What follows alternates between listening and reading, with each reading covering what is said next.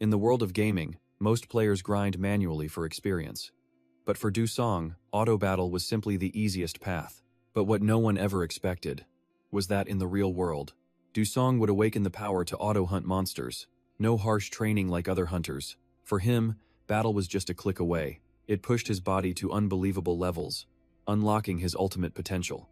From then on, Du Song became every monster's nightmare. But just before this, he was a total loser in his girlfriend's eyes. 30 years old and no stable job. She constantly complained that they'd never even taken a trip together. What's the point of living like this? Du Song could only sigh and scratch his head. He knew she was interested in another man, and he bluntly called her out.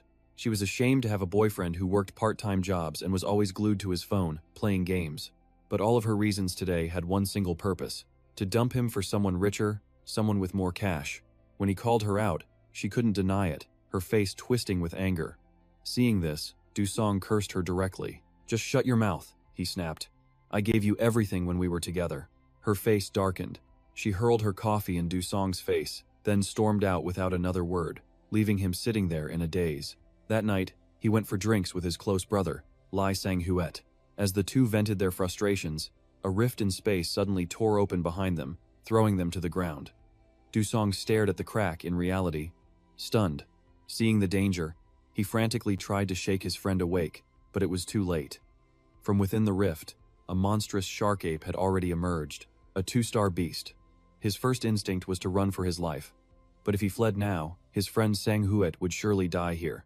Du Song made a desperate gamble. He would buy time until the hunters could arrive. The shark ape didn't wait, lunging forward with its razor-sharp jaws. Du Song dodged to the side and countered with a full-force punch to its ribs. But it was like punching solid steel. The blow only enraged the beast. The monster spun around and slammed a fist right into Du Song's face. He crashed to the ground, nearly blacking out. In that instant, Du Song realized he was no match for it. But it was far too late for regrets. It grabbed his head, lifting him up as if he were a ball. This was a power no normal human could possibly fight against. Only one thought raced through Du Song's mind. He didn't want to die. He needed the power to defeat this monster, but there was no way to escape. In his moment of absolute despair, the auto battle system suddenly appeared before him. The notification promised that one press would change the game. A mouthful of fangs was about to crush his skull. With no time to think, he couldn't care if it was real or not. Du Song struggled and slammed the auto hunt system button. Auto hunting has been activated. Suddenly, Du Song's body went limp. He had lost all control. His arms hung uselessly as the monster prepared to crush his head with a punch. At that final, terrifying second, Du Song's arm shot up on its own, blocking the blow. His arm seemed to inflate as muscles bulged. His body was overflowing with immense power, as if someone else was in control. Du Song's body launched a counterattack. He grabbed the beast's arms, twisting them outwards with brutal force, then kicked the shark ape, sending it flying into a wall. Du Song was in shock. He never imagined the auto-hunt system could grant him such terrifying power. As he stood there dazed, the monster was already back on its feet. It charged in a blind rage, just like before. But this time, Du Song easily ducked under its punch. His fist was already waiting. He found an opening and drove it deep into the monster's stomach. Before it could recover, Du Song followed up with a kick to its jaw. The final blow was an axe kick from above, crashing straight down on its head. The two-star beast had no way to resist. The battle was over. The auto-battle system deactivated, and Du Song's body returned to normal. He stared at his hands in disbelief, unable to process that he had actually defeated that monster. But before he could celebrate his overpowered system, excruciating pain shot through his body. A crushing pressure washed over him, making him unable to stand. Overwhelmed by the pain, he passed out on the spot. Du Song groggily opened his eyes to find he was in a hospital. The memory of the previous night still terrified him. A spatial rift had appeared out of thin air, and a monster had crawled out from it. He had fought a desperate battle to protect his friend, Sang-huet.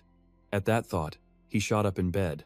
Right, where is Sang-huet? Du Song winced as pain flared through his body. Suddenly, a person sitting beside him spoke. "Your muscle damage is still severe.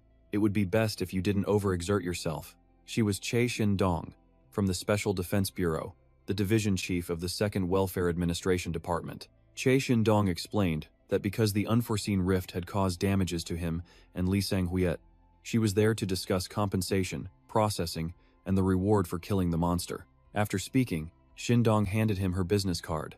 Looking at it, he wondered. The Special Defense Bureau. Isn't that agency connected to the Hunters Association? Shindong nodded in confirmation. Yes, you might have heard about us during your reserve forces training. She slowly pulled out a file and continued. For damages caused by an unforeseen rift, it is national policy to provide monetary compensation. Your hospital bills will definitely be covered, as well as any lost income from this incident. And the repair costs for Li Sanghui's destroyed shop. All of it is scheduled to be paid. She placed the file down in front of Du Song. These documents are related to what I've just said. After you confirm, please sign. I will transfer the money to you within the next day. Du Song looked at the documents and thought to himself. She said compensation? Right. He remembered that an unforeseen rift meant it was the nation's responsibility since they couldn't detect it early. Du Song asked with a worried expression. Is Sang Huet okay? Shindong replied. He only fainted from the sudden shock. His test results were normal, much to Du Song's relief. Shindong cut to the chase. Now, about your compensation. Please review the documents. Eliminating a monster grants a reward based on its official rank. The file detailed the kill compensation terms. Du Song read it carefully, but his expression soured. 500,000. One to risk my life. A little cheap, isn't it? Shindong forced a smile. That's the standard rate set by the Hunters Association. However, you retain ownership of the monster's corpse. The Hunters Association has prepared for this, knowing you don't have a market license. We've issued a temporary account, attached here. Her business finished, Shindong stood to leave. That is all I have to report for now. Do you have any questions? Du Song looked up. The monster's corpse. What's it worth? Shindong herself wasn't sure. A typical 2-star monster likely won't fetch a high price. As you said, compared to risking your life, it's practically pocket change. Then, she gave a knowing smirk. That's usually the case. But instead of my word, why don't you see for yourself? Du Song was left completely baffled by her words. He pondered for a moment but couldn't grasp Shindong's hidden meaning. He stroked his chin. I'm no hunter, but let's check the market. Just then, another thought struck him. Ah, that's right. Auto hunting. The words appeared before his very eyes. Du Song had thought it was just a hallucination, but this was real. But the interface was grayed out. He tried tapping it, but nothing happened. He slumped onto the bed with a sigh. Well, if it isn't useless, I'll figure it out later. First, the hunter's market. The price board showed a 2-star monster corpse selling for around 4.5 million won. Du Song wondered. This is her idea of pocket change? He scrolled further and saw that a live capture was worth 100 times more. It all clicked. A corpse is cheap, so that's why she told me to check myself. Could it be? The one I caught was. He pulled up the details, his eyes widening in disbelief. The 2-star monster. Du Song had somehow captured it alive. He grabbed his head, unable to process it. A live capture? I actually caught it alive? Unbelievable. I just made an absolute fortune. Meanwhile, at the association, the acquisitions manager was sweating profusely, a strained smile on his face. I can finally breathe easy, thanks to you. Finding a buyer this quickly was a miracle. This was one daring transaction. It was a steep discount from the market price. The list price was 600 million, but Du Song sold it fast for 420 million won. In seconds, the transfer notification chimed. Du Song left as the manager bowed deeply. The afternoon was already fading into evening. He took a sip of water. 420 million won. After taxes, 320 million. Du Song still couldn't believe it was real. 9 years of scrimping and saving only got him 100 million. Now, one monster landed him over 300 million. He stared at the sky and sighed. Making money should make me happy, right? But he just felt empty. His life's goal had vanished in an instant. Now, he didn't know what to do. His eyes fell on the auto-hunt system. A daring thought sparked within him. Could I become a hunter? I've already captured a monster, and a 2-star rank, no less. Suddenly, the words of his ex-girlfriend echoed in his mind. Have you no ambition? Are you content living such a mediocre life? Rage boiled inside him as he crushed the can in his fist. He tore at his hair and screamed, Damn it, I need more money, I have to do this. Can a nobody hunter make it big? If I'm doing this, I'm going all in. Du Song began training to get stronger, but the auto-hunt system remained grayed out. He recalled its first appearance, it was blue. But since waking in the hospital, it's been gray. Du Song theorized, does it react to hostile intent? If that's the case, it must react to the presence of an enemy. I'll test it out later, using this punching bag as a target. Du Song stared it down, focusing all his intent. He saw it as his enemy. And just like that, the auto-hunt system activated, glowing with a brilliant blue light. Dusong's heart pounded with excitement. Just as I thought, it activates based on my hostility towards the target. Without another word, he activated the system. His body moved on its own, unleashing a storm of powerful strikes. But the moment auto-combat ended, his body was seized by an electric shock. Every muscle in his body screamed in agony, leaving him unable to move. This auto-hunt system, it was a double-edged sword. The auto-hunt system recognizes a foe. He hits the button to activate it. Once the designated enemy is defeated, the system deactivates. But the biggest issue remained the side effects. After every use, unbearable pain racked Dusong's body, leaving him collapsed on the floor. Dusong sighed. Looks like I have to train my physical body first. The rules of auto-hunt were simple.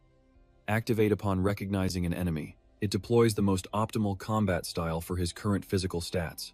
It stops once the enemy is neutralized or his killing intent subsides. It also deactivates if he reaches his physical limit. The system absolutely cannot surpass the body's own capabilities. And so, time passed. Through relentless training, Dusong's once scrawny frame was transformed.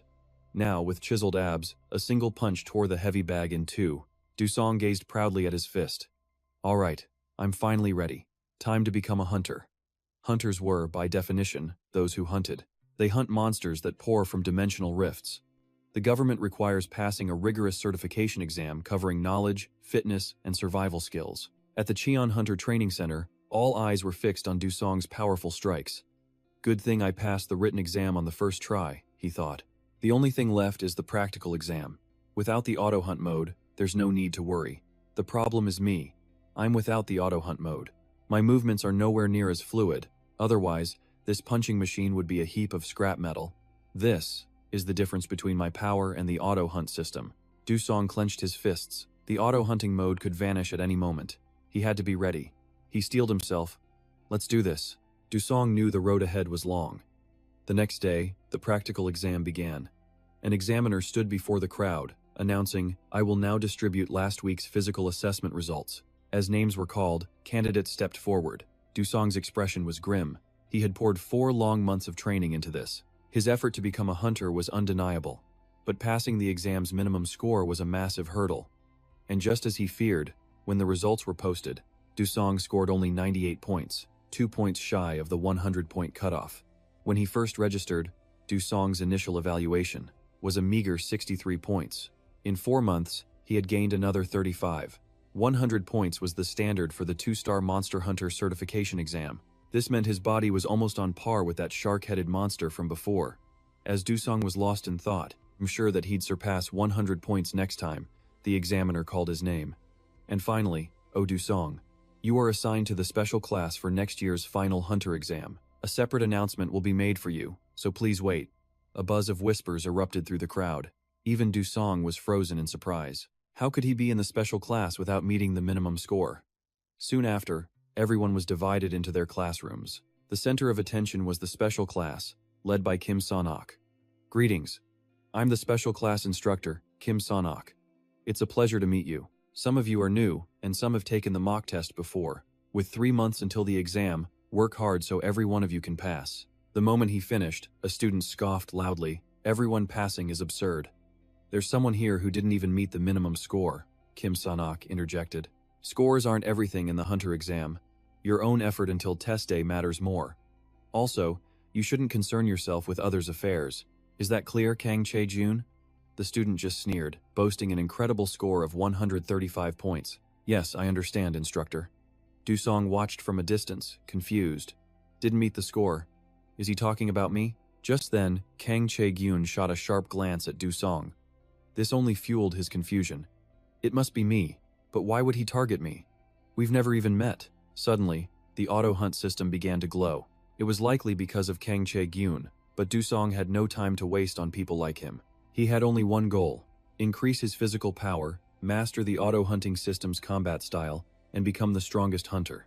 The special class was then divided into 4 key training sections: mandatory physical conditioning to suppress beasts, survival skills for rift exploration, and mastering weapon proficiency, all for battling larger monsters. And finally, a lecture from instructor Kim Son-ok. He stated that just catching a monster doesn't make a hunter great. You must capture your prey intact to be a top-tier hunter.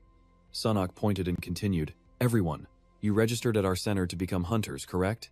If so, why do you want to be a hunter? Who can tell me?" A young man raised his hand. "To make a lot of money, of course." Kim Son-ok nodded. "Very honest. And he is correct. Being a hunter pays very well. But where does that money come from?" A slide appeared before them, showing the hunter's income. Most of it comes from the corpses of captured monsters. However, with a beast's body this mangled, do you think it's worth any money? Seeing the grotesque image, many students felt sick. But Kim Son-ok looked excited. "And this is precisely why we need this class. For your wealthy future, you must practice preserving a monster corpse's value. This is simulation training, using virtual monsters." With that, he pointed to his side. "Look over there. That is a punching bag. It's to help you all train.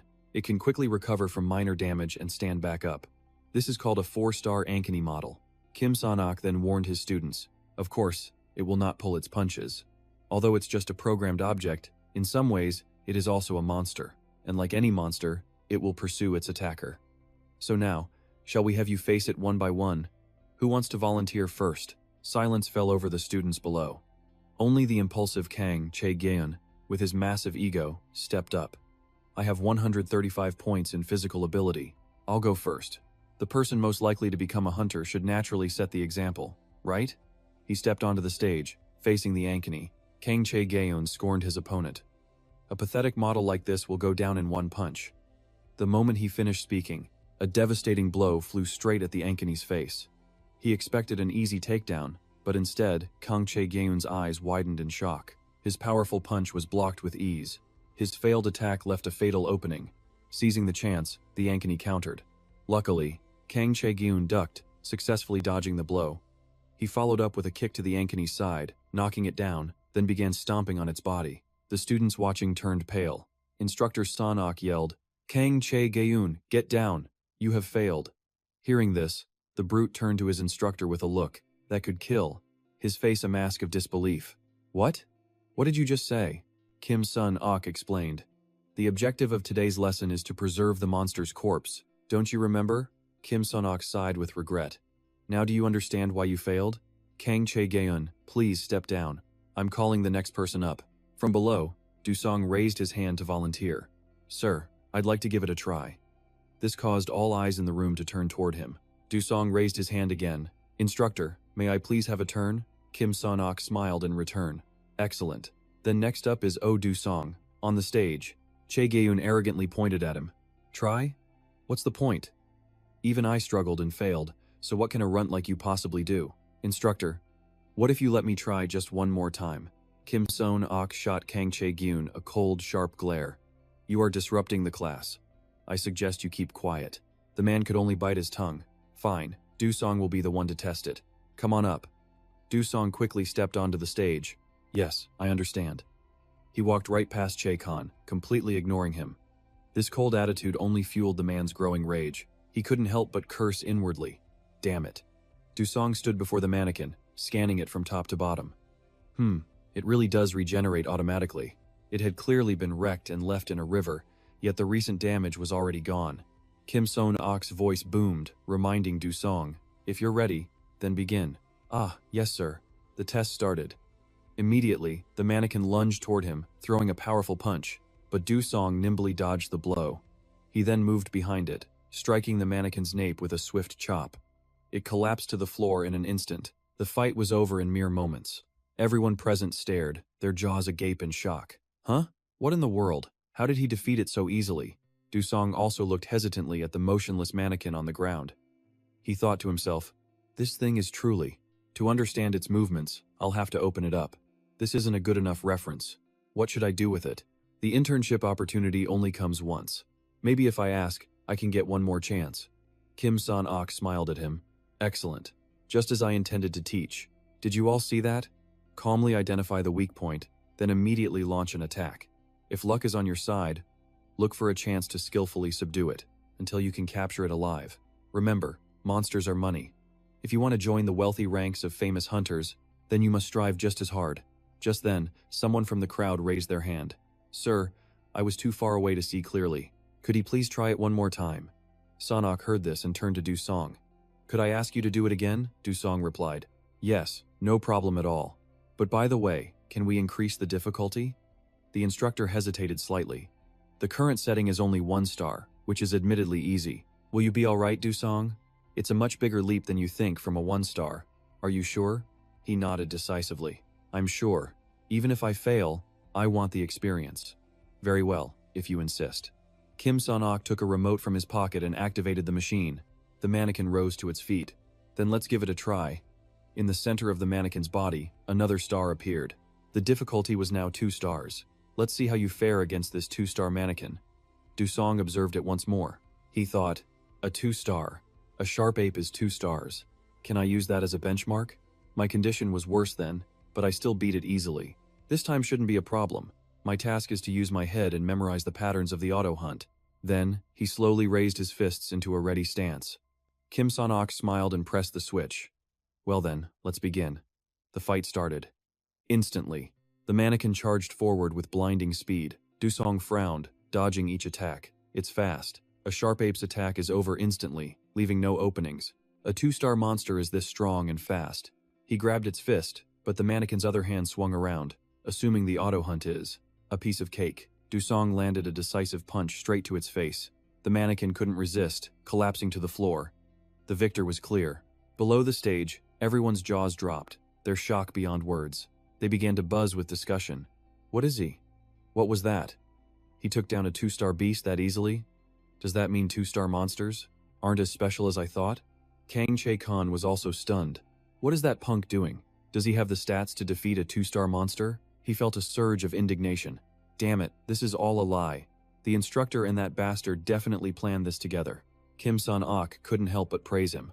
Mr. Do-song, you're more capable than I thought.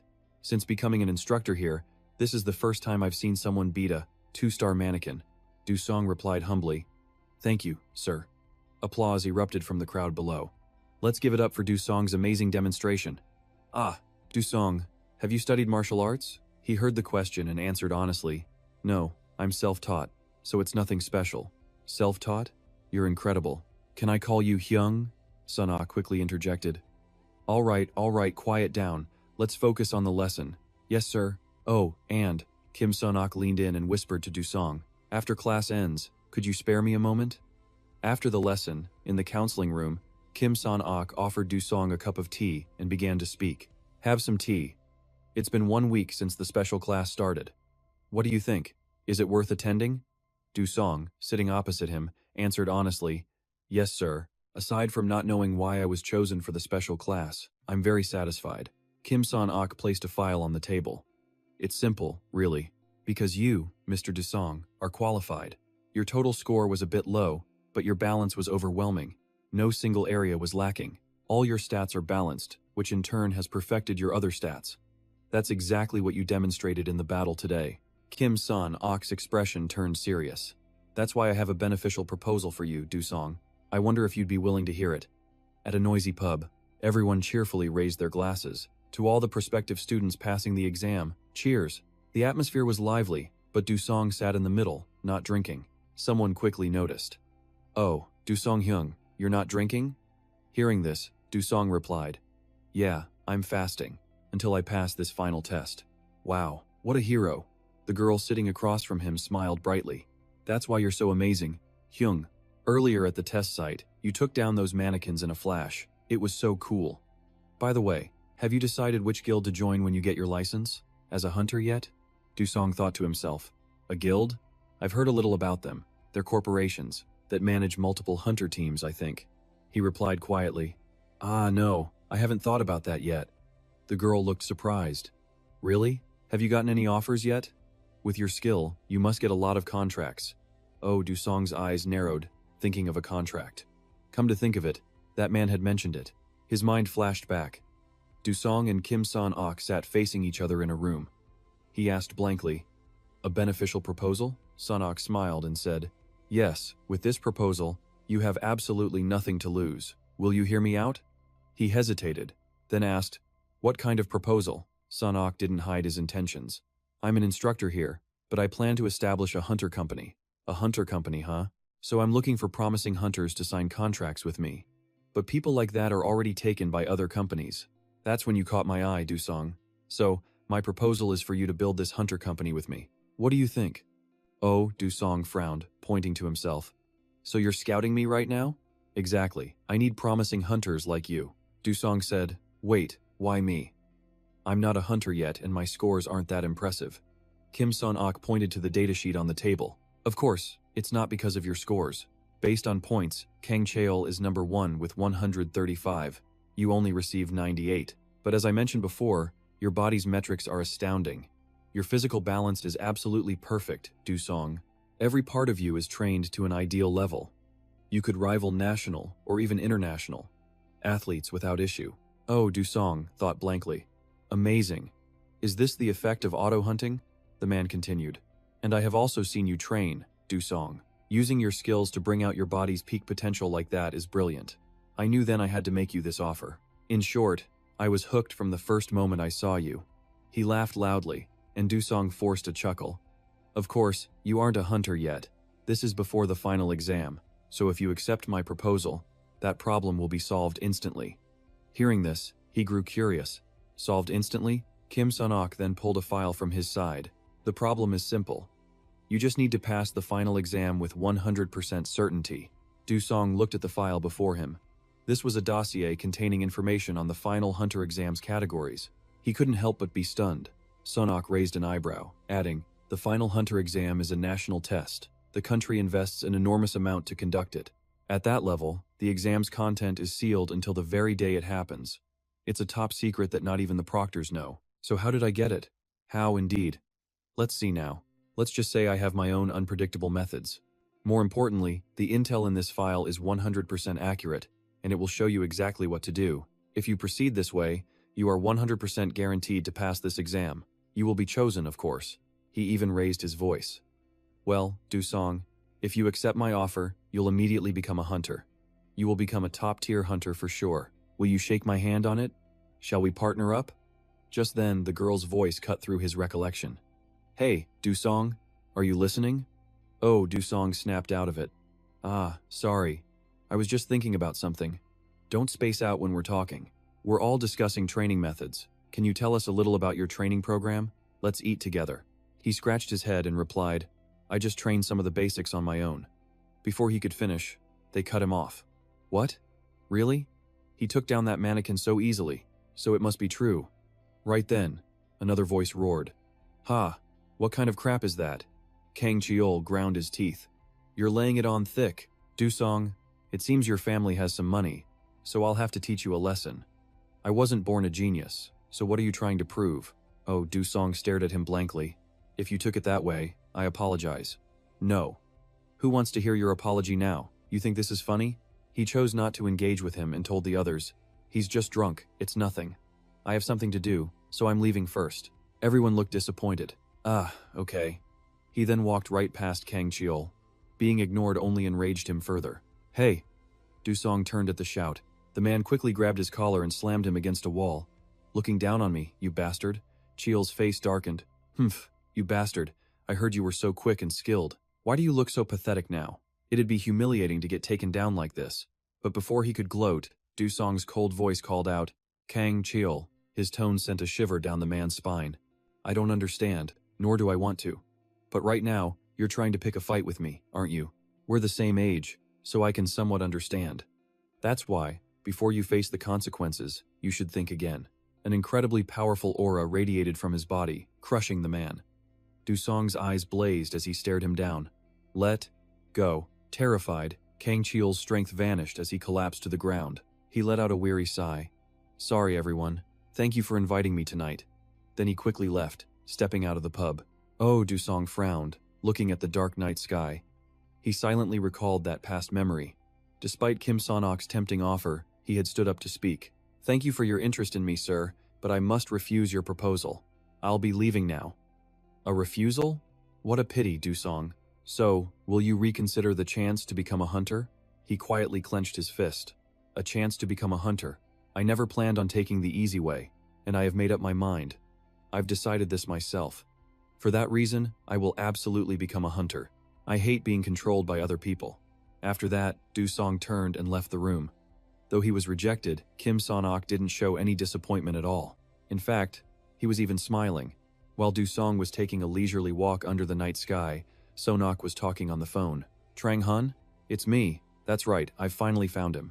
Who is the qualified person? A newly hatched chick who has yet to become a hunter. With enough training, that friend could become the #1 hunter at this gym. Du Song took a water break. The final exam was only a month away. He began calculating how to best prepare. No matter what the test was, he had to overcome his weaknesses. Finishing his water, Du Song sighed. His main drawback was a lack of stamina. Body stats. He'd have to focus on that for now. Suddenly, he froze, his eyes widening in complete surprise. A small, yellow square appeared in his system window. Du Song stared, puzzled. What was this? He analyzed its shape. It looked exactly like an item slot. Du Song studied it, thinking it looked like a slot for some kind of potion. He continued to mumble, but he didn't have any potions right now. Then a realization hit him. Looking at the water bottle in his hand, he wondered, could it be? Du Song hesitantly moved the bottle towards the screen. The moment it touched, the yellow square sucked it in. The bottle was now displayed as an item, so this item slot could store anything. Du Song leaned in for a closer look. This was incredible. How does this thing work? And how do I use it? Looking at the system, he slowly focused his thoughts. He closed his eyes, pictured the slot, then blinked. Instantly, a torrent of water shot from Du Song's mouth. He dropped to his knees, coughing and sputtering. Wait a second. Blinking logs it in and shoves it down my throat? Du Song calmed himself, wiping his mouth. He glanced over and saw a number in the corner of the screen. Good. It seems easy to understand. One gulp, and the number went down. So that's how it works. Du Song grinned confidently. First, let's run a few tests. A moment later, the room was filled with countless fast food items. He quickly jotted notes in a book. Perfect. So, that's roughly how the slot functions. In his notebook, Du Song detailed his experiments. He touched his chin and mumbled, "It's like an extra inventory I don't have to carry. I can use this while solo hunting. With this activation feature, I can save time on eating and preparing small items." Du Song sat surrounded by junk, deep in his research. Just then, a confident smirk spread across his face. If so, my auto-hunting's intensity and duration will increase. I think I know how to use this. A month flew by. It was the day of the final hunter selection exam. A black 7-seater van pulled up to the arena. As it stopped, a man yelled, "We're here!" Everyone out. One by one, they slowly stepped out of the vehicle. They immediately began stretching their shoulders and chests to warm up. Just then, a hand emerged from the car door. Du Song stepped out with a powerful aura. A girl came over to talk. "Your physique looks much better these days." He just gave a small smile and an He then glanced at a jealous man in red with a mocking smile. He had switched to a more effective training method. Du Song scanned the arena grounds. Seeing the massive crowd, he commented, "There are more people here than I expected." Son-ok approached and explained, "They're here to scout." Hearing this, everyone looked confused. "Scout?" he asked. "That's right," Son-ok replied, "because the final test results are announced immediately." Looking at the crowd, he added on, "Small to mid-sized companies and teams have a harder time competing with major corporations." He continued, "So they have to snatch up promising prospects themselves. With their own two hands, they wait here to watch as soon as the candidates pass." Son-ok emphasized his final point. But looking around, there seemed to be more of them than usual this time. The other guy froze, thinking, scouting promising recruits is the priority. The next second, he enthusiastically threw his hands up with a loud cheer. Du Song ignored him and turned away. "I need to go loosen up." Son-ok smiled slightly. "Yes, go ahead." Just then, the roar of an engine echoed from a distance. A flashy red supercar screeched to a halt right in the middle of the crowd. From inside, a woman and a young man stepped out. Seeing them, everyone gasped in awe. "It's Lee Chae-hak," they all shouted. "Lee Chae-hak is here." Hearing the cheers, the crowd swarmed closer. "Awesome, it's really Lee Chae-hak. This is my first time seeing him in person." Even Son-ok was stunned. "I'd heard the rumors, but I never expected Lee Chae-hak to actually show up at the exam site." The tall, handsome man was Lee Chae-hak himself. Every citizen in the country knew him. The #1 hunter, known as Solo, a one-man army who was a tycoon among tycoons. His personal achievements rivaled those of entire corporations. The cool, captivating woman was his younger sister. Seeing them here, he couldn't help but be impressed. So the rumor that she's taking the hunter exam this time is true. Elsewhere, Chae-hak spoke up. We're finally at the testing grounds. How's it feel, sis? Nervous? Unsel sighed and replied, nervous? Not a chance. She declared with absolute confidence, just you watch. The outcome is already set in stone. Hearing that, he laughed smugly. Oh? Set in stone, you say? She narrowed her eyes and replied, passing in first place. That much is obvious, isn't it? Seeing her expression, Che-hak smirked. My sister is so sure of herself. That's some well-founded confidence. Unsel then pointed forward and scoffed arrogantly. Well-founded is an understatement. Those guys over there are hunter candidates, right? She provoked them with a confident tone. I can tell everything just by looking at their skill levels. Mocked, they erupted in anger. What did you say? What about our skill levels? You've gone too far. Seeing his sister's arrogance, Che-hak bowed his head to apologize. My sister can be a bit blunt. I apologize on her behalf. But then, he suddenly stopped as he saw something. It was Dusong, warming up off to the side. Che-hak looked on, surprised. The other man felt a stare on him and glanced back. Their eyes met. Is something wrong? Che-hak stood there watching Dusong with a mysterious smile. Seeing he was still there, Dusong thought, huh? Lee Che-hak is still here? Why hasn't he left yet? But at that moment, the man suddenly crouched down strangely, and in a flash, Che-hak was standing right behind him. Dusong felt a presence at his back and wondered. He immediately whipped his head around to look. Che-hak leaned in close, rubbing his chin in admiration. Wow, you're really good. Startled by his sudden appearance, Dusong jumped back. What the? He quickly regained his composure and asked, is there something I can help you with? How did he suddenly appear behind me? In the blink of an eye, Che-hak stared in awe, muttering, no matter how I look at it, it's perfect. He frowned with serious intent. Listen, buddy, how did you build a physique like that? The question caught Dusong completely off guard.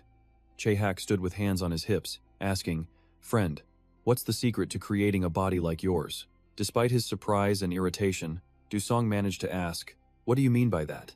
Seeing the man's confident smirk, he wondered what this guy really wanted. Che-hak grinned, hesitating slightly. Well, I know this might sound a little weird, but he scratched his head, laughing loudly. Can I touch your body for a second? Those words instantly turned Dusong to stone. The crowd around them gasped, utterly stunned by the bizarre request. Even Sun Ok's eyes went wide with disbelief, while his sister Unsel covered her face in shame. Seriously? How can he? Honestly. Che-hak scratched his head awkwardly. Ah, I don't mean anything weird. Your body is just miraculous. Dusong, still reeling, thought, what is this guy even saying? But he wouldn't give up and continued to ask, I'm just so curious how you built it. So, can I? Dusong regained his composure. What? I guess it's not a problem, but... Hearing that, Che-hak didn't hesitate, shouting, thanks a lot. The next second, he was touching Dusong's body, then his calf, completely impressed. Che-hak's hands moved everywhere. This is insane! Absolutely insane! How in the world did you train to achieve this kind of perfect balance? On the other side, Che-jian muttered to his friend, I never knew the star Lee Che-hak had this kind of hobby. He then turned to Sun Ok. This is truly magnificent, isn't it? Instructor, you're the one who taught him, right? He replied, yes, that's correct. Che-jian asked excitedly, how can someone train their entire body so skillfully? I'm dying to know the training method. Sun Ok was stunned into silence. He glanced at Dusong hesitantly. Well, that is. Che-hak immediately understood. There was more to the story. He then let out a sigh. Aha, so this is a story that can't be shared freely. Then, he pulled out a business card. This is my card. Contact me when you have time. Sun Ok took it. Ah, okay. Che-hak gave a thumbs up. It would be great if you called me. So beautiful, so beautiful. He even gave a wink. Whether you have the right aptitude or not, I don't know. But, even without it, just maintain your current state and build your strength, and you'll level up to a hunter in no time. Seeing her brother showed no signs of stopping, Unsel approached. Stop it. But before she could finish, Che-hak grabbed her firmly by the neck. He then turned to leave, not forgetting to add, so, to all you prospective students, you've worked hard. The test will go just fine. After saying that, he gestured, let's go, sis. To the testing grounds. She exclaimed in confusion, what's with the sudden change? Seriously. Standing there, Dusong asked the instructor, is his personality always like that? Sun Ok replied, I don't really know for sure, but yes. With a troubled look, he continued. In many ways, He's a person with some unique aspects. First, let's head inside. It's almost time to start. Dusong didn't ask any more questions. Yes, sir. Meanwhile, Unsel asked her brother angrily, what was that all about? Chaehak called her name in a serious tone. Unsel. His tone made her pause in surprise. He looked up at the sky and warned her, it's going to be a bit tough for you, but aiming for first place will be very intense. A while later in the arena, a broadcast echoed, the examination will begin shortly. All candidates, please put on your gear and assemble in the briefing room. Quickly, all the candidates were geared up and standing in neat rows. Dusong, now in his equipment, calmly stretched his limbs. On the other side, Unsel was ready, her expression filled with confidence. The announcement continued. I am the main operator for this test and will now explain the examination's contents. First, I will guide you through the trial you are about to face. The woman spoke into the microphone from above. The test will be conducted inside this specially created arena. You must confront and properly handle the selected monsters and combat fields. Randomly, besides the diverse environments, the test also uses live monsters, meaning it will be similar to a real-life battle. Therefore, everyone will receive a waiver, taking full responsibility for yourselves, even if an unforeseen accident occurs, she explained cheerfully. Of course, a medical team is on standby, but I'm sure you're all prepared, right? Hearing this, the candidates immediately broke into a cold sweat. Dusong, however, remained calm as he listened, and Unsel's expression was just as composed. They were truly on another level. The operator continued her guidance. Next up is the examination itself. Before I reveal the monsters and the arena, I have a few words. After reviewing the results of 28 tests, we've seen candidate abilities continuously rise. However, the danger and number of hunter casualties have also increased. A chart appeared on screen showing the rise of intelligent monsters and casualties. Especially intelligent beasts have been on the rise. As she spoke, her expression turned grim. Therefore, the test format will undergo major changes. Even so, finding intelligent beasts in a simulation is quite a difficult task. Among them, the test committee has discovered one of the most intelligent and powerful beasts. It has been selected for this very examination. The operator continued with the requirements. This time, the selected arena is a dense jungle. For a period of 72 hours, you will hunt monsters in this jungle without any outside support. And those monsters are all of you. The screen showed the armor they were wearing. In this test, you must all hunt each other. Hearing this, Unsel was absolutely stunned. Dusong couldn't hide his shock, sweating profusely. Everyone was in an uproar, shouting in unison, "Confirm, we're hunting each other? What the hell is this?" Ignoring the chaos below, the operator declared, "All right, proceed as instructed. Enter the jungle and simply hunt and capture one another." She then introduced their gear. It gives you the feeling of a hunter's attire, as it has been modified specifically for this test. This specialized test suit is both minimal protection and a restraint. It's built to absorb a certain degree of impact, but a critical hit will trigger a paralyzing electric shock. Use this function effectively, and you'll have a very satisfying hunt. Panic erupted through the crowd. "Wait a second," they yelled. "No test has ever been like this before." Hearing this, Dusong calmly glanced down. "This suit?" The operator just smiled warmly. "That's right, a first in history. But unexpected situations are part of any hunter's exam." The crowd exploded into chaos. A hunt against each other? What the hell? All our simulated training is now completely useless. How can we pass this? Yet Dusong remained eerily calm, as if he knew what was coming. Just as he predicted, the arena is a jungle, and the contestants are the prey. In reality, this is a hunt for survival. In the end, only the survivors will pass the test. Suddenly, a system notification appeared. Seeing it, Dusong was genuinely surprised. He stared at the system window in disbelief, then scanned his surroundings cautiously. What is this? An enemy? That's when he saw Unsel. Her eyes filled with killing intent. She had him locked in her sights, her brother's words echoing in her mind. Seeing her gaze, Dusong wondered blankly. Does she think she's superior? That can't be right. But a moment later, she sharply turned away. Unsel thought, annoyed. Don't mess with me. Brother said I must get those demerit points. The contestants proceeded to their designated entrances. The operator announced, initiating suit startup sequence. Unsel neared the arena entrance. Dusong stepped inside, his face grim. Eliminate one person, gain 1 point. He calculated while walking. You also absorb the points of anyone you eliminate. Dusong's brow furrowed.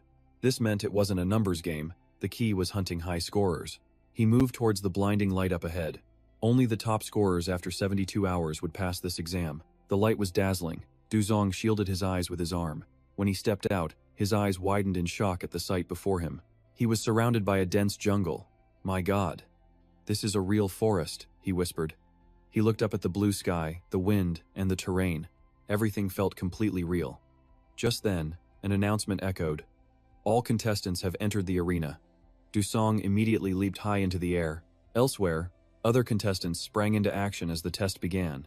He took a deep breath, preparing to run. Du Song shot forward with incredible agility and speed. He then launched himself high into the trees. This was a predator's game. As he moved, a plan began to form in his mind. Rushing in and wasting energy would be foolish. Du Song focused his senses. He needed to analyze the terrain and find a way to conserve his stamina. Just then, he spotted another contestant running nearby. The man was frozen in a state of sheer panic. As the system flashed, before he could react, Du Zong landed a painful blow. The suit instantly electrocuted the man's body. A few seconds later, he collapsed, unconscious. Du Song let out a breath. That startled me. I didn't expect to find someone so quickly. He looked at the fallen contestant. His first real battle? He must have panicked and lost control. Then again, this wasn't his first time. Du Song recalled his past fights. That last battle must have helped him more than he realized. Having this suit is far better than fighting bare-handed. He clenched his fists with renewed determination. 1 point down. Time to move. Hidden cameras in the foliage monitored everything. All the contestants' actions were broadcast on large screens in a high-tech viewing lounge. After observing for a moment, a man spoke up. The quality of candidates improves every year. But isn't it odd to change the test so drastically? The woman beside him replied. The first time is always a bit chaotic, she said calmly. Even so, in all the simulations we've provided, a breach of protocol like this has never happened. The woman smirked, amused. Besides, isn't this far more entertaining? Her words left the man speechless. You have a twisted sense of humor. Looking at a monitor, he asked, Isn't that contestant Lee Chae-hak's younger sister? She replied, Yes, it seems she's surrounded. A 2-on-1 situation. On screen, Unsel vanished in a blur, reappearing at lightning speed before one attacker. She brought her weapon down swiftly. As the man behind her charged, she dodged effortlessly, landing a powerful counter as he lost his balance. The suit instantly sent a surge of electricity through him. Unsel lightly pushed him aside, having easily dispatched both of them. The woman watched, impressed. Lee Unsel is displaying some formidable skills. Her score is already number 1. The man replied, Good heavens, is she already in a state of purity? The woman just shrugged. It's unclear. We agreed with the association to request an early ability awakening, but it's honestly hard to believe. She then recalled, I also heard that genius, Lee Chae-hak, personally trained her for 3 months straight. This stunned the man. So, in that purity state, she can fight a grade 3 monster? He laughed, unable to believe it. Exactly, talent like hers generates that kind of rumor, the woman replied. Precisely. Which is why no one here is bothering to watch the other contestants. They're all focused on Lee Unsel's monitor. And she was right. All eyes were on Unsel's fight. The man with the glasses laughed. So, everyone's watching the top prospect? It seems all their interest is focused on her. Away from the chatter, Seon-ok remained focused. He watched Du Song's every move on the monitor. Just then, a voice spoke beside him. He's a good hunter. It was Chae-hak. It's a shame he sticks so close to the textbook. Once he gets more experience, his fundamentals will become a true weapon, he continued. I was just putting on a front for my student. It's been a while, Seon-ok Sunbae. Hearing this, Seon-ok looked at him calmly, thinking for a moment. No, it's not like that. It has been a while. I'm watching his movements, and from what I see of your sister, she has real power. Chae-hak offered a polite smile. You flatter me. He then pointed at the screen, saying, Speaking of which, my sister isn't half bad, is she? Jae-hyuk began to compare them. My sister has some potential, and people are taking notice. But this won't be easy for Yunseo, because your guy is formidable. Then, he shot a meaningful glance. So that friend is the one who received the skill transfer. Sunwoo gave a strained smile. I have no comment on that, Jae-hyuk. Seeing his silence, Jae-hyuk feigned an apology. It seems I've asked a pointless question. My apologies. With that, he backed off. For now, I'll go check on my sister's monitor. I'll be watching your guys' every move, too, he said, glancing back as he walked away. This is already getting interesting. I can't wait to see who comes out on top. Excuse me then. At that moment, Sunwoo gazed at the monitor, deep in thought. The test was still in its early stages. His eyes were locked on Yu Sung. The real challenge, featuring only the strongest, began in the final 24 hours of the 72. He had to survive until then. Watching Yu Sung, Sunwoo awaited the results. "Oh Yu Sung, I'm watching you. Show me what you're made of." About 68 hours after the test began, two figures were chatting in the hallway. The test ends in 4 hours. It's tough just confirming the new faces in the situation room. As they walked, they mused. Lee Yunseo will take first place anyway. She'll get plenty of job offers. It's a given. It's not even easy to get an observation spot. Then, the two opened the door. "Good work, everyone. Time for the shift change." But inside, the stunned silence of the room left them confused. Seeing their frozen expressions, the two curiously approached them. "What is it? Why is everyone gathered here?" But when they looked at the screen, they too gasped in shock. What is that?" Moments before, inside the arena, Yu Sung was focused on digging something. After some effort, he pulled up a pinkish-yellow tuber. "Good, got it." Yu Sung quickly registered it in the system window. Instantly, his count jumped from 16 to 17. He let out a sigh of relief. "That makes 17. That should be enough for now." Yu Sung thought. These wild plant rations provide some calories and aid recovery. He then recalled a previous lecture. The field procurement training from the survival center is proving incredibly useful. Without that knowledge, I couldn't have maintained my energy levels. Yu Sung looked at the vines wrapped around him. "And I could even make protective gear, a great supplement to my armor in this jungle." He focused his thoughts. "These rations are hard to preserve, but with my auto-hunt skill, it's a different story." Suddenly, Yu Sung's eyes widened as the world spun. He clutched his face, his body protesting. Sweat beaded on his brow. "This dizziness. I'm going to pass out." He recalled the past battles. So sleepy. He had lost track of how many hours had passed, in a constant state of tension, hunting without sleep. Yu Sung looked up at the glaring sun and muttered, "With no day and night cycle, I've completely lost track of time. How much longer until the test is over?" His exhausted body felt heavy, on the verge of collapse. "I just want to go home and sleep." And so, Yu Sung's eyes began to close, ready to drift off. But in this dangerous hunt, he forced a prepared ration into his mouth, then bit his lip hard enough to draw blood, shocking himself back to awareness. Yu Sung's eyes shot open as he composed himself. "Come on, oh Yu Sung.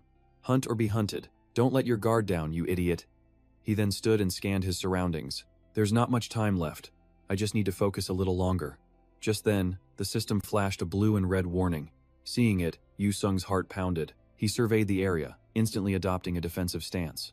A second later, a figure rushed in for a strike, but Yu Sung swiftly dodged the blow. He was completely stunned and confused.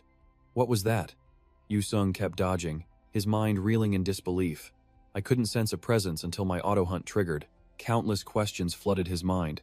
Did they perfectly conceal their presence to hunt me down? And the attacker was none other than Yunseo. She stood with her hands on her hips, her voice dripping with arrogance. "Not a bad reaction, huh? Seems you're more capable than I thought." Seeing her, Yu Sung was shocked. Yunseo raised her weapon, her declaration echoing, "But can you block the next one?" "Oh, Yu Sung." He was still stunned, thinking, "What? This person even knows my name?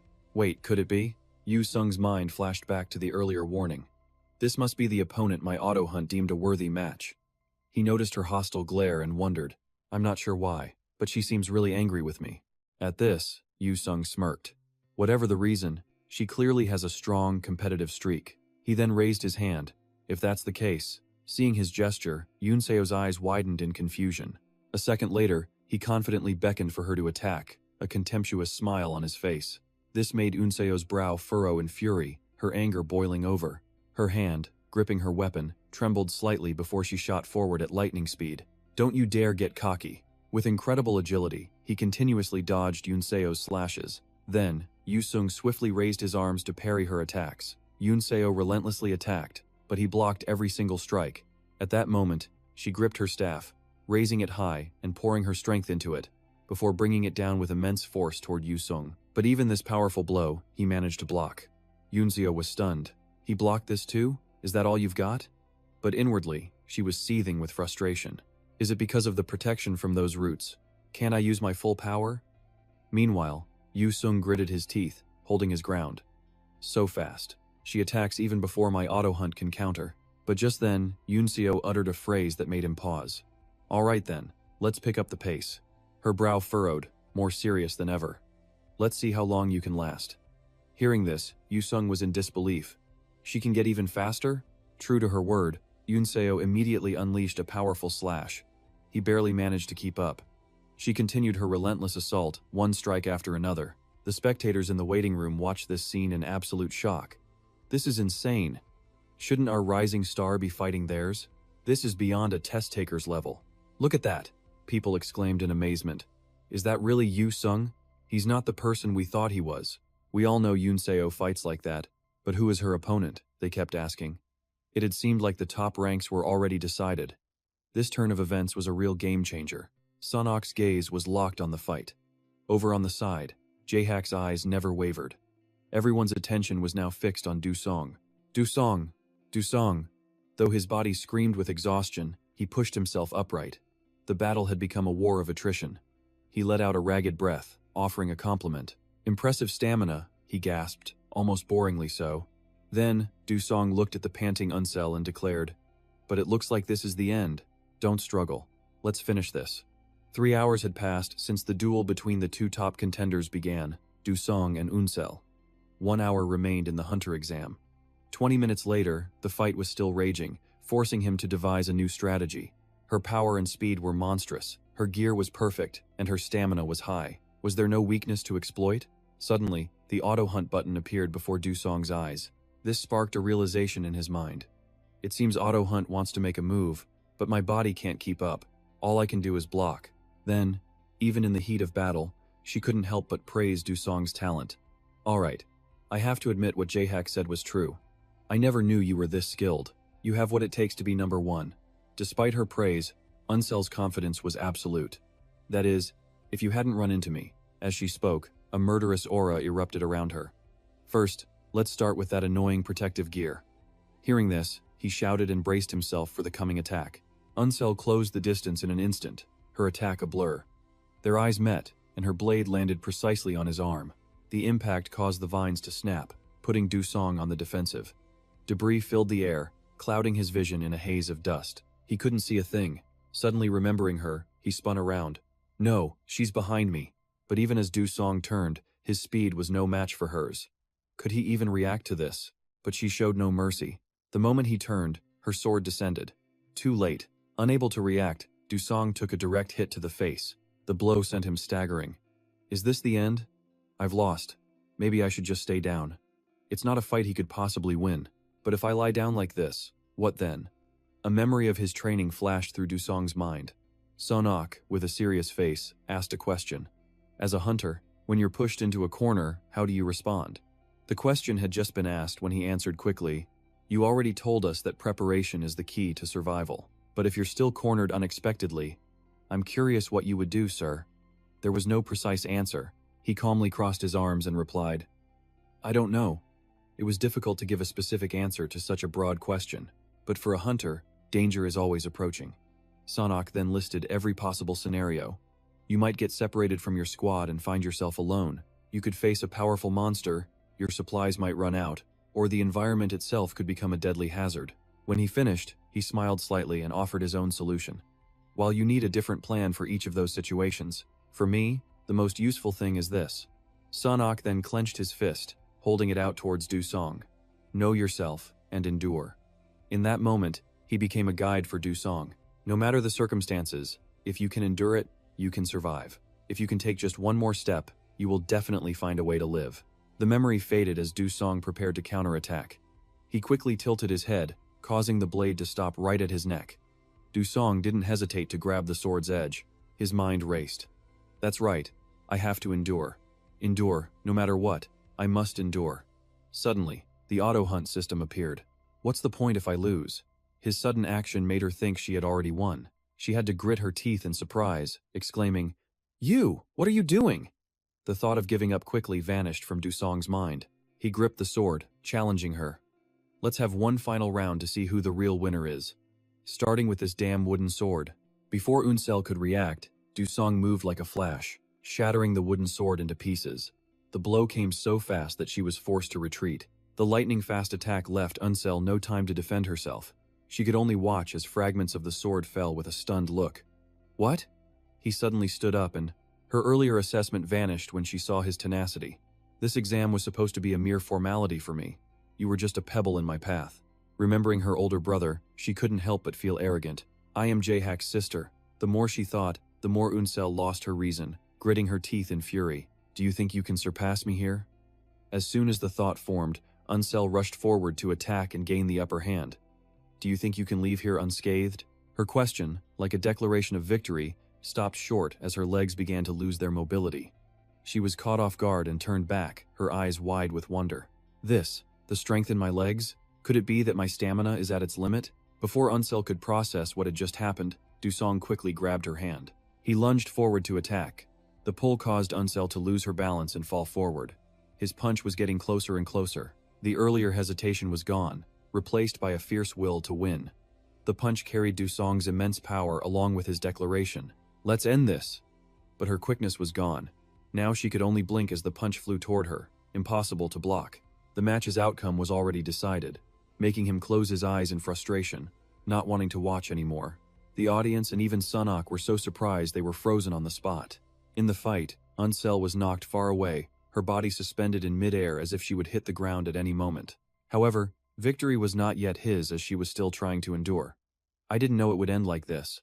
Can she still endure? In front of Dusong was Unsel, who was holding onto his sleeve tightly, refusing to lose.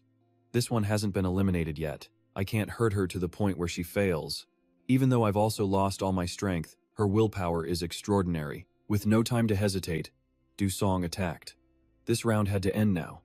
But the battle was abruptly stopped. The final announcement echoed. 72 hours of competition were over. The match was finished. But they refused to stop, lunging at each other. As their fists were about to connect, the system voice boomed again. The competition has concluded. All contestants will cease their actions. Please follow the instructions. A final farewell was broadcast to all participants. You've all worked hard. The announcement had been ringing for some time, but he still refused to release his grip on her neck. Damn it all. Regret flooded Dusong's mind. He'd missed his chance again. The highest score went to Unsel. After a 3-hour fight, there was no clear winner. Both had survived. Unsatisfied with this result, she angrily shoved him away. The outcome shocked everyone, and the waiting room erupted into chaos. What's this? For real? Did Unsel lose? Dusong managed to survive. Someone else spoke up. Wait, does that mean Dusong got the highest score? A girl immediately shut it down. No. It's decided by the total accumulated points, including survival and hunting scores. A sliver of hope began to bloom. So if her score is overwhelmingly high, Unsel can still win. An announcement cut through the noise. We will now announce the final scores. Hearing this, the crowd buzzed with excitement. The scores are up. Who's number one? Confirm it. 3 scoreboards lit up, leaving everyone stunned. Whoa, isn't this a total landslide? Dusong really is number one. The result sparked curiosity among the observers. He appeared out of nowhere. First place in the exam? Even the predicted winner, Jae-hak's sister Unsel, was defeated. Where did this Dusong contestant come from? In the contestant lounge, everyone was exhausted and drenched in sweat. The quiet didn't last long, as spectators flooded in. Is Mr. Dusong here? They seemed to lose control, pushing each other while shouting congratulations. Congratulations on taking first place. Even though you're a reserve member of our team. Hey, I was here first. Aren't you going to line up? We agreed on one by one, you disrespectful punk. Tempers flared, and a fight broke out. What, you call me rude? How dare you talk to a senior like that, you little brat? You have no business ethics, yet you dare to lecture someone? As they were about to clash, another contestant tried to intervene. Hey, you guys. Before he could finish, they got right in his face, yelling, what? Faced with their rage, he timidly said, the person you're looking for, Dusong, isn't here. For a moment, a stunned silence fell over the room. It didn't last. A man gritted his teeth in frustration. What did you just say? They suddenly exploded with rage. Who got to him first? What disrespectful team is this? Damn it. He couldn't have gone far. After him. Their voices filled the lounge. They had to catch Dusong. They couldn't lose their meal ticket. No, they had to chase him now. Let's go. They completely ignored the girl bowing on the side. I'm truly sorry, the boy replied. It's okay, right? But their actions made the other contestants laugh awkwardly. Wow, he just hit rank 1 and already has a swarm of followers. To be honest, I'd do the same. They kept chatting away, unaware of the girl brooding behind them. Just as you said, first place with a legendary performance. Damn it. Those who tried so hard must be so disappointed. As the voices faded, Unsel recalled a memory. He's nothing special. That guy's dangerous? I have to prove my brother wrong. Though it was a brief moment, it filled her with lasting regret. Meanwhile, the mob searched everywhere for him, even the bathrooms. "Dusong, where are you? I need to talk to you." When there was no answer, they moved on. "He must still be in the arena, let's keep looking." But they missed him because they didn't check every stall. After the intense fight, he had fallen asleep on the spot. But as the sounds outside faded, the corner of Dusong's mouth curved into a satisfied smile. Night had fallen, and the space was utterly silent. Suddenly, a figure appeared from a stall, muttering, "Geez, I hid in the bathroom for a second and passed out completely." He immediately pulled out his phone to make a call. "It's already 3 in the morning? I'll have to take a taxi home." Abruptly, a bright light shone directly on Dusong. He immediately covered his eyes. When he looked again, a man stood before him. Chae-hak approached with a dark aura, and Dusong remembered him. He was the guy he met before the competition. "Chae-hak, what's going on at this hour?" Before he could get an answer, Chae-hak yelled out Unsel's name. She stepped out of a car. Unsel saw the strange man before her. Dusong flinched when he noticed the tear stains on her face. What, wait a minute, could this girl be? After gathering his thoughts, Dusong finally realized she was the one he had fought. Taking the lead, Chae-hak spoke. "Mr. Dusong, my sister has incurred a great debt to you." Hearing that, Dusong understood. She's Chae-hak's sister? Seeing Unsel hesitate, her brother prompted her. "Unsel?" As Chae-hak finished, she squeezed her eyes shut and yelled, I have truly learned my lesson," Unsel said, bowing her head deeply. "Thank you very much." Her outburst left Dusong flustered. He quickly waved his hands. "It's nothing. I didn't do anything for you." But she interrupted him, "And I apologize for my arrogant words before," Dusong replied, confused. "It's okay." Taking that as forgiveness, Unsel quickly looked up and turned to leave. Even so, a frustrated scream escaped her lips. As her older brother, Chae-hak also bowed in apology. "She's impulsive, but she isn't a bad kid. If my sister has offended you, please allow me to apologize for her." Dusong was at a loss, finally saying, "It's really okay." Chae-hak glanced at Unsel, who was sobbing intensely. He thought to himself, "This time, the experience she gained from you has really opened her eyes. Now she just needs to recover, and she'll grow stronger." Cutting his thoughts short, he extended a hand for a handshake. "And also, congratulations on achieving first place." This made Dusong smile brightly in response. "Thank you." Noticing the late hour, Chae-hak made an offer. "There are no cars running right now. How about it? Do you want to ride in my car? Unsel will sit in the back." Just imagining it made him sweat profusely. The embarrassment would be absolutely suffocating. Before he could find a way to refuse, his phone rang, giving Dusong the perfect out. He held it up with a nervous laugh. "No, I actually have a ride." The man smiled back. "Is that so?" Then Chae-hak got into his car to leave. "Right. You've probably been scouted. Well then, Dusong, let's meet again if we have the chance." He then gunned the engine and sped away, leaving Dusong standing there. Suddenly, Dusong sensed someone behind him and spun around. "Do you have a ride home, sir?" Hearing this, Sunok complained. "You told me to wait, and I did. Now you're asking me to bring the car? What?"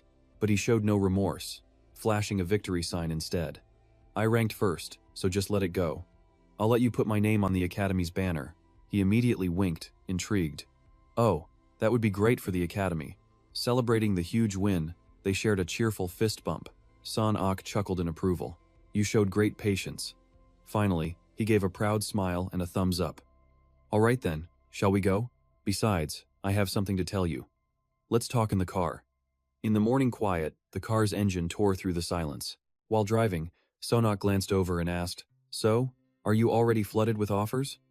Dusong, amazed by his phone, replied instantly, "Yes, it'll take a while to read them all.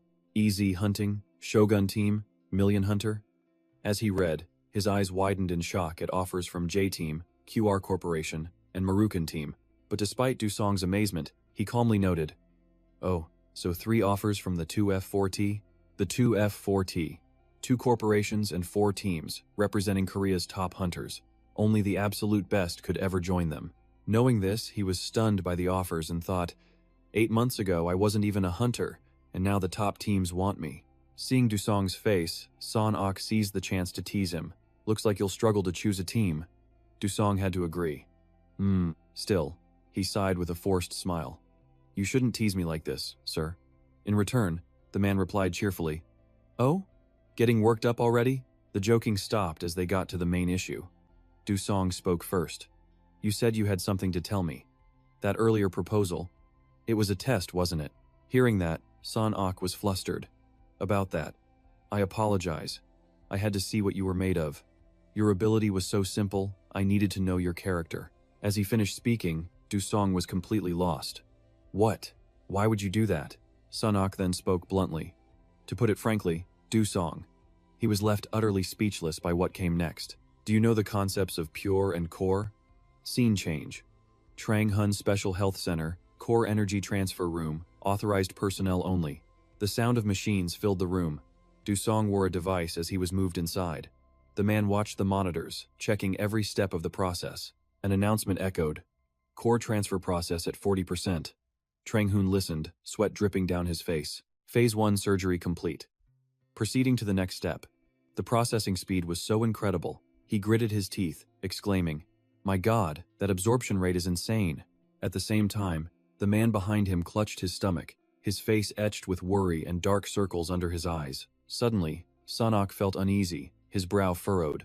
In the break room, a conversation was happening.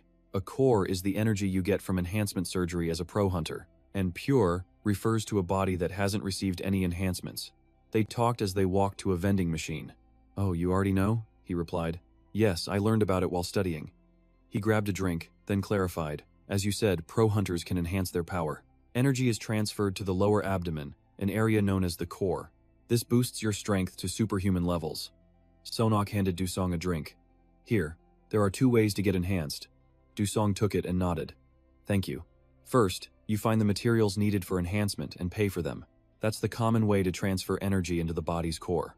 The second way involves a hunter who already has an energy core to enhance their power. This person can transfer energy, like in martial arts novels, to another hunter.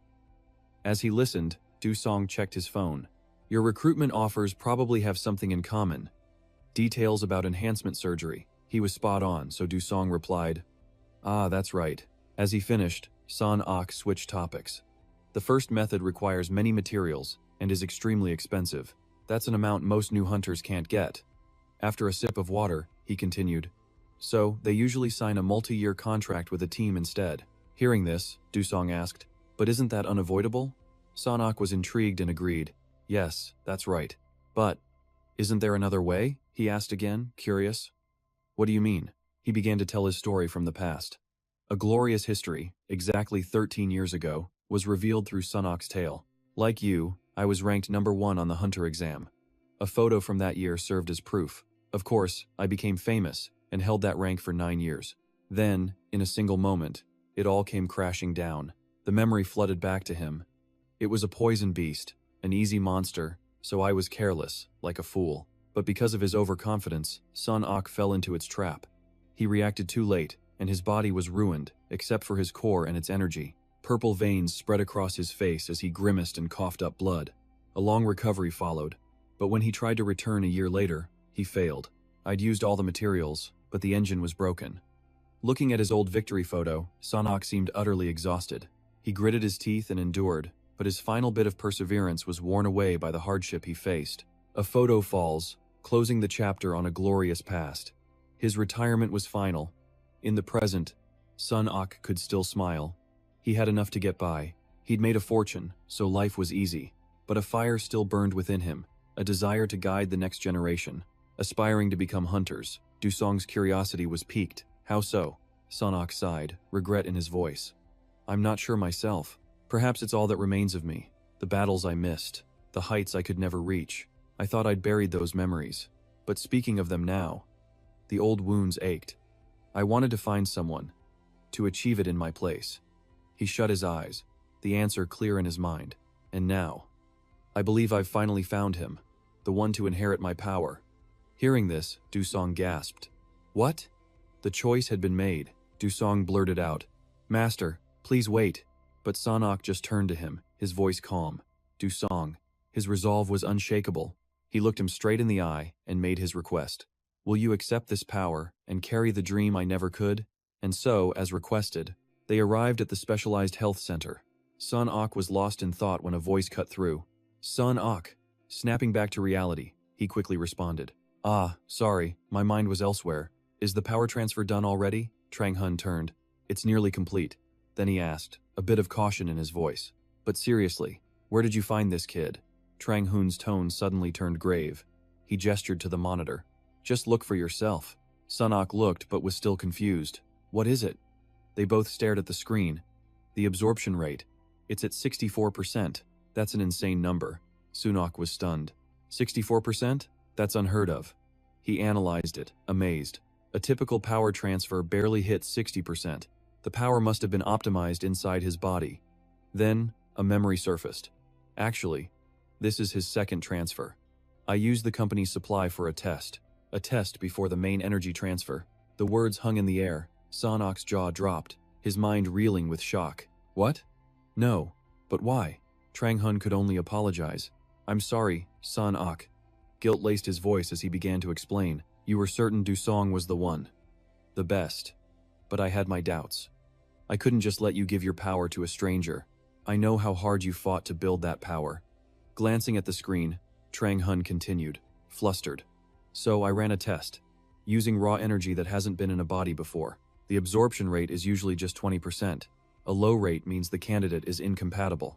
I plan to use that to change your mind. He watched Sun Ok carefully. But his first absorption rate was 64%. It made no sense. Sun Ok followed his gaze to the chamber.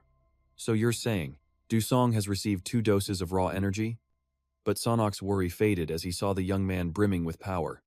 From his expression, he was handling it just fine. If that's the case then? The monitor flashed, hitting 100%. Trang Hun screamed in disbelief. The second absorption rate is in. My God, it's 100%. Despite the shock, he grabbed the mic. Du Song, what's your condition? Do you feel any pain or strange sensations? Du Song assessed his body, then replied. Nothing strange exactly, but I feel a bit overwhelmed. Outside, Sun Ok calmly reassured him. Once that feeling subsides, we'll proceed. Your absorption rate is off the charts, so take your time. There's no need to rush. The data was unbelievable. 1,300 of 1,500 units absorbed. A normal hunter would need 10 transfers for that, and still not absorb this much. What an abnormal talent. Worried, he tried to comfort him. Du Song, don't feel burdened. But the young man's voice was firm. I don't. Du Song's voice was steady. Master, you've boosted my strength and given me your power. This kindness is more than I deserve. To receive this for free, it's a debt I must repay. His resolute voice echoed from the chamber. Right now, I cannot repay the true value of this gift. But I swear, as I grow as a hunter, I will work to pay you back. That is my first priority. Hearing this, Sun Ok beamed with pride. That's my Du Song. A new fire lit in his eyes. I understand. Even if my time is short, I will do everything I can to make you a great hunter. He couldn't hide his excitement. This is all sudden, but I'm counting on you. Yes, Master. Du Song's heart swelled with anticipation. I'm in your care. But as he spoke, the entire facility began to tremble violently. Everyone froze, thrown into confusion. Huh? What's this?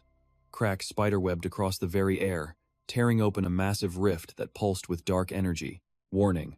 Rift disaster imminent. The emergency broadcast blared as hunter vehicles scrambled toward the location. As the top-ranked rookie, Du Song couldn't just sit back. He was already in a transport. A nearby hunter squinted. Hey, isn't that Du Song, the rookie who took first place? Oh yeah, it is. What about him? Another replied. But when they noticed his bare uniform, the whispers began. But why doesn't he have a team insignia? Is he just an apprentice? Maybe he's only here as a backup? Du Song ignored the chatter, his focus entirely on his phone. No way, really? Even for an apprentice, that's rough. So much for being number one. All that hype, for nothing. One hunter shot him a condescending look. If that's true, then later. As his senior, and I'll have to give him a little advice, he smirked. Yeah, you should. Suddenly, a notification chimed from Du Song's phone. It was the control center.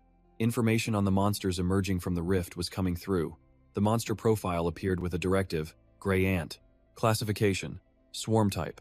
The Gray Ant swarm follows the commands of a queen. Locate and eliminate the queen immediately. Du Song immediately began to strategize. First, a quick threat assessment. Upon arrival, I need to locate the queen at all costs. Meanwhile, just hours earlier at the facility, Sanok was checking on Dusong. "How are you feeling?" Rubbing his neck, Dusong replied, "It's hard to say, but I definitely feel stronger." Still, this nagging discomfort lingered. He calmly explained the energy just finished transferring. "My body hasn't adapted yet. To get rid of that feeling, you must use more of your power. Remember that." Back in the present, the memory faded, but Dusong's eyes stayed shut, his expression serious. Then, a confident smirk returned to his face. "I need to use more power, huh? Then let's resolve this discomfort and test my limits."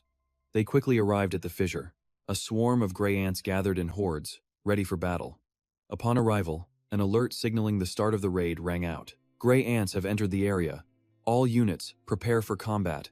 The commander's gaze then fell upon Dusong. He was just standing there, completely motionless. The commander sighed in frustration. He then shouted, making Dusong turn. "Hey, Dusong, equip your weapon. You just passed the test and you're already spacing out?" The commander barked orders. "Hey, did you even get the alert? If you got it, do you know how to respond?" He pressed. "Have you ever used it?" Dusong replied calmly. "I've never tried it." Seizing the chance, the commander scoffed. "I knew it. If you can't handle it, don't act so smug." Looking at the weapon in Dusong's hands, he asked again, "You don't even know how to use your weapon?" Just then, Dusong took a runner's stance. Energy began gathering at his feet, stunning the commander. "What the? Didn't you say you've never used it?" But Dusong thought to himself, "The auto-hunt system already warned me about these ants." Seeing this, Dusong was sure he didn't need a weapon. The thought had barely formed when he shot directly toward the ant swarm. The other hunters yelled out in shock. "Is that guy insane? Damn it, get the support team ready." He paid no mind to their panic. Dusong fearlessly closed in on them without a hint of hesitation. They tried to block him with their legs, but he swiftly dodged and instantly countered. He lunged forward, grabbing a leg and stopping the gray ant's attack. But that only stopped one. The rest of the swarm charged him.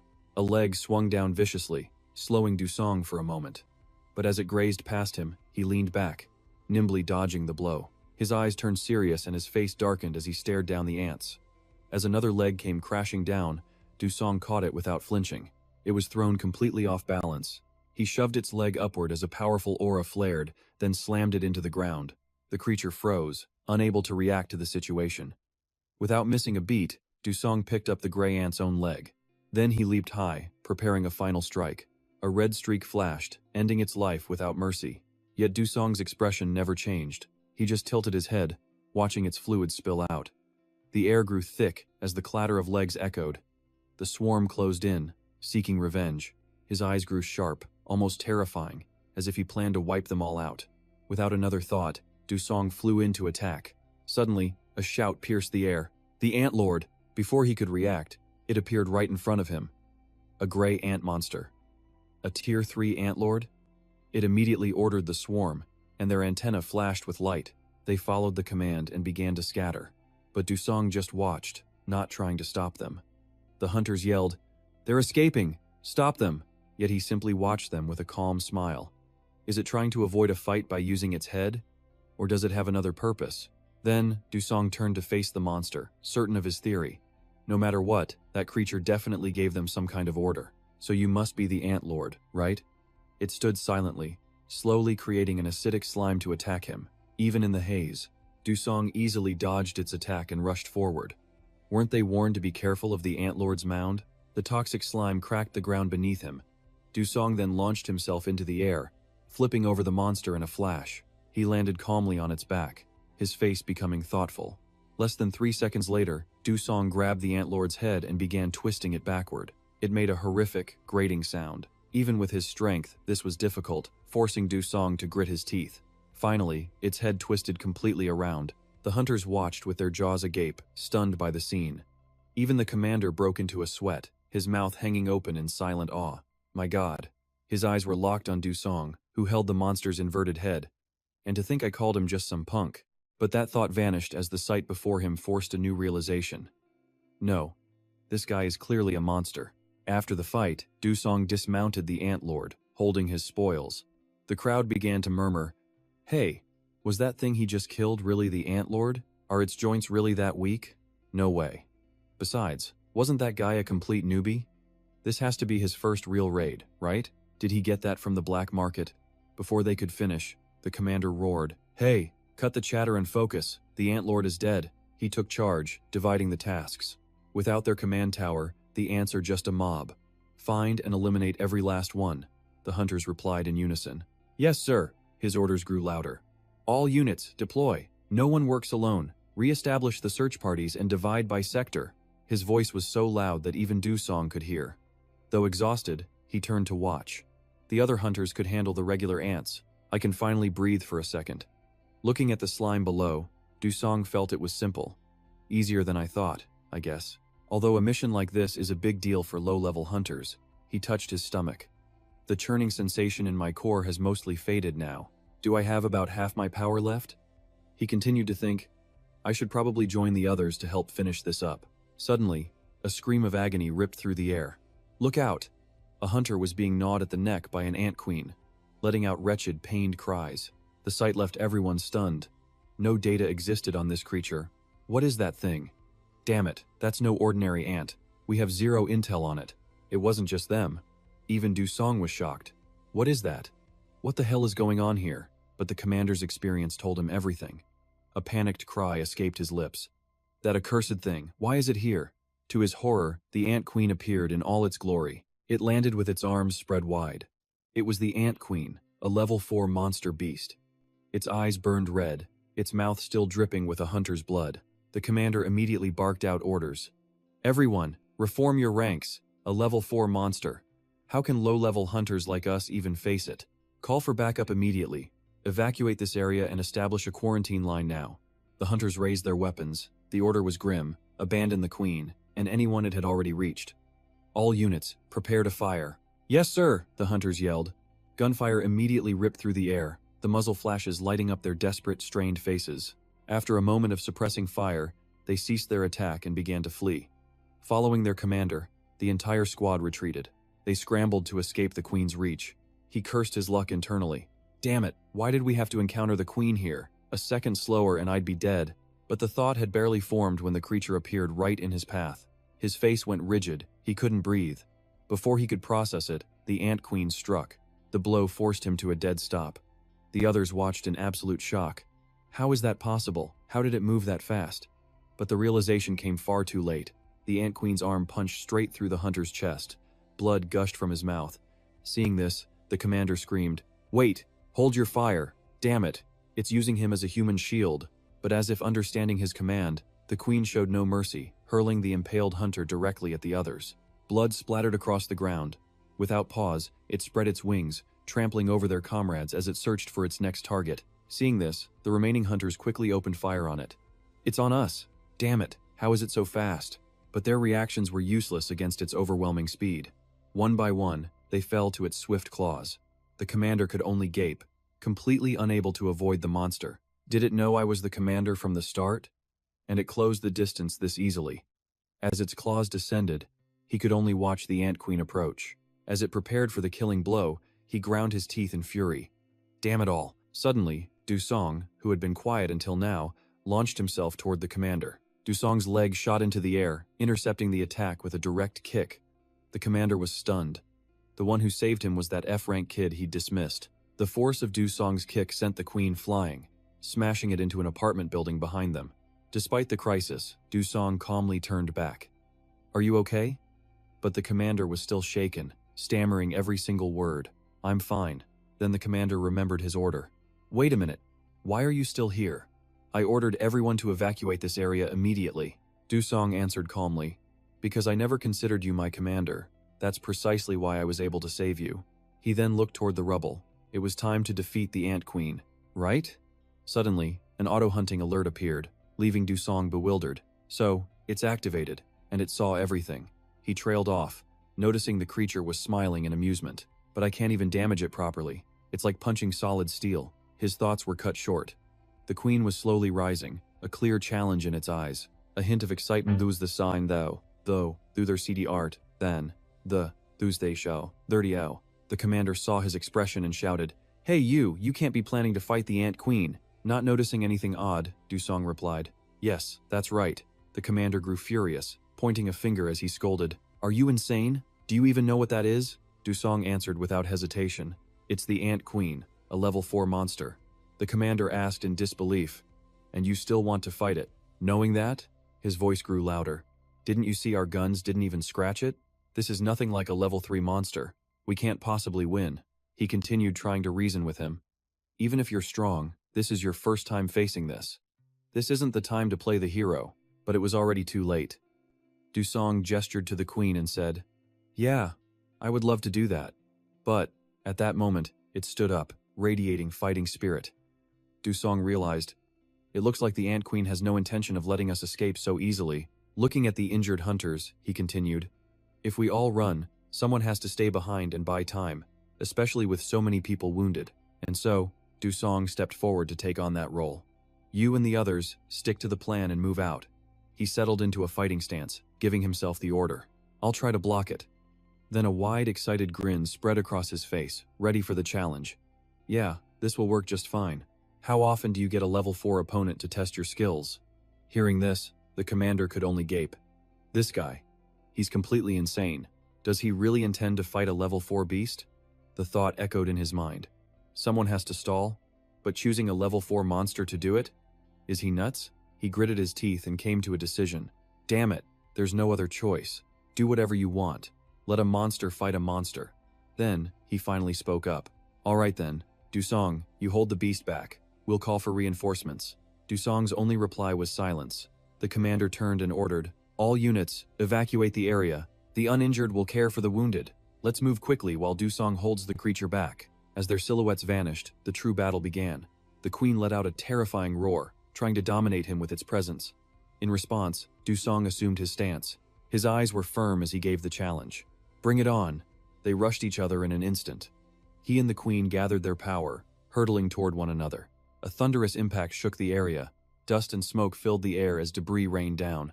The queen immediately countered Dusong's powerful punch. It unleashed a flurry of blows, putting him on the defensive. Suddenly, the queen lunged with its claws, but luckily Dusong was agile enough to evade. He gritted his teeth, feeling a grudging respect.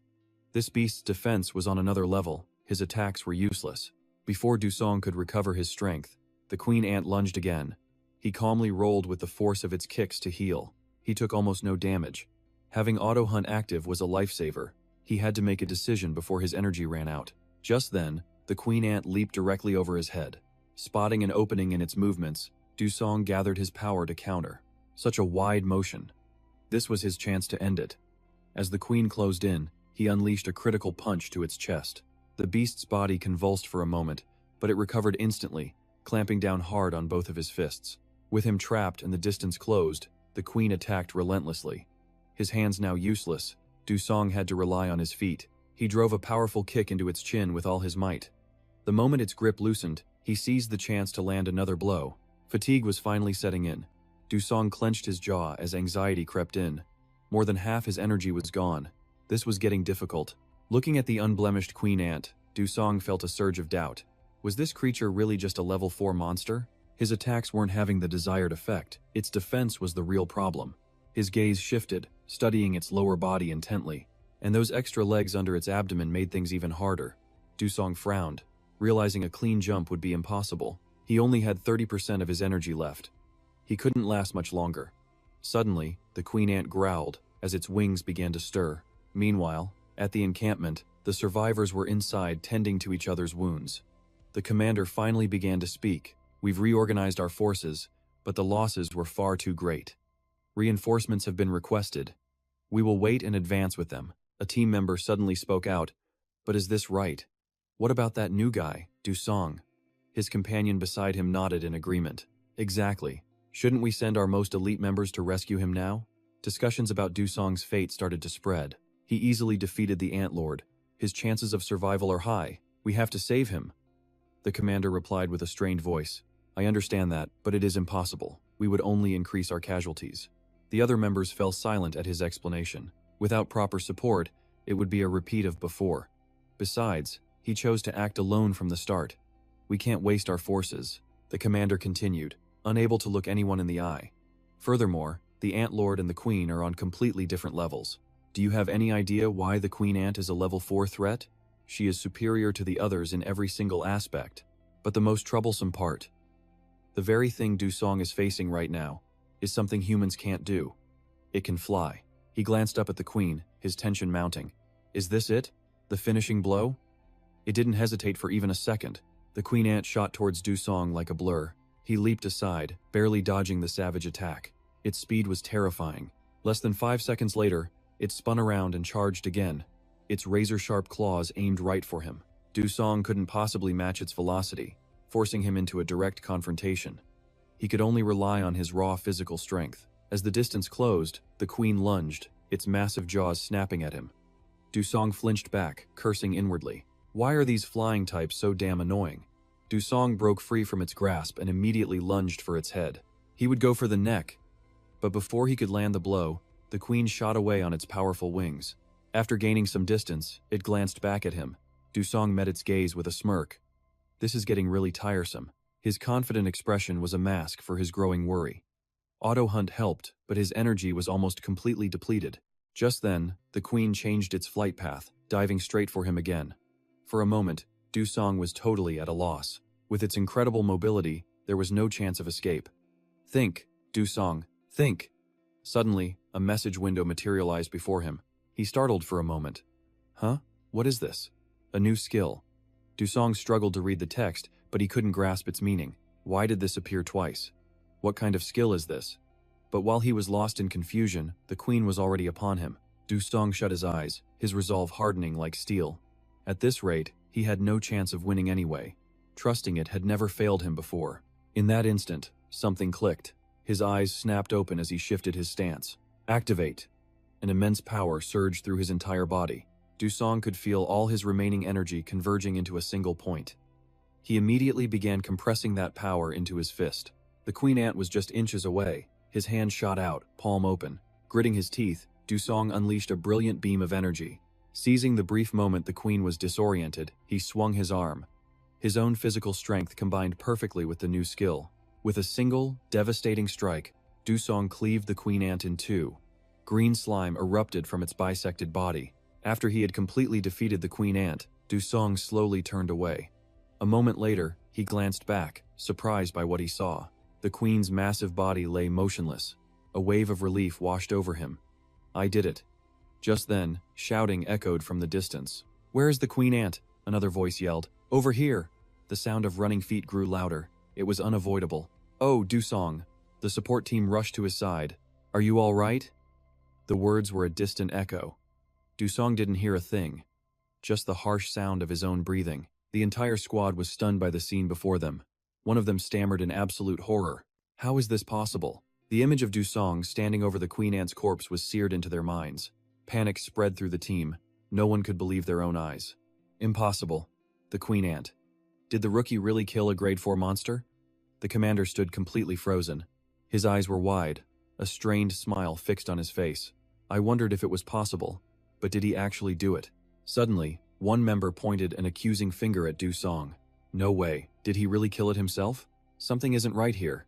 Another hunter immediately agreed. That's right. He either had backup, or there's something else we don't know about. Unable to suppress his suspicion any longer, he yelled out, Hey, you! What in the world happened here? Explain yourself. But Dusong's only response was a cold, indifferent stare. The commander, meanwhile, remained trapped in a state of silent shock. 1,000 questions raced through the commander's mind. What is this? Why has the atmosphere suddenly become so tense? Is it because they didn't see his power for themselves? The commander quickly stepped in. Hey, let's be rational about this. Before he could finish, a new voice cut him off sharply. There's no mistake. The one who hunted the queen ant was Dusong. The speaker's lips curled into a confident smirk. We arrived before your support team, so we can confirm exactly what happened. If it's that hard for you to believe, you can request Dusong's action cam footage, or we could just show you ours. Hearing their voices, the accuser whipped around furiously. What? And just who are you people? He couldn't even finish the sentence before their emblem came into view. His eyes widened. Could you be? He couldn't believe his eyes as he stared at the newly arrived squad. He was utterly shocked. The QL group. At the mention of that name, Dusong finally turned his head. The QL group. The next morning, at the Sezon Hunter Academy, Dusong was already training hard. Inside the academy's training room, he was completely focused on his workout. After a while, Dusong finally re-racked the heavy barbell. Just then, Sunok walked in carrying a stack of files. Pushing your energy veins to their limit again? you just recovered and you're back at it. He continued to nag as he approached. Aren't you being a little too earnest? Take a break. Du-song, hands on his hips, shot back a reply. This is how I live quietly. Sunok burst out laughing at that. That's our Du-song. He then stared at the hand that had slain the queen, lost in thought. The power I used against the queen ant. It's called asphalt, isn't it? An impulse used to amplify my strength for one moment. He remembered that final blow, a level of power that went far beyond his normal limits. It's a technique that requires me to drain all of my energy veins. Therefore, I have to train it, master it, and expand the range of my auto-hunting ability. He suddenly clenched his fist. A wave of pure determination washed over him. The auto-hunting feature has limitless potential. The only way to grow is through my own effort. Seeing Du-song's expression, Sun-ok nodded, satisfied. Good. You have an excellent poker face. Yes. He then brought out the files from earlier, his face beaming with excitement. Now then, let's talk about the results of your first official hunt. Hearing that, Du-song's expression turned serious. Ah, yes. He watched Sun-ok's every move, feeling a sense of awe. Sun-ok gave me this energy, and he's also my manager. Du-song wondered, can I really tell someone like him about my auto-hunting ability? Making a decision, he chose to reveal his secret. Mr. Sun-ok, I have something to tell you. The truth is, But before Du-song could finish, Sun-ok yelled in amazement, startling him. How in the world were you able to fight like that? Sun-ok looked over at Du-song and chuckled softly. I'm not sure you need to say anything right now. There are all sorts of possibilities. Maybe it's a hidden past, some secret technique, or maybe you're a once-in-a-generation genius. What does any of that matter? Every word confused Du-song. I don't understand what you mean. Suddenly, Sun-ok's voice echoed directly inside Du-song's mind. Those things aren't the reason I chose you, oh Du-song. Ability and talent are too easily influenced by things like luck. I used to be someone just like that. Immediately after, he pointed directly at Du-song, his voice filled with absolute confidence. And that's precisely why I know what's truly important here. Sun-ok's finger shifted slightly, pointing toward his heart. If there's nothing in here, no amount of luck will stop you from hitting rock bottom. Understanding his meaning, Du-song let out a faint smirk. I may not be the person you think I am, Sun-ok. Hearing his reply, Sun-ok turned away, feigning helplessness. Is that so? Well, I guess my hands are tied. I made my choice, so I have to be responsible for it. Du-song couldn't help but laugh at his act. Sun-ok suddenly shot Du-song a wink. When there's enough trust between you and I, then I will ask you myself. Of course, you'll have the right to refuse. Du-song replied cheerfully. Yes, I know. As he spoke, Sun-ok slammed the file down on the table. All right, let's calculate this haul. Sun-ok pulled out the papers from inside and read the numbers. Total monsters subjugated, 67. Live captures, 0. 65 grade 2, 1 grade 3, and 1 grade 4. The total reward comes to 53,550,001, model. Sun-ok looked pleased. I knew you'd say that. Suddenly, he remembered something and asked, isn't your meeting scheduled for today? He slowly replied, yes, it's with the people I met when we captured the queen ant. Just then, Sun-ok's phone rang. He quickly answered, Oh, Trang-hun, what's up? Hearing the news from the other end, Sun-ok was stunned. What? For real? He hung up and immediately turned to Du-song. This seems rather urgent. Sun-ok's sudden statement made him curious. What is it? His expression grew more serious as Sun-ok relayed what he had just heard. Trang-hun said that person came directly to the hospital. The representative of the QR group, Jun Kanchan. 12 years ago, at the southern border, a fearsome level 6 beast named Kakadon had appeared, posing a threat to the entire nation. However, a single hunter formed a raid party from a group of hunters and miraculously restored order. He was ranked 2nd in Asia and 5th in the world, and for that achievement, he received the highest level of certification, the Platinum Seal. Today, he is the CEO of QR Group, Korea's top company, and the head of the Combat Enforcement Division. That man is Jun Kanchan. The three of them were now sitting together in a large room, each seated at a distance from the others. Kanchan suddenly broke the silence, a smirk playing on his lips. His gaze was fixed on Du-song as he introduced himself. Better than I expected. A pleasure to meet you. I'm Jun Kanchan, he replied politely. A pleasure to meet you. I'm Du-song. Leaning on his hand, Kanchan proposed a change. Good. Shall we have a little chat then? Du-song quickly interjected with a request. No, before that, I think we should change our location. At this, Kanchan's eyes opened slightly. He paid no mind to Kanchan's expression and explained earnestly, If you have business with me, speaking here could disrupt the hospital director's work. Seeing Dusong's forwardness, Trang Hoon urgently called out, Mr. Dusong. But Kanchan simply bowed his head in apology. Is that so? My mistake. My apologies. His reaction flustered the others even more. It's nothing. Kanchan slowly stood up, his words filled with respect. You are the one who helped Mr. Dusong. I was almost rude. Dusong quickly stood up as well. He is simply my treating physician. Then the two of them walked out side by side, leaving a stunned Trang Hun behind. Kanchan was a bit curious. So, where are we heading? Dusong suggested a location. There's a coffee shop on the first floor. Shall we go there? He wasn't picky at all. That's fine. Let's go. The door clicked shut just as Kanchan finished speaking. Trang Hun was terrified, his voice trembling. The two of them headed down to the first floor. On the way, Kanchan asked him, Dusong, if you don't mind, can we get right to the point? He seriously stated his personal work style. I don't like to waste time. Dusong understood and agreed immediately. Yes, that's fine. Please speak. Kanchan closed his eyes in thought for a moment before continuing. I see. In that case. He suddenly turned to look at him. Without mincing words, he got straight to the point. Oh, Dusong, join the QR group. Hearing this offer, Dusong was incredibly surprised. An apprentice like me? At QR? Kanchan began to explain the reason he had made such a statement. The people who witnessed your hunt are eyes I trust implicitly. He smiled softly and extended a hand toward Dusong. And now that I've met you, I'm certain. You have the potential to become a hunter as capable as me within the next 15 years. He stared intently at Kanchan's outstretched hand as he listened. Whether it's fame or power, I will guarantee it and pull you up with me. So, join QR. Dusong gently closed his eyelids. His deep voice spoke slowly. Thank you for the kind words, but I have no intention of joining the QR group. Hearing this rejection, Kanchan was greatly displeased. He glared at him. At that moment, Dusong thought to himself that while he had no intention of working pathetically alone, he had realized something during the last battle. An auto hunt, which can judge and act on its own, is completely unsuitable for a rigid and restrictive organization. Even if he were to join a party later, it would have to be after he had fully explored the skills and potential of the auto hunt. As his thoughts concluded, he met Kanchan's gaze. Fortunately, I have someone who can assist me while I operate alone. If I partner with that person, I believe I can manage. After Dusong's words, a heavy silence fell between the two. A moment later, Kanchan let out a long sigh. He feigned regret. Is that so? What a pity. Thinking he had given up, Dusong turned to leave. In that case, excuse me, but Dusong hadn't even finished his sentence when Kanchan cut him off. Could it be, oh Dusong? After taking a few steps, he glanced back at him. Do you not wish to become someone like Lai Che-hak? Hearing Kanchan mention him, Dusong's interest was piqued. Lai Che-hak? He replied, yes, that's right.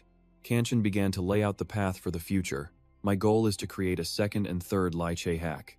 You know that the country's top hunter organization, Tough 40, doesn't always have a positive image, correct? At this, he slowly added, the 10 regions of the Chinese Federation, Britain's Glorious 7.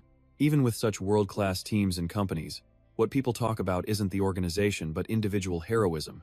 In other words, a star. Kanchan posed a question to Dusong.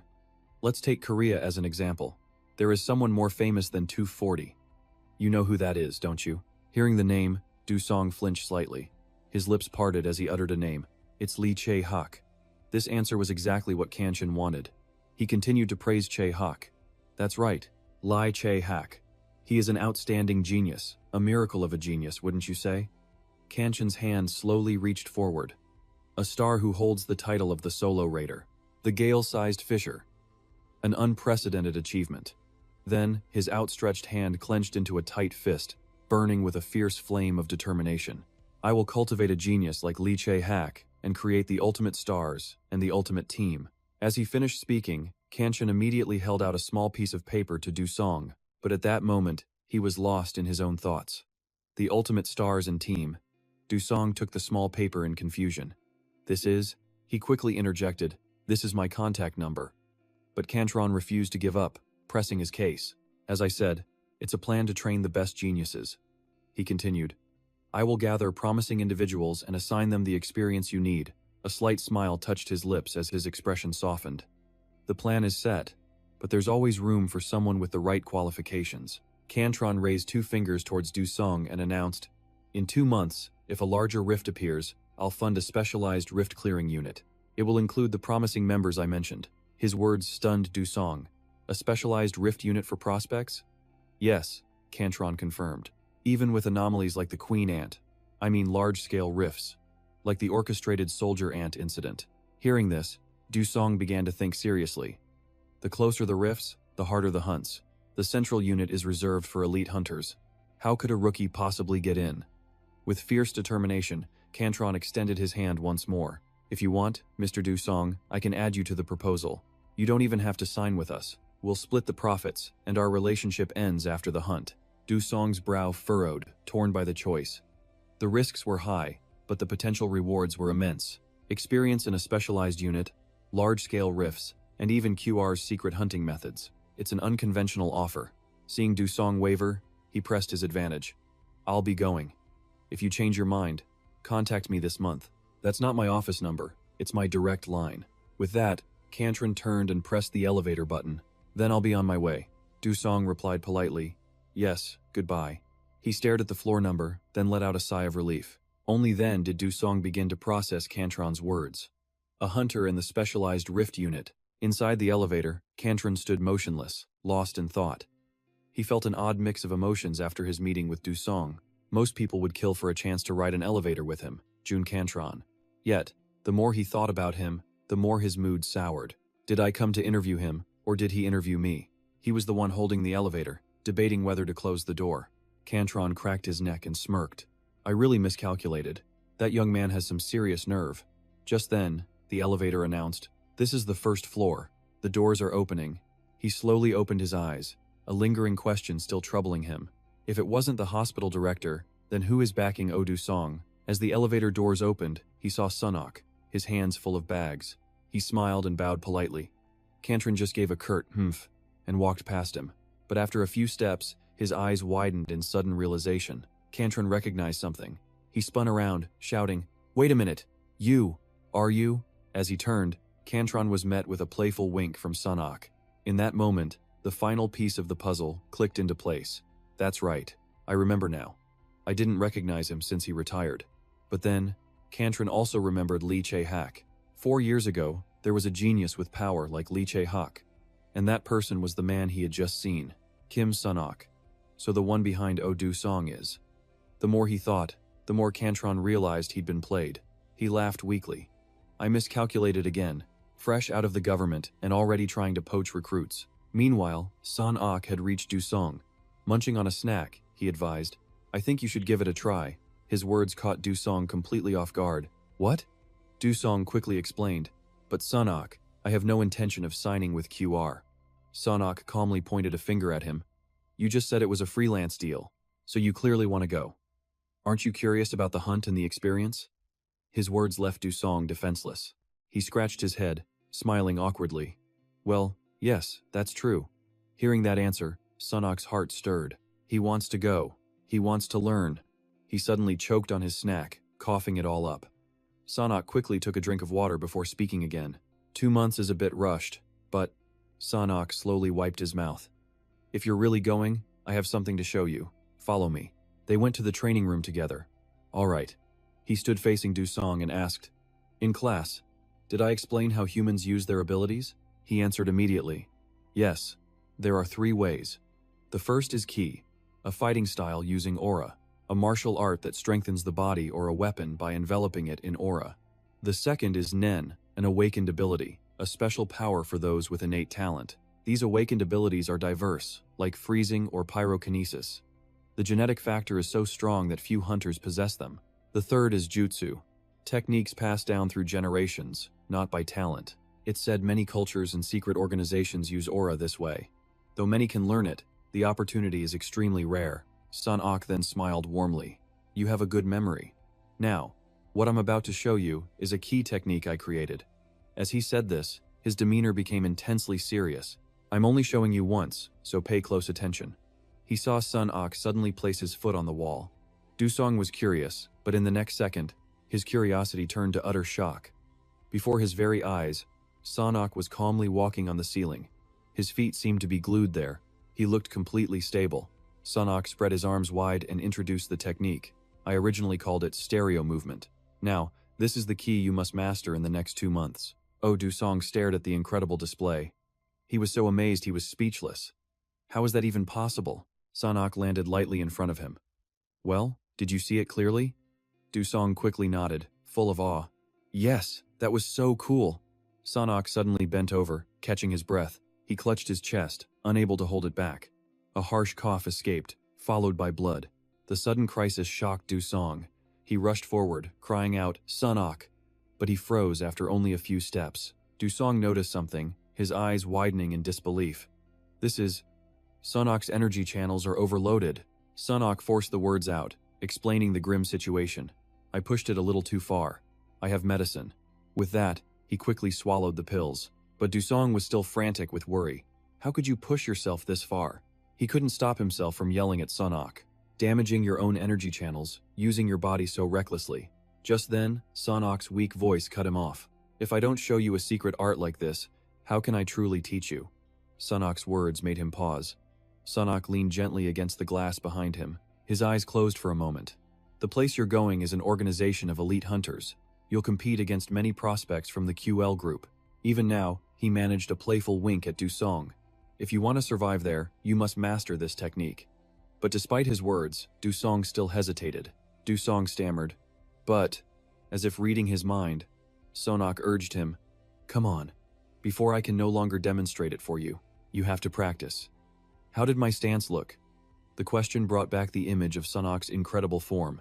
It was miraculous, like you were defying gravity. It didn't seem like a normal human stance. He let out a soft, breathy laugh. Though his breathing was ragged, he continued to explain. It isn't about standing still, as I said. It's neither here nor there. And it's certainly not a trick against gravity. Humans naturally find the right way to move their bodies. Sanok had observed this simple truth for ages. Even with enhanced strength, he knew it was meaningless if he moved with a conventional gait. From that thought, a reinforced body could master both gravity and inertia. Sanok quickly took out his phone and sent something to Dusong. Then he spoke again. Once you master it, you can use it in any situation. Anywhere, right? Of course, you can't do it without the method I created. Dusong looked down at the message he'd just received. He asked curiously, Sanok, what is this? I sent you a diagram. Read it. With that, Sanok turned to leave. His steps were unsteady, limping. Starting tomorrow, I will teach you how to move your body. As his teacher hurried off, Dusong called out, Sanok, you should rest for a bit. He turned back, smiling and waving to reassure him. Don't worry too much, I'm fine. He saw that Dusong wanted to follow. Sanok quickly raised a hand to stop him. Finish your training and go rest. I'm leaving first. At that moment, Dusong's heart sank. He wasn't some kind of god after all. Dusong stared at the file with complex feelings. This is too much. He insisted on showing me himself. He already transferred his energy to me. How much could he have left? Then he thought of the skill. What about auto hunt? Couldn't he learn the technique quickly that way? But no. His training was to avoid becoming a puppet of the auto hunt system. Relying only on auto hunt was not an option. At the thought, Dusong clenched his fists. He remembered that face, smiling at him despite the pain. To truly repay Sanok, he had to master this directly. Dusong stared at the message, a fire of determination igniting within him. In the next 2 months, I have to make this my own. 2 months later, one afternoon, in the city's crimson sky, a mark appeared, carrying a violent storm. Cantron and Dusong watched it together. How does it feel, seeing it in person? This is a storm crack, far more dangerous than a tubular rift. It's one of the highest level threats. Dusong could clearly see the danger, a huge difference from the gray ants last time. Cantron exhaled, then turned to him. So, want to see the QL camp? The place where we deal with rifts like this? Without hesitation, Dusong agreed decisively. Yes. With his answer, they began the tour. He couldn't help but be amazed. The scale is incredible. Cantron agreed with him. Indeed. And that's not including the raid hunters. The support team alone is several hundred strong. Cantron began his introduction. Specialists and support staff are constantly preparing. I believe this is how we minimize the danger. Every word he spoke matched the immense scale of the QL group. Dusong had to admit it was no empty boast, but a truly massive operation. This is 2F40. What? Cantron stepped forward to start the meeting. And let me introduce the team I told you about, QL's proud masterpiece. He pride as the super jockeys, Alpha Team. Hearing his voice, the group looked over. Cantron eagerly introduced Dusong. As I announced, this is your new member. He stepped forward politely. Hello, I'm Dusong. In return, he was met with cold indifference from the group. They offered only half-hearted greetings. Yeah, hello, hi. This bothered Dusong, his expression hardening. He'd expected their annoyed gazes, resentment for a latecomer like him. Cantron turned to leave, adding a final word. Well then, I'll be taking my leave. Get acquainted before the operation begins. The members answered in unison, Yes, Director. After leaving the tent, Cantron thought to himself, as expected, Alpha Team is not happy. An outsider who doesn't fit was given special entry. But it can't be changed now. To recruit Dusong, we must show him QL's potential. Cantron stopped in his tracks, looking up at the sky. Once he sees our flawless teamwork, our methods, and our systems, he'll change his mind. His expression slowly turned more cunning. His thoughts began to wander. Dusong would soon lead the new Beta team, so an introduction to the Alpha team was necessary. If the Alpha and Beta teams developed a rivalry, their combined strength would become truly formidable. Inside the tent, Dusong stood alone in a corner, a ghost to everyone there. Annoyance flickered within him. Was this truly how it was going to be? A voice suddenly sliced through his thoughts. You're Dusong. A man approached with a false, eager smile. Hello, I'm Trang Geotron, leader of the Alpha team. Geotron's face filled with contempt as he asked, Seriously? Is that all the equipment you have? It looks like basic starter gear. Dusong glanced down at his outfit, confused. Is there a problem with this? The man tilted his head back, his voice dripping with sarcasm. Oh no, no problem at all. But, you're joining the Storm Rift Crisis Center, are you not? Weapons and armor are a personal responsibility. Still, showing up with just basic gear is something else. Geotron's words drew a wave of mocking stares from the other members. He smirked at Dusong, his voice a low taunt. If your shoddy equipment causes a problem, you'll just become dead weight. Everyone here has at least level 3 protective gear. You should have borrowed from your seniors. At Geotron's words, the others erupted in laughter. Who on earth would lend out their weapon right before a battle? He just arrived and he's already getting an earful. Maybe you should run to the director and have a talk. Geotron wanted to push it further. Or why not check the supply room? But Dusong's reply was calm. No, I'm fine. He explained it to them slowly. My gear is on its way. This statement left Geotron utterly confused. What? What are you talking about? Just then, a voice called from outside. Mr. Dusong, your delivery is here. At that, Geotron's jaw nearly hit the floor. The delivery man stood at the entrance with a bright smile. Apologies for the delay. My father-in-law said it's been a while since he worked on a Queen Ant's outer shell, so the crafting took a little more time.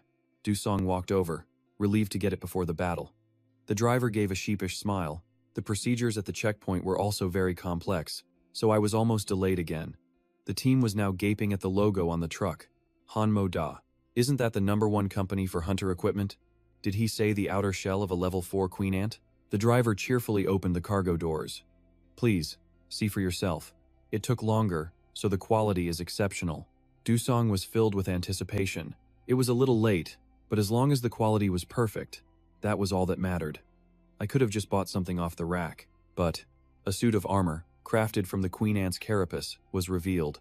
It was absolutely magnificent. His words came out slowly. I wanted to wear equipment made from my very first hunt. The Super Jockey members immediately swarmed the delivery truck. One of the members asked curiously, Did everyone really come out just to see the rookie's new gear? His partner replied with excitement, Of course, it's incredible, right? Our own custom gear is made the same way. Their hushed chatter instantly died when Dusong walked out, now wearing his custom-designed battle armor. He walked with absolute confidence. The younger member from before cheered. He looks like a pro. His first set is a perfect fit. Another member applauded wildly. First time wearing it? Congratulations, Dusong replied cheerfully to them. Thank you, everyone. Geotron could only watch this friendly scene, seething with anger. His deliberate attempt to crush the rookie had been utterly useless. He glared at the man with pure, unadulterated hatred. A deep revulsion rose from his core. Fine. Just you wait, Dusong. This time, your role is just an observer anyway. Dusong, for his part, ignored him completely. He gently stretched his arms and legs. It's amazing. My first time wearing it, yet it feels like I've used it forever. A small smile touched Dusong's lips. He looked down at his tightly clenched fists and wondered, didn't they say they'd add the custom product name? Then he saw it. a striking line of text in Latin. Of course, he felt a bit awkward. The meaning didn't quite suit a male warrior like himself. The Queen's Embrace. In Latin, Reginae Amplexus.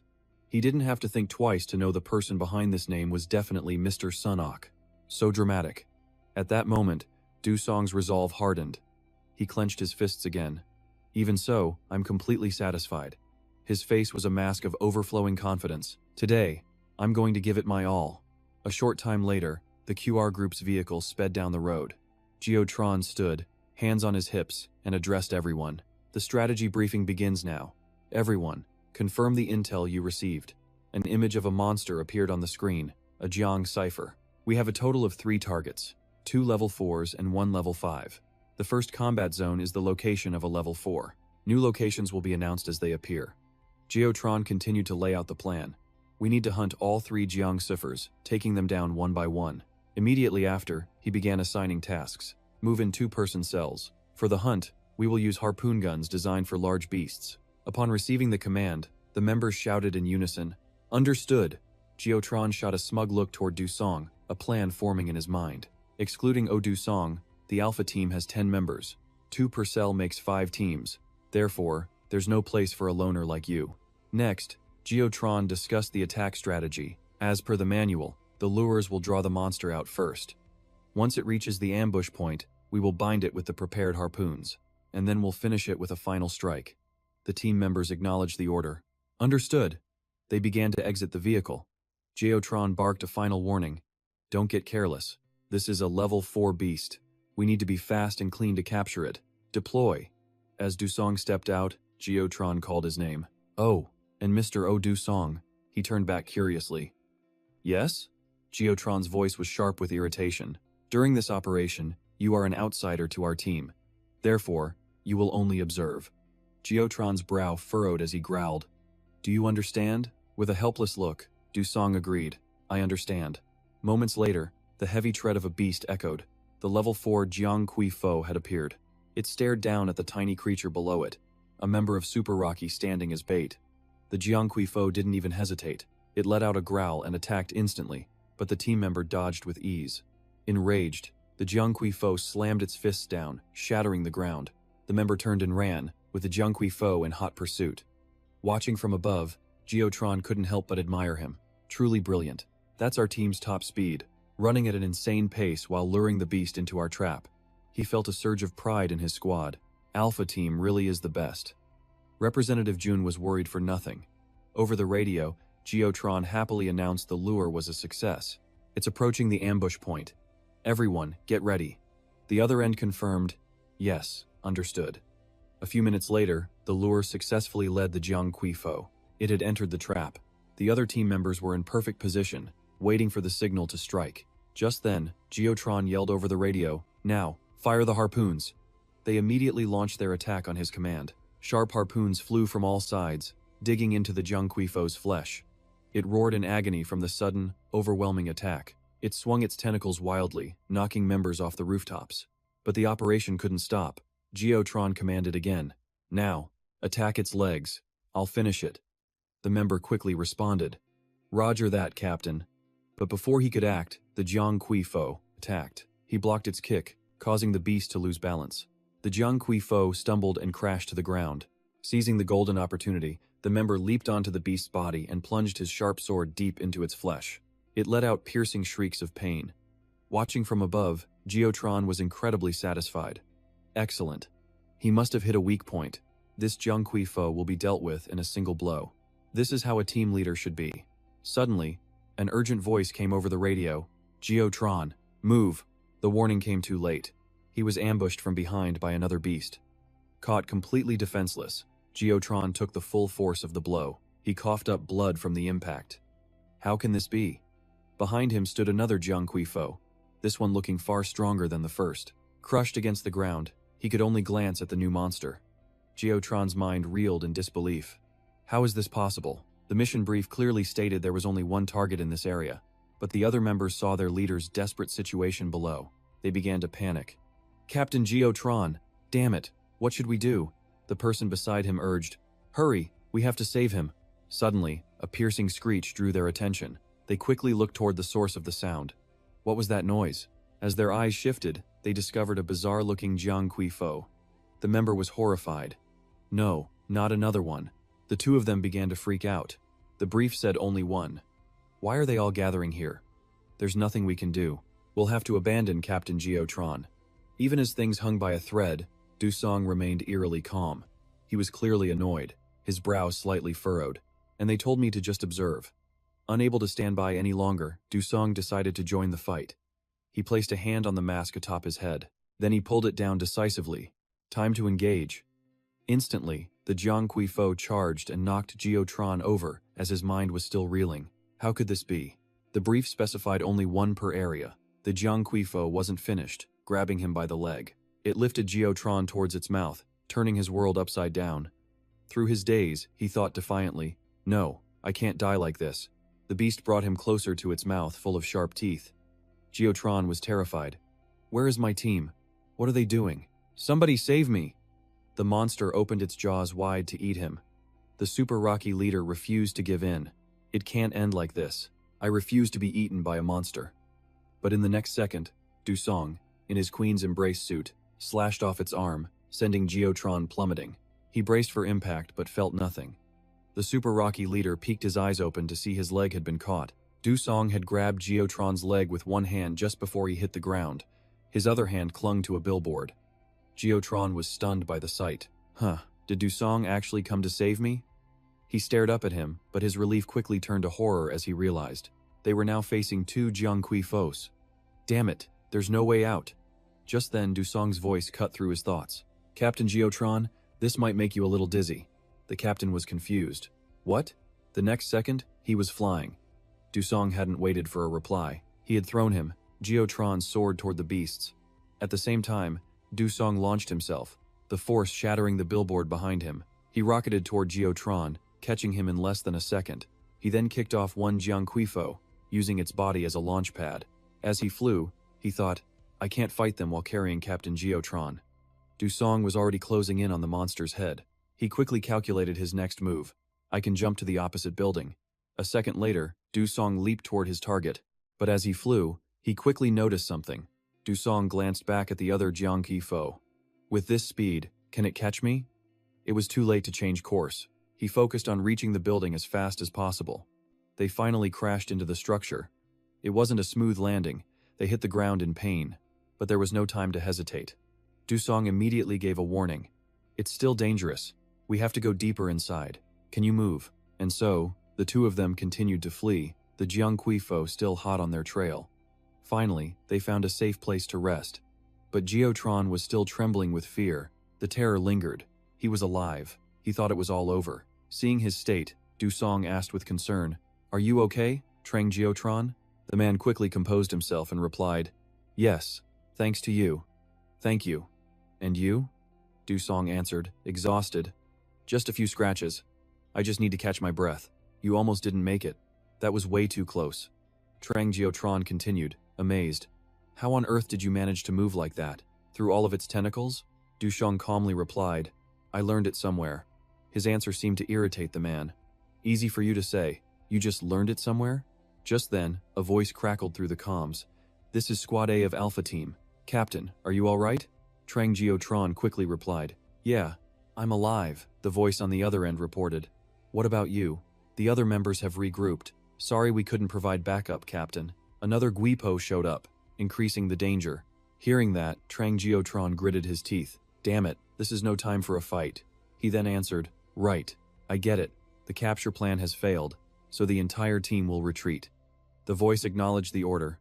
"Understood." At that moment, Dusong turned to him. "So, the hunt's over just like that?"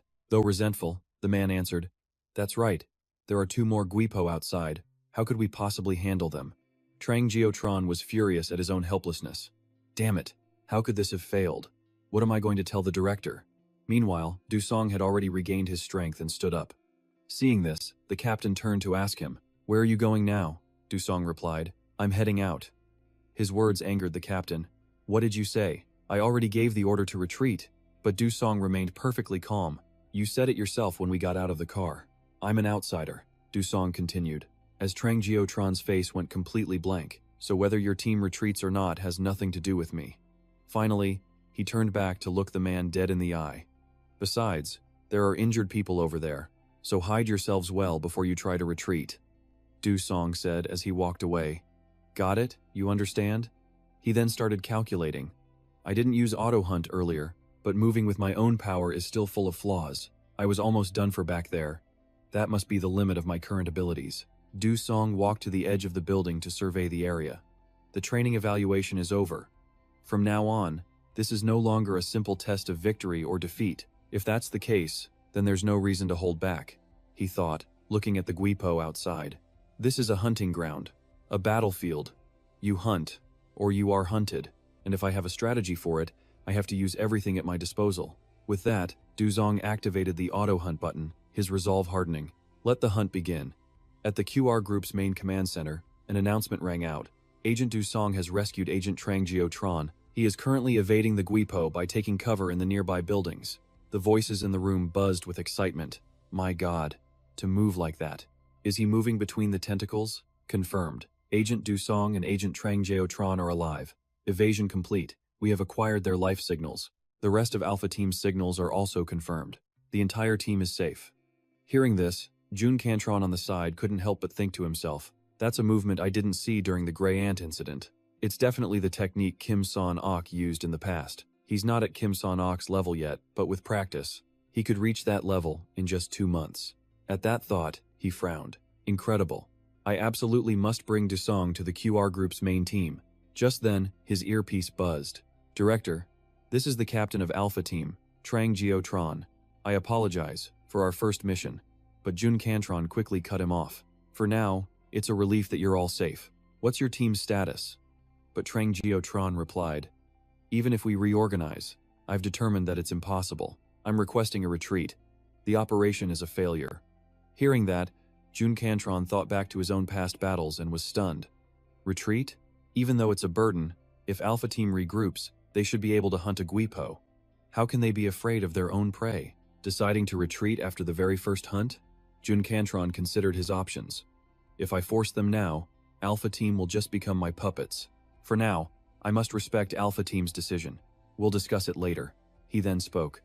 Understood. Everyone, return to base. Is Agent Du Song there as well?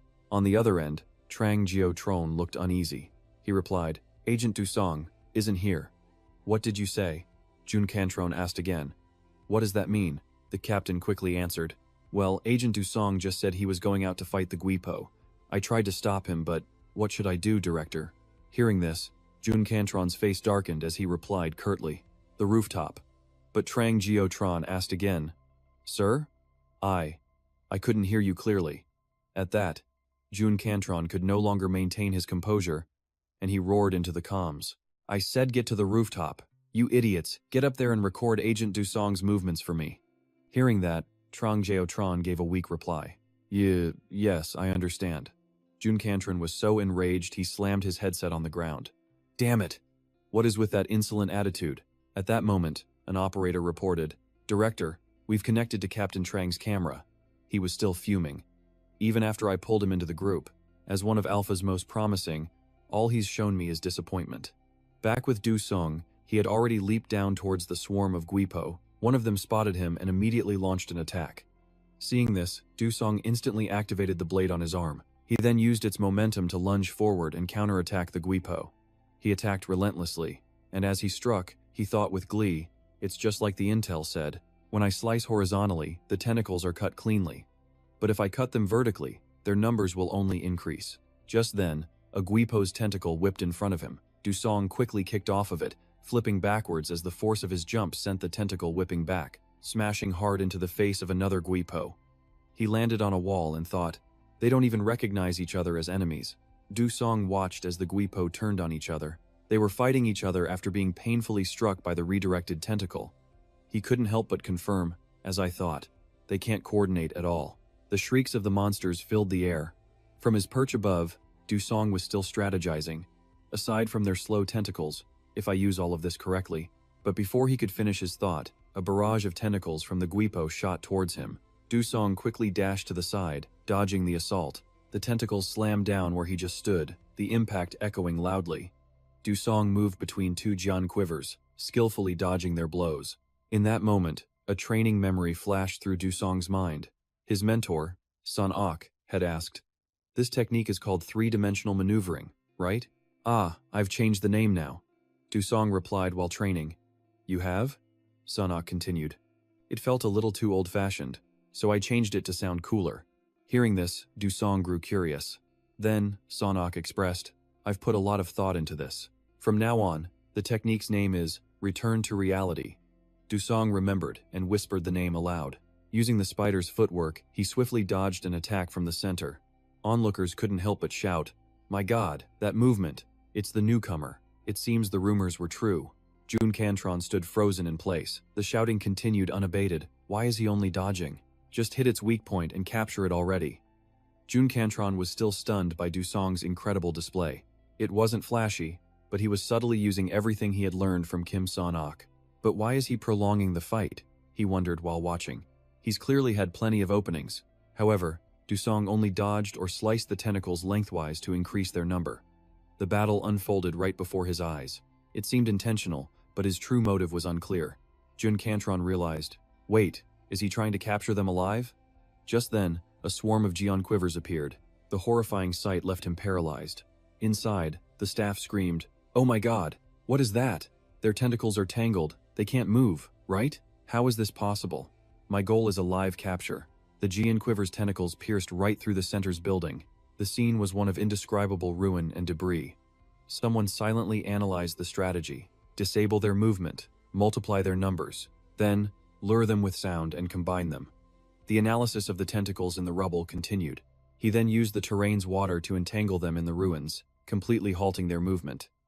Super Rocky could only exclaim, "Amazing! Is something like that even possible?" Suddenly, Trong Jao-tron's earpiece crackled. "Mr. Trong Jao-tron, this is AUTO-FIGHT. I've captured the tentacle monsters. Please report to QR command." Hearing this, he stammered, "Ah, yes. Yes, will do," Trong Jao-tron added. "You've worked hard," Dusong replied. "The Alpha team worked hard as well." Then, he thought to himself, "Is this really a hunt at a Fisher's Center?" Dusong mused. "It's smaller than I expected." Just then, Jun Cantron contacted him via earpiece. "Mr. Oh Dusong, this is Jun Cantron. You've truly worked hard," he continued. "You did an excellent job, from rescuing Mr. Trong Jao-tron to capturing the monsters. I watched everything. Are you injured? Your voice sounds strained." Dusong simply replied, "Ah, yes. I'm fine." Noticing his cold attitude, Jun Cantron wondered, is he disappointed the Alpha team showed up? "No matter what, I have to keep him here." He then spoke up, "Mr. Oh Dusong." Jun Cantron stared at the screen replaying Dusong's rescue of Trong Jao-tron. He began, "First, thank you for saving Trong Jao-tron. You've brought a great light to QR by saving our future." He then said carefully, "So, I personally want to repay you, Mr. Oh Dusong. I'll do everything in my power." Jun Cantron schemed as he spoke. "I have to keep him here, no matter the cost." He thought of one thing, a large sum of money. Then another, information and support. Related to the giant zone hunts? He glanced at the chaos on the screen, where crews were trying to manage the situation. Finally, Jun Cantron decided, "It doesn't matter what he wants. If I can keep this man, I will grant any request." On the other end, Dusong didn't refuse. "In that case, there is one favor I'd like to ask." Jun Cantron quickly urged, "Please, ask for anything." Dusong then said something only Jun Cantron could hear. After listening, he was completely shocked. "What are you talking about right now?" The story then cuts to that moment. At the QL Industrial Complex's second combat zone, a 4-star Z-class beast was just taken down. The super jockeys sighed in relief. "Okay, we got it." After handling the remains, one announced the situation was clear. Another reported, "Captain, strategy successful," Shinjohei replied. "Is that so?" "Faster than I thought. Now we wait for the Alpha team." But the other replied, "No, Captain. It seems we don't have to." Turning, she asked, "What is it? Are they finished already?" They quickly answered, "Yes, but they're calling it a massive failure. But at least none of the kids from the Alpha team died, right?" The super jockeys began to gossip. "I knew it would turn out this way. Bring a total rookie along, and this is what happens. Seriously, These kids think this is some kind of field trip. So now we have to do the cleanup? After the mission, they gathered and chatted. I heard they invested billions. They should try spending that elsewhere. Why is the director working on site with such clueless kids anyway? Even if they break Bonchen, they'd have to start early. A great player doesn't always make a great coach. Shinjo-hee listened silently to their chatter. Anyway, did you see the new rookie today?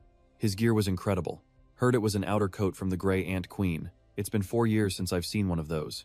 Next time if you guys would just send us what we need to. She couldn't take it anymore and snapped, "That's enough. The director must have a plan. Stay alert and await orders from the control room." They cheerfully obeyed. "Yes, Captain." Suddenly, a voice came through her earpiece. "Captain Shinjo, this is Jun Cantron." She quickly responded, "Ah, yes, Director. This is Shinjo." She listened to his instructions and then replied, stunned. "What? A rookie? Coming this way?" "Yes, I know his name," she recalled, Oh-do-song. Shinjoji surveyed the scene, knowing full well the dangers of the hunt. Joji took a sharp breath.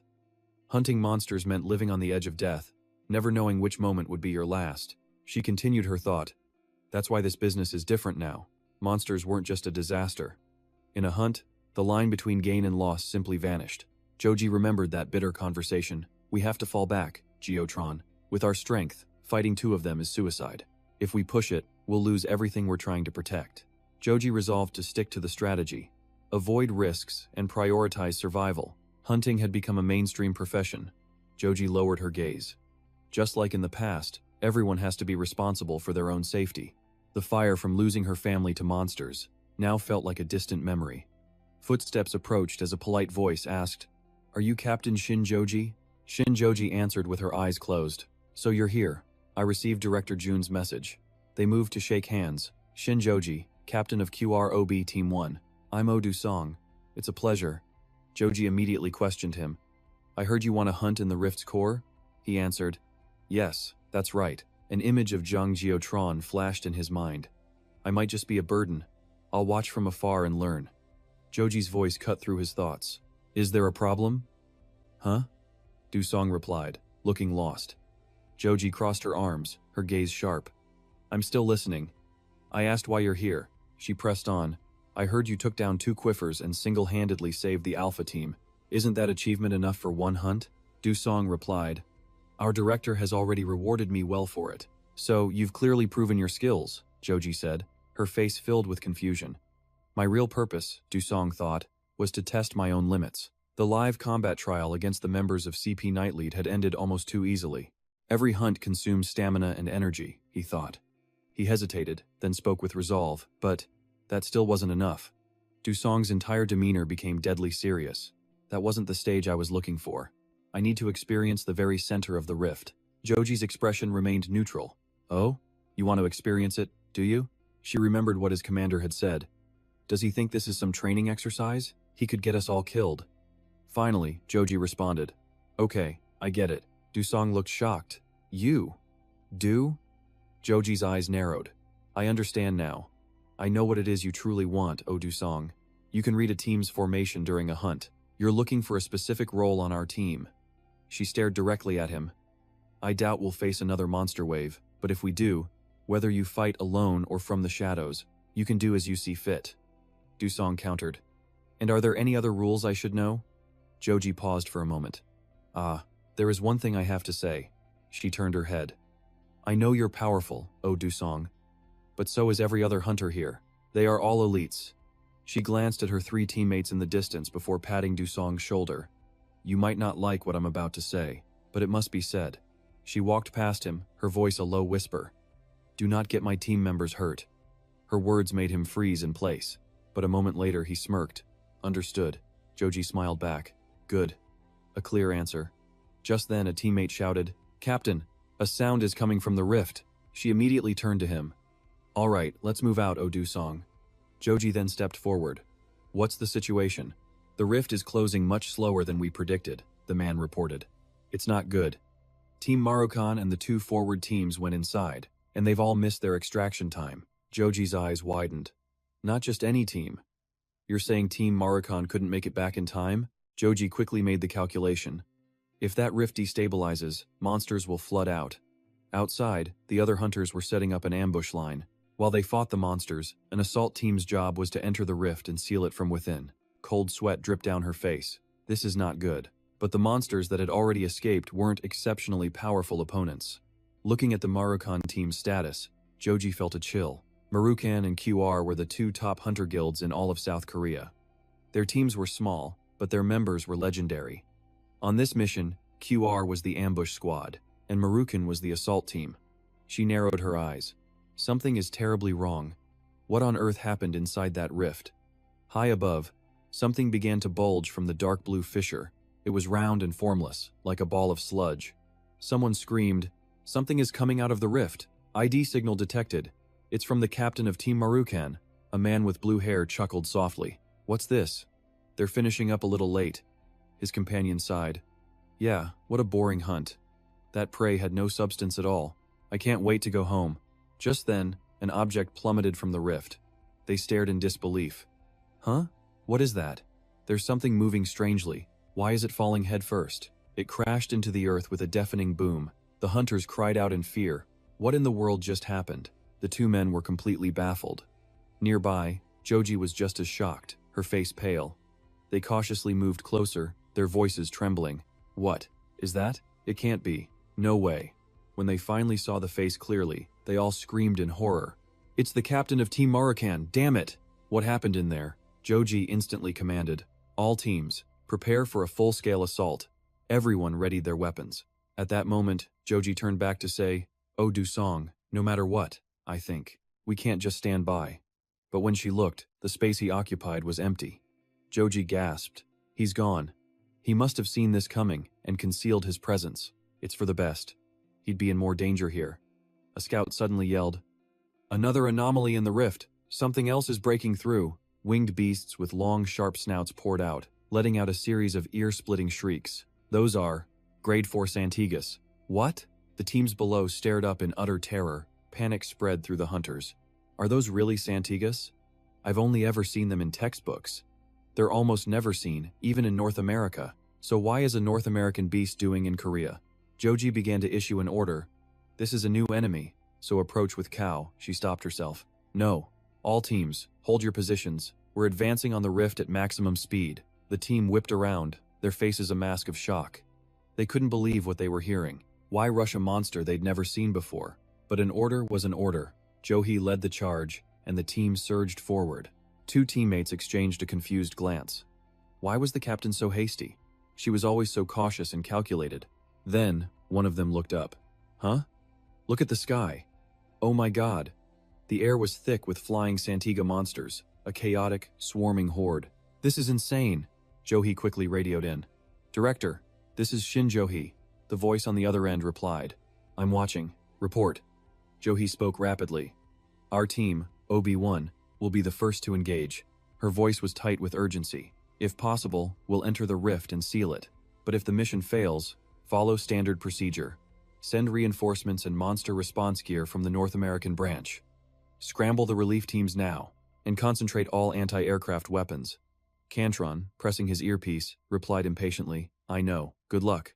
Danger level, over 4 stars, a large-scale swarm. The creatures swarmed aggressively across the sky, poised to overrun vast territories as they poured from the rift. The team's commander yelled, "Open firing lanes."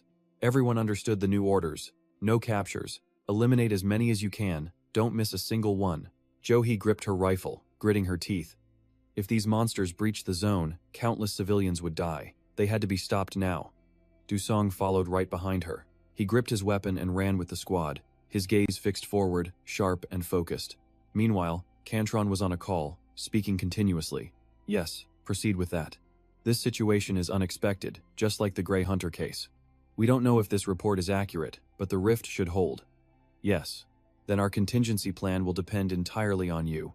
He held the phone away from his ear, thinking, "I need to come up with a solution, and fast." Cantron imagined the horrifying scene.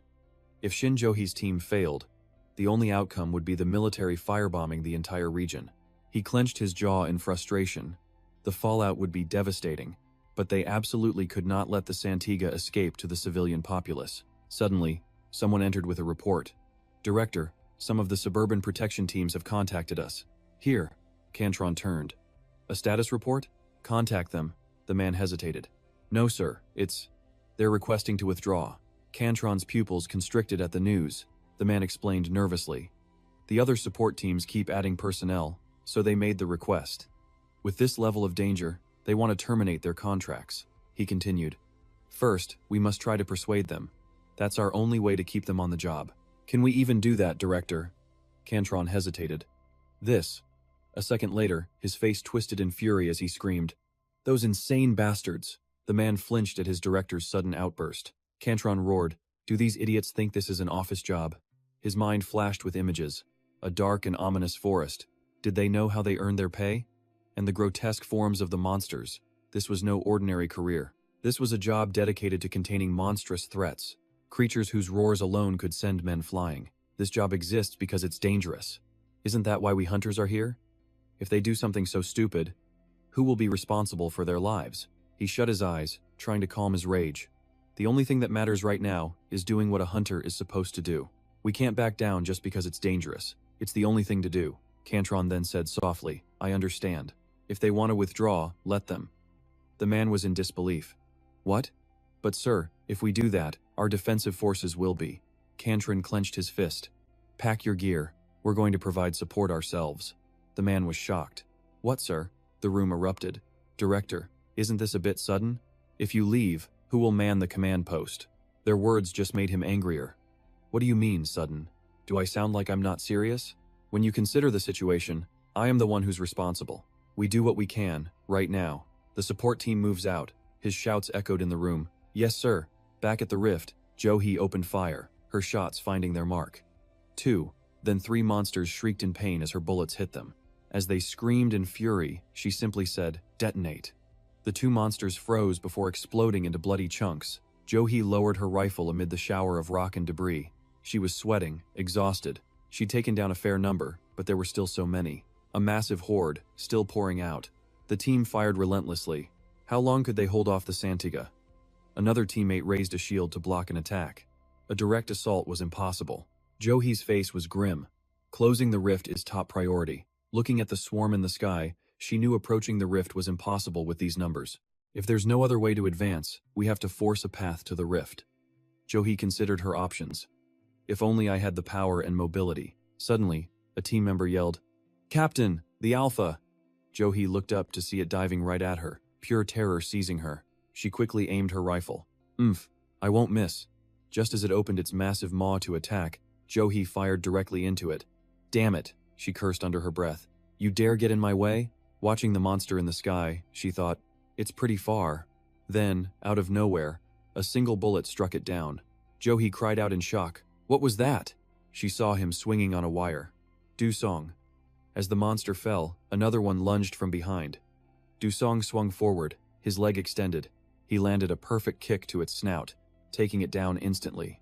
Do-song landed neatly in front of Jo-hee. She stared in amazement. Do-song, you didn't run? He took off his helmet. No, I hadn't found what I was looking for, so I came back. Do-song looked down. What I needed was... Right, I've acquired this gun. I hope it will be useful in this situation. At his side was a powerful-looking rifle. Seeing his resolve, Jo-hee panicked. What? Do-song, you're joining this mission? It's too dangerous for a rookie, he calmly replied. I came here because I have a job to do. She questioned. A job to do? He answered. This situation requires more than one person. He looked her in the eyes. Since I'm already here, helping you is my job. Jo-hee nodded with a slight smile. I see. She thought to herself, there's no time to argue this now. Do-song urged. To close that fissure quickly, we have to approach it now. I need to see if I have enough energy. Jo-hee immediately replied, No, I'm going with you. 2 people are better than 1. She imagined him being overwhelmed by monsters or running into a Santiga alone. Sealing the fissure while fighting would be impossible. With 2 of us, we can divide the tasks. One holds off the Santiga, the other seals the fissure. Do-song asked, Captain Shin, do you have any mobility skills? Jo-hee sighed. Unfortunately, that's not my team's specialty, but you won't accomplish anything by yourself. Suddenly, Do-song dropped to one knee. Then there's no other way. He casually reached his hands behind him. Jo-hee stared from behind him, then froze before bursting into laughter. She laughed out loud. Sorry. This is completely unexpected. Do-song simply pressed his lips together, saying nothing. Jo-hee wiped her mouth. I never imagined this.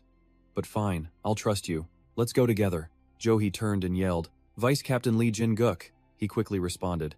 Yes, she commanded. From now on, you're in charge of monitoring the field. The vice captain was stunned. What? What are you saying, Captain? Jo-hee stated. I'm going with Do-song to seal the fissure. With that, she swiftly jumped onto Do-song's back. The vice captain couldn't believe it. What? You two are going there? Wait a minute, Captain. You're going with a rookie? Jo-hee pointed. They're coming. Get ready. Do-song shot forward like an arrow. Jo-hee coordinated, raising her gun and firing. One by one, the monsters fell before them. Jo-hee shouted, Do-song, in front of you. Before them was a shimmering blue and red membrane. She yelled again, That's the entrance to the fissure, let's go. Jo-hee suddenly stopped. Do-song hesitated. This place is? They stood before a colossal chasm inside the fissure, beneath a blood-red sky. Do-song thought, It's hot and humid, like a tropical climate. Sweat poured down his face. The air is thin, it's hard to breathe. Suddenly, Jo-hee spotted something. She let out a gasp. Her face filled with horror. Over there, bodies are scattered across the rocks. Monster corpses lay beside them. She muttered, Mazu-chan's team did everything they could to close this fissure. They failed to stop the Santiga. Then she turned her head. If that's the case, the circuit breaker should be nearby. Jo-hee pointed it out to Do-song. Over there, the fissure's circuit breaker. If we feed it just enough energy and trigger a surge, the breaker will force the fissure to close. The energy bar glowed brightly. Jo-hee continued. Mazu-chan's team nearly filled it. The remaining amount only needs one person's power. A little more should be enough to activate it. Without warning, a massive, ferocious monster appeared behind them. It was the Rank 6 Santiga FZR. Jo-hee tensed. A Rank 6 Santiga FZR, the Alpha. This is what wiped out the infiltration team. I have to take it down. She hesitated. But facing it, can I leave my core to charge the breaker? Jo-hee gritted her teeth. No, I have to do this. There's no other choice. Just then, an arm extended in front of her. Huh? Jo-hee voiced her confusion. Do-song calmly said, I'll handle that thing. Captain Jin, you charge the device. He spoke with confidence. Since the Alpha team's battle, I fight the monsters. You focus on the circuit breaker. She hesitated. I understand your point, but... Jo-hee slowly explained. I used most of my core getting here. I don't think I have enough energy left to charge it. It's better if I fight the monster. Do-song pointed to his chest. I'll take care of it. Right now, that's my job. She replied. 5 minutes. Jo-hee raised an eyebrow. The time needed to charge is 5 minutes? Just hold on for 5 minutes. I'll bet my life on it. With that, he turned and called out, Jesse Mem. Do-song approached the beast as it gave a slight nod. He thought, this is like some kind of joke. But there's nowhere left to run, is there? He raised his hand, creating a screen. My remaining core is low. I have to evade its attacks with auto-hunt and strike back with hit Enzan. The monster let out a piercing shriek. His eyes widened in shock. It charged straight for Do-song. It closed the distance instantly, crashing into him head-on. Scratches appeared on Do-song's armor. Impossible. Even with auto-hunt, I couldn't dodge it. He looked down at his body. If not for the Queen's bracelet, my whole body would have been crushed. Do-song collapsed to the ground. He struggled up. It felt like being hit by a truck. The moment its skin glowed, its power increased by hardening its hide. Do-song observed it more closely. This monster. He glanced over at Jo-hee, who was charging the device, and hesitated.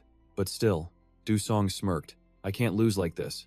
He pushed himself off the ground, trying to stand. I have to change tactics. Using hit Enzan against it is wrong. Seeing his expression, the monster paused. He continued, I need to break through its charge and do what I can. A skill appeared on his screen, and he yelled, At Sao Fom! Do-song clenched his fist as a blinding blue energy erupted from him. I'll gather all my remaining core and blow everything away. Just when everything seemed to follow his plan, his eyes shot open in pain. Do-song tried to push himself up, but couldn't, letting out a sharp cry. He pressed his hands to the ground, thinking, Damn it, am I limited too? At that moment, the beast shrieked and leaped forward. Though covered in bleeding wounds, Do-song watched it and thought, You think you can just run? He gritted his teeth. No way. Using all his remaining strength, Do-song stood and aimed his gun at the monster. The bullet struck its chest, causing it to roar in agony. Immediately after, Do-song yanked the wire in front of him. It plunged straight into the beast, which screamed again from the successive attacks. But when Do-song pulled, The creature didn't budge. He thought, it's unbelievably strong. The rope went taut like a string, his legs about to give out. Sweat poured down Dusong's face. He couldn't let it escape.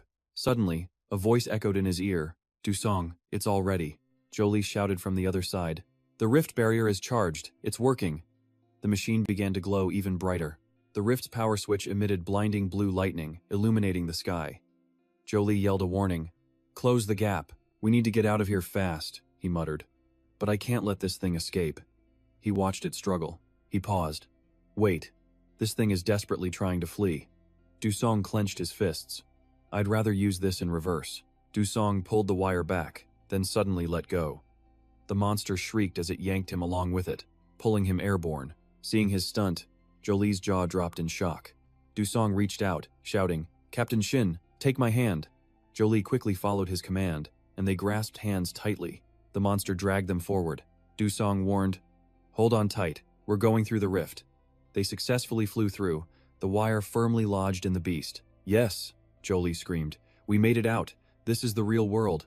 Though crossing the city center was another problem. Dusong spoke up. It's not over yet.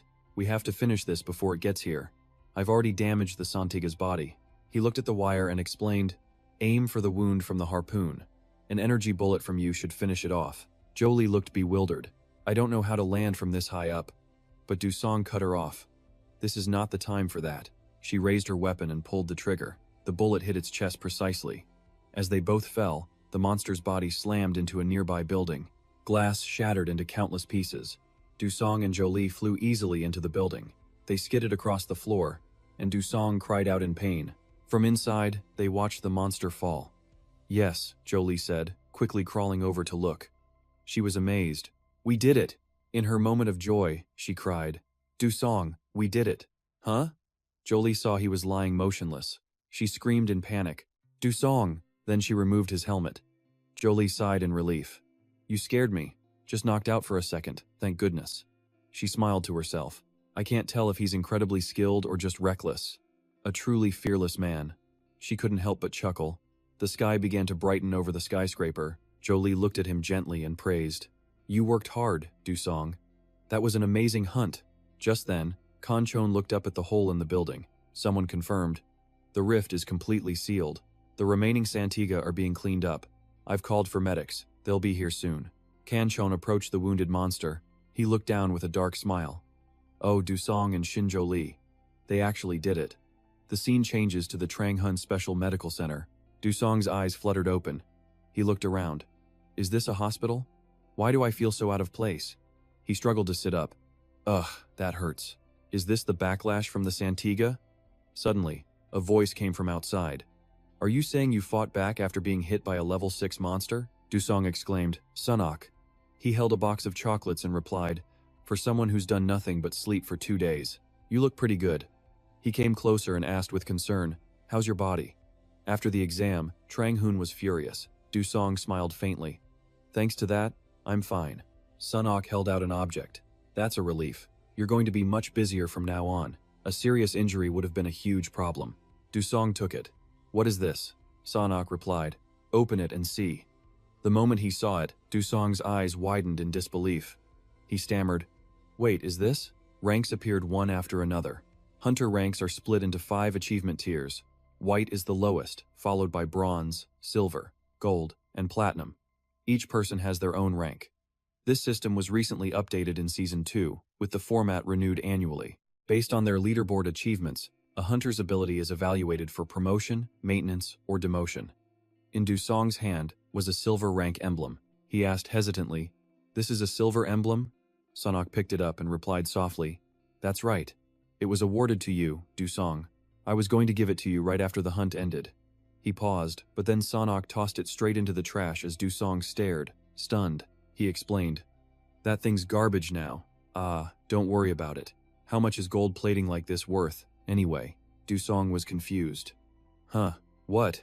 Sunok smiled. Remember that seal that appeared after you hunted Jian? It's useless now. Sunok continued. You know about these, right? Hunter seals for silver rank and below are gold-plated, but gold and platinum are made of real gold. The core of a platinum seal doesn't seem to be made of platinum, but that's just a bonus. Dusong thought in shock. A bonus? No way. Sun Ok explained.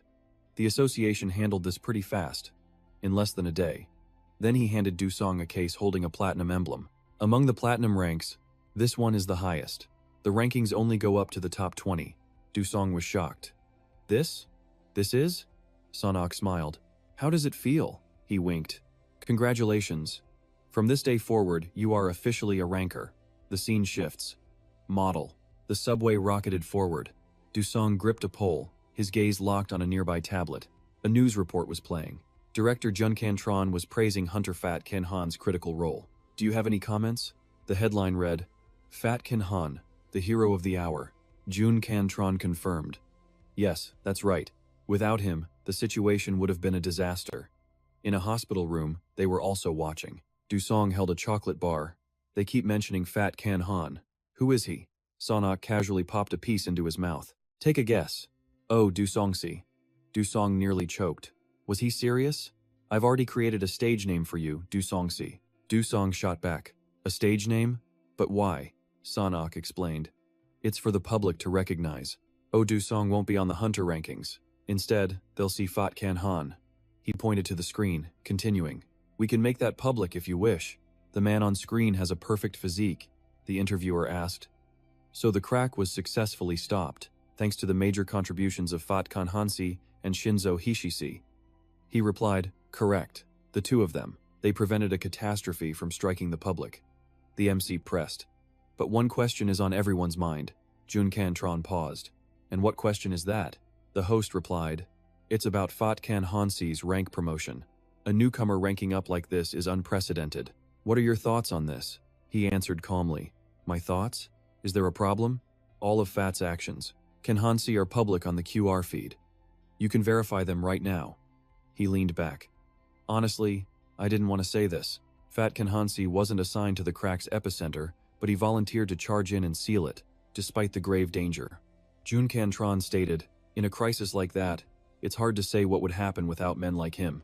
Many others on site demanded a retreat. A murmur spread through the hall. Those types could never be true heroes. They abandoned their responsibility and duty.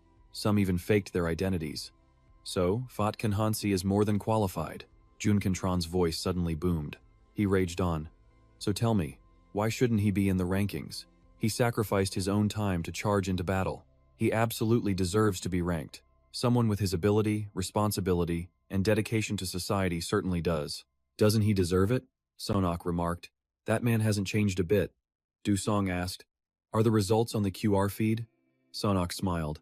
In reality, Fat Kan-han, no, Dusong-si, your exploits are now legendary. This will definitely boost your QR status. It's commendable. He continued, right now, everyone's talking about Fat Kan-han. It's been ages since a star like this emerged, on par with Lee Chae-hyuk. So, you're a superstar now. Interviews and commercials will come flooding in. You'll make a fortune. Might as well ride the wave, right? Dusong replied, no. I received a high rank for supporting the crack closure. I want to focus on that. He lowered his head. Without results to maintain it, my rank will plummet. Since I've started this path, I'll see it through. Sun Ok calmly replied, I knew you'd say that. Does that make my chosen stage name meaningless?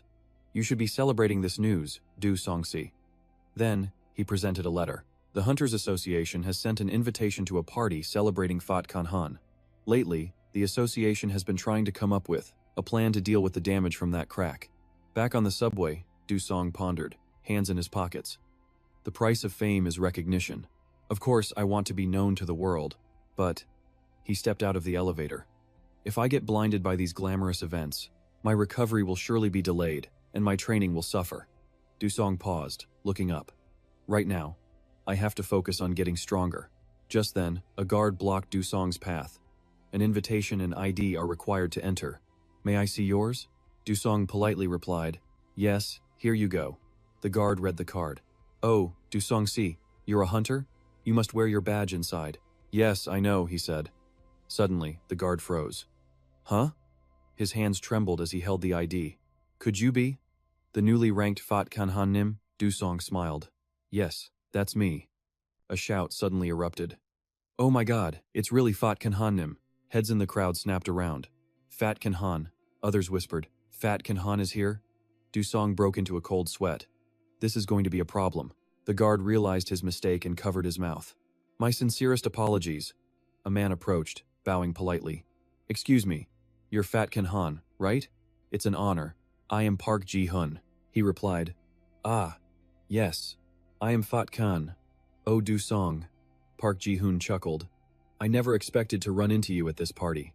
If you came alone, would you care to join me? He thought to himself, both the rookie Oh Do Song and Fat Kan Han are hot topics. Since he's unaffiliated, this is my first chance. Another voice cut in. Ah, so Oh Do Song-si came after all. He instantly recognized him. Lee Chae-hyuk. The man laughed loudly. Hey, been a while, hasn't it? About half a year, Chae-hyuk continued. What a relief. I was dragged here and don't know a soul. Looks like you came alone too? He threw an arm over Do-song's shoulder. Perfect. Sit with me. It's awkward showing up alone, right? Chae-hyuk glanced at the other man. Sorry, but I'll be borrowing him for a moment. You don't mind, do you? Park Ji-hun quickly waved his hands. Ah, yes, of course. No problem at all. The moment he agreed, Chae-hyuk acted. He dragged Do-song away, shouting, All right, let's go. Now, where should we sit? How about the front table for a better view? Maybe the middle is better? Or would the back be too hard to see from? Do-song spoke up. Thanks for helping me out of that awkward spot. Chae-hyuk just smiled. For what? I was being a bit shameless, so please forgive me. Then he glanced over. I run into those kinds of tricky situations sometimes too, Do-song added. Being surrounded by that many people, it's not a comfortable feeling at all, Chae-hyuk thought. It's really nothing special, like an animal cornered by wild dogs. That was Do-song, flustered by the crowd. If a lion suddenly appeared, would those dogs scatter in fear? That's what it was like when he rescued Do-song, and when Chi-hoon waved his hands shyly. That was the question. When a lion appears silently, what will the pack of dogs do? Chae-hyuk smirked. The lion has arrived, and they don't even have the sense to run? The lion and the animal. It's just an illustration, right? Do-song replied cautiously. That's a bit too much praise. How can you compare me to a lion?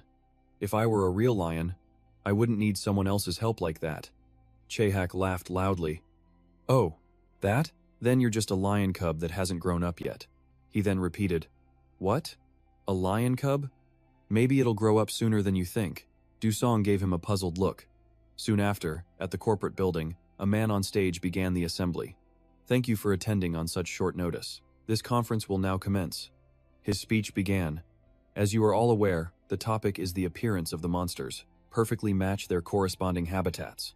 This was none other than the chairman of the Special Defense Agency, Jang Trang-uk. Specific examples appeared one by one. For instance, monsters from North America only appeared in North America, and monsters from Korea only appeared in Korea. However, a recent discovery was made. Monsters from all over the world are now appearing in places completely different from their natural habitats.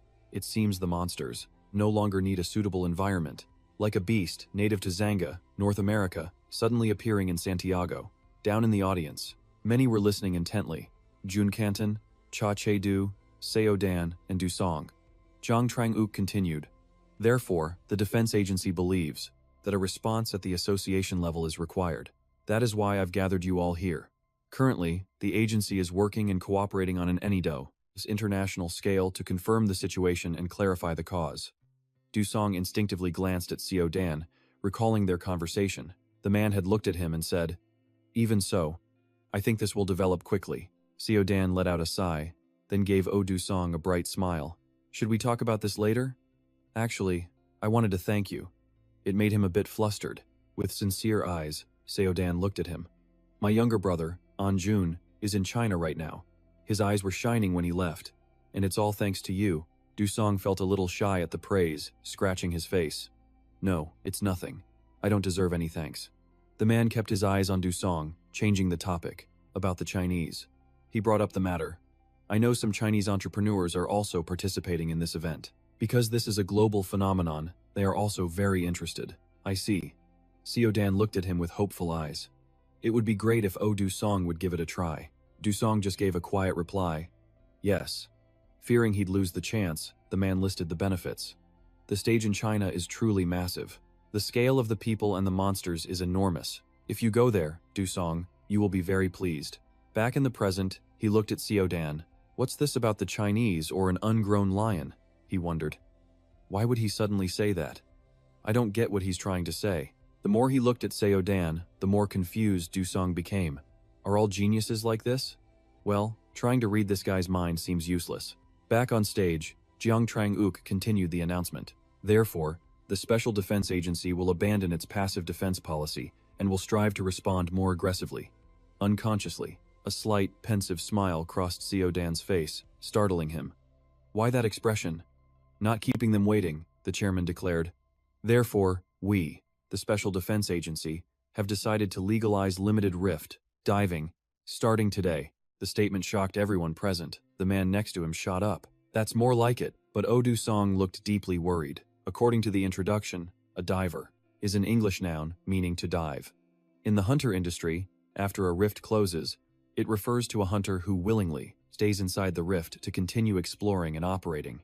Once humans fought monsters, the number and strength of hunters increased. The war against the monsters gradually tilted towards humanity's overwhelming victory. Humankind grew curious about the world beyond the rifts. An image of a rift appeared where they were gathered. They thought perhaps they could pioneer and explore a new world. Everyone hoped for it. The exploration of the rift's remnants by divers had begun. The final result was paid for with lives. The price of arrogance was brutal. Not only were hunters annihilated, but even military troops with special equipment were destroyed. A final surviving hunter famously said, "We only feared fighting on home turf." He was the only one who barely survived, leaving only those words before falling into a catatonic state, becoming a broken man. And since then, diving has been strictly forbidden by the industry. However, everything has its drawbacks, he continued. Of course, unlimited diving will not be permitted, because it is a dangerous act. It cannot be approved carelessly. Therefore, we will cautiously proceed with selecting hunters who are confirmed to have the proper qualifications and abilities. According to the defense agency, Jiang Trang-uk clarified the rules. Furthermore, this is only a request and will not be mandatory anywhere. For the common good, the decision to participate will depend on the abilities of the individuals involved. His words made all the hunters in their seats ponder. Of course, it's about ability. Is there any hunter who would refuse this? Diving, a hunter's dream. If successful, one could gain honor and wealth that no one else has. Seeing the excited mood, Jun Kenton spoke up. The atmosphere has completely changed. Cha Che-du, sitting beside him, also smiled. He held up the paper, stating the next rule. Additionally, there will be no special coercive actions. If a hunter simply records the information gathered until their return, then you are free to take any action you wish in there. With serious eyes, Jiang Trang-uk's expression hardened. All byproducts found will also be considered the hunter's property. With no time to waste, he began. I will now announce the first roster, based on the overall rankings. First, Rank 1, Lejaka, Rank 4, Kim Jo-han, and Rank 7, Du-seong. He turned to congratulate him, and Du-seong gladly accepted. The announcements continued. Rank 9, and finally, Rank 19, Oh Do-seong, which caught him by surprise. Hearing that name, the room erupted into whispers. What? How is he suddenly Rank 19? What are the selection criteria? Isn't Oh Do-seong a rookie who just passed? Wasn't Rank 19 supposed to be Phap Can-han? Why Oh Do-seong? Their reaction rattled the announcer, who tried to calm them. Please, silence during the announcement. There will be time for questions later. But a voice cut in, making the director sigh. A man rose from his seat. I object. It was Cha Che-ju, director of the 2F4T Guild, currently rank 8, spoke into the mic. Let me say this. This isn't about Phap Can-han. No, Oh Do-seong is a novice. He received his license less than half a year ago. To give such a crucial mission to him, ignoring all the seasoned veterans, is it appropriate for a rookie to receive this task? I'm not being biased, but what does this say to the other rankers? The director quickly refuted. This selection was based on survival skills and situational adaptability, not on active time. Additionally, individuals were prioritized over teams. Ultimately, after reviewing all of Oh Do-seong's personal action cam footage, we determined he meets the selection criteria. But Cha Che-ju's expression remained firm. We can't view that footage. I've heard that besides the few edited clips that were released, there are private videos that remain undisclosed. Watching from his seat, Du-seong observed Cha Che-ju. He's the director of a guild, he thought. He has great influence and is a well-known hunter. By defending those not on the list, he puts the National Defense Agency in a bind. Glancing at Du-seong, he mused. Is he dragging this out because he can't stand being outshined by a rookie like Oh Do-seong? Since I'm a rookie, he has a lot to criticize. Unwilling to back down, the man shouted. Therefore, I question the defense agency's selection. I cannot simply accept this. It needs verification from another credible agency besides national defense. Seeing his defiant attitude, a woman's voice cut in. Then I will do the verification. Cha Cheju's head snapped toward the sound. Yes, it was Shin Jo-hee of QR. I'll be blunt. There is nothing to discuss regarding Oh Do-seong's skill. I trust and will personally guarantee it. Nearby, Jo Gun-chun smirked. Cha Che-ju, my friend, you seem a bit rushed. Do-seong, for his part, was enjoying the show. Senior Joe had already spoken highly of him on air. And now, even the number 2 ranker, Shin Jo-hee, had stepped in.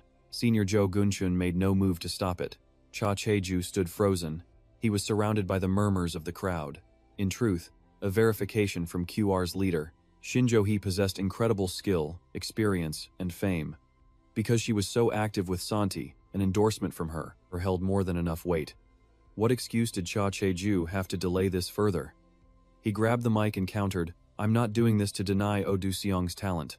But what is the most vital skill for a dungeon hunter? Is it not situational offense and defense? Wrong. Hearing that, Shin Jo-hee smirked. Projecting an image of him, Cha Che-ju pressed his point. However, if you watch the released footage, Do-seong's attacks are exclusively close range. A hunter can't be perfect, but the fact is, he has clear shortcomings. What? The remark left Do-seong feeling helpless. How vile. Is he just looking for a fight? The atmosphere grew incredibly tense. Unconsciously, the crowd was tiring of his antics. Just give it a rest already. Is he trying to sabotage my career? At this point, Do-seong felt he had to speak up. He couldn't listen to this anymore. I have to say something now. Suddenly, Oh Do-seong shot to his feet. Huh? Placing a hand on his chest, he introduced himself. I am Oh Do-seong. I fully understand the support and opposition from my seniors, and I sincerely apologize for this disruption. I also thank those who have spoken for me. First, allow me to state my position clearly. Hearing this, Shin Jo-hee smiled.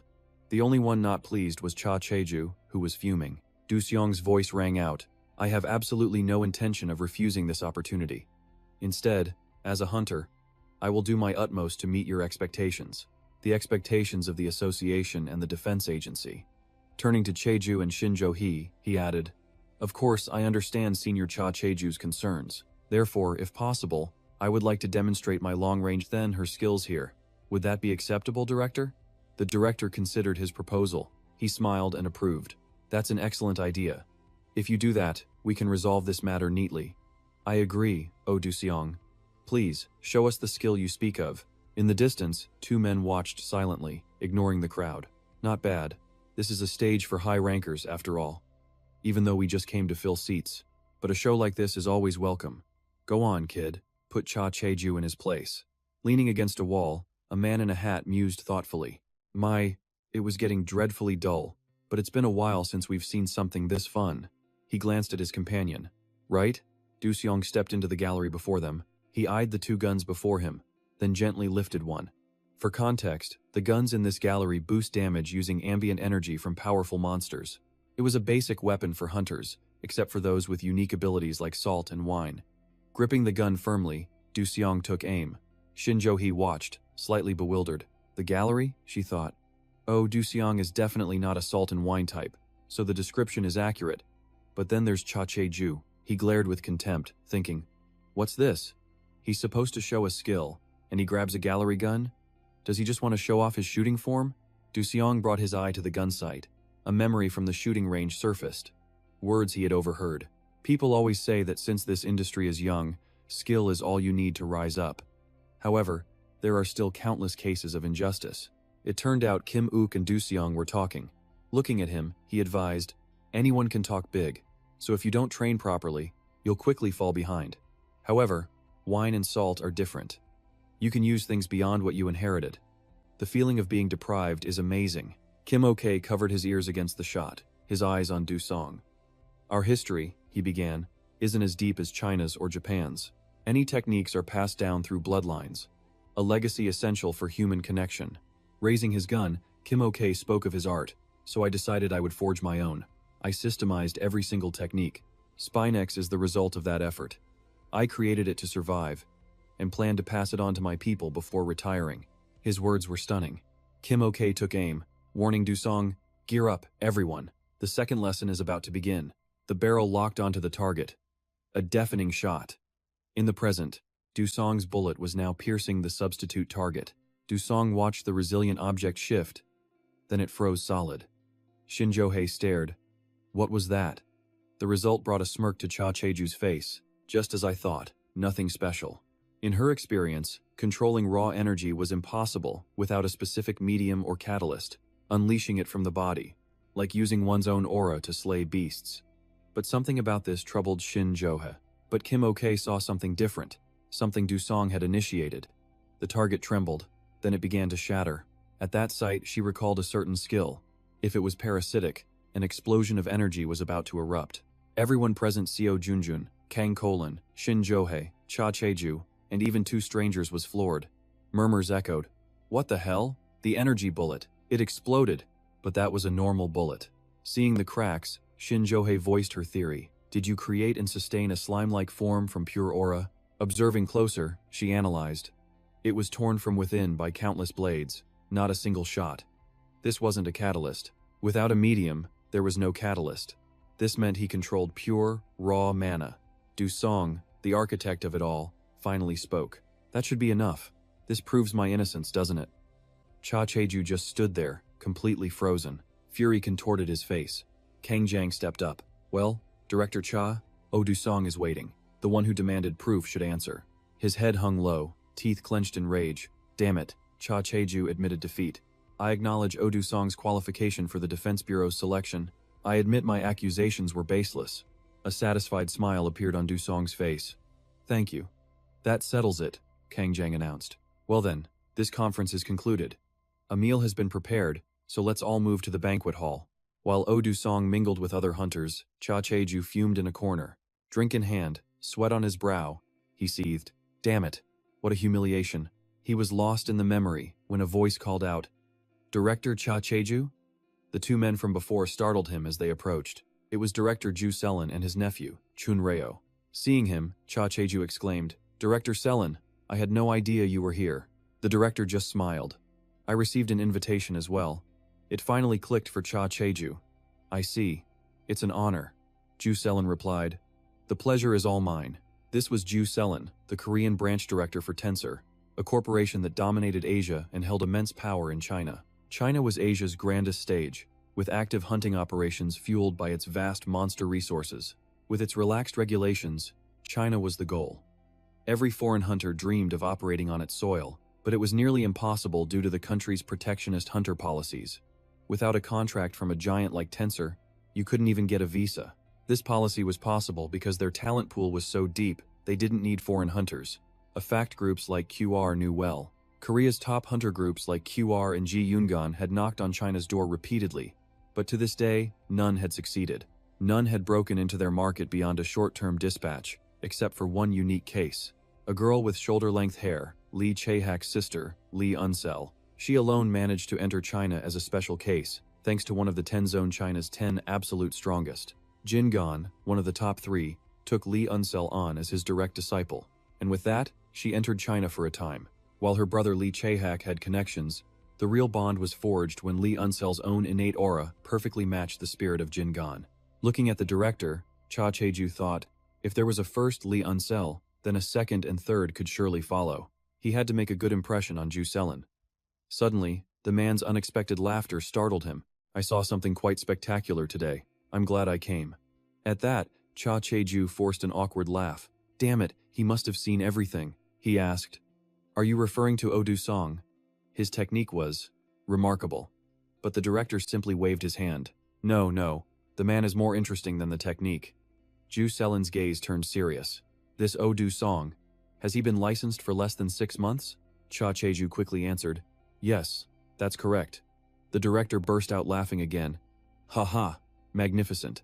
It sounds preposterous, but it's clear he mastered that skill in a remarkably short amount of time. Cha Cheju was stunned. What? Recalling the feat, he scoffed internally. No matter how advanced China's techniques were, wasn't that an arrogant assessment? That technique is utterly useless, he muttered. Ju Selin just continued to laugh heartily. Ha, it's been a long time since I've met someone with such raw talent. He turned to his companion. Don't you agree? Rio turned his head. He looked for Chunreo. Where did he go? His nephew's disappearance angered Ju Selin. Reo, that brat. Did he go after Oh Dusong? In a park full of shady trees, Dusong sat sighing on a bench. Was that too much? His technique was still far from perfect. How could he ever execute it flawlessly? He raised a trembling hand and stared at it. He clenched his fist, unable to shake off the lingering tension from the demonstration. But then, a thought struck Dusong. He had successfully completed the trial. Wouldn't that mean his technique would soon be officially recognized? The sound of footsteps approached from behind. As if a sixth sense warned him, Dusong glanced back. Was someone there? It was Chu Jio, now standing directly behind him. Dusong startled. Who was this guy? Where did he come from? Chu Jio spoke in a low voice. You're Oh Dusong? His arrogant eyes scanned him up and down. Care for a match? The sudden challenge left Dusong completely baffled. What? Dusong's confusion deepened. He had no idea why Chu Jio was suddenly speaking to him in Chinese. He could tell from his expression. He guessed it must be Chinese, like the other visitors from earlier. Suddenly, from a distance, Chu Xiaojin shouted, You brat! I knew I'd find you here. I told you not to cause any trouble. He pointed an accusing finger. Damn it, what have you done now? Chu Xiaojin quickly took off his hat. Apologizing on the boy's behalf, he said, My apologies for the disturbance, Mr. Oh Dusong. Seeing this, Dusong felt awkward. It's fine. But how do you know my name? Chu Xiaojin pulled out a business card with a smile. Ah, I recognized you during your demonstration. That name sparked a faint memory in Dusong. It read Tensor Kozia. You're the director of Tensor Kozia? Chu Xiaojin nodded.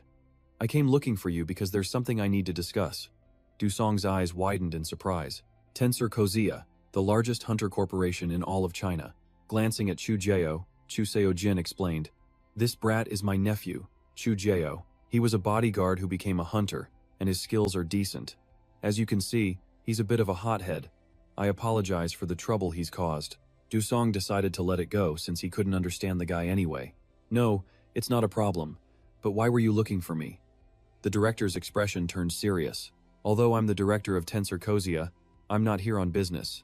I wish to establish a personal relationship with you. A look of confusion spread across Dusong's face. Chu Xiaojin continued. As a hunter, you must have heard of Tensor Kozia, correct? But there are things about us that aren't widely known.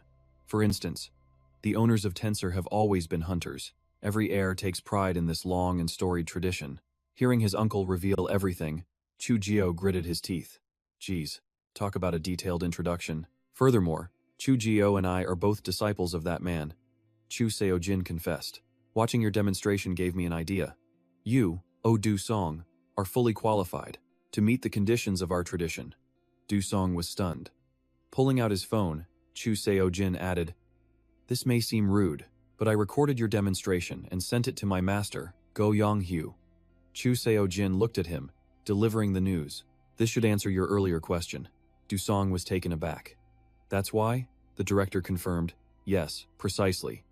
But his next words were even more shocking. The number one under heaven wants to see you, Oh Dusong. He wants to witness your potential firsthand. Dusong's voice trembled. Number one. You mean one of the 10 masters? He is one of them. Chu Xiaojin replied calmly. Ah, but the details are classified. His sharp eyes seemed to size Dusong up. Of course, he is the strongest among them, a true genius, born once in 1,000 years. Naturally, for you to become his disciple, there is one condition, just as he expected. What is the condition? Dusong asked, clutching the card. To become his disciple, you must become wholly his. Seeing Dusong's alarmed face, he quickly explained. This training won't take away your freedom. However, during the process, using any other techniques will be forbidden. That includes every skill you've learned up to this point, including the one you just used. Chu Xiaojin reiterated. The technique you used in the demonstration. All of it. Master forbids its use. Before he could finish, Dusong cut him off. I know what you're going to say next. Chu Xiaojin was startled. What? Dusong spoke each word with clarity. My master and I have already severed our ties, correct? The statement was so accurate it left the director speechless. That's right, but I never told anyone. Dusong's rejection was firm. I appreciate the offer, but I refuse. Alarmed at losing such a talent, the director cried out. Have you truly thought this through? As Dusong turned to leave, Chu Xiaojin's voice grew louder. May I ask why? This is a once-in-a-lifetime opportunity you're throwing away. Du Song ignored him completely. Nothing he said would change his mind. Confused, Chu Jiao looked at his uncle. Uncle, what's with this atmosphere? Ignoring his nephew, the director nodded grimly. If that's your decision, his brow furrowed in thought. Then perhaps it's for the best. He replied to his nephew in Chinese. He refused the offer. Understanding dawned on Chu Jiao's face, which twisted into a sneer. What? That idiot. His uncle continued to translate Du Song's reasoning. The techniques I've learned are more than enough for me. I have no need for foreign skills. That last phrase made Chu Jiao's eyes burn with rage. What did you say? He suddenly roared. Chu Jiao unleashed a torrent of insults. Chu Seojin glanced at Du Song. Do you need a translation? But the boy continued his tirade. Getting a little full of yourself, are you? This spineless rabbit thinks his pathetic little skills are something special? And he dares to throw away an opportunity from the heavens. Chu Jiao's voice boomed. You're just a nobody, a frog in a well. Not wanting to waste any more time, Du Song turned away.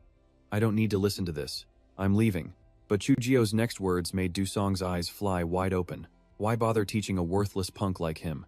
With skills that pathetic, it's only a matter of time before he's destroyed. Du Song whipped around to face Chu Jiao, who was smirking with his arms crossed. What did you just say? His face darkened. You dare say those words to my face? A vivid image of Kim Ok flashed before Du Song's eyes. He roared. We meet again. Kim Ok. A triumphant sneer spread across Chu Jiao's face. If you're so confident in your technique, then prove it. Fight me. Chu Seojin looked confused by his unwavering stance. He approached Du Song, pleading for him to agree to one meeting. I'm sorry, but meeting this person might change your mind. Du Song ignored him and stepped forward. Let's just fight. Chun Jiao stood behind them, completely baffled. What? Du Song faced him, his eyes burning with raw killing intent. Let's see just how skilled you are, you bastard. Inside a ring, two fighters stood ready. On one side, Chun Jiao stared at him with contempt.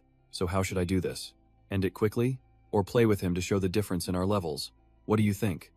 On the other side, Du Song calmly adjusted his gear. Seeing his nephew's arrogance, Chu Seojin warned him.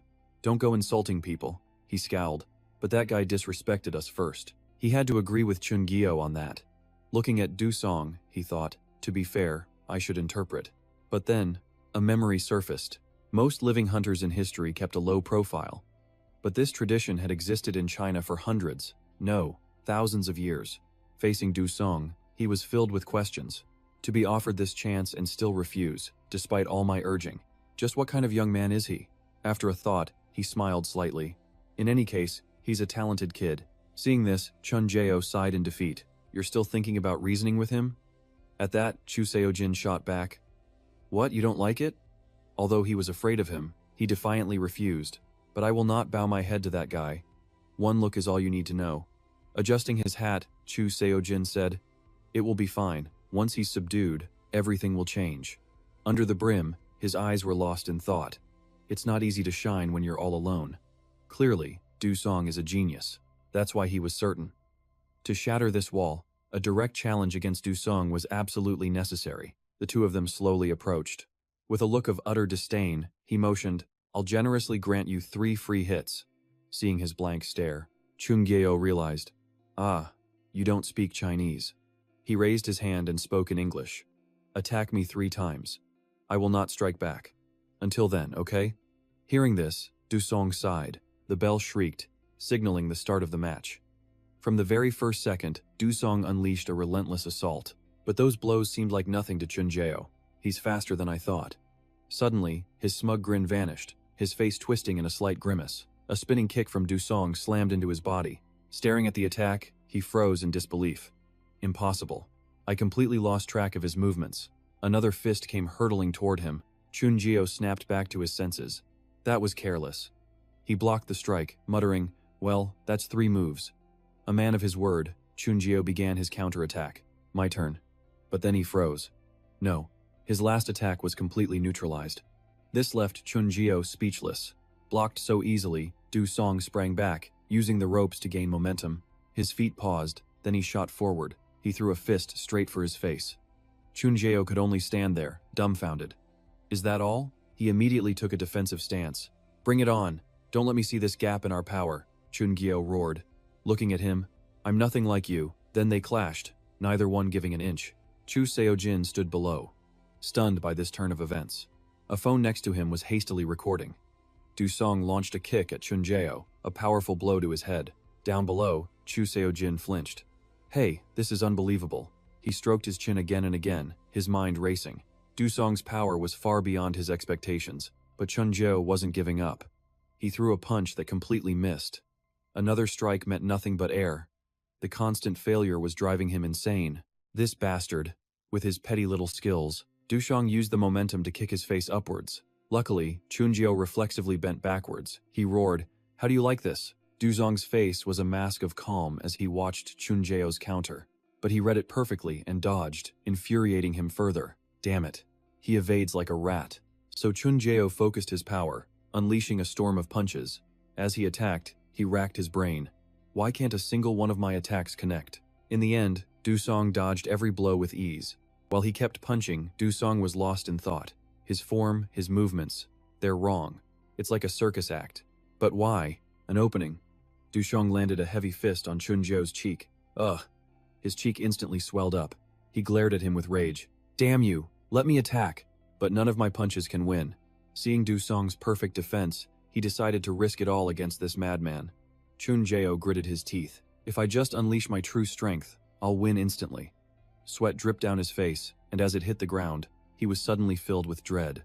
Staring at the wet spot on the floor, Chun Jae-oh was stunned. When did I start sweating? His body began to tremble. What is this? My body is shaking.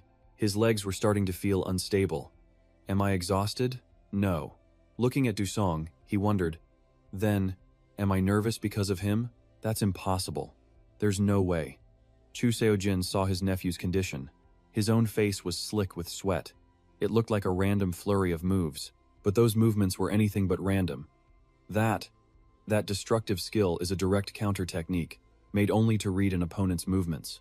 Right now, Chun Jae-oh felt like an insect before Du-song. In his mind, I've never experienced a destructive skill before. It feels like I'm facing my natural predator. He's getting ready to kill me. There's no way out. Chun Jae-oh roared, unleashing his combo on Du-song again. This time, he blocked it with a single hand.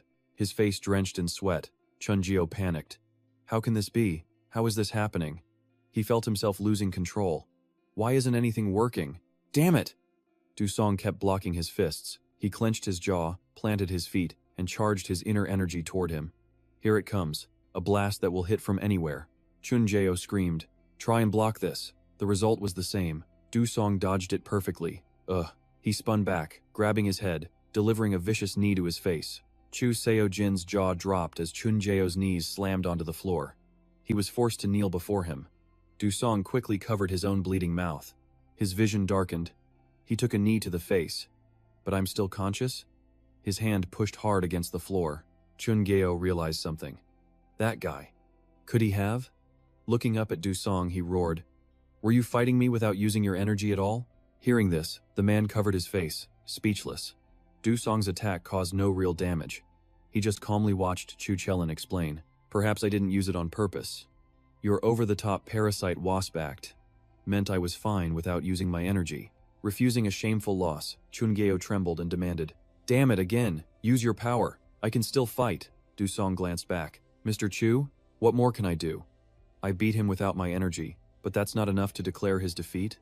Besides, the machine began its analysis. Looking at him, it judged his friend's words to be nothing more than a bluff.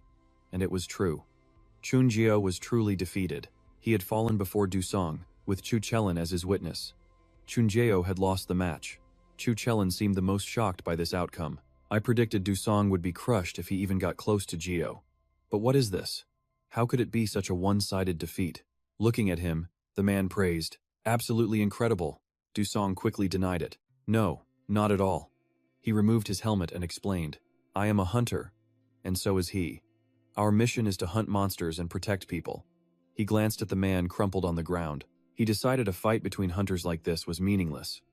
This was all just the anger of two men, a simple, personal squabble, and I'm not used to losing my temper. Turning towards the door, Du-song reminded them, "Therefore, let's not focus too much on the results, not me, Chun Jae-oh, or director Chu Chelan." His face darkened as he glanced at a phone. The person on the other end was watching. The director also glanced at the phone. From afar, Du Song spoke. Please pass a message to the caller. If you want something from me, contact me through the company or come see me in person. As he walked, he added a condition. Or at the very least, you should request. To avoid these squabbles that hurt your subordinates' feelings. Now, goodbye. Suddenly, Chu Chelin called out. Du Song, wait! He gasped for breath, trying to keep up. Abruptly, Chu Chelin froze. It was the phone. Someone was speaking. From what I have just heard, it seems I've been insulted beyond belief. This is the first time I've met a kid like this from the Far East. The voice left him stunned. Ma, master! Chu Chelin bowed respectfully to the camera. My apologies, it was all my misjudgment. What could he say? Don't scold me? The person on the other end replied. It's fine, say no more. From the device, the voice continued. I'm not angry. I found it entertaining, so that is enough. Those words surprised Chu Chelin. Entertaining. Master, you found it entertaining. I've been taught by you for 35 years, and this is the first time. He listened, watching the screen. His master was smiling brightly. Now then, let's move on to the next topic. The words that followed sent Chu Chelin and Chunjeo into a panic. What? A news alert flashed on screen. Hunter Park Kang-han succeeds in an 11-star hunt. More breaking news followed. Park Kang-han, currently on a hunt in a surprise broadcast. Another source reported. In a surprise broadcast, Park Kang-han strongly declares his intent for the number 11 spot. A thought flashed. I have no intention of doing anything else until I surpass Lai Che-hak for the number 1 position. The man holding the phone chuckled. Haha, still so passionate and full of spirit, aren't you? It was Jun Canton. He smirked at the phone. In short, don't bother me or get in my way. Looking at the person before him, Jun Canton winked. An interesting fellow, isn't he? You need guys like him to keep this industry alive. Hearing his words, the other person smirked. I wish we had more people with his kind of showmanship in our industry. Isn't that right? Director Du Chun So sat in his chair. He mused. The third-ranked hunter, Du Chun So, the representative of Jianggan, a two-faced man with QR in 2B4T. Looking up, he demanded, if you're done, put the phone away. Du Chun Seat added, no matter where you are, right now, there are other matters to focus on. Jun Canton shrugged, tilting his head. Oh, my apologies. I thought Director Du would be interested. He sighed, looking down. Ah, I already said I would rearrange the positions. Eyes widening, Jun Canton asked him. Representative Du, am I crazy for selling QR to China? Du Chun Seot waved it off. Not to China, but to Tencent. Besides, how many times must I explain it wasn't a sale? Hearing this, Jun Canton stared. Is that really what you're saying? If you are talking about building a massive, three-way cooperative system between Korea and China, then how is that different from selling the company? He held up 2 fingers. So, you only need to know 2 things. He glared at Du Chun So, listing them off. First, I, Jun Canton, am not some guardian deity. Second, I have no intention of selling the company I've dedicated my entire life to, only to become a figurehead president. Seeing his stubbornness, Du Chun Seo sighed. Do you realize what kind of opportunity this is? Jun Canton scoffed at his words. So you don't deny what I said. You call this an opportunity? Du Chun Seo looked weary. We are going to fall behind China. No, we are already falling behind. 15 years ago, I never took China seriously. Looking at Jun Canton, he continued. If we could even catch up, we were just being too optimistic. But what is the situation now? A series of techniques flashed in his memory. Du Chun Seo frowned. Our country's next-generation hunters. Of course, the first hunters in our field were the engine. They absorbed our hunting know-how and our systematic management. Now, they've combined it with their own power, growing at incredible speeds. Du Chun Seot stated, our predictions were wrong, Representative Du. If we're wrong, we must admit it. Shaking his head, Jun Canton retorted, anyone can tell that's not it. So that is the choice you came up with? Clenching his fist, Du Chun Seo smiled proudly. That's right, a version of the eyes of a true martial artist. That's it. In the past, kung fu manuals appeared alongside their practitioners hand in hand, but outside the 10-year chronicles in China, there were no successors, so they only remain as documents or decade-old graphs. With the fighters restored, Tensor offered the results to their partners as a special favor. Scratching his head, Ju Cantron scoffed that they weren't using the real Tensor, but an unverified clone, meaning he'd be a willing guinea pig. From his desk, Du Junsot analyzed it again. Skills can be gained, techniques unlocked, in return for just a small concession. This, however, could pioneer a whole new field. Something clicked for Du Ganshan. That must be how he's made it this far, through countless life-or-death battles. I don't care. My position remains unchanged. Understanding everything, Du Junso rose slowly. So that's how it is. All right. In truth, I only came to persuade Representative Du, as requested by Tensor, but for my sake, it's better without QL. Passing Ju Cantron, he glanced back. Representative Du, I have some advice. There is a wall that absolutely cannot be overcome. His face filled with confusion. The new team is betting their lives on that. The results aren't good, are they? They probably won't get better, either. That's for sure. Biting his lip, Du Ganshan forced a smile. An insurmountable wall, he says. I never thought of it that way, but his eyes were different, deep in thought. To inherit that restored power, the proposal itself was certainly worth considering. But did Du Junso truly not know the risks? A massive company held in the palm of China's Tensor. The company would surely be crippled by their interference. To know such a danger and still accept it. For him, the reason was obvious. Nodding his head, Ju Cantron spoke clearly. An insurmountable wall, like Li Jaehak, the one that Representative Du has never once surpassed. Du Junso froze solid. Placing a hand on his forehead, he let out a quiet laugh. Representative Du's history with Li Jaehak is known to all. But the one who ignited those old feelings was none other than Oh Du-sung. After meeting Oh Du-sung, I'm exhausted by this unbridgeable gap. His expression made him wary. Oh Du-sung, the man who appeared like a tycoon, igniting anxiety after everything that happened. He glanced toward Cha Cheju. Ju Cantron understood. Thinking back, he could understand Cha Cheju's bitter resentment.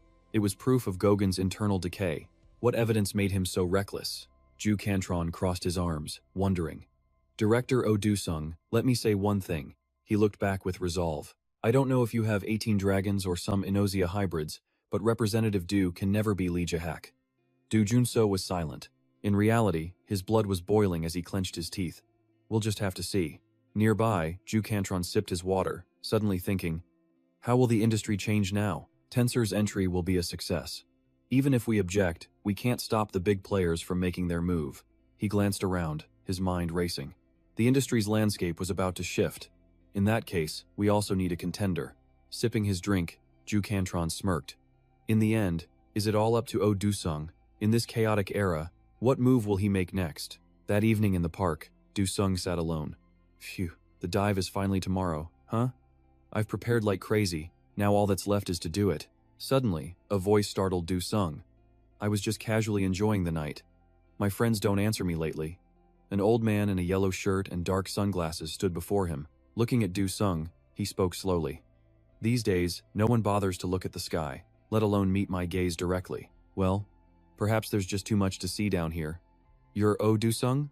I stopped in Korea for a while and was very impressed with your interview.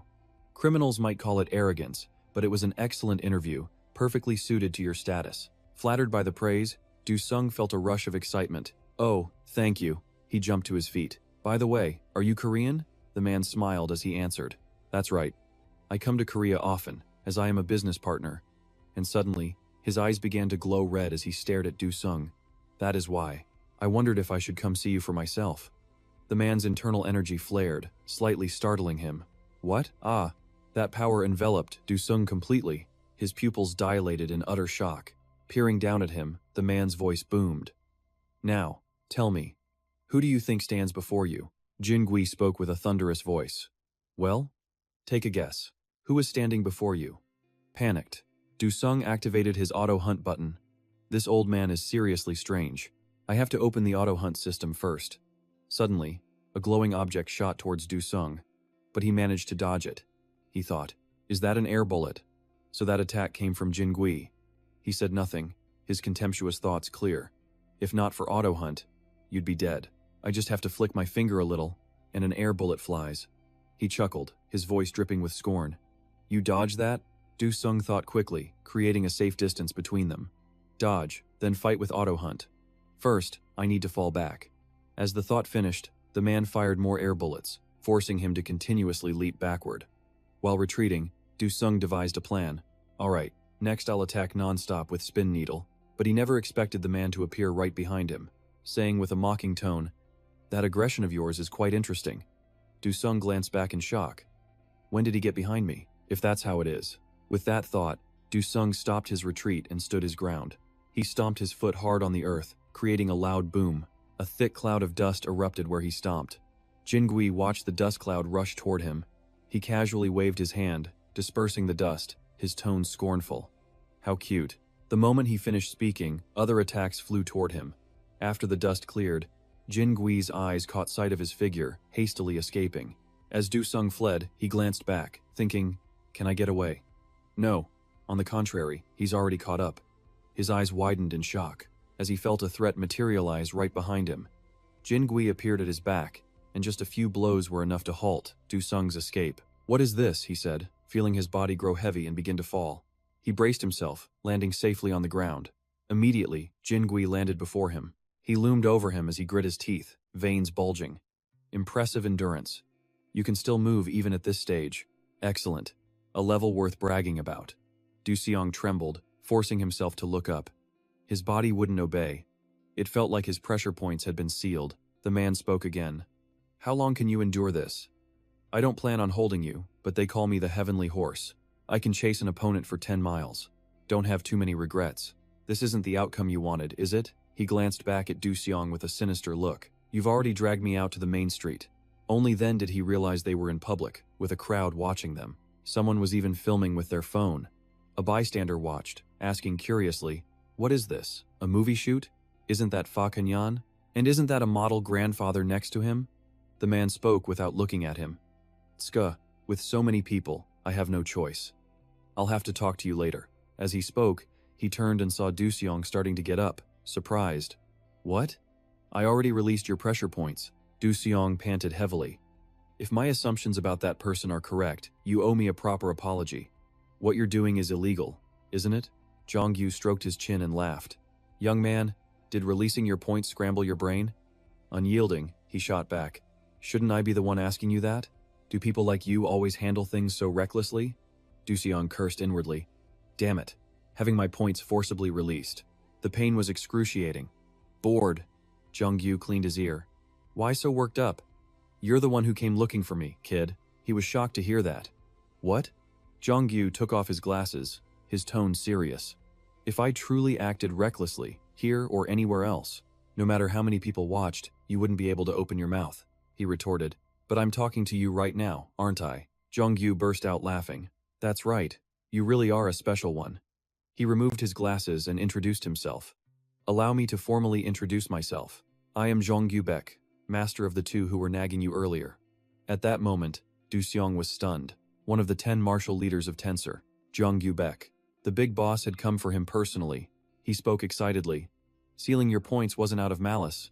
I just needed some time to observe your body closely. To see every detail, it is nothing short of a masterpiece." Du-seong broke out in a sweat, recalling Lee Jae-hyuk touching his body.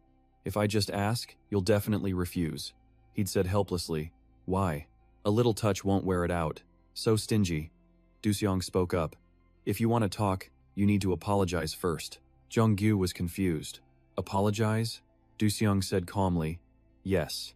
For the insults a senior like you showed me, and for what I just endured. I deserve an apology. That is my condition. Apologize, and I'll gladly listen. If not..." Before he could finish, Jong-yu's strange laugh cut him off. "If not, then what? What can you possibly do to me, young man?" Du-seong threatened back.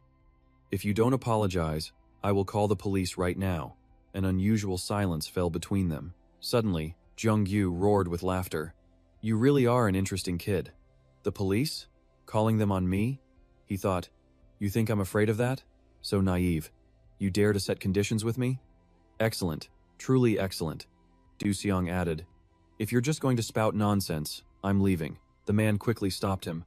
Wait, this can still be salvaged. I have a proposal." He issued a challenge. "How about a match between you and me?" Jong-yu presented a box. "Care to make a bet with me?" Du-seong was startled by the sudden request. "A bet?" The man nodded. "Yes, let's bet," he replied firmly. "Why should I have to bet with you?"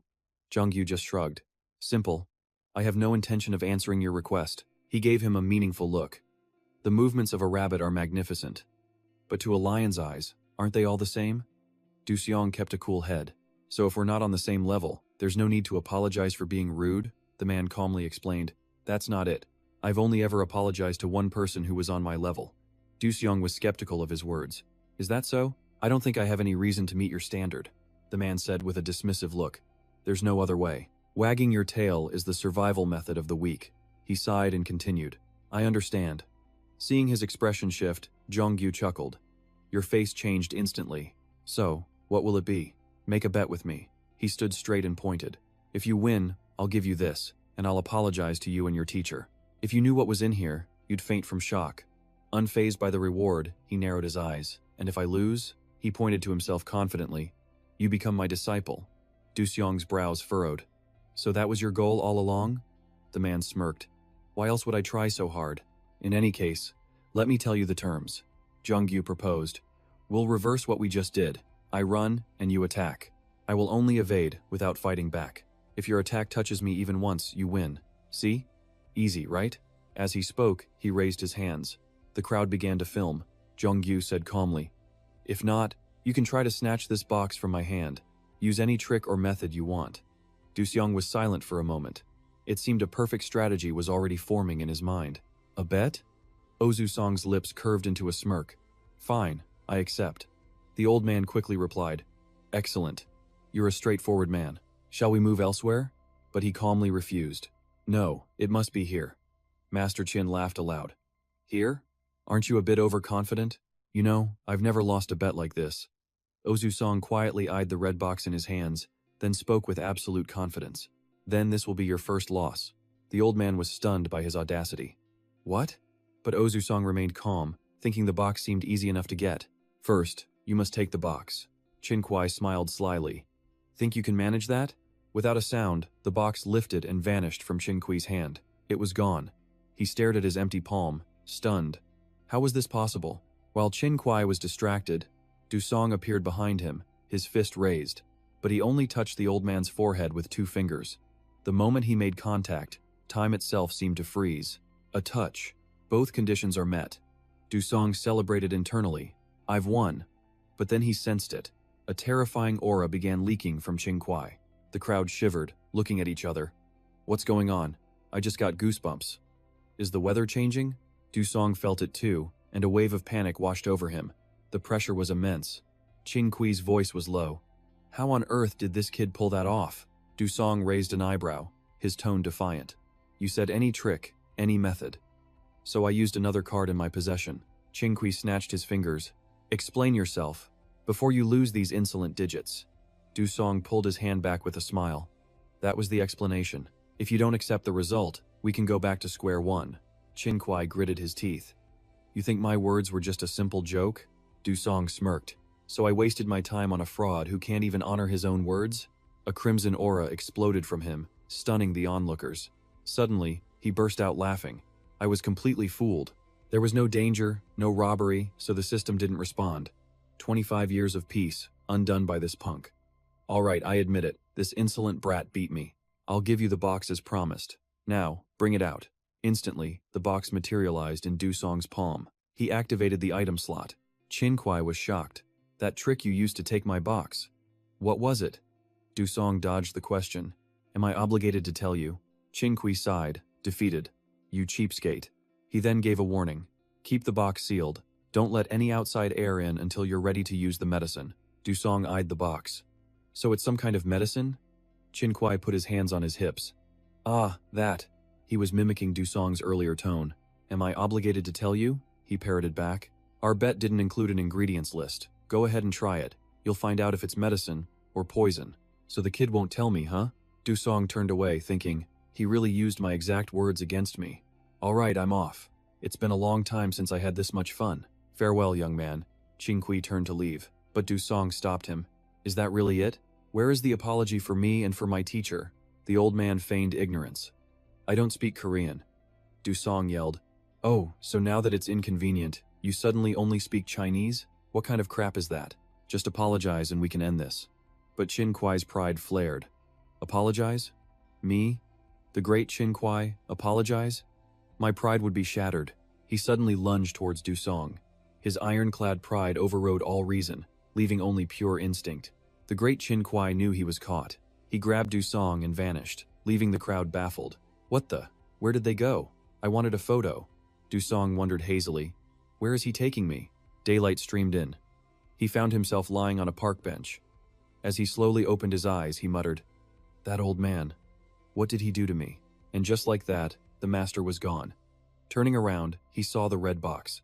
Underneath it was a note. To Dusong, I had urgent business and had to leave. Don't misunderstand. I'm not running away. Something urgent came up. The box contains a simple medicine. You can take it. Don't be a fool and save it. I saw the blood on your hands. This will improve your energy flow and help you recover. Consider this a gesture of goodwill.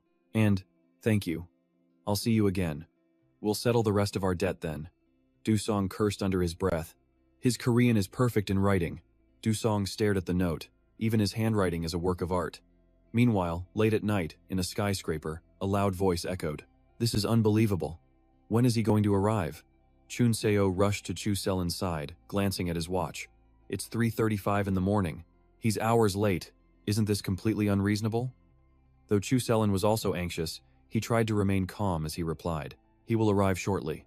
But Chun Seo shot back with contempt. You've been saying that for hours. I have other plans, but... He stopped mid-sentence, his attention drawn to the opening door.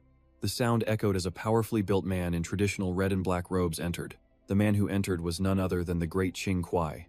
Chun Seo was stunned. It's him, the leader of Tensor, the great Ching Kwai. The master spoke calmly. You certainly don't hold back your stare. Chun Seo immediately bowed deeply, showing his respect. It is an immense honor, sir. I am Chun Seo, director of DOG. Though he bowed, his face was filled with anxiety. I have to get on his good side. The master simply glanced at him, then said abruptly, All right, I've heard you. Chun Seo replied quickly. Yes, it's a true honor too. But before he could finish, the great Ching Kwai had already turned away from him. We've had our meeting. That's enough, isn't it? Chun Seo was stunned, treated like an idiot. What? Let's go, the master said, leaving Chun Seo to stare in disbelief. Cao Jin hesitated. Master, about that. As he walked away, the master grumbled. I thought this was a simple walk. Why'd I have to meet such a rude brat? I'm tired. I'm going home to nap. Chun Seo quickly realized what was happening. Unwilling to give up, he ran after him. Great master, no, please wait.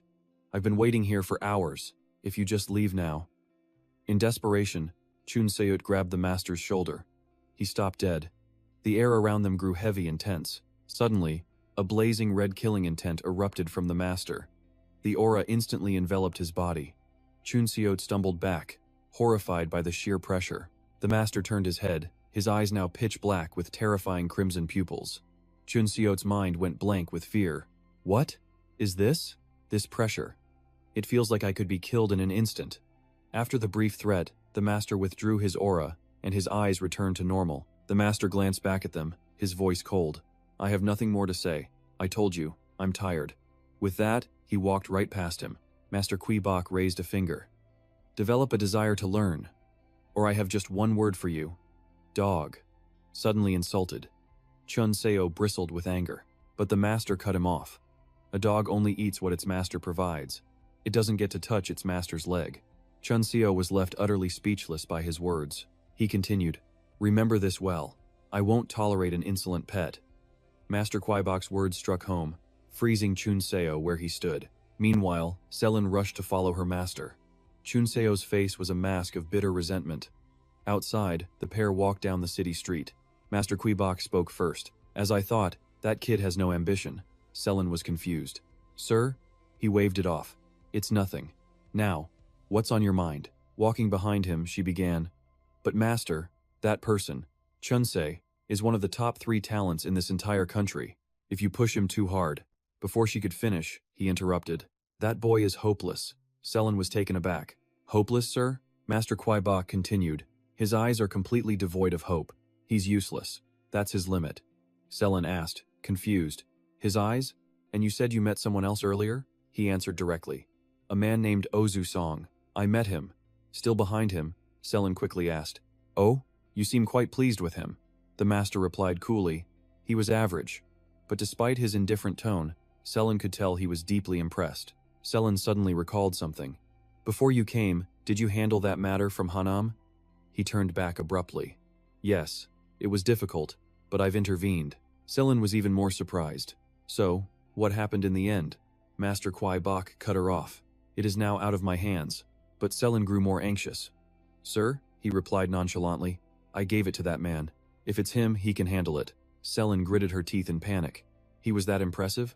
To give him the legendary Hua Dan pill? Master Kwai Bok flinched slightly. It's nothing, he thought with a pang of regret. Still, it's a bit of a waste. The scene shifts to Ozu Song, wearing the armor called the Queen's Embrace. Standing at the fissure's entrance, a man spoke. All right, first diver. Good luck out there. Ozu Song simply replied, right, and pulled his visor down. July 19th, at 1:02 p.m. The rift entrance officially opened. Diver Ozu Song would now face this world alone. There was only one way back. The system interface announced its activation. Rift interference closing. Retracting all external energy. In 19 hours, the gate would appear 52 kilometers from his drop point. He had to survive and get there before it closed for good. The primary objective for Diver Ozu Song, return alive. As he sprinted relentlessly, a notification pinged from his body camera. Exploration gear online. Shoulder camera is functioning normally. He glanced at his wrist display. Good. Time to begin the expedition. Ozu Song navigated the hazardous terrain with ease until he saw them. A pack of monkey vipers. Their rank was confirmed as 23 stars. Ozu Song recognized it instantly, the first monster encounter. Just then, the monkey vipers roared, signaling their imminent attack, but Ozu Song didn't hesitate, readying himself for battle. Auto hunt, activate. Without another thought, he charged into the swarm. All right, let the hunt begin. The moment Ozu Song landed, the confrontation began. The monkey vipers shrieked savagely, one after another, as the bloodthirsty creatures charged. The monsters lunged forward, but his battlesuit suddenly took control, pulling his body backward as his feet left the ground. He stumbled back, just as the monkey vipers attacked. What the? Why? Suddenly, his body spun around and broke into a dead sprint. The pack of monsters gave chase from behind. While running, Ozu Song yelled, "What's going on?" The monkey vipers pursued him relentlessly. Why is Auto Hunt making me flee? A monkey viper's level. I'm more than strong enough to hunt them. He knew he could defeat them. And yet, his body kept sprinting forward. Suddenly, his arm reached behind him on its own. It grabbed something. Ozu Song was shocked by what he now held, the wooden box.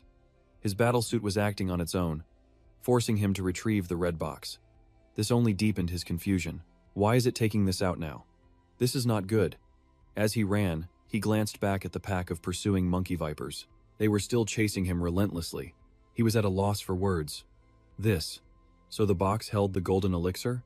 His suit then automatically retracted his helmet. The suit took the elixir and brought it toward his mouth. Hey, wait, I have to eat this now?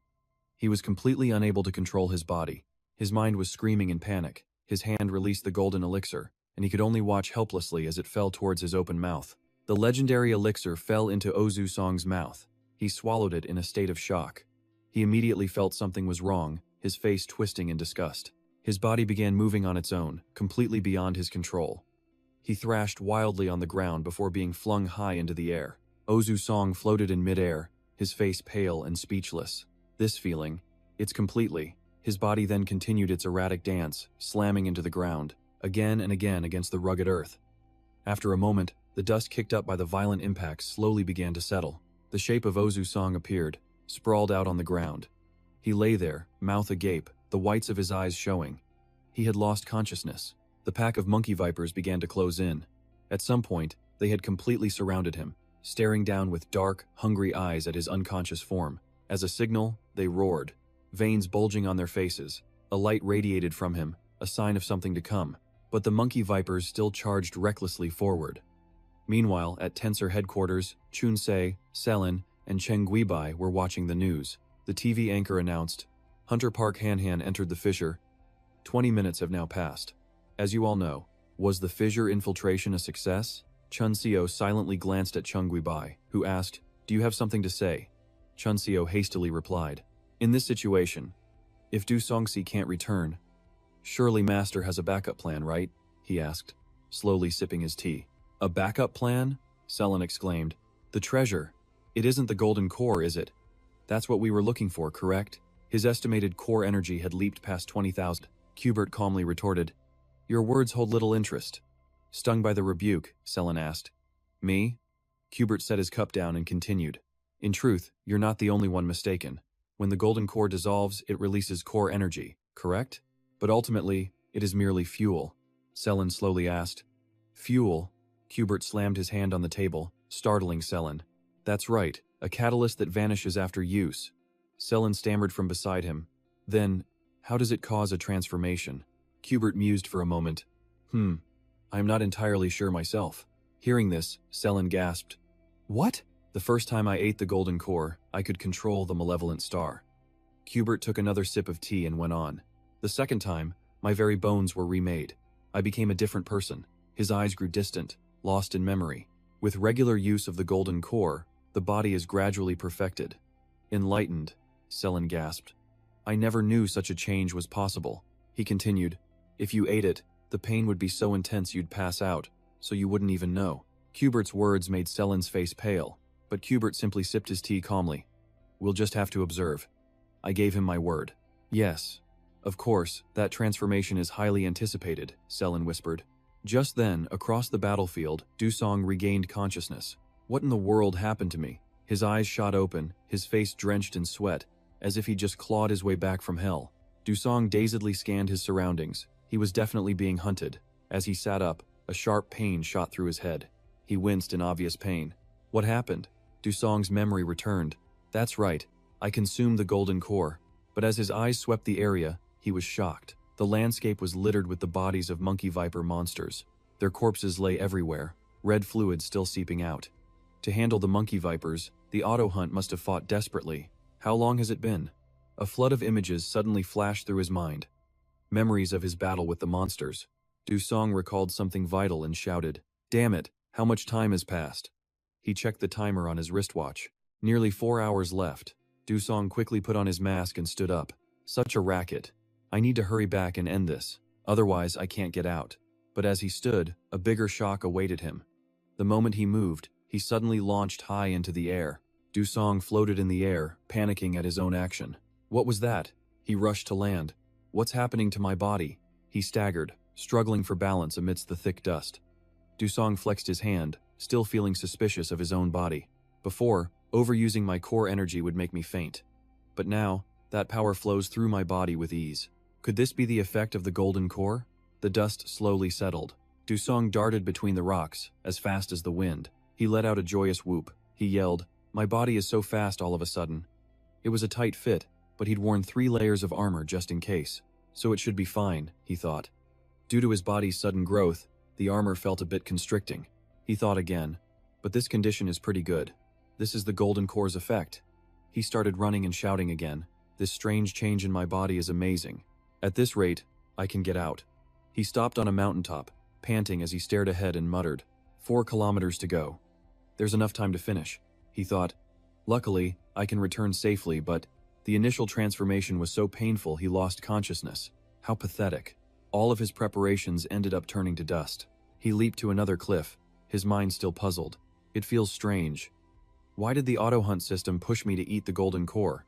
Considering the monkey viper's level, my original strength was enough to kill it. But suddenly, a loud explosion boomed in the sky. Then a flash of light shattered the silence, cutting off his train of thought. The light from the blast forced him to shield his eyes. That's a flare. The anomaly point.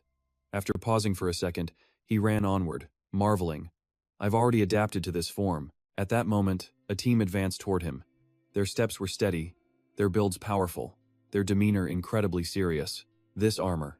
It belongs to the Quartz team, one of their 2 national F4T teams, tough enough to rival a military unit. In this raid, their role is to secure a key point. A member of the Quartz team approached Dusong, his face filled with shock. He never expected to be met by one of the 2 F4T teams, the Quartz team, a unit clad in full armor and masks. He assessed the team before him. The atmosphere was eerily grim. The man approaching removed his mask, then sneered with pure contempt. The tree shuddered from the immense impact. He collapsed, coughing violently, his face a mask of fury and confusion as he stared up at the man. Who are you? Why attack me? The man looked down, speaking over his coughs. It's useless. You won't be moving for a while. You can't use your Ulu energy anymore. It's cut off. Now, straight to the point. Where did you get that armor? He glared, choking back a cough. What? The man cut him off. Don't change the subject. You're a descendant of Pegasus. He barely stood, the name ringing in his mind. Are these guys connected to that old man? The man's voice turned cold. Answer me. If not, you'll die a miserable death. He shot back. Why should I answer you? Clutching his side as he rose. The man growled. This fool won't talk until he's at death's door, Du Song thought. What business is this of theirs? Suspicion flickered in his eyes. Is it because of the auto-hunting golden pill? They must know about it. He laughed. Is that old man still making trouble for me? My first transformation is a total mess because of you, you know that? The man gritted his teeth. What did you say? Suddenly, he asked. Do they even read wuxia novels? Do they just follow your every command? He taunted, activating his auto-hunt skill. You want the ancient armor? Fine. Watch closely and see for yourself, he roared. The man, annoyed, ground his teeth in fury. All right, you've crossed my line. Then, he commanded his squad. From now on, suppress him. A formation opened, and his teammates charged forward. Formation engine, behind the masks. No one knew what these men would do. They circled him, fully armored, moving with astonishing speed. The members of Team Quartz held suppression batons. Batons at the ready, the leader ordered. He watched their every move, gripping his demon-slaying gun tightly. Attack! The enemy shouted. They closed in, surrounding him. Facing them, he took a deep breath, a faint smirk on his lips. Siodan shouted from the group, Formation, activate! Instantly, lightning-fast attacks came at him from all sides. In a flash of blue light, he miraculously dodged every single attack. He saw an opening in one of them and seized the moment. They were stunned by his impossible speed. He immediately switched to a counterattack. His gaze sharp, he aimed his gun at an attacker and pulled the trigger. The bullet's speed and power were immense. It shot straight for the enemy's head, but they dodged it by a hair's breadth. Disbelief flashed in his eyes. Siodan laughed loudly. Oh, Du Song, you're much stronger in person than in the videos. But this formation is not so easy to beat. He savored the look of rage on his target's face. The leader yelled, Finish him now. Beneath the blood-red sky, Du Song was swarmed by the agents of Team Quartz. Du Song gritted his teeth, his face covered in dirt and grime. Siodan laughed with delight. First time in a group battle? Siodan's eyes narrowed with malice. He continued, Your movements are straight out of a textbook. Siodan laughed loudly, raising his hand. Now, the hunt begins. Restrain him. At his command, the squad stood ready. They suddenly pressed a button on their fingers with a click. Du Song's eyes widened in pure shock. The squad attacked him with long energy whips. The lashes struck Du Song at a terrifying speed. He couldn't defend against the relentless assault. After regaining his composure, Du Song fired rapidly at two of the agents, but it inflicted no damage. Behind their masks, their expressions never changed. Instead, Du Song's own shock deepened. Two agents pinned him down, leaving no room to retreat. The whips continued their merciless attack. His body screamed with every strike. Du Song clenched his jaw, using every last ounce of his strength despite the agony. He raised his gun, firing 2 shots in quick succession. The air filled with gunpowder. Du Song stared forward, his body taut. He struggled for every breath. Siodan stared right at him and coughed. What's wrong? Can't handle this strange feeling. That spin and stretch footwork of yours is good, but it's useless if you have no room to jump, right? Du Song fought back like a cornered beast, launching a continuous attack. He couldn't let them expand their space. The agent's assault grew more intense. Du Song struck back, now also using his staff. He had to create some distance. Anxiety flooded his mind. If this kept up, his senses would be overwhelmed. The tension became suffocating. The wind howled around him. Du Song thought in despair, how can I hit them if I just keep dodging? A smirk crossed Siodan's lips as he gave a new command. Now, the moment you see his weakness, restrain him immediately. Siodan arrogantly waved his hand, his face full of confidence. His men awaited the signal from their captain. The second he finished speaking, they rushed in with renewed ferocity. A heavy baton slammed into Du Song's back. The sudden blow made him cry out in pain. Under the crimson glow, the atmosphere grew more violent. Du Song staggered, nearly collapsing. He looked up in horror as the entire squad charged him. They swarmed Du Song's body. Beside him, Siodan's voice dripped with triumph. Oh, Du Song, this is the end. The agents continued their advance. They unleashed a torrent of powerful attacks. Du Song was nearly bound by the long whips. Suddenly, a light flared in his eyes. He was like a different person.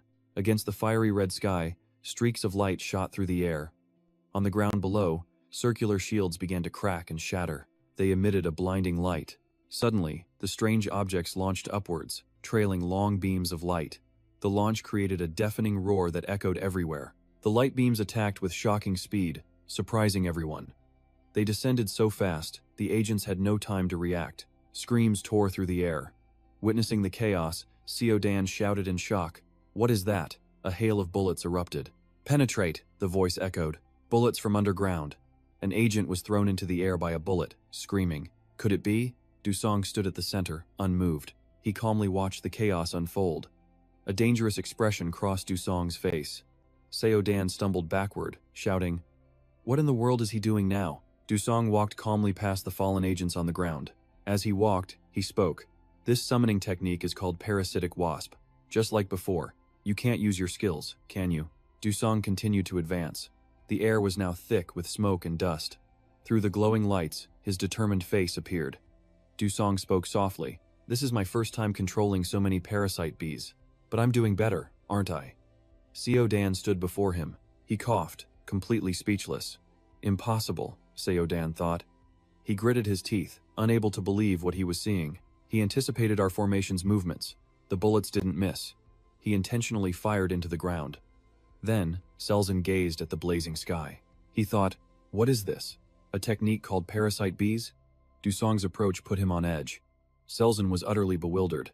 I saw him shoot during the rehearsal, but it held nowhere near this much power. Dusong glanced up, his mind racing. The fiber consumption of the parasite bees isn't as high as I imagined. He recalled the rehearsal. Back then, using just one leg was exhausting. Dusong's thoughts continued to swirl. My fiber has increased. No, more than that. The vitality in my muscles before and after the elixir are worlds apart. My muscles are contracting with incredible efficiency. I can feel it. He suddenly turned to Selzen and said, So, let's talk now. The man hesitated for a moment, then shouted, How is this possible? Why would someone with your abilities work for that snake Trin Kwai Bet? Dusong continued forward, retorting, That man and I have no connection. Selzen froze, nearly screaming. What? He began, I don't know your connection to that old man. Dusong paused. He suddenly aimed his gun at Selzen, continuing, But for my profession, getting a scar is unforgivable. Selzen stared down the barrel, defiant. You might as well just kill me. Dusong's eyes suddenly darkened as he spoke coldly. A small camera mounted on his armor blinked to life. Dusong added, In any case, my action cam has recorded everything you've done. It's over. What? What? Dusong glared down, his voice a cold warning. I already told you. I don't think this is some martial arts game. It ends here, you fools. And just like that, the chaos concluded. Captain Selzen. Yes, the captain himself. He was also captured and interrogated. The investigation revealed he was an infiltrating Chinese hunter. As for why he tried to eliminate Dusong, there were no answers. However, the investigation linked Selzen's team to the teacher Mantong, ranked 4th among the 10,000. From China's major corporations was Mr. Go Zhang. According to the action cam footage, Dusong was only a witness. As the victim, he offered no special testimony. The investigation hit a dead end, unable to uncover their motive. The situation remained unresolved. As Dusong sat alone on a bench, he glanced to his side. Standing, there was none other than Mr. Trin Kwai Bet. Dusong and Mr. Trin Kwai Bet began to speak. You came, he said first. The man gave a slight smirk. This was unexpected. If you had opened your mouth, I couldn't have stayed in this country. Without looking at him, Dusong replied, Even if I keep my mouth shut, you can't stay here for long. The consequences have already been revealed. Mr. Trin Kwai Bet sighed. I suppose so. That's that, but what about you? After a moment of silence, he continued. I've thought it over.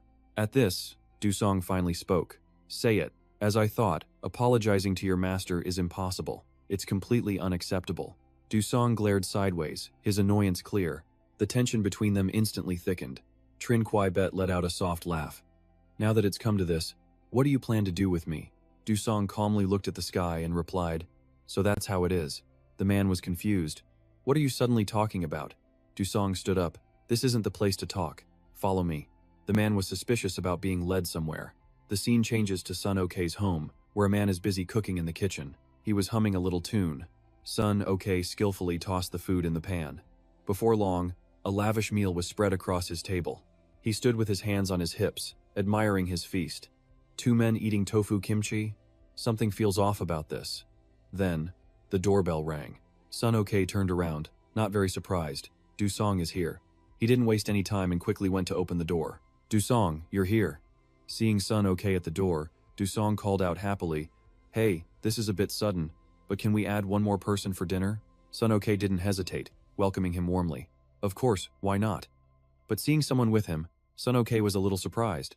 But when he recognized the guest as Trin Kwai Bet, the atmosphere froze. This guy? No way, is it really him? Sun Okay stared at his sunglasses. He wore a blue shirt and radiated a strange aura. What a fashion disaster, he thought. That tacky shirt with those sunglasses?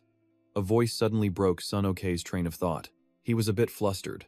Sun Okay forced a smile, realizing he'd left them at the door. "Ah, it's a pleasure to meet you. Please, come in. I wasn't prepared for much, but take a seat," Mr. Trin Kwai Bet responded. "Thank you." At the table, the silence was uncomfortably thick. Sun Okay began to sweat. "Man, what is this? Why isn't anyone talking? Should I say something?" After a moment, he decided to break the ice. He turned to Song. "Song, what's your relationship with this person? Is he that uncle?" He calmly answered Sun Okay's question. "It's not like that." Before introductions, he abruptly stood up. "I need to use the restroom. I'll be right back." Sun Okay awkwardly agreed. Sure, go ahead." He silently watched the bathroom door close. Now only 2 remained, making it even more awkward. Sun Okay wondered what to say when the old man spoke first. "Hey kid, got anything to drink? Just some tea leaves will be fine." The question snapped Sun Okay from his thoughts. He answered with surprise. "Pardon? Oh, yes, of course. I'll get it." Sun Okay stood up and went to the kitchen for tea, while Mr. Trin Kwai Bet stared at his back. He could feel the intense gaze, even when turned away. This made him a little anxious. What is it? Why does he keep staring at me like that? Then the old man spoke unexpectedly. "Your musculature is magnificent." The sudden comment startled Sun Okay, who turned to face Mr. Trin Kwai Bet. "Huh?" As if confirming he'd heard correctly, the man repeated, "I said your physique is excellent." What is he going on about? He thought. Trin Kwai Bet stood, removing his glasses. Better than expected. "So this is why that Song fellow brought me here." "What?" He approached the man. "Your hand." He offered his hand to a stunned Sun Okay. "Huh? Wait, what's this for?" The man added. "This is thanks to Song. As long as it wasn't trouble, this seemed like a fair trade." Though suspicious, Sun Ok extended his hand as requested. He wondered if this old man was Song. But before he could finish the thought, the man seized his wrist. "Huh?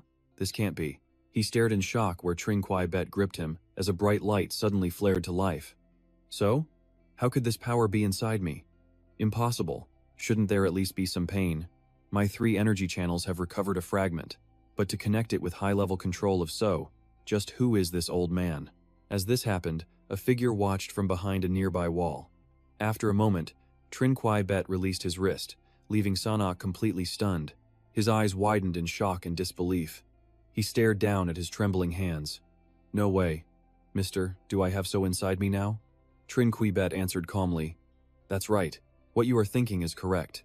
Until the shields I placed on your energy pathways fade, you can wield a small amount of that power. Even so, it will only last for a few minutes." Sun Ok was stunned to hear him state this so matter-of-factly.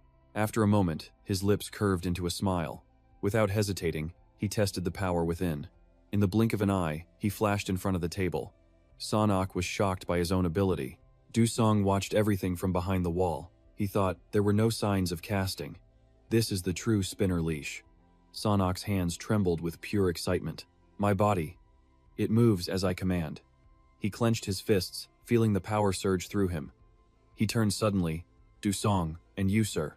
I don't know what this is, but really, thank you so much." The old man suggested to Sun Ok, "Let's go for a little walk." Sun Ok eagerly agreed. "Yes." Excitement was written all over his face. He then flashed in front of the 2 of them.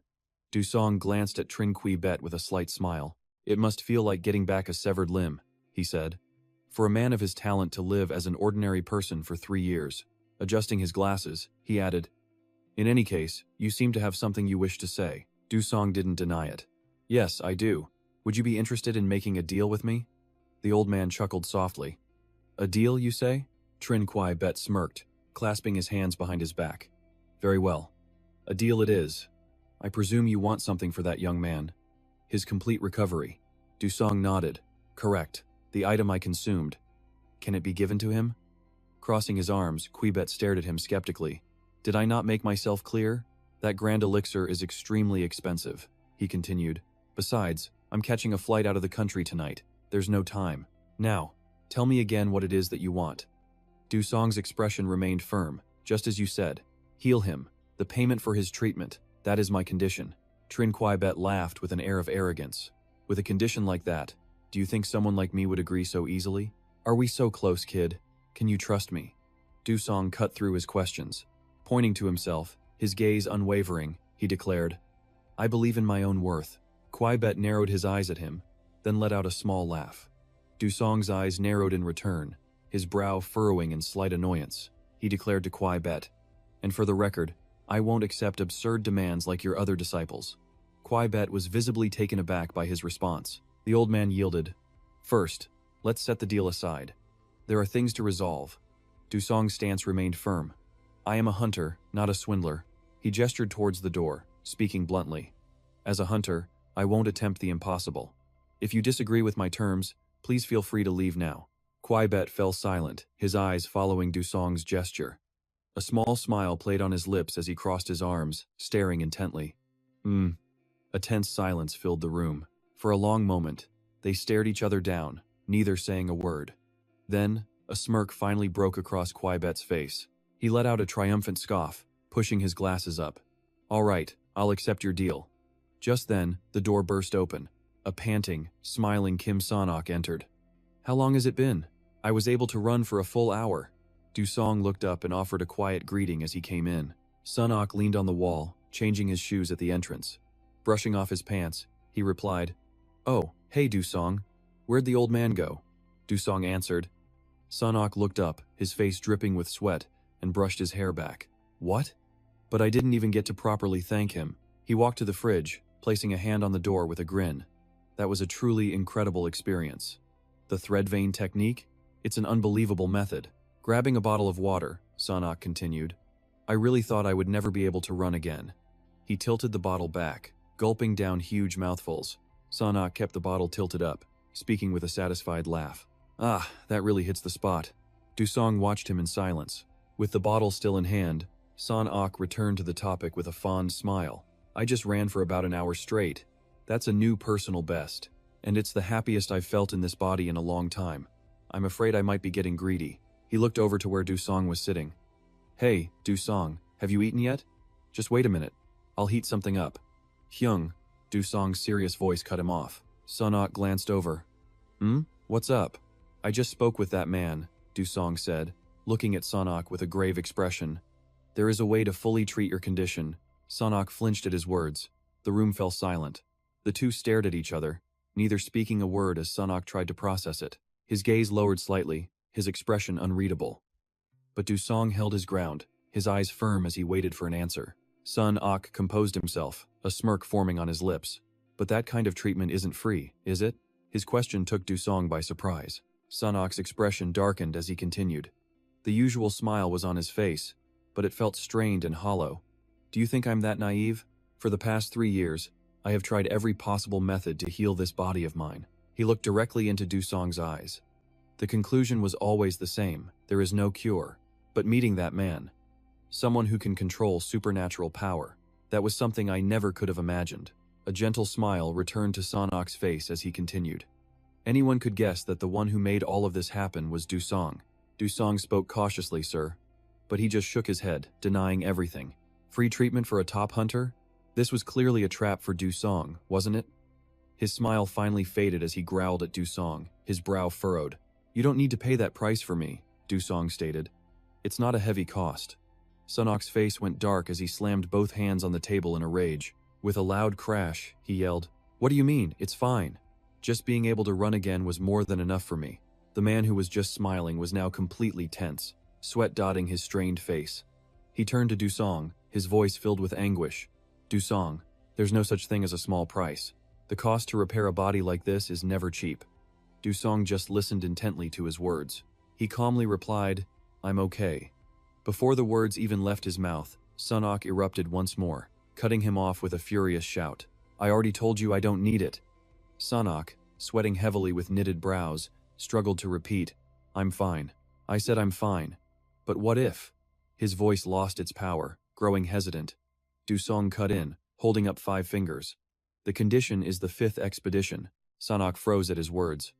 Dusong remained perfectly calm, continuing before he could even protest. A freelance contract with Tesla, then participation in the 5th China operation. The contract ends after that. Profit distribution will follow our last agreement. Sanok stared blankly, still processing the information. He asked again to confirm, his tone hesitant. Participate in the 5th China operation? That's right. Dusong answered immediately. Yes. The greatest strategy in history. He stared forward, his clasped hands covering his mouth. The gesture only amplified his serious expression. He added, "This is a good deal. You can gain international experience. What hunter wouldn't want a chance like this?" Hearing this, Sanok let out a heavy sigh. He closed his eyes and said, "Then I'll need to check the contract carefully. See if this is all some joke." "No need for that," Dusong interrupted coolly. Sanok was startled. With a sharp glint in his eyes, Dusong said, "He already finished discussing it with Chimkui Bet. I'm not keeping you as my agent anymore." Sanok's face instantly twisted. He scowled, his eyes blazing as he yelled, "What?" He suddenly swung his massive arm. A nearby chair crashed to the floor. Sanok grabbed Dusong, twisting his collar tightly. With a powerful tug, he pulled their faces close together. He glared furiously.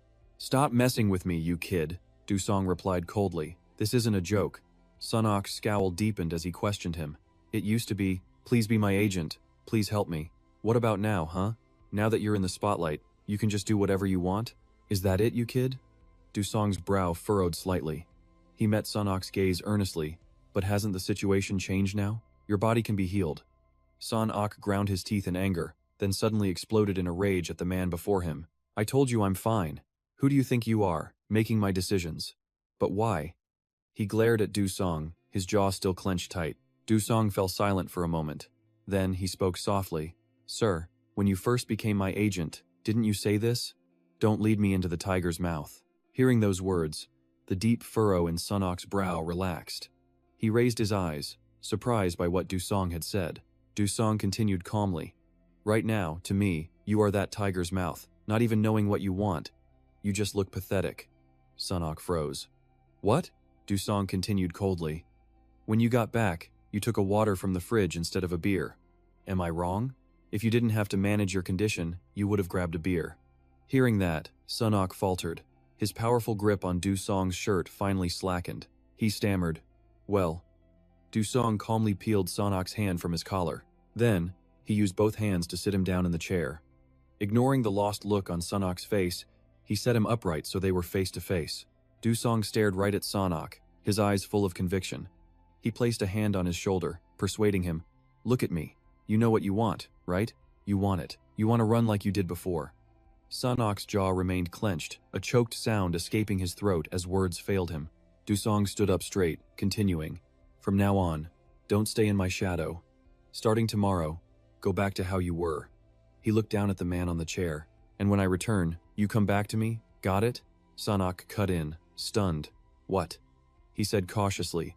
"Who knows what could happen in China? That's not something you need to worry about," Dusong stated firmly. His hand fell from Sanok's shoulder as he turned and walked away. As he strode to the door, he said coldly, "Don't think of this as a debt. This Tesla contract is a great opportunity for my career. Your treatment is just an extra bonus." At those words, Sanok could only sit there silently, his head bowed. Dusong stopped at the door. "What's going to happen? It doesn't matter where I hunt now. No one has the power to stop me. In China or anywhere else, I'll be fine." So, he turned his head, offering Sanok a bright, reassuring smile. "Just trust me and wait a little while." Sanok raised his eyes. He was stunned for a moment by Dusong's words. The door clicked shut. Dusong was gone.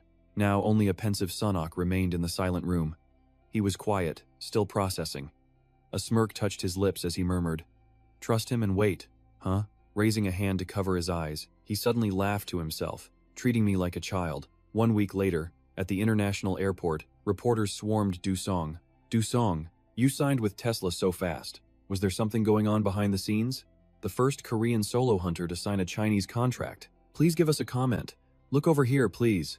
He glanced back pensively but said nothing, pulling his suitcase away without answering a single question. The exhausted reporters screamed for an interview, sighing, "He's gone. The man is a ghost. Did he have to leave right after announcing it? A female reporter nearby spoke up. But is this okay? Oh, Dusong captured a Chinese hunter last time. The industry is still talking about it. The male reporter next to her added, yeah, there was a huge uproar in China. Their national talent was attacked by a new Korean hunter. The female reporter asked, so why would Oh Dusong go to China before this blows over? They all marveled. He truly is a man of immense power. On the plane, Oh Dusong was checking his phone, lost in thought. It's been a chaotic week without Sun OK. Huh? His phone displayed a call from Sun OK. Oh Dusong thought, speak of the devil. He finally answered the video call. Am I too late? Are you on a plane? Oh Dusong was momentarily stunned, and Sun OK pressed on. Why so quiet? Feeling shy? Oh Dusong chuckled, finally speaking. No, you seem to be doing well for someone who vanished. Sun OK replied. What? He flashed a V sign, continuing. See? I've already started training again. My progress is so good, I could return to my old self instantly. He shared more with Oh Dusong. All right. So what you're saying is, China is different. What you learn gets into someone's head, so they eliminate the target. Oh, Dusong was surprised by this, smirking in agreement. I understand. The plane flew on. In Shanghai, China, at the Qinghai Hotel's top-floor VIP room, Oh Dusong was stunned by the room's panorama. He thought to himself, it's unbelievably large and extravagant. The door opened softly, and a female employee entered, bowing politely. Greetings, Mr. Oh Dusong, she continued. Are your accommodations comfortable? Oh, Dusong replied courteously. Yes, they're great. She nodded. I'm so glad. I am CO of Tenzu. During your stay, I'll be your guide and schedule manager. Please let me know if you require anything. Oh, Dusong noted silently. The guide looks younger than I thought. No, I shouldn't be prejudiced. He spoke to her. Thank you. I have a few questions, CO explained. There's no need for formalities. As you can see, I'm just a subordinate, here for you. Oh Dusong politely agreed. I see. Ah, no, got it. He made his request. I want to see Trin Kwai Bet. I haven't seen him since arriving in China.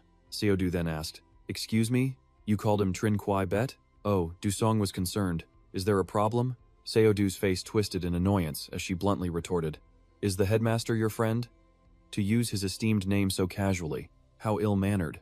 Oh, Dusong was shocked by this news. Hey, headmaster? That old man is a headmaster? Trin Kwai Bet and I have a business relationship, so I'll call him what I want, he explained. But this only fueled Seodu's anger as she yelled, You insolent man! Oh Dusong saw her defensive stance and thought, what is this? Is that old man some sacred being? Besides, this is clearly how a subordinate behaves. He smirked. Well, seems so. He replied simply, okay, fine. Seodu questioned. Huh? Oh, Dusong explained. If you want to fight, then try me. He gave a kind reminder. However, remember this, you alone are responsible for the outcome. His aura, cold and overwhelming, made Seodu break out in a fearful sweat. She took a step back. Oh, Dusong continued speaking. The moment you used your energy, a fight was inevitable. I'm being civil because Tenzu sent you, and I must save face for my business partner. If I touch you here, my position becomes difficult. Of course, your position will be far worse, having troubled the headmaster's esteemed guest. Oh Dusong threatened Seodu, then slowly approached, towering over her. He warned, listen carefully. If you try anything like that again, I'll treat you as a thug, not a Tenzu representative, understand? Seodu replied, yes I do. Oh, Dusong questioned. Such a short answer? It seems you're not listening. Are you protesting? He continued. If you keep this attitude, I'll have no choice but to call Trin Kwai Bet. His secretary is a mess, so our contract is off, got it? Seodu stammered. You can't. Oh, Dusong held up 2 fingers. That's your second strike. Seodu bit her lip in defeat. She bowed low, apologizing. I understand. Please forgive my rudeness. I'm truly sorry. He nodded. Fine. Internally, Oh Dusong sighed. She's quite a hothead. I wouldn't do this in Korea. But this is China. The culture and tendencies are different. I felt it when I sparred with Chun Jio. The Chinese temperament is rough, like a wild horse. Perhaps because they knew martial arts before monsters appeared, their spirit is strong. This is a relationship of combat and hunter conflict. It's a kind of culture. Take it lightly, and you're finished. If I think like I'm in Korea, I'll get swept away, he considered. Seodu began. Oh Dusong permitted her to speak. Go ahead, Seodu stated politely. Yes, I'll review the schedule. You need to join a field trip to adapt to the area. When would be a good time? He turned and walked away, replying, "Now." Seodu answered, "Understood." Du-song commanded, "Guide me to a rift that's opening soon." Soon, they arrived before a crimson rift. Du-song was surprised. "What is this?" Someone declared loudly. "I'll go in first." Another group shouted back, "No, we will." A dispute erupted between two sides, each wielding their own weapons. Both parties snarled threateningly at each other. Du-song watched, unimpressed, asking Seodu, "This is the operation zone? It looks like a battlefield." Seodu pointed while explaining, "So, over there is the reception desk." A few soldiers stood guard before them. A field table was set up, with two rival groups confronting each other. Each side growled, with no intention of backing down. Du-song muttered in disgust. Even after changing into combat gear, this atmosphere is still hostile. "So, registration isn't done in advance, but right on site?" Seodu explained with a nod. "Correct. Pre-registration would only cause competition for the high-level gates. Entry order is decided by the hunters who gather here for the operation. Hunters targeting the same gate will negotiate to decide the entry order." Du-song replied. "I see." He glanced around. Their faces showed no signs of negotiation. Weapons were already clashing. Du-song was skeptical. Negotiate? This looks more like a brawl. She continued her explanation. "It's decided by weakness, or by a set order." Since the Chinese hunters were powerful, she eyed the crowd with irritation. Are they from the Red Dragon Guild or the Dragon Slayer clan? This will be tough. Facing two of Shanghai's biggest hunter factions makes registration a real problem. Du-song spoke up, "Just as I thought." He smiled. "First, the order is decided by who registers first, correct?" Seodu looked at him and replied, "That's right." But before she could say more, Du-song was already on the move. Seodu watched in confusion. "Huh?" Du-song strode right past the crowd. Both they and Seodu stared in disbelief as she cried out, "Wait!" Du-song stopped, his path blocked. A towering, bald man stood before him, spouting a foreign language. Seodu stepped in front of Du-song to translate. "Me and this woman," he declared. "This woman?" Seodu questioned. "Yes," he whispered to her. "Given the atmosphere, a small scuffle during registration isn't a big deal, right?" Seodu agreed. "That's right." Du-song smiled. "All right then." He wrapped an arm around her waist, saying, "Sorry about this." Seodu stared at his hand, flustered. "Huh?" The giant reached a massive hand for her. Du-song's eyes widened. He kicked off the man's back, grabbing Seodu and leaping away. The massive man stared after them, stunned. Seodu looked down. "Huh?" Du-song sailed gracefully over the onlookers.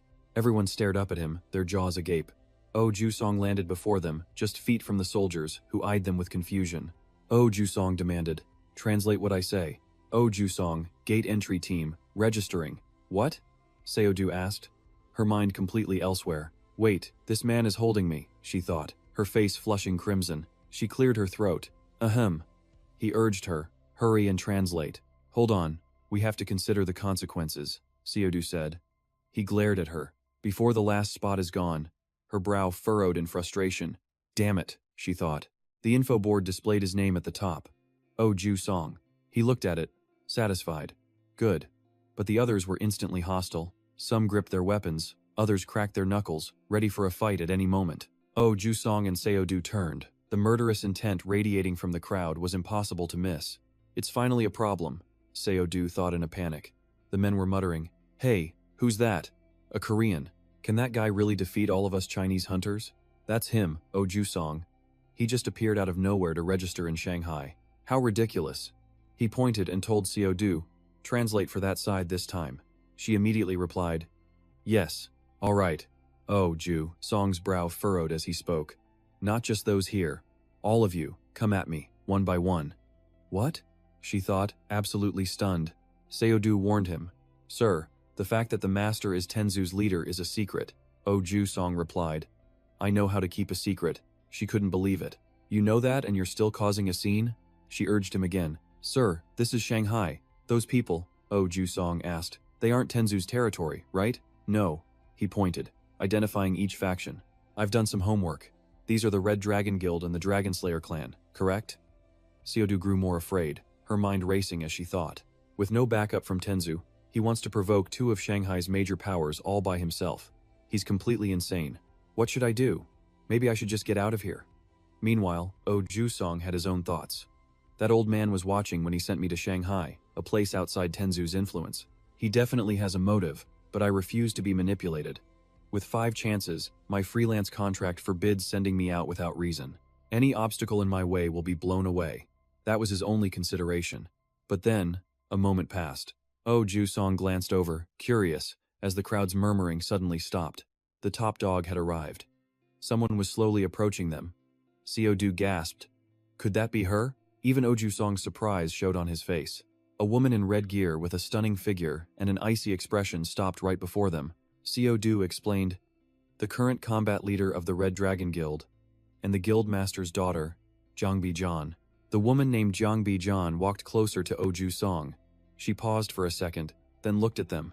Seo-do spoke to Oh Ju-song. She's the official spokesperson for the Red Dragon Guild. As he glanced at her, she nodded. Just leave the translation to me. Of course, he said. But Jiang Bijan's face was a mask of ice as she declared, withdraw the name you just registered, if you don't want to die. She continued, by your agility, I can tell you're an elite hunter. However, the standards for rifts on this continent are different from the peninsula you came from, so, withdraw. Jiang Bijan's expression was grim. The others roared in agreement.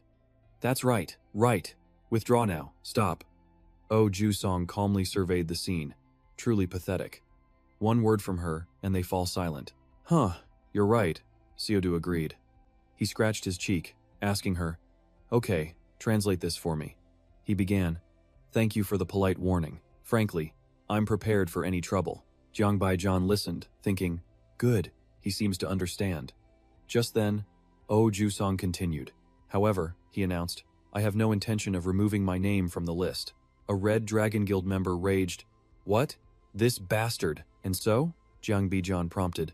Oh Ju-song continued, I am confident in my skills, so I will not withdraw. So, besides your friendly advice, if there's another way to expel me, please do it. Of course, within whatever limits the law allows here. Oh Ju-song had gently declared war. Model. John glared at Jiang, and the rest of the Red Dragon Guild followed suit. They growled through clenched teeth. What? This guy? Vice Captain? You have a death wish, you insolent punk. Oh Ju-song broke into a cold sweat. It was Jiang Bijan who had yelled, then gone quiet. Oh Ju-song thought with surprise. As the raid captain, she has some serious authority. Jiang Bijan exhaled, then asked, you're fine then? You aren't backing out? Oh Ju-song answered, that's right. She replied, then we only have one option left. He asked, and what is that? Jiang Bijan answered, you handle it. He warmed up, standing before the massive rift to observe it.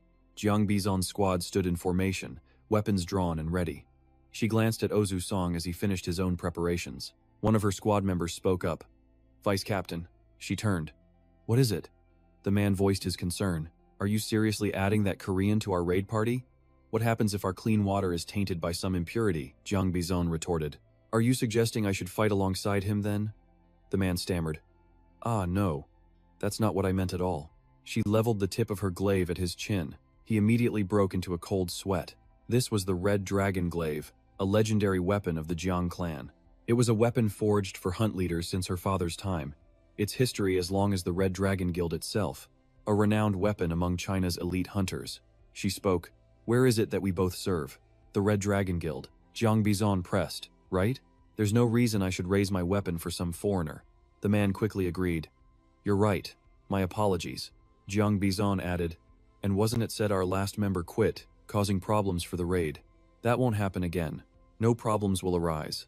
Understood? She commanded. So wait until the battle begins. Yes, ma'am. The others looked at her with admiration. Just as expected of our vice captain. It was all a test. She's brilliant. But Jiang Bijan thought, this tough act falls apart when no one's watching. This pressure is unbearable. She sighed to herself. It's only my 3rd year as captain. I'm still not used to this kind of atmosphere. Right. I don't have any leadership skills. It's all just an act. I love martial arts, and I enjoy hunting or training quietly by myself. But, she felt the others staring at her. Jiang Bijan mused, all these judging eyes are incredibly annoying. She glanced at Oh Ju-song. But that guy. He's different. His name is Oh Ju-song. If he finds himself in danger, I can't help him. I know that, but still, what's with that relaxed attitude of his? His cautious expression from when he first joined. Was that arrogant attitude from before a lie? She froze as Oh Ju-song looked back at her. He even let out a small smile. Jiang Bizon's jaw dropped. She watched him, thinking, there's something strange about him. He's nothing like I imagined. But her thoughts were cut short. Vice Captain, they reported, blue light is emanating from the Crimson Rift. It's opening. The monsters are coming. A black, blue-eyed beast glared out. Jiang Bizon spoke grimly. That's a Zhu Huai, a 4-star beast. It let out a terrifying roar, and it wasn't alone. Jiang Bizon gasped in astonishment. It's not just one. There's a whole swarm of them. The Zhu Huai lined up outside the rift. Weapons were raised in an instant. Jiang Bizon gave the command. The raid starts now. All units, move on my command. Her team immediately charged forward. Jiang Bizon glanced at Ozu Song. Well then. She moved out. She tailed Ozu Song with a single purpose. Let's see what you're really capable of. The Zhu Huai attacked with sharp, white spikes. Ozu Song thought, here we go. But before he could even react, a member of the Red Dragon Guild charged in. This man swung a massive weapon, effortlessly deflecting the white projectiles. Others followed his lead, charging the horde of Zhu Huai. A beast fired another volley, but they dodged with ease and launched high into the air, striking from above. The man locked onto the Zhu Huai, calculated his trajectory, and plunged his weapon straight through its skull. It shrieked in agony. The hunter landed gracefully, his expression unchanged as the Zhu Huai fell. Ozu Song was utterly shocked. He took down a 4-star Zhu Huai in a single strike. A guild member saw his face and smirked with open contempt. Did you see that, Ozu Song? You can't do that, can you, Korean? They taunted him with pride. This is the true power of our mainland's martial arts. Your skills are on another level entirely. The other Red Dragon members also battled with ease. One by one, they slaughtered the creatures. The Zhu Huai fell in droves. Ozu Song watched in amazement. They're all moving individually, with no coordination at all. How are they hunting this quickly? His gaze then locked onto Bizon. She was facing a Zhu Huai all by herself. This Zhu Huai was much larger than the rest. Bizon gathered her strength. It let out a threatening growl. Her eyes narrowed as she drew her glaive back and cleaved the monster before her, splitting it in two like paper. It fell in 2 clean halves. The Red Dragon members gaped at her power. Bizon, truly our vice captain. No, an incredible captain. Ozu Song shared their sentiment. Amazing power. Is this the might of a true martial artist? The kind China's hunters are so proud of. But Bizon just clicked her tongue. I need to see what that guy can actually do. She shot him a glare. Ozu Song looked back, confused. Bizon ignored him, signaling her team. The second wave is almost here. Get on the prepared lift and enter the rift, now. Yes, Captain, they replied. Bizon thought of Ozu Song again. He's useless and just gets in the way. No, once we are inside the rift, he'll have to show his true power. He stared at the transport. We're entering on this lift? He didn't move, which made one of the Red Dragon members roar with laughter. An easy way to get rid of him, see? The man pressed a button, and Ozu Song was immediately sent forward. The pulley system activated, lifting him high into the air. The Red Dragon Guild members looked down confused. Hey, isn't that Korean guy getting on the cable car? Another scoffed. He's probably too scared to even move. What a total coward. One of them shouted down to Ozu Song, Hey Korean, we're leaving you behind. Have fun watching from down there. Bizon also watched him, wondering why he wasn't boarding. Surely he couldn't be afraid now. Below, Ozu Song just looked up and smiled. Wow, everyone's more fired up than I thought. He smirked to himself. Well, either way, I'll just go in alone. Then he channeled power into his legs. Bizon was stunned by his actions. Ozu Song landed directly on the thick cable wire. The Red Dragon members stared, their jaws hanging open. What the hell? Ozu Song was using the cable itself to move even faster. Gliding effortlessly, he leaped straight into the rift. He turned, waving with a grin. See you there. And with that, he vanished. The Red Dragon Guild's expressions soured instantly. What was that? Bizon was just as shocked. This was no ordinary hunter. They muttered among themselves, wondering how he jumped that high using only the wire. It seemed completely impossible. Bizon shot them a sharp glare. Silence. But inside, she was screaming. This is bad. The team's morale is already wavering. Acting like the perfect captain, she began to rally them. Have you all forgotten? Who are we? Tell me, who are we? Their fighting spirit quickly returned. Yeah, right. It's all about our strength and our form. One placed a hand on his chest and yelled, We are the Red Dragon Guild. Let's go show that arrogant punk what we're made of. Yeah. Bizon was pleased. Good. Their focus has returned. They approached the massive fissure. Bizon reminded them once more. Everyone, Prepare to charge. Now, into the rift. Bizon took the lead, with her members following close behind. They disappeared into the crack, emerging into a completely different space. It was an area with no living creatures in sight. Bizon was startled and confused. What is this? In the distance, dust billowed, and the ground began to shake. A Red Dragon member looked over and asked, "Could that be?"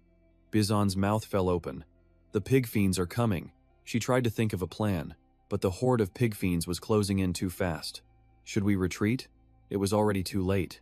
She yelled to her comrades, "Full team, advance!" Without hesitation, the entire team charged toward the monster wave. The captain began the fight with a powerful slash. Hya! The shockwave pushed them back, leaving a long gash in the earth. She immediately urged them on. "Now's our chance. Everyone, move forward quickly." Yes. They all charged, their morale surging. This gave Bizon more confidence. Good. Use that momentum and kill them all. She led the assault fiercely as the team began their hunt. Everyone stood ready for her command. Yes, the pig fiends were being annihilated. Bizon was satisfied with her team's efficiency. The hunt was going smoothly. However, the dust kicked up by the horde was incredibly thick. She gave an order before her next attack. "All units, report your status every 30 seconds. Understood." In just a moment, Bizon unleashed a flurry of slashes. The monsters died before they could even react. A plan started forming in her mind. The monsters' movements seemed to be matching our own. First, we'll wipe out as many as possible, then set up a perimeter. Reports flooded in from her teammates. All clear. The information was enough to put her at ease. Good, they truly are veteran hunters. Until these pig fiends are gone, we can protect ourselves just fine. The mission was proceeding without any issues so far. The captain's thoughts were clear, and her confidence was growing. But suddenly, she sensed something. Huh? With lightning-fast reflexes, she swung her blade to parry the attack. The surrounding dust completely blinded her. "This is a Gallagher bullet!" she screamed. "Who's there?" Suddenly, a figure appeared through the smoke. It was Ozu Song, aiming his gun right at her. Bizon couldn't hide her surprise. "You're that Korean hunter?" Seeing him lower his weapon, she pressed on. "Did you just shoot at me?" The only answer was the sound of another gunshot. Bizon easily deflected the bullet as rage ignited within her. What is the meaning of this? Attacking other hunters during an operation. Still, Bizon tried to remain calm, thinking he was using the chaos. Did this man plan this chaos from the start? He's a foreigner on a special freelance contract. She came to a conclusion. It wouldn't be strange if he were an assassin. She immediately prepared to fight Ozu Song. "Fine. You've targeted me and the Red Dragon Guild.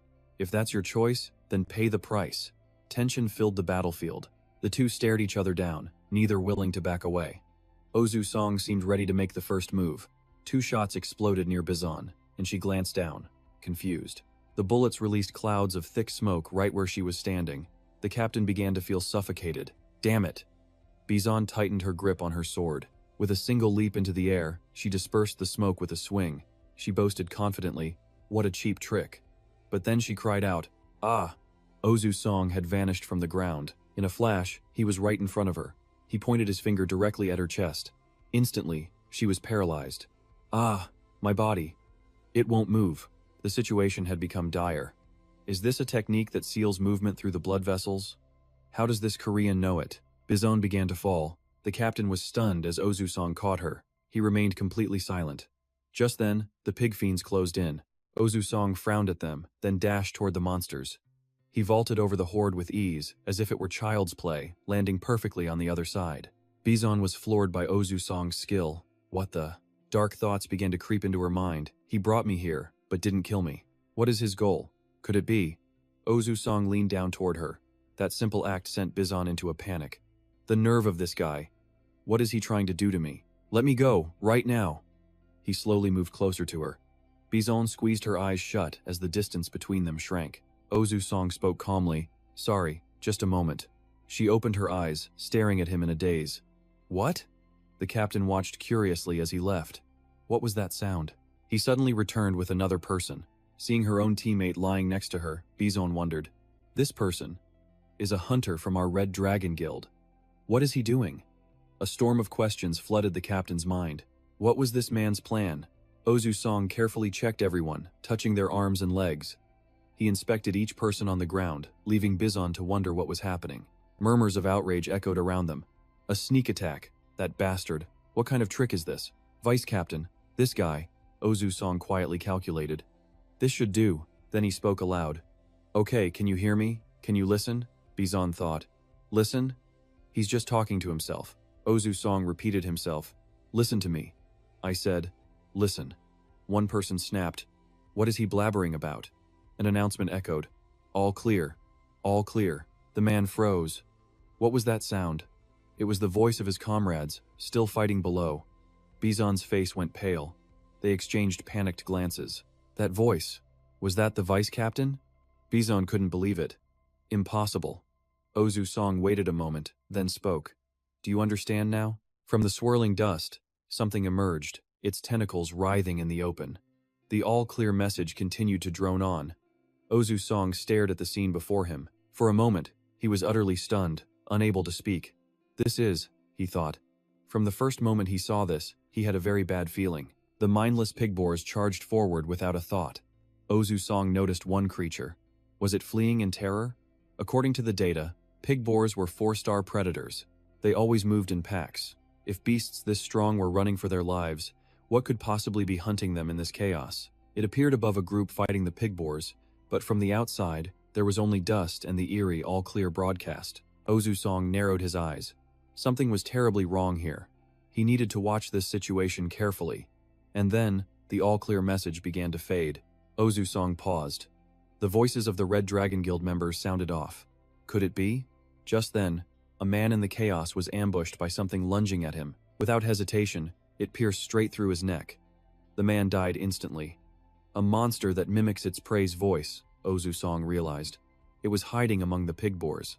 Was it using that power to blend in and hunt the people who entered the rift? The Red Dragon Guild was in mortal danger. There was no choice. They couldn't understand his warnings. There was no other way. Ozu Song had to press the button on his system. Time for a more direct method. Bizon lay there, her anger slowly fading. So that's it. He attacked us, to save us from this danger. The others began to panic. Then, our teammates who aren't here, are they all? As Bizon lay there, Ozu Song walked forward. She watched him, her mind racing. That's right. If only we could ignore our blocked pressure points and fight together. Ozu Song spoke. I am sorry. Bizon was completely shocked. But Ozu Song was reaching for Bizon's weapons. Wait, she thought, utterly confused. He's taking my Red Dragon twin blades without releasing our pressure points? What is he planning to do? Ozu Song grasped the twin blades, aiming them forward. He glanced at them and thought, I'm sorry, Combat Captain, but my auto-hunting mode can't ignore these pressure points. And I'll have to borrow these blades. Which means, that thing out there is a monster you can't handle. Ozu Song said nothing more. He simply leaped off the cliff. He never hit the ground. Massive tentacles were raging below. What kind of monster is this? Ozu Song wondered. The sight of them was horrifying. Then, suddenly, the creatures began moving. This monster was on a rampage, sending the pig boars fleeing. Ozu Song narrowed his eyes. This swarm, this is the beast. No, wait. He realized something was above. At that moment, a disturbance erupted overhead. Bizon's eyes went wide as she screamed. No way. That thing. From the sky, a powerful force slammed into the grotesque monsters, completely obliterating them. Bizon struggled to climb the cliff face. Someone called out, Vice Captain, you need to see what's down there. Bizon knew her fears were confirmed, just as I thought. I wasn't mistaken. That's one of the 4 calamities, a Cheong-Ki. And now, Ozu Song was facing that monster alone. He remained perfectly calm, without a hint of panic. Bizon was terrified. To run into a Cheong-Ki here, she slammed her fist against the ground. She was racked with guilt. I should have ordered a retreat the moment I saw the pig boars running. It was a fatal mistake. Now we're all going to die. Ozu Song spoke coldly. I see. So you're the leader of this pack. He sized up the beast. This one's quite large. It probably devours the smaller ones too. Ozu Song made his decision. All right then. Shall we begin the hunt? That thing. Until this moment, no accurate records of it have ever been found. When this beast appears, people flee for their lives. But tragedy is inescapable. Every hunt has failed. The only outcome was a city piled high with corpses. It's known as one of the 4 calamities, the most terrifying beast of all. Cheong-Chi. Ozu Song just stood there. Huh? Bizon thought. The Cheong-Ki is incredibly ferocious. Ozu Song mused. The power from that golden core is insane. The golden core's power changed more than just my bloodline. Because of it, I can't equip the goddess's embrace. A pity. but these monsters are gigantic. Ozu Song focused on his first goal, escape this Kyonki bastard. And so, Ozu Song tensed his body, muscles bulging with power. His arms and body were now fully enhanced. Ozu Song faced the monster, blades ready. He charged past all obstacles, unleashing a storm of elegant slashes. He carved straight into the monster's flesh. Above, Bizon watched, her heart pounding in terror.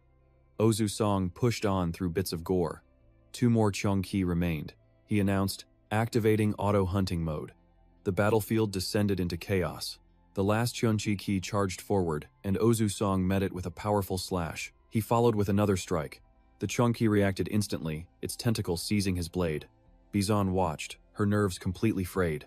She screamed, "That's dangerous!" Ozu Song gripped his weapon tightly. Another tentacle shot towards him. He struggled against the immense force, gritting his teeth. He hauled the Cheongki up with brute force. It was slammed ruthlessly to the ground, its body mangled. Ozu Song stepped in to carefully retrieve his weapon. Backlit by the sun, he looked absolutely formidable. Ozu Song faced the last 2 Cheongki, which lunged at him, bloodthirsty. Jiang Bizon was left speechless. Incredible. How can he be this strong? This power is on another level. A transformation has completely remade his physique. His muscles and bones have reached their absolute limit. In a flash, his body didn't just withstand the strain. The power within erupted, surging to its absolute peak. Unbelievable. A massive tentacle shot forward. Cheongki ran in a panic, straight for its target. Jiang Bizon analyzed the scene. This creature wasn't Cheongki's true form. Could he really defeat such a terrifying beast? 2 tentacles slammed into the ground as the monster lunged. It scrambled forward with a strange gait, roaring loudly. Jiang Bizon thought nervously, its power is immense. Did it shatter the entire battlefield? Ozu Song faced the tentacles alone, a slight smile on his face. He thought, these things really do look like tentacles. I guess I'll just have to cut them all down. Ozu Song brandished his weapon and slashed, but the attack had no effect. He paused for a moment. Huh? It won't cut? Cheongki grew even more ferocious, turning its attack on him. This time, Ozu Song took a direct hit. His body was thrown backward, smashing hard against a cliff face. Jiang Bizon watched, her heart pounding. This is bad. Are you okay? What happened? Ozu Song, recovering, finally spoke. That thing. Yeah, it definitely landed a solid hit. Jiang Bizon sighed in relief. He looks okay for now. No need to worry. This guy is on a whole other level. He couldn't slice through Cheongki's tentacles. Ozu Song theorized, it's been observing the others fight. Did it also analyze my own power? The fierce monster refused to back down, and neither did Ozu Song. He let out a small laugh. Now, this is getting interesting. He charged in once more. He wouldn't give up, facing Cheongki head-on again. Its tentacles swarmed, trying to trap him. Ozu Song swung decisively, yelling, "You piece of trash, disappear!" His slash slammed into the tentacles, making Cheongki roar. Gritting his teeth, Ozu Song pushed harder, his strike seemingly empowered. Cheongki took the full force of the blows and recoiled. By the time Ozu Song landed, the beast had fallen. Jiang Bizon was once again shocked by his power. He said, "What's wrong? If I can't cut them, I'll just stab them repeatedly." Ozu Song glanced at Jiang Bizon. "And another thing. You didn't really think I was going all out before, did you?" Then, he sent Cheongki flying. Jiang Bizon was utterly stunned. Oh my god, it was blown away by pure strength? She suddenly froze as the ground began to tremble violently. What is this? The earth is shaking. Even as the world shook around him, Ozu Song stood perfectly still, strangely calm. Cheongki rose again, letting out a piercing shriek. A thought struck Jiang Bizon. That posture, could it be? Ozzy said confidently. A scream like that means it's furious. Good, keep screaming. He calmly walked towards it, weapon in hand. He told himself, just hold on. Jiang Bizon sensed the danger and shouted a warning. No, don't. Don't get near that demon. The creature's mouth gaped open. Ozu Song stopped in his tracks, his eyes wide with shock. Cheongki let out a deafening roar, the sound itself a physical attack aimed right at him. The sheer force of the scream shattered the ground around them. Ozu Song raised his weapon to block as Jiang Bizon yelled, "Don't listen!" As the sound wave hit, Jiang Bizon's fallen comrades began coughing up blood, unable to endure it. Even Jiang Bizon started bleeding from her mouth. She thought, this is bad. Among all the hunters, China faced Cheongqi. Historically, every single confrontation had ended in failure.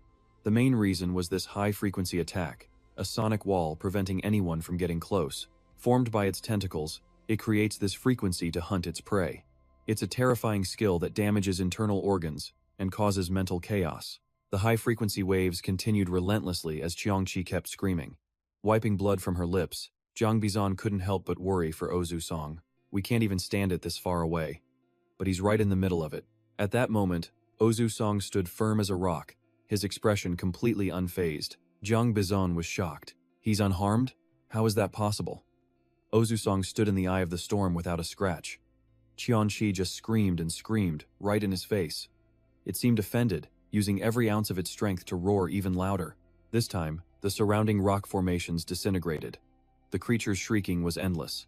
Ozu Song stepped forward, completely unaffected by this type of assault. Watching from above, Jiang Bizan was confused. It looks like he's really taking no damage at all. How can that be? Ozu Song's gaze turned sharp. He thought with a silent sigh, "I'm going to die. This has to be a joke, right?" Standing in the sonic storm, he muttered to himself, "It hurts like hell, so painful I could just die. If it weren't for the auto-hunt mode, I'd have collapsed already.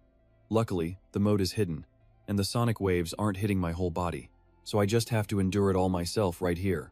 Qiang Kui continued to blast him with high-frequency sound.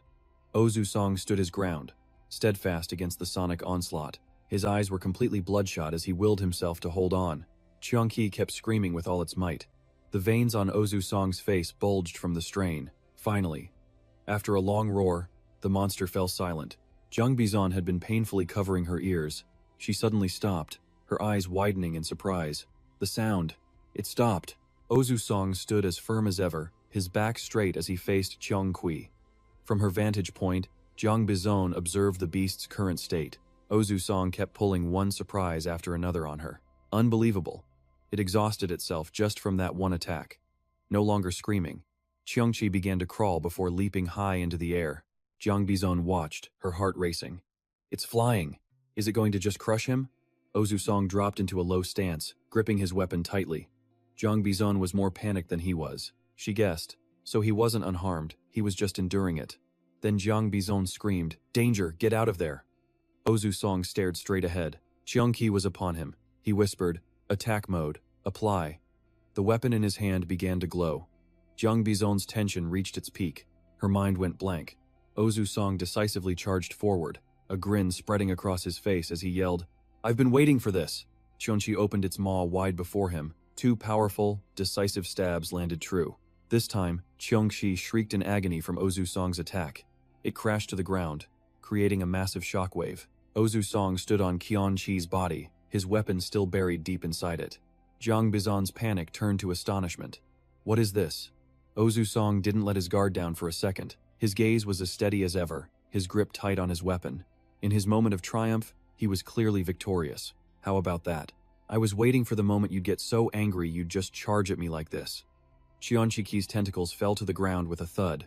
Ozu Song noted, "It seems even twin blades couldn't sever them. That body may be tough, but can the inside handle an attack from within?"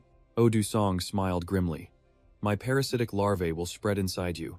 Let's see how long you last." This time, the Qiangqi roared in agony from Ozu Song's assault. It shrieked endlessly. Jiang Bizan watched, his nerves stretched taut, while Ozu Song's smile became inhuman.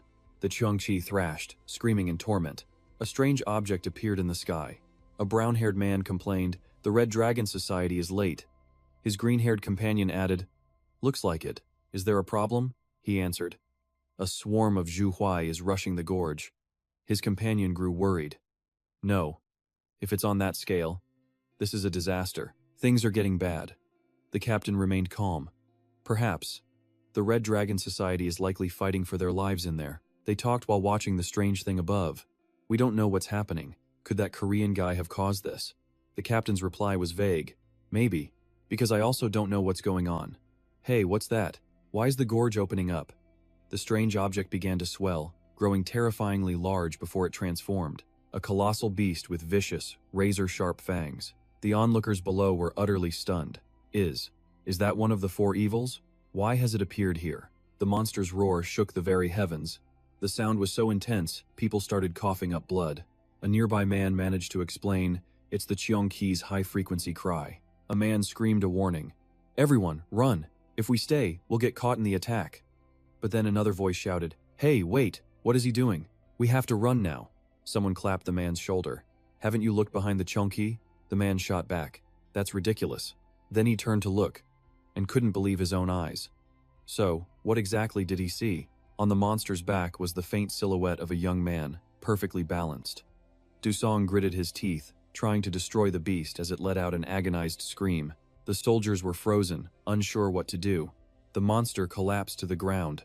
Only then did people approach, murmuring amongst themselves, "It's over. Amazing. Is the Cheongki dead? I don't see any fatal wounds. Let's get a closer look." They immediately closed the distance to the beast. The captain, still stunned, thought, "Is it really dead?" He reached out to confirm, when a sudden voice cut through the air. "Don't touch it."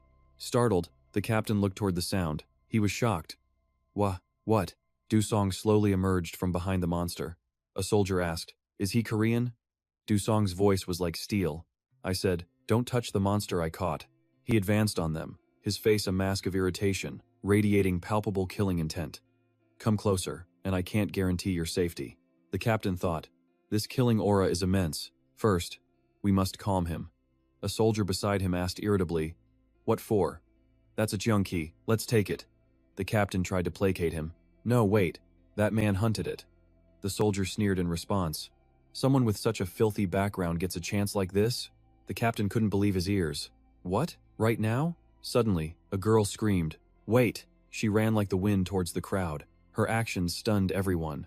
Xiaodu stood before Dusong, declaring, "This monster was hunted by a Tenzu hunter. By regulation, the Cheongji Ki belongs to Tenzu and this hunter.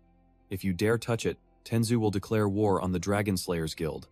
The familiar names made the crowd uneasy. Tenzu? The stubborn soldier thought. "Who cares? This is Shanghai. What power do they have here?" "Fools, I'll handle this." The captain spoke up. "Wait." His subordinate angrily questioned him.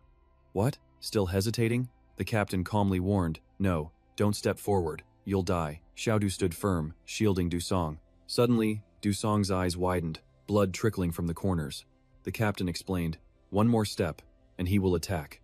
You want to fight the hunter who took down one of the four evils?" He raised his hand. "Everyone, fall back." One man grumbled, "Damn it, a golden opportunity." Another replied, "No way. His eyes have gone feral." The captain praised him silently. "Incredible. Covered in wounds, yet he protects his companion and his prize to the end." Xiaodu held her stance as the soldiers backed away. Only then did she let out a breath. "We're alive. One wrong move, and we would have been killed." "Hey, hold on. Are you okay?" she asked, turning to him. Dusong whispered something, then suddenly collapsed onto her. Xiaodu was flustered. "What? Hey, are you all right? Hey, wake up! Hey!" A foot stepped into view. It was Jiang Bizon. She clenched her fists, restraining her fury. Dusong's first hunt had quelled the rising storm. He had successfully hunted the Cheongki, one of the four evils. His very first hunt left a deep impression on many, sending shockwaves across the continent. Xiaodu kept yelling, "Hey, snap out of it. Wake up!" Of course, the Odu Song of now knew nothing of this. Dusong was taken to a hospital, lying motionless in recovery. So Kwajin, a professor from Belchin University's Kai Medical Science Department and the head of Tenzu's Medical Support Research Lab. Then, Xiaodu approached him. "Uncle," he replied cheerfully. "Hey, my dear niece. It has been too long," she asked politely. "Yes, have you been well? How is he?" He explained the situation. "Not as bad as I feared. In fact, I don't understand how this is possible." Xiaodu was puzzled. "What do you mean?" So Kwajin explained. "He's covered in injuries. I wonder how he could hunt a monster in that state. The nerves in his ears are severely damaged. I can't imagine the mental fortitude it took to endure that." Xiaodu sighed. "He's a monster." The doctor disagreed. "No, he's a hero." She pursed her lips, annoyed. "A hero?" So Kwajin continued. "After all, he single-handedly captured one of the four evils." "So what?" Xiaodu shot back. "It's not that impossible. If the clan head were here, he could have hunted one of the 10 zones." Her eyes suddenly widened in surprise. So Kwajin gave her a gentle smile. "That's right. One person from the 10 zones is comparable to all 10. If the hunters in China knew this, they'd all be shocked." When he infiltrated Shanghai, the clan head told everyone this. He recalled the clan head's words. "Why would we let a foreigner trespass?" The clan leader's satisfied smile was plain to see, because we had just bombed Shanghai. Seodu was shocked. "A bomb?" Seo Guajun continued. That boy, Oh Yu-sung, that's what they call him in Korea, a symbol of the new generation. So many young hunters look up to him. Hearing this, Seo Du's brows furrowed unconsciously. She thought, the strong prove their own worth, alone. Our continent's way of thinking is truly admirable, but her hands clenched into fists, holding back her fury. Seo Guajun understood. She still refuses to accept it. So naive. He reminded her, at this point, you need to think clearly. Do you not know why the chief chose you to be Oh Yu-sung's aide? Seo Du said nothing in return. He pressed on. Even though you lost the succession war, perhaps your heart arrhythmia. She cut him off sharply. Uncle, don't say another word. If you bring that up, this conversation is over. Her menacing glare flustered him. I'm sorry, Seo Du turned away decisively. Fine. Our business here is done. Then I'll be leaving. He was sweating bullets, quickly replying, okay, until next time. His face was a mask of worry and deep thought. He looked up, thinking, Venus disorder. A special ability that pushes a partner's level to the brink of insanity. That is the power the child, Seo Du, possesses. She could have used that very constitution to become the next successor. But Seo Du refused that path, training herself to the bone and competing with the reserves, only to fail miserably. And the order given to her was to assist a foreigner. But Seo Du had her own thoughts on the matter. There's no reason for the chief to give such an order now. But even if there was, I wouldn't follow it. She bit her lip, her anger boiling over as she slammed a fist into the wall. Her thoughts were still racing. I am a warrior, not some girl who trades her body for glory. Oh Yu-sung, your power and talent. It drives me mad with jealousy. 2 weeks later, Oh Yu-sung finally regained consciousness. He sat up in bed, exhausted, and opened his eyes to a confusing sight. Seo Du stood there asking, You fought hard to recover. How are you feeling? Oh Yu-sung replied as briefly as possible. Much better. Hear that? He thought, confused. What is this? Her attitude has completely changed. She began. While you were out, there was a huge uproar. He asked, intrigued. An uproar? Seo Du elaborated.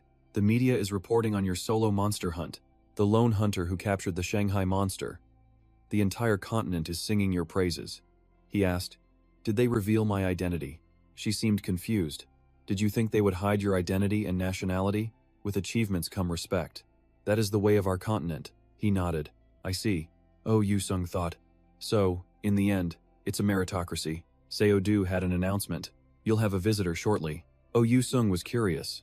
A visitor? Who? She replied, the vice president of Red Dragon, Jiang Bizon.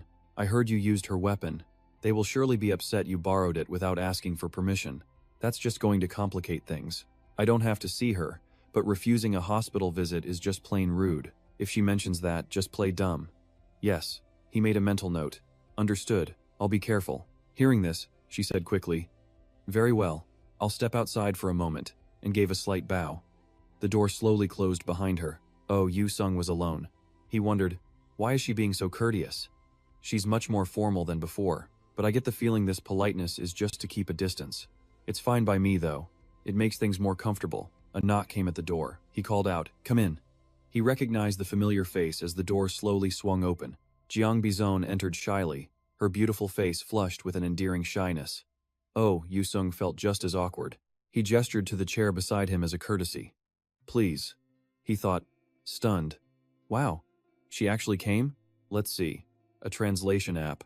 She held out her phone to him. On the screen was a message. I heard you were in great pain. He was taken aback. Huh? Korean? Oh, Yu-sung quickly typed on his own phone. Your Korean is excellent. And showed it to her. Yes. Jiang Bizon replied quickly on her phone. I learned to read and write in 10 days. He wondered in astonishment. She learned Korean? But why? Is it rude to use a translation app in China? He typed back, First, I want to apologize. For borrowing your knife without permission, I'm sorry. He was curious. Now, let's see how she responds. She held up her phone. Not at all. I should be thanking you for saving me. But more than that, I have something I need to say. His eyes went wide. Huh? He read the words on the screen. Could you please go out with me? With marriage in mind. Jiang Bizon's face was now as red as a tomato. He couldn't believe his eyes. What? Oh, Yu-sung just stared at the phone. Jiang Bizon suddenly let out a little. Ah. He broke into a cold sweat, thinking, dating? She wants to date? This is so sudden. His eyes showed his utter panic. What is her motive? Bizon sat across from him, blushing and too flustered to speak. She frowned, thinking to herself, he's confused, as I expected. Was I too forward? Well, she raised her phone again. I'll continue. I haven't even thanked him, and I've already caused a burn. She shot up, her hand still engulfed in flames. Okay, first thing, water. The fire surged higher, its heat shocking Bizon's mind. Ah! Panicked, she thought. Damn it, my mind's power. Bizon clutched herself tightly. The flames began spreading over her body. Huh? Dusong watched, confused. Could this really be her mind's power? He wondered. An energy born from the user's emotions, known as mind. Dusong suddenly recalled how Bizon fought before. I've seen a hunter use a fire mind before, but can it just manifest like this? He felt a surge of alarm. But wait, if this keeps up, all her clothes. The raging fire started to burn away Bizon's clothes. She was frantic. Earlier, at the Red Dragon Guild, a huge door slammed shut after a furious roar. That's just an excuse. You're useless, get out. Bizon stood grimly before the door. The others there were just as stunned. She scowled, blaming herself. My incompetence caused enormous losses, and people died. A guild member stepped forward to comfort her. Miss. No, Vice Master, please don't blame yourself. Who could have known the 4 calamities would appear there? Right. Another member chimed in. That's correct. A hunter's survival ultimately depends on their own strength. It's a shame, but they died because they were too weak. Hearing this, Bizon turned away, her voice low. Even so, it is my responsibility. She then walked away alone down the long corridor. The gray-haired man sighed. She shouldn't think that way. I never knew the Vice Master was so strict. The red-haired man nodded. True, the lady has been furious for 24 hours. I'm worried she'll destroy herself with guilt. The sound of Bizon's footsteps echoed in the empty hall. After walking some distance, she sighed sorrowfully. Ha! She cursed herself. This loss is my responsibility. I must atone for it. But how can I? Dusong's resilient image suddenly flashed through Bizon's mind. She realized with a start, that's right. Oh, Dusong. With that kind of power, she bit her finger as she began to scheme. His strength is comparable to a ship's own class. If he joins our Red Dragon Guild, Bizon smirked. All right, I'll use that method. She clenched her fist, full of determination. I must make that man marry into my guild. Bizon was resolute. If I can just pull him into the guild, then I can make up for our recent losses. A strange thumping in her chest. The sudden emotion made her uneasy. Bizon frowned to herself. Okay. In any case, this is for the good of the guild. She continued down the hall, resolute. Time to take action. She began to read all kinds of books, starting with language. After that, she got dressed up, checking herself in the mirror. Is this what normal people wear? Bizon was brimming with resolve. And today was the visit, her eyes shining with confidence. Okay, this is no different than hunting. If I remain calm, I can do it.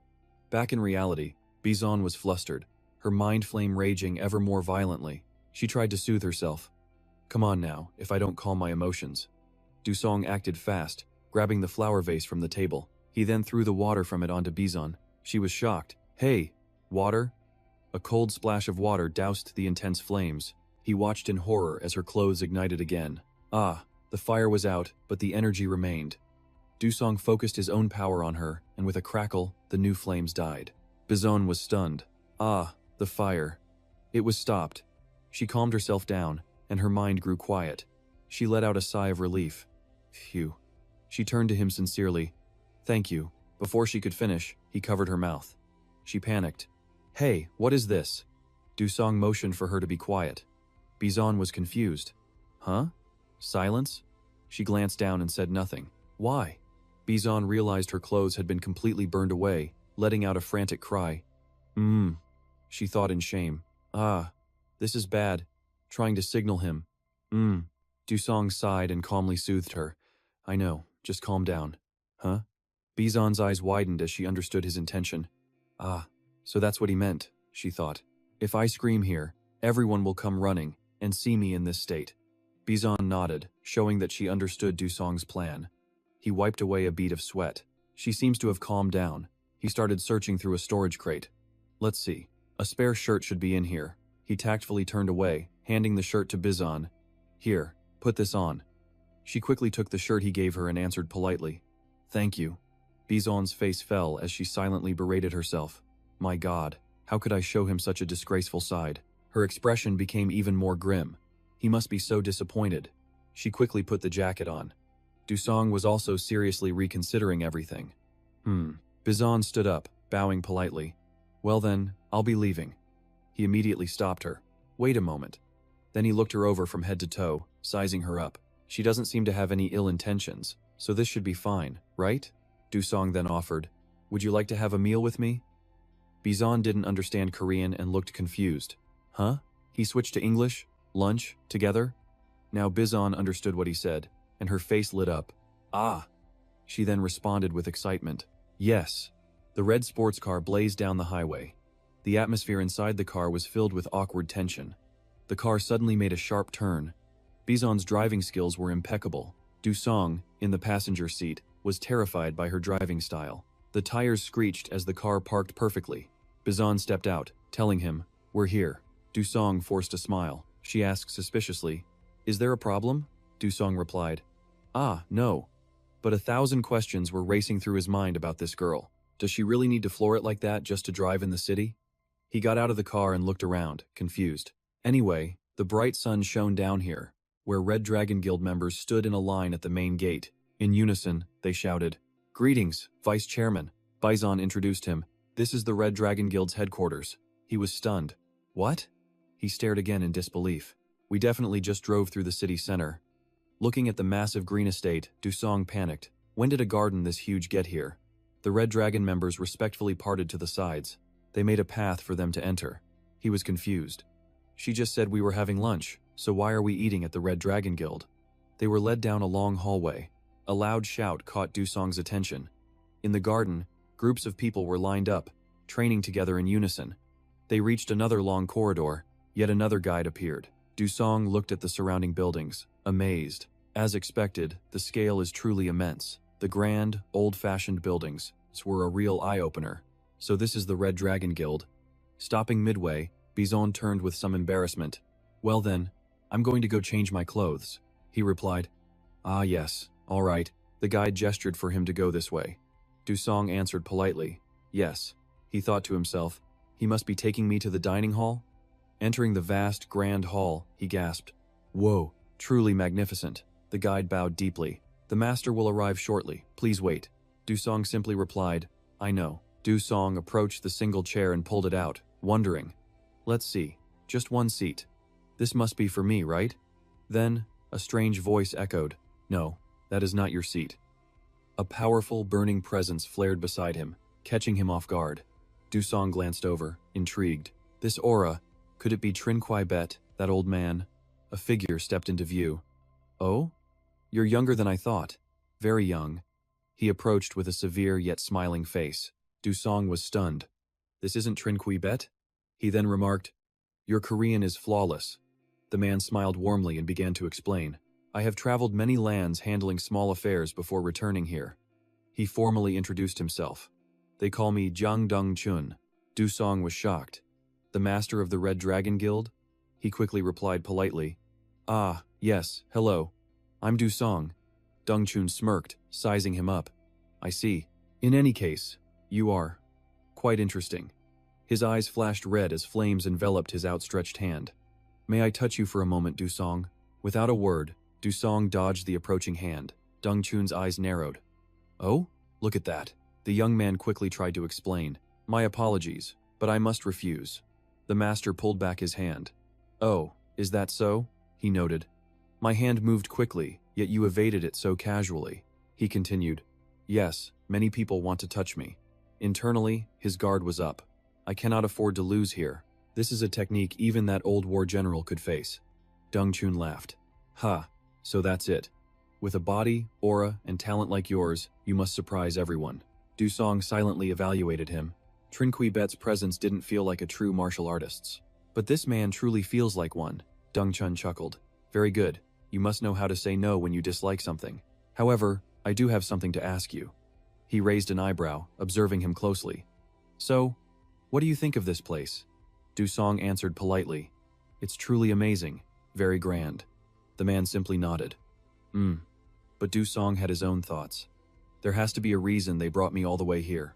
He recalled everything he had passed, the colossal size of this complex, and the disciples here. It all has a purpose, Dusong added. I also wanted to see the headquarters of the continent's top hunter guild. Dongchun pressed him. I'm sure you did. So then, what is your impression? Dusong paused. Well, I'm not entirely sure. The master acted surprised. Oh, you don't know? Dusong began to list things. The hunter's capital, the hospital-like facilities. The entire scale of this place is wonderful, but he stated bluntly, honestly, that's all I can think of. The master let out a small chuckle as he continued. Of course, the fighting spirit here is excellent, but in specific areas, like campaign execution, many elements are far more lax than in my country. Therefore, the only thing I can gain here as a hunter is a work history in the country of China. Beyond that, there is nothing. Deng Chun's body tensed as he gritted his teeth. So that's what you really wanted to say? It's worse than I expected. Just empty bravado. Dusong tried to clarify. I didn't mean to be so aggressive. Deng Chun cut him off. But you don't deny it. Veins throbbed on his temples as his fighting spirit ignited. An aura enveloped his body. Deng Chun's expression was grim as he faced him. Just then, Bizon's silhouette appeared in the doorway, wearing a new dress. She looked puzzled at the scene. Suddenly, the tense air between the two men vanished. Deng Chun smirked. All show and no substance. Is that it? Then he burst into laughter. So he's not wrong to say that? Bizon cried out, completely confused. Huh? He's not wrong? Deng Chun's voice softened as he looked at her. So you've arrived. Bizon blushed slightly. Ah, yes, father. Dusong stared, a bit flustered. That's quite an extravagant dress. Deng Chun then snapped his fingers. A table filled with food was brought in. The master announced, All right, let's share a meal with young Dusong. The three of them took their places. The table was covered in all sorts of delicacies. He glanced at the two and mused, You two look good together. Seated with Bizon, Dusong panicked. What is this seating arrangement? He cleared his throat and explained, I only suggested a simple meal with Miss Bizon. I don't really understand why I was brought here. Deng Chun smirked at that. Ah, that was my doing. I called my daughter and told her to bring you here, Dusong asked. But why? The master's gaze fell sternly upon his daughter. My daughter said she proposed meeting with you. Bizon looked down, embarrassed. Forgive me, father. It was for the guild's sake, Deng Chun interrupted her. No more excuses. However, he stroked his beard thoughtfully. Coincidentally, we seem to have the same idea. That's why I had her bring you here. He called out. Young man. Dusong was confused. Yes? Deng Chun asked with a grin. Would you consider becoming my son-in-law? An awkward silence fell over the table. Bizon was mortified. Father, why would you suddenly say such a thing? Dusong calmly asked in return. That's a surprise. Why would you make an offer like that? The master just huffed, a knowing smile on his face. You were right about what you said before. Dusong was confused. Huh? The master pointed to himself. The explanation is actually quite simple. Let me ask you this. What kind of man do you think I am? Dusong replied. I believe you are no ordinary person. The master agreed. Correct. Not ordinary. That goes for my current appearance, and my Red Dragon Guild. Deng Chun began to explain. Isn't this Red Dragon headquarters magnificent enough? A person like me doesn't belong here, the young man asked, confused. What do you mean by that? Deng Chun lifted his teacup, lost in thought. Even when I consider my age, it's still unbelievable that we would be saved and shaken up by you like this. He wondered. Then his mind flashed back to the day the first monsters invaded Earth. They became a threat to everyone. Suddenly, monsters appeared in this world. His voice was scornful. Such powerful monsters, invading the planet. It's a ridiculous story, isn't it? A monster lunged for the people, only to be met by a warrior of the Red Dragon Guild. Because we are martial artists, not ordinary men. The guild members charge toward the front lines. When the monsters appear, we'll face them with every skill we have. Deng Chun dodged the creature's strike, but even so, hunting monsters yields a massive fortune. Back then, Deng Chun was severely wounded, but they paid him a fortune. When private groups like the Mafia take control, your life changes forever. His eyes were blinded by the sheer amount of money. Centuries ago, even in the age of warriors, such a reward was unthinkable. He took the money with pure joy. Coming back to the present, he continued, this much wealth, this much power. However, to be precise, this is not what we, as martial artists, receive. Dusong nodded. Because we are hunters, right? He replied. Exactly. You understand. Jung Chun frowned, raising his teacup with purpose. As hunters, our duty is to hunt monsters and protect humanity. He gazed down at his own hands, lost in thought. From a tiny dojo, we suddenly became Shanghai's largest hunter organization. He clenched his fist, his voice low. But with this explosive growth, we've lost our true essence, Dusong asked. Our essence? The old man calmly sipped his tea before explaining. The strong survive. Bizon listened in silence, not daring to interrupt. Jung Chun continued. The essence of a warrior, the ultimate path we follow, is to become the strongest. For the strong, there is both respect and envy. He looked at the young man. Do you understand what I'm saying? Dusong, who pushed himself relentlessly, did not disagree in the slightest. Encouraged, he went on. My Red Dragon Guild is mighty, but to be frank, we lack a young talent with your abilities. Jung Chun shot a disappointed look at his daughter. Collapsing from exhaustion in your last fight proved it. And we're supposed to be Shanghai's top hunter guild? Isn't that laughable? Bizon desperately tried to speak. Father, about that. He thundered back. Failure is failure. I told you, no excuses. Unable to convince him, Bizon lowered her head in sorrow. Yes, father. He then turned to Dusong. Regardless, this is why you must become my son-in-law, he replied, baffled. Why would I do that? The old man stated bluntly, this child cannot protect the Red Dragon Guild. Hearing her father's words, Bizon bit her lip, stung by the insult. Dusong was skeptical. How can that be? From what I've seen, Miss Jiang Bizon's power is quite impressive. Jung Chun scoffed. Impressive power? Are you joking? Is being defeated in a single blow what you call power? He frowned, stressing the point. I already told you. Survival of the fittest. That is the warrior's nature. You need that fighting spirit to inspire envy, to draw others to your side. This child lacks that fighting spirit. She cannot protect this guild. Bizon swallowed hard, nodding reluctantly. The man continued. Now, as for you, I've investigated your entire record back home. Dusong was taken aback. Ah, Jung Chun pointed at him. You're known as your organization's human bomb, aren't you? You are the object of envy for your entire generation, and the catalyst that pushes them to grow. He clenched his fist. The Red Dragon Guild, that is precisely what we need. Dusong calmly repeated himself. Like I said, I have no reason to accept. The old man chuckled softly. Very well. I acknowledge that Tenzu must have paid a hefty price. That man's influence is indeed greater than mine. Dusong was stunned. You know the leader of Tenzu? He replied. I more than know him. He and I go back a very long time. Jung Chun smirked. I was slower to recognize your value, which is why I will make a much larger investment. He then made his offer. All you have to do is lend us your name. Dusong thought to himself. The heir to a massive organization like the Red Dragon Guild? Through marriage to his daughter? He's handing the entire guild to me? Dusong eyed him with suspicion. Isn't this offer too much? Jung Chun replied. Not at all. My mind is made up. I will leave the Red Dragon Guild to one who carries my blood through marriage, he continued. All the wealth and power of my Red Dragon Guild.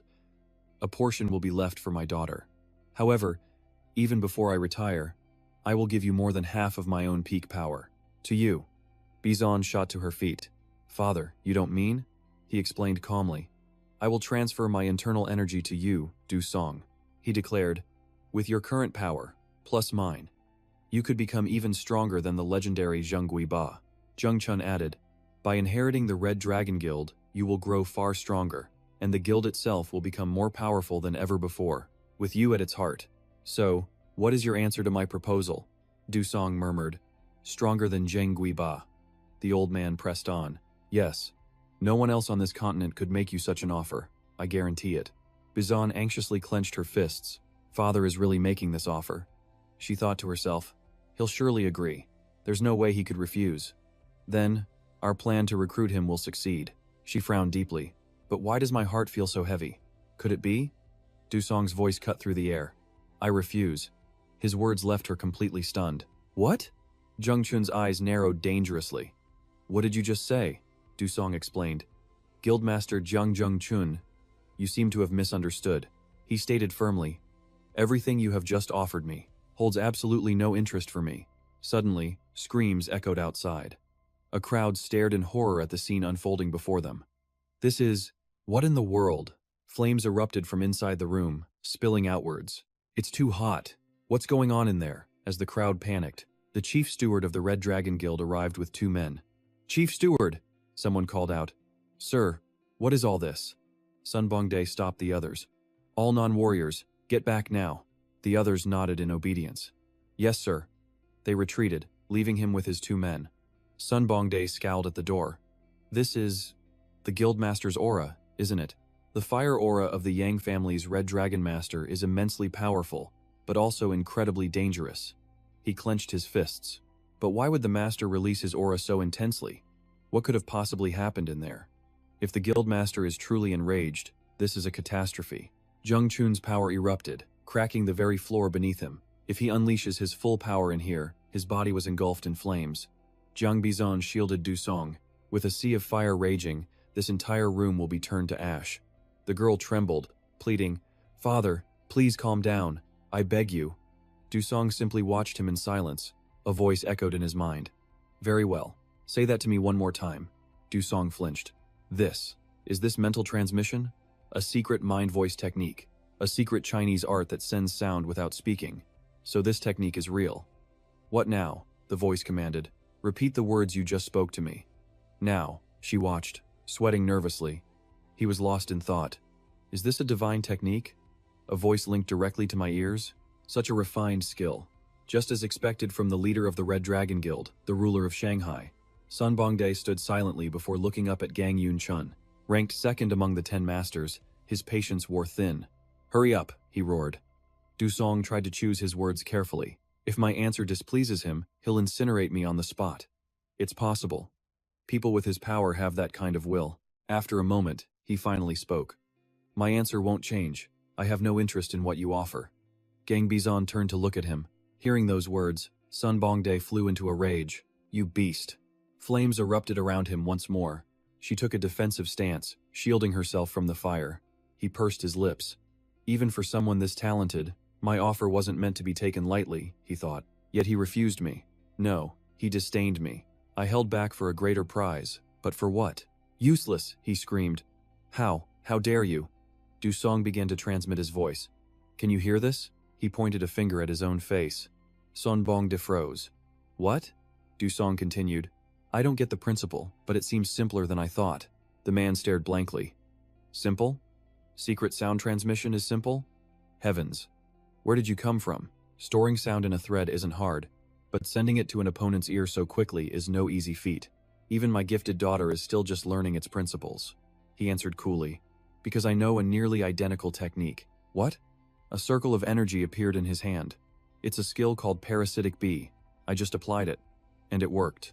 Sun Bongdae eyed him, sizing him up. Du Song continued to explain. As your junior, I am telling you this. However, you were the one who threatened me first. Leader, you would be the second. He scowled. And if I'm threatened, I will strike back. Sun Bongdae was silent. The room fell quiet. He analyzed for a moment. He's strong, and he has the experience and talent. He grasped the principle instantly in this situation. I must focus on the technique first. And then, he spoke. I can no longer be proud of my skills. I'll have to show you everything. You truly don't know your place. You're more warrior than hunter. Du Song closed his eyes calmly. That doesn't sound like a compliment. The leader looked at him, confused. What? He scratched his head. Because I have my reasons to refuse you. Your words are no praise to me. What does that mean? The leader asked. Du Song raised his hands. Nothing. You probably wouldn't understand if I told you, so I won't say any more. Sun Bongdae sneered. Is that so? If there's nothing left to say, then only one thing remains. He stomped, shattering the ground. Since we're both confident, you know what must be done, right? Du Song answered honestly. No, I refuse to fight. Again? He provoked. What, are you afraid? No one's going to die. Du Song's face was a mask. I will have to kill you. Sun Bongdae was skeptical. What did you say? Du Song sighed. How can I explain this? It's difficult. I can't just say I learned it automatically, like the voice transmission. If we fight, I'll learn every single one of your skills, leader. If you don't mind me using the Red Dragon Guild's arts freely, then I welcome a fight. He took a stance. So, shall we begin? Silence fell once more. Gang Bizan glanced between the two men. Sun Bongdae's face tightened. Does this brat really dare to cause a scene? He began to move his body. Suddenly, a huge crash echoed. Their attention shifted as they turned their heads. Could it be?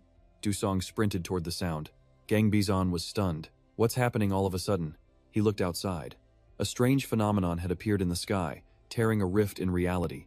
His jaw dropped at the sight of the crack above. Citizens screamed and fled. "Help me!" They looked back in terror. That monster! A giant green serpent appeared, the black-bodied siren. "Everyone, fall back!" The crowd stared in horror. "Huh?" Someone leaped into the air, stabbing toward the beast with a sharp weapon. He aimed a powerful strike at the serpent's neck, gripping his weapon tightly. The man landed in a battle stance. The people below cheered with relief. "Oh, it's a hunter! We're saved! We're going to live!" The serpent glared down at them. The hunter looked at his weapon, breaking into a sweat. Too weak. As expected of a crudely made weapon. "Dragon-slaying clan, evacuate the civilians. It's dangerous here. Everyone get back now." "Understood." He loosened his tie. "Damn it. Why would a black-bodied siren show up on my day off? And a grade 7 monster at that?" The beast opened its massive jaws. He sighed. "You've got to be kidding me." He grimaced. "Damn it. It came from the rift. What the hell is the observation station doing?" He began to analyze the situation. It appeared without warning, so they likely didn't see it coming. Clear skies one moment, a raging storm the next. He cursed, "Damn it all. The entire city is in chaos." He continued, "What's the status of our emergency network?" Suddenly, the color drained from his face. "No orders from the dragon-slaying clan, just a notice to head to the assembly point. They're not responding to my calls." He gritted his teeth. "This is bad." He lifted his head to watch. Despite their words, the serpent calmly eyed its prey. The two of them braced for the attack. The only thing that matters is survival. You're right. The snake opened its massive jaws as they both charged forward. "Damn it, now what? So don't be too late," he replied. She echoed. "Late?" He nodded. "Yes. Right now, this is more urgent than any monster hunt. I'm asking you because it's urgent." She thought to herself, "More urgent? Even more than hunting monsters?" Her gaze shifted to her father. Dong Chun stroked his beard. "Just do what he asks." "Father," she pleaded, helpless. He shot a look at Yu Song. "You plan on showing me something, don't you? This beast is nothing the Red Dragon Guild can't handle alone." She nodded obediently. "I understand, father." Getting into her car, she glanced back at him. He gave a slight nod. She turned and floored it. The car shot forward at top speed. It sped off into the distance. Yu Song closed his eyes. "Then it's my turn to get started." The guildmaster agreed. "All right, I don't know what you're planning, but show me what you've got." A confident smirk played on Yu Song's lips. "I don't know if the guildmaster will be satisfied, but I'll give it my all as a hunter." Without another word, he vanished in a flash. "Excuse me." Dong Chun watched him go, lost in thought. How could I not be satisfied? Just who is he? In the end, he's still a complete mystery. He moved with blinding speed. Connecting his phone to his combat suit's comms unit, he placed a call to Seo Yu. From the other end of the line, Seo Yu's frantic voice shouted, "Where are you right now? An unpredicted rift just appeared." He cut her off calmly. "I know. I'm heading into the rift now." Hearing that, "Is there a hotline to the control center? One that all hunters can use in an emergency?"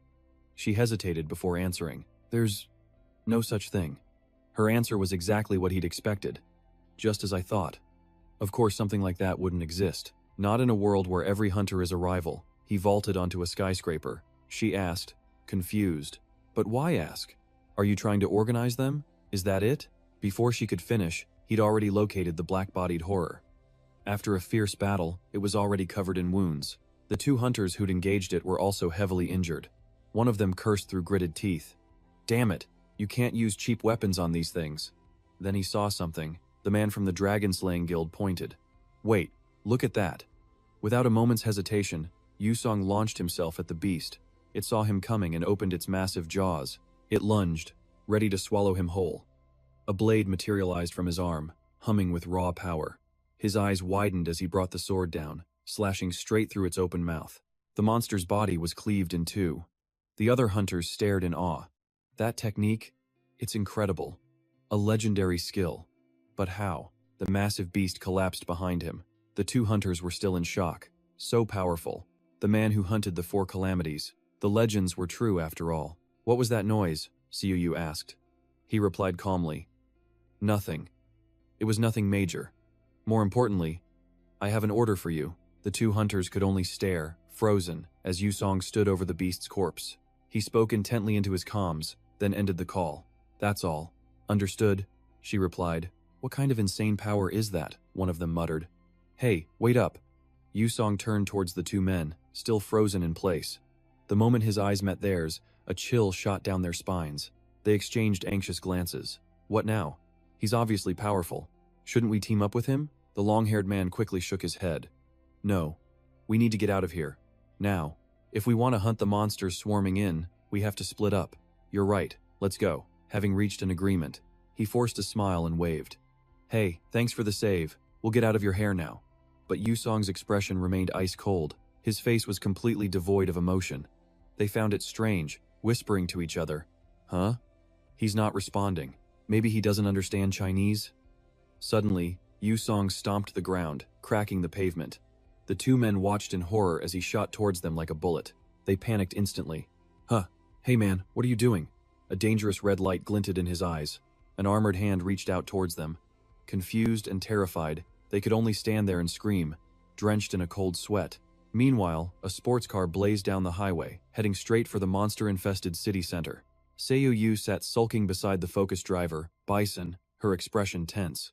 Tapping her fingers on her arm, she muttered, I just don't get it. Hearing this, Bison shot her a sharp glance. Seiyu frowned.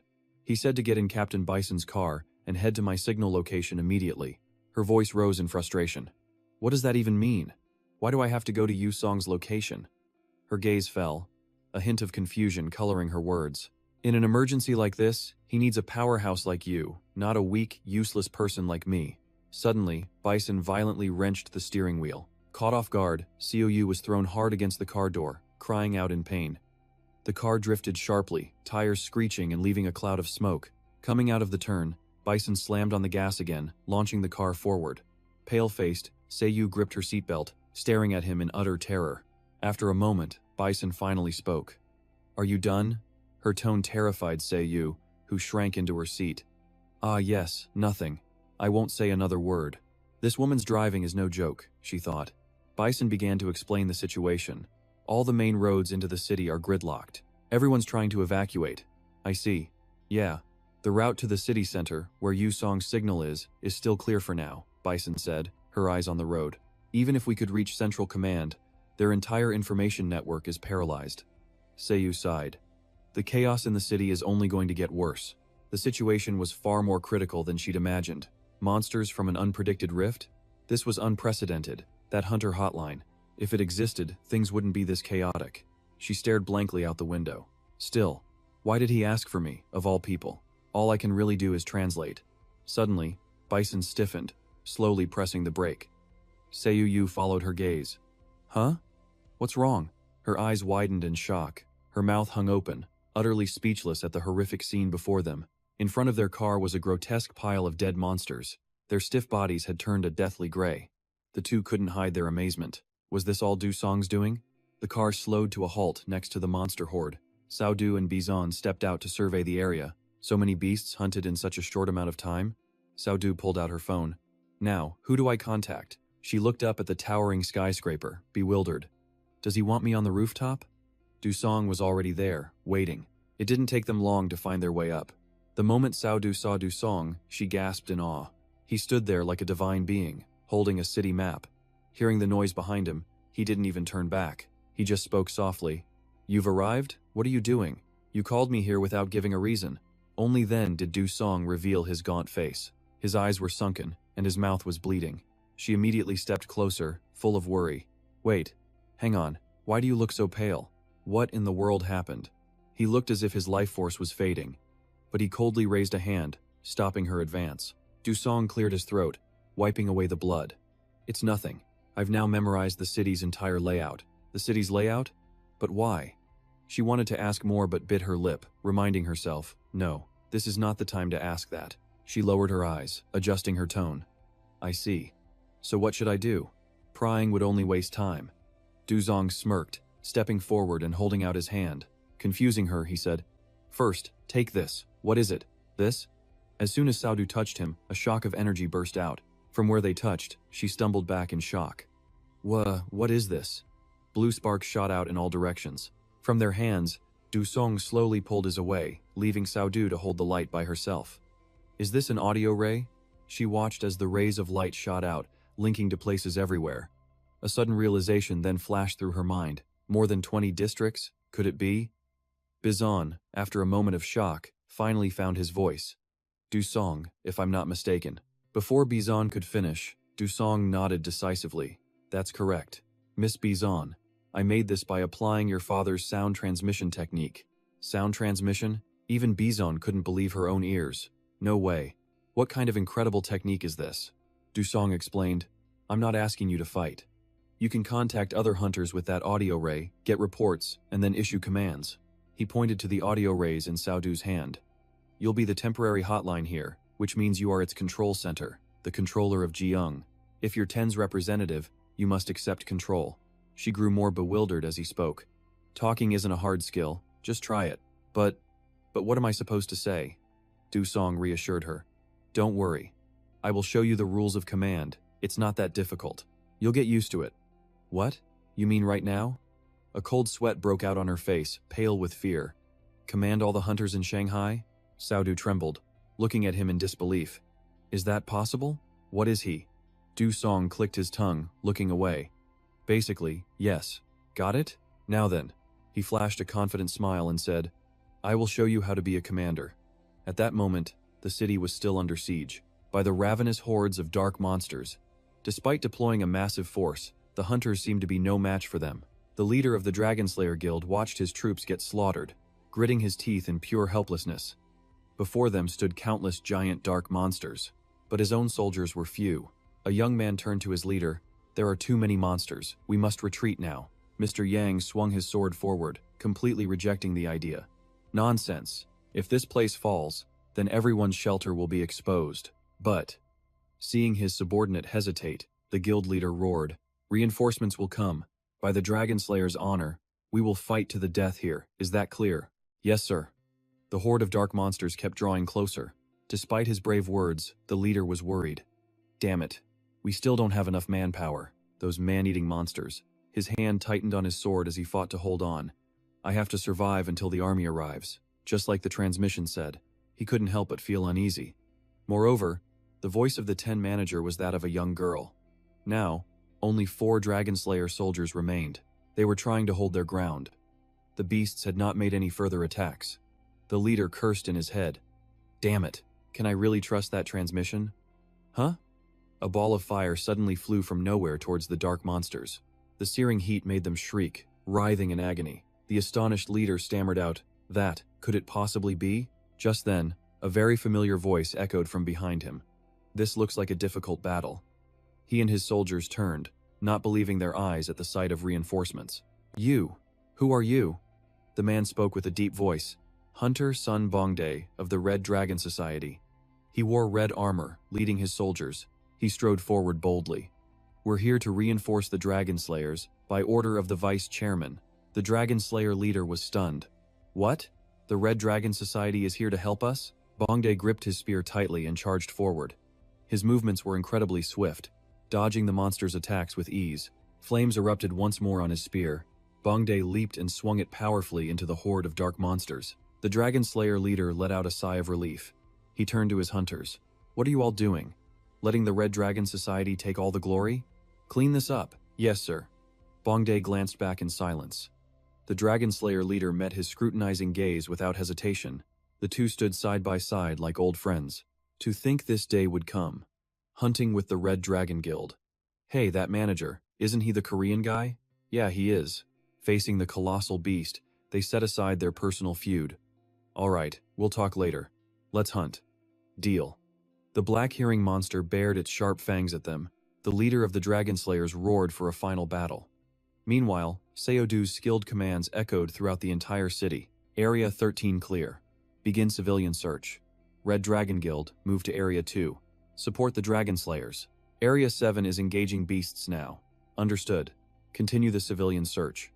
From a rooftop, she received reports and directed the teams. I got it. Continue support. Area 7 will reinforce the other hunter teams. Even Seodu couldn't believe what she'd just done. Incredible. The city's chaos was handled in an instant. Dusong, now running alone at full speed, listened to the reports coming in. Dusong was satisfied. The Red Dragon Guild support arrived in Area 2. Excellent.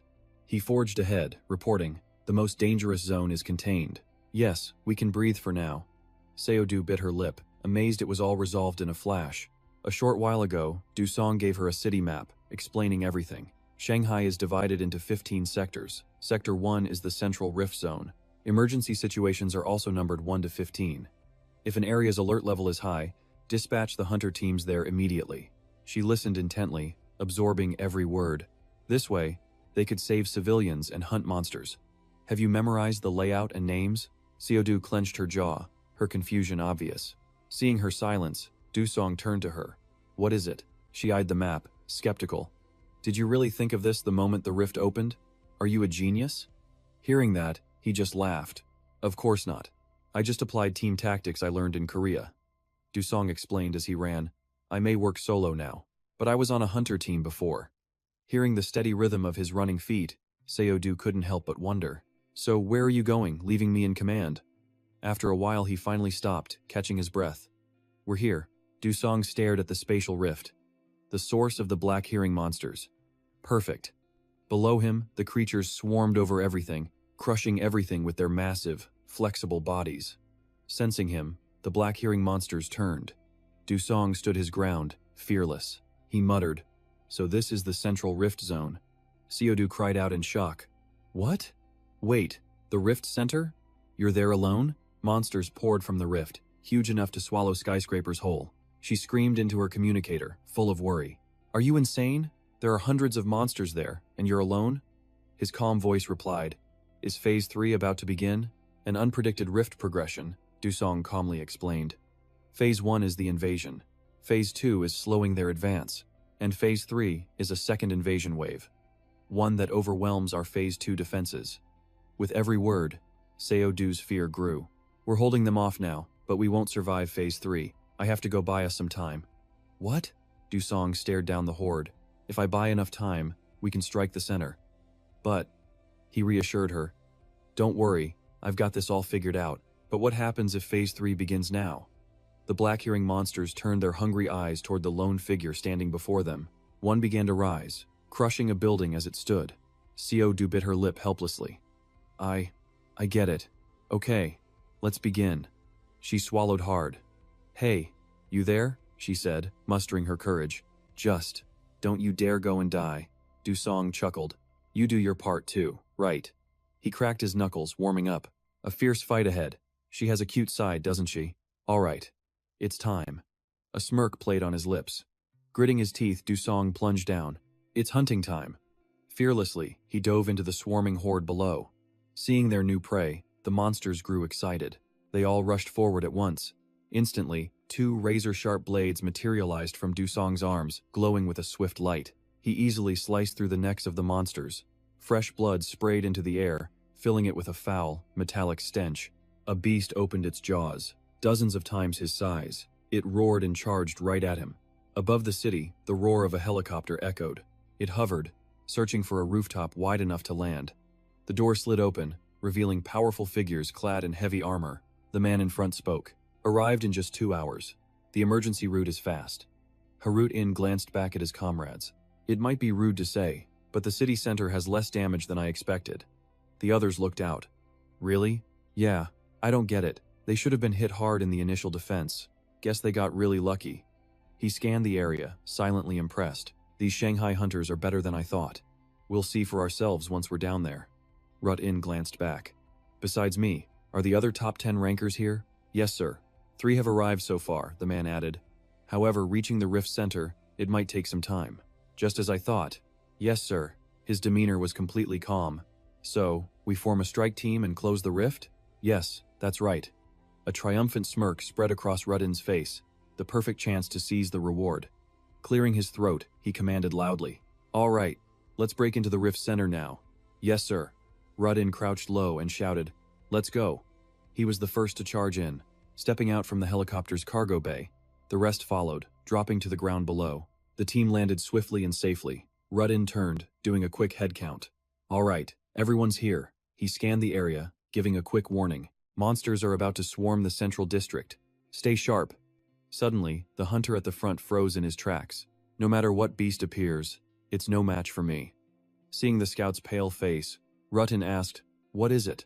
But when he looked up, the sight before him made him tremble. What? What is this? The ground was a carpet of dead dark listeners. They appeared to have been dead for some time. No one could hide their utter shock. This is a field of monster corpses? From the largest to the smallest, every beast was riddled with wounds, their fangs bared on the blood-soaked ground. They cautiously approached the fallen horde, surveying the carnage. How could this have happened? It was a mystery what transpired, but not a single body was left whole. Torsos were ripped in half, heads severed from their necks. The small group of humans stared up at the colossal beasts, swallowing hard. And look, isn't a monster this huge a 7-star class? Ruddin was still reeling from the shock. What in the world happened here? What's going on with the rift? Standing at the foot of a skyscraper, they gazed at the silent rift above. It was eerily still. No more monsters were emerging. A deep sense of unease settled in Rutten's gut. This isn't a good sign. He pondered for a moment, then spoke. Maybe. One of the 4 calamities appeared and devoured them. What? His eyes shot wide, his pupils contracting as he let out a yell. All right, now this is interesting. Ruddin instantly reached back, drawing his ever-present blade. It was the Crimson Haze Sword, a blade forged in volcanic lava. Seeing this legendary weapon, the surrounding hunters gasped in awe. The Crimson Haze Sword. A cocky smile spread across his face. Indeed, against a Calamity-class foe, this is necessary. I can't let anyone steal this kill.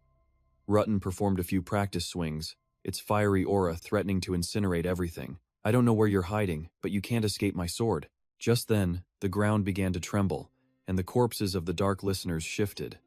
Without warning, a massive explosion erupted right before the hunter's eyes.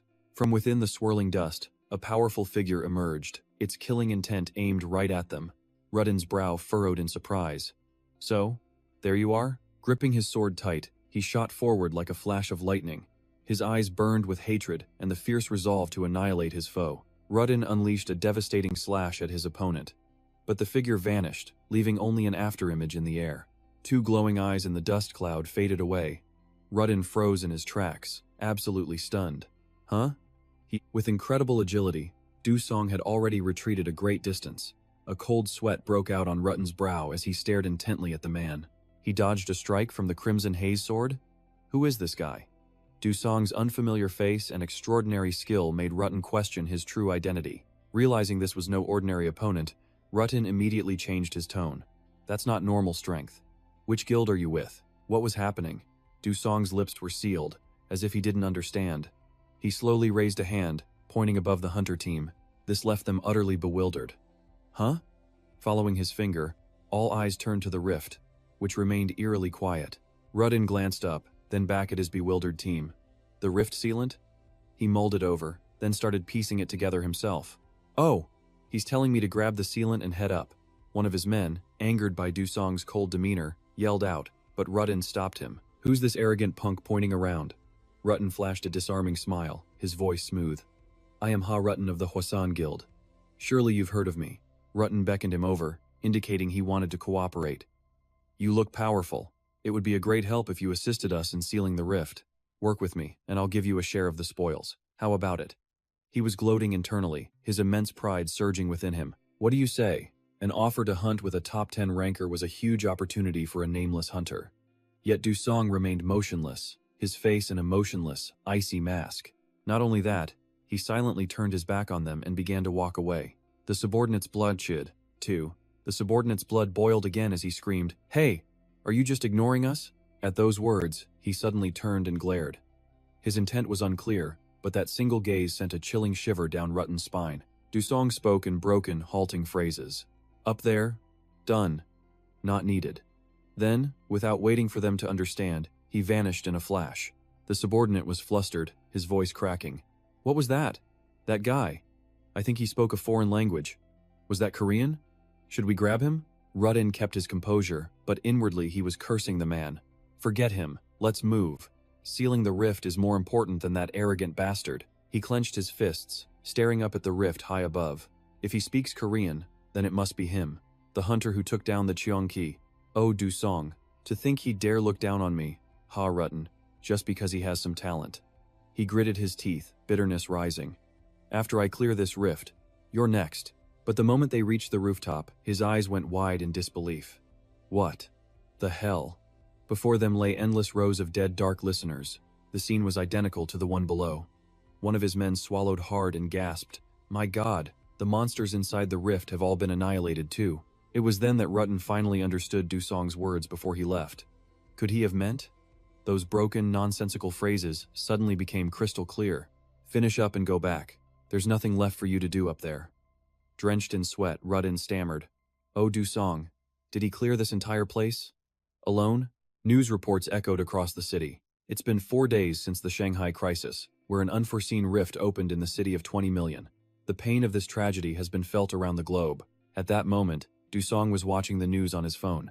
The reporter continued, "Furthermore, according to a statement from Tense, at the site of this recent incident, Mr. Oh Dusong, one of our nation's own hunters, played a decisive role. While details are unconfirmed, a correspondent will soon report on his incredible actions." As Dusong was focused on the news, a voice called out, "So, you're here?" He lifted his head toward the sound. It was Seo Du, who came with a reminder. "It's time." Oh Dusong put his phone away, replying, "All right. Is break over already?" The construction site buzzed with workers and machinery. But when the crew saw the scene before them, they could only stare in disbelief. My God! They watched as Dusong effortlessly carried a massive boulder on his own. He tossed the huge rock down with ease. Dusong then turned and asked, "So, I just need to clear this debris?" From behind him, Seodu replied, "Yes." As Dusong resumed clearing the site, she glanced around. The other workers were whispering among themselves, "Wow, a hunter is on another level. But why is he even here?" Hearing them, Seodu grew annoyed and called out, "Hey!" Dusong looked up at her. "Huh?" Seodu frowned, questioning him, "Why exactly are you at the northern site?" The question seemed to catch him off guard. "Why am I here?" Seodu shook her head, trying to analyze it. "Hunters are dispatched to the northern zone for emergencies. But this is still Shanghai, isn't it?" He thought for a moment. Seodu pressed on. "You don't need to be doing this kind of work. There are no TV cameras here. No one will know. In fact, people will just think it's weird." As they spoke, the workers behind them kept judging. "Hey, what are they doing?" "Yeah, so what if he's a hunter? He isn't helping much." That's when Oh Dusong spoke up. "I don't care how they look at me." Seodu was confused. "Huh?" He turned to her, asking, "Isn't it about doing what you want, without worrying what others think? Isn't that the style here?" Seodu was flustered, unable to argue. "Well, that's..."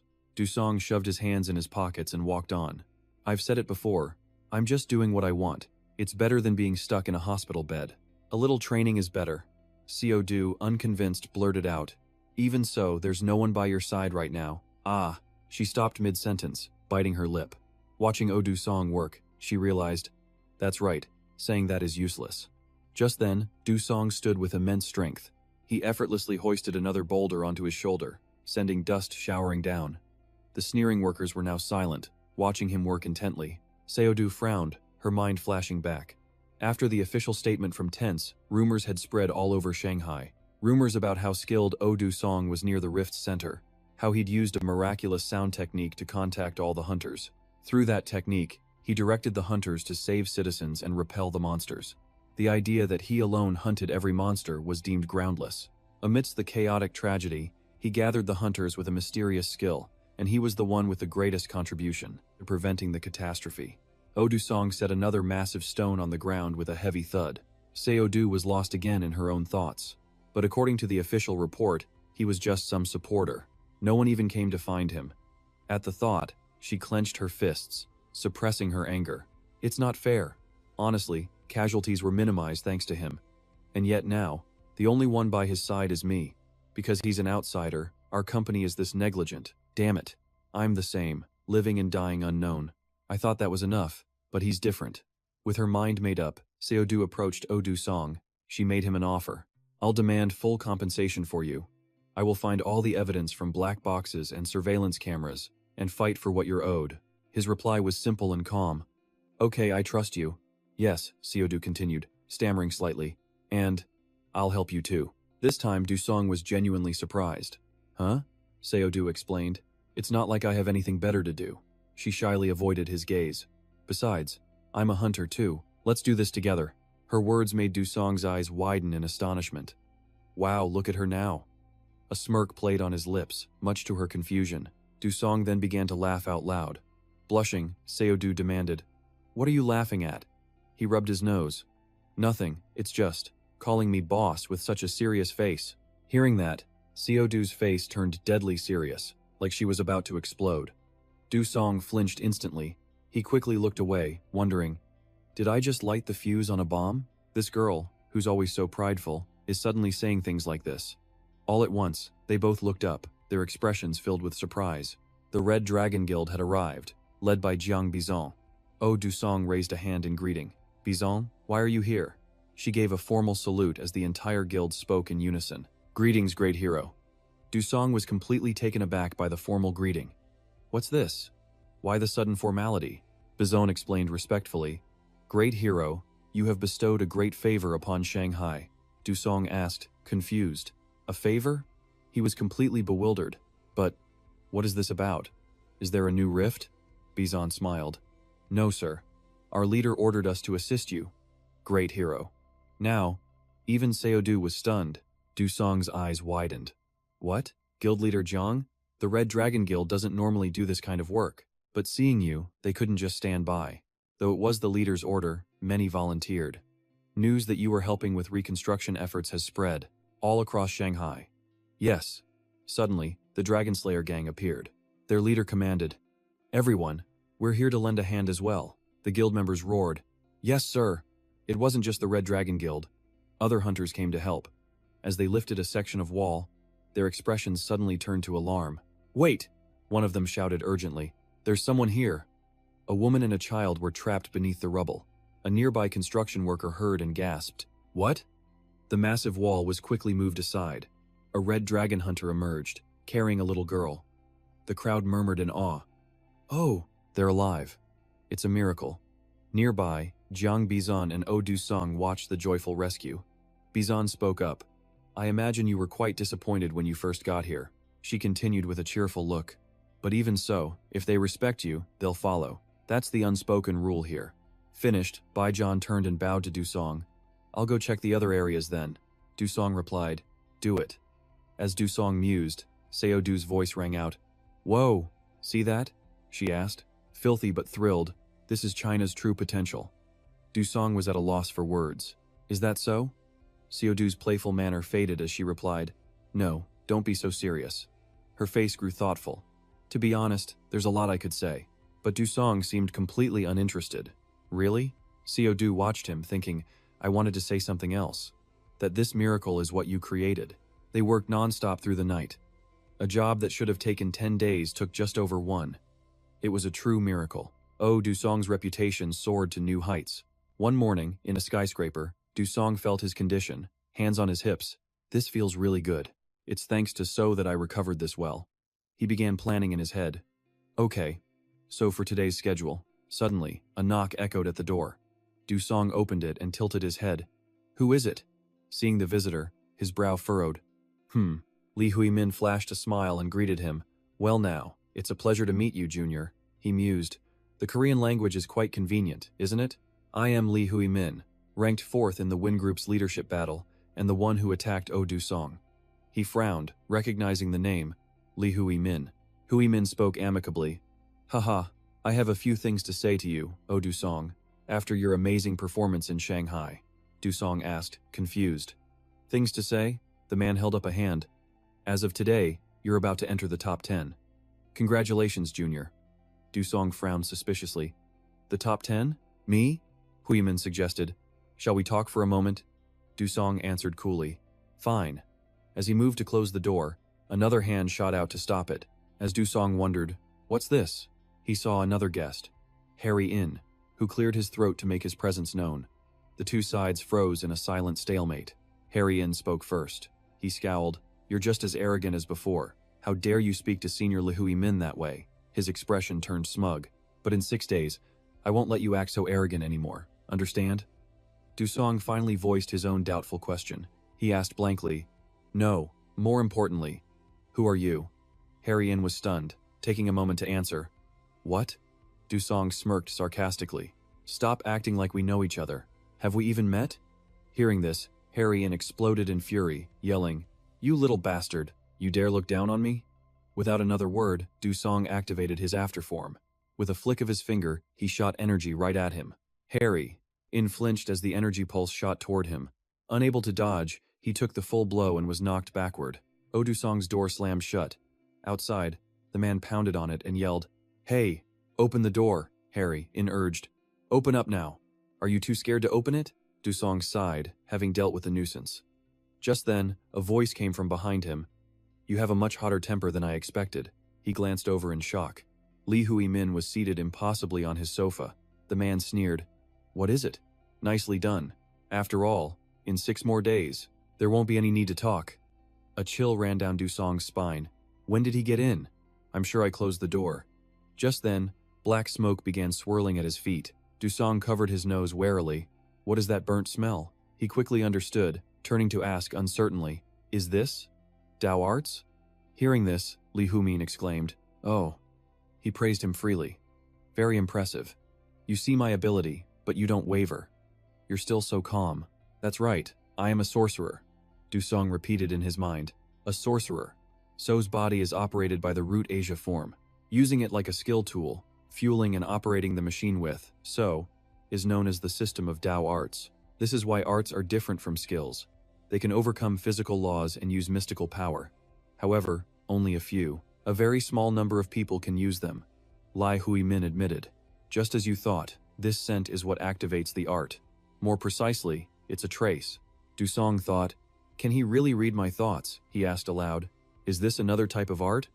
Hui-min chuckled and explained, "What, this? This is just simple inductive reasoning. Though you look calm and indifferent, your breathing has stalled. Next, your pupils will constrict slightly." He continued analyzing Dusong. "Your body sends me so many signals, from your pupils to your face, lips, hands, and so on. It all says that you're extremely tense, so reading someone's mind isn't difficult at all." He watched him with an all-knowing gaze. "Correct. You are in the exact state I mentioned. You currently have 2 thoughts. First, did breaking hotel security alert the guards?" Hui-min held up 2 fingers. "Second, did I really get in here before you?" He mused. "Did I enter before you closed the door? Or did I use an art to trick your eyes, and then slip inside in that instant, correct?" Hearing all this, Dusong grew cautious. Just who is this man? Hui-min smiled faintly. "Humans are so simple. If I'm given an advantage, I will take it. Reading thoughts is a necessary survival tool for sorcerers like me," Dusong stated without emotion. "You sure do talk a lot." Hui-min looked surprised. "Ah, you're right. It's been a while since I had such an interesting topic." His eyes suddenly widened. "But just now, when I mentioned the top 10, your reaction wasn't interesting at all." Dusong asked, "How did I react?" The man's expression grew dark. Hearing that, "Don't you feel honored?" He replied flatly, "Not at all." Dusong began to explain. "You can't just believe everything instantly. Even if it were true, changing members in 1 day is impossible." Lee Hyun-min remarked, "You really underestimate the name of the top 10, he retorted, "because it deserves to be." Lee Hyun-min explained further, "No, you were qualified the moment you defeated one of the 4 calamities. You're the only foreigner receiving offers from all over. That's why I've been treating you so casually." He suddenly stood, a scheming look crossing his face. "But not anymore. Now you're the hero of Shanghai." Dusong was confused. "Hero?" Lee Hyun-min replied, "That's right, a hero. Actually, 6 months ago, I recommended you to an associate of mine. He was a junior I had raised for a very long time. The one I passed down the Manhwa martial arts to, a perfect young hunter to be its successor. And that was supposed to happen in 6 days." He clasped his hands together. "But what about you? You showed up and flipped the script in just 2 hunts, becoming a hero of Shanghai." Dusong's expression remained perfectly calm. "I am truly sorry. So, did you come here just to blame me for those 2 inconveniences?" Lee Hyun-min started pacing the room, rambling on and on. "That's right, let's count them. The golden elixirs I worked so hard for were given to you. My prized disciple is now a captive in your country. So, the potential successor to Mount Hua was lost because of you." He clenched his fist, his face twisting in fury. My, you have hindered us at least 3 times now." As the words left his lips, Dusong smelled burning as black smoke began to fill the room. His eyes shot open, a realization dawning on him. A Taoist art has been activated. He immediately crouched down, trying to avoid the black smoke. Suddenly, Dusong froze. "Huh?" His expression grew serious. "This is..." Through the murky smoke, The form of Lee Hyun-min slowly appeared before him, but then Do-song suddenly crumpled to the floor. He tried to move his body, but it was hopeless. Lee Hyun-min crouched before him with a triumphant smirk. Heh, do you understand now? You look pathetic. Your senses are in chaos. Your mind wants to move, but your body is sluggish, as if they aren't connected, right? He snapped his fingers, giving a signal. Instantly, Hazutin burst through the door, grinding his teeth in a rage. He grabbed the chin of Do-song, who was sprawled on the floor. Then Hazutin easily hauled him up by his collar. Lee Hyun-min spoke with excitement. Well then, shall we get to the main point? It's time to choose. Do-song. Become a citizen and join my faction. If not, he pushed up his glasses, revealing crazed eyes. I will crush you right now. Choose, one or the other. Hazutin was also grinding his teeth, looking at him with pure hatred. Lee Hyun-min continued in a condescending tone. You got a little too excited this time. So you've become the hero of Shanghai, have you? Do-song glanced down, trying to move, but Lee Hyun-min didn't notice. He just continued his arrogant rant. How could someone who obstructs me possibly become one of the top 10? What a complete disgrace. Honestly, I'd rather just eliminate you right now, he went on.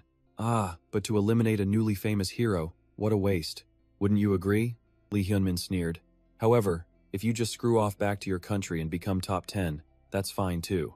The consensus of the top 10 will be gathered. So I'll come and persuade you myself. Normally, that's a job for that old beggar from Tensei. That old man doesn't care about this in the slightest. He'll just discard you like a tool. And I'm not the only one who knows his intentions. So choose. Go back to your country, or work under me as one of the top 10. At that moment, Hazutin was still gripping Do-song's collar tightly. He subtly tried to move his hand as Lee Hyun-min continued his threats. Or you can stay here as the object of my revenge, groveling obediently at my feet. Just then, the loud smack of a fist hitting flesh echoed through the room. His eyes widened in disbelief at the scene before him. What? It was Do-song. He'd broken free and landed a solid punch right on Hazutin's jaw. It sent him staggering backward. Do-song quickly leaped back. Hazutin scrambled to cover his nose, trying to stop the bleeding. He was seething, grinding his teeth. A snarl hissed through his teeth. You dare? He immediately took a stance and lunged at Do-song, moving like a flash. His fist shot out right before Do-song's chest, but Do-song spun in a blur, appearing directly in front of him. He slammed his fist straight into Hazutin's gut. It lifted him clean off his feet. Pain instantly seized Hazutin, his pupils constricting as he coughed up a mouthful of blood, all from just one of Do-song's attacks. He was sent flying, smashing into the wall. The force was so immense that it cracked the concrete. Meanwhile, his own hand was completely unharmed after the blow. Witnessing it all, Lee Hyun-min couldn't help but feel wary. This guy. He watched as Do-song took his stance again. His expression was serious, ready to exchange blows with them. He couldn't believe his eyes. He broke my technique? Now, with Hazutin down, only the two of them were left. Lee Hyun-min cursed in his mind. Damn it, how did it come to this? He stared at Do-song, utterly bewildered. I clearly underestimated this guy.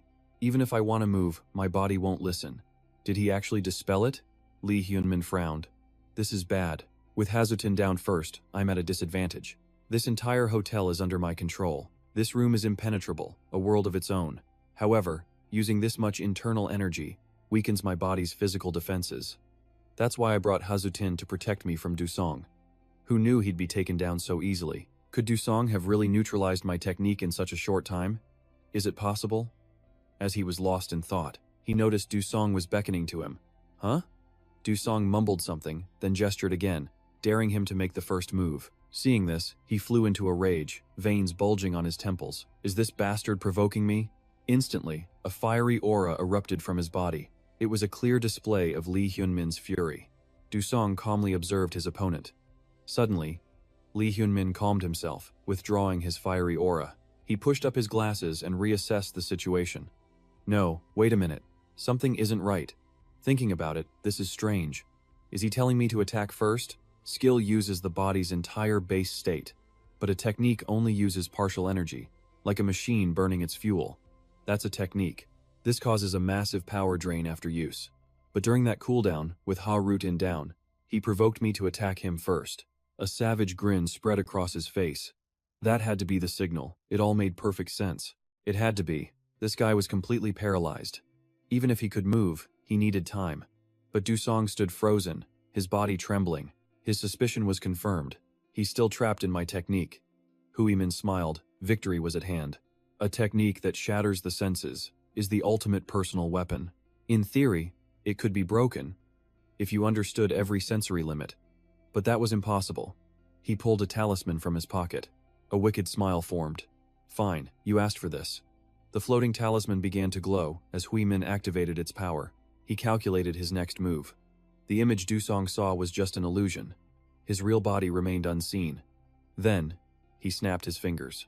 The talisman erupted in flames. Time to end this quickly, he thought. The room was engulfed in fire, yet Dusong stood perfectly still. He clenched his fist, calling a name. Thien Quangthan. Dusong didn't move an inch. Hui Min charged forward, screaming with manic laughter. It's over.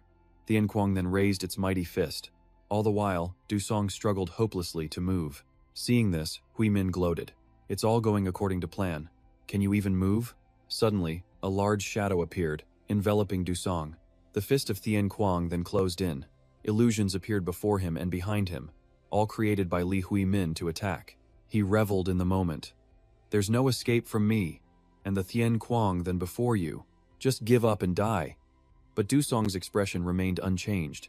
A smirk of pure contempt appeared. Dusong suddenly whipped his head around. Hui Min froze. What? He can actually see me?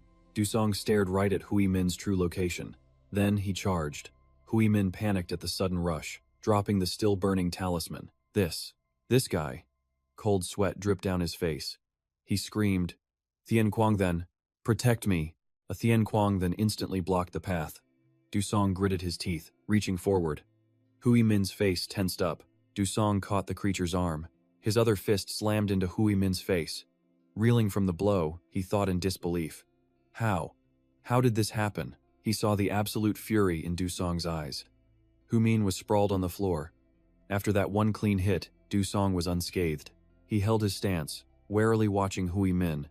He glanced at his fist, judging the impact. Sensations fading. Still not enough. Hui Min staggered to his feet. His aura flared violently once more. You bastard, he roared. With a swollen face, he screamed. How? How did you know where I was standing? Answer me. Faced with his rage, Dusong just calmly said, before giving a contemptuous smirk. That. He remembered the start of their fight. Looking at the illusion of Li Hui Min, Dusong had calmly analyzed the situation. Li Hui Min, you're a sorcerer, aren't you? So this form is clearly a fake. Where is your real body? I can't win until I find it. Outside the room? No, that's wrong. He said the caster emits a scent, and the source of that scent is in this room. He's hiding his true self in this very room. Time for a little test. First, I'll draw his attention by provoking him. That's when Dusong made his move. A simple gesture, beckoning him forward. And as predicted, it drove Hui Min mad. Then, he activated his ability. Asafam. Beams of pure energy shot from within the room. The pulses traveled at blinding speeds. Dusong scanned the area. Now, where could he be? The energy pulses ricocheted off the ceiling. He searched desperately. Where are you? As the beams shot toward a dark corner, they perfectly outlined a hidden silhouette. Dusong cried out in his mind. Found you, Li Hui Min. Hearing this, Hui Min was stunned. What? He processed the words. The taunt wasn't to stall for time, but to pinpoint my exact location. The realization sent him into a boiling rage. He was the one who'd been played. Suddenly, Hui Min doubled over, snickering. Dusong watched, confused. Then, he threw his head back and roared with insane laughter. His face twisted into a mask of madness. Well done, Junior. You've made me reconsider. You're actually quite brilliant. But his words didn't faze Dusong. He spoke with a calm, steady voice. I don't care about your evaluation. First, you need to answer for this mess. Hui Min just scoffed. Aura began to pour from his body. Answer for this? He hissed. Dusong replied, Of course. You start a fight, you pay the price.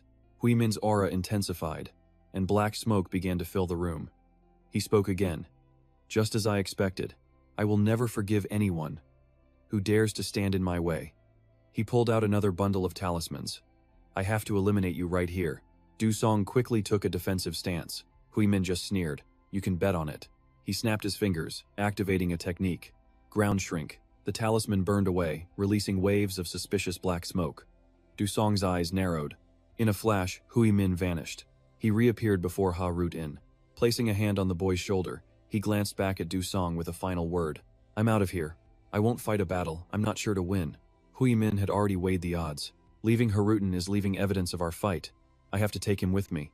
Yun Sung shot towards the smirking Hyomin. Well then, goodbye, the man sneered. As he went to snap his fingers, Du Song didn't dodge, but lunged forward even faster. Unleashing the Asura impulse, lightning crackled around his hands. Du Song fired an impulse blast from his palm. The move was so fast, Hyun Min could only watch as the attack shot toward him. He realized with a jolt this guy was disrupting his technique's core. Seeing the blast, Hyun Min forced his hand. Damn it, if this hits. Gritting his teeth, his aura erupted like a raging inferno. Just as the impulse hit, he vanished, the blast striking the wall behind him. Du Song seemed content. So he dodged. He glanced down, sniffing the air for any scorched scent. Staring at the unconscious Haru-in, Du Song sighed. It's not like we could escape together. Meanwhile, on the rooftop, Lee Hyun Min had fled using his ground shrink technique. He gritted his teeth, eyes burning with fury. Damn it, he yelled, helpless. Haru-in, I abandoned him. Hyun Min seethed. That damn bastard. Seo-do rushed to Du Song's door with a frantic look. Boss, are you all right? When she saw the scene, she could only gasp in shock. Ah. Before her was the unconscious Haru-in, with Du Song sitting nearby. He casually greeted her. Oh, you're here? Seo-do stared, wide-eyed. Is that Haru-in passed out? Were you attacked? Du Song answered simply, yes. Hearing this, Seo-do's face hardened with rage. She stomped forward, her steps echoing her fury. This lunatic. A few feet from Haru-in, Seo-do stopped, glaring down at him. She pursed her lips, then suddenly punched Haru-in, shocking Du Song. As she hit him, she roared, You piece of trash! Haru-in! Seo-do's punch jolted the man awake with a pained groan. Du Song watched with his jaw dropped as Seo-do began shaking him. She relentlessly questioned him. You learn a few pathetic moves from Lee Hyun Min, and you think you're untouchable? Who did you think you were dealing with, you garbage? Du Song was speechless, thinking to himself and remembering his first impression of her. Man, she's going a little too far. Then again, she was always like this. He asked aloud, Is this guy famous under Lee Hyun Min? Seo-do replied, Everyone knows him. She spoke with a look of pure disgust. Master Wan Tong of the Maoshan sect is an arrogant fool. That master's attitude isn't just annoying, it's unbearable. Just then, Haru-in let out a pained moan. Seo-do raised her hand threateningly. Hey, if you're awake, open your eyes, or I'll beat you until you can't. Haru-in struggled to speak. Damn it. I can't breathe, please. Hearing this, Seo-do's anger flared. What? Damn it? You still haven't learned your lesson? Du Song stopped her. Wait, let him go. He just fought me, so he's in bad shape. He can't run. Seo-do glanced at him and said, I know. She immediately let go of Haru-in. He gasped for breath painfully as Du Song and Seo-do watched him. After coughing, Haru-in looked up. Damn it! You work for that old man, don't you? This is the worst. Hearing this, Seo-do's blood boiled again. What did you say?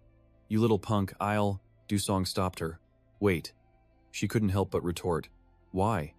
If we beat him half to death, he'll become much more obedient. He explained, I'm not stopping you. I just need to ask him something. Seo-do hesitated, her expression full of suspicion. Something to ask? Du Song confirmed. Yes. Right now, Tense doesn't know I was attacked, correct? Seo-do replied hesitantly. Well, not yet, of course. She puffed her chest out with confidence. But don't you worry about it. We caught this guy attacking you, red-handed. Boss. We can demand huge compensation from the Huashan and Maoshan sects. But Du Song cut her off. No, that's not necessary, Seo-do asked, confused. Huh? Du Song crouched in front of Haru-in. The boy gritted his teeth, eyeing him warily. Du Song gave a dark smile. There's no need to report this to the authorities or Tense. We can just settle this with the party involved, right? Haru-in was stunned. What? Seo-do was also confused. Settle this? Du Song replied. Of course. That is, if he can give us what we want. Fine. Haru-in managed to sneer. Though terrified, he tried to sound defiant. What? What do you want? Du Song made his demand. Can you give me the secret esoteric art of the Huashan sect? The scene changes to the Red Dragon Guild's domain. Sunlight sparkles on a clear lake. Jang Ryong-chun is sitting quietly, lost in thought while fishing, when footsteps approach him from behind. Ryong-chun casually lifted his fishing rod. You're here? Care for some fishing? Du Song gave an unrelated reply. My father loved fishing, so my mother taught me to never touch a fishing rod. Ryong-chun chuckled. Is that so? Ha ha ha. He turned his head. Anyway, dressing like that, you seem much more respectable than before. If you keep dressing like this, you'll be misunderstood less. Dusong looked down at his clothes.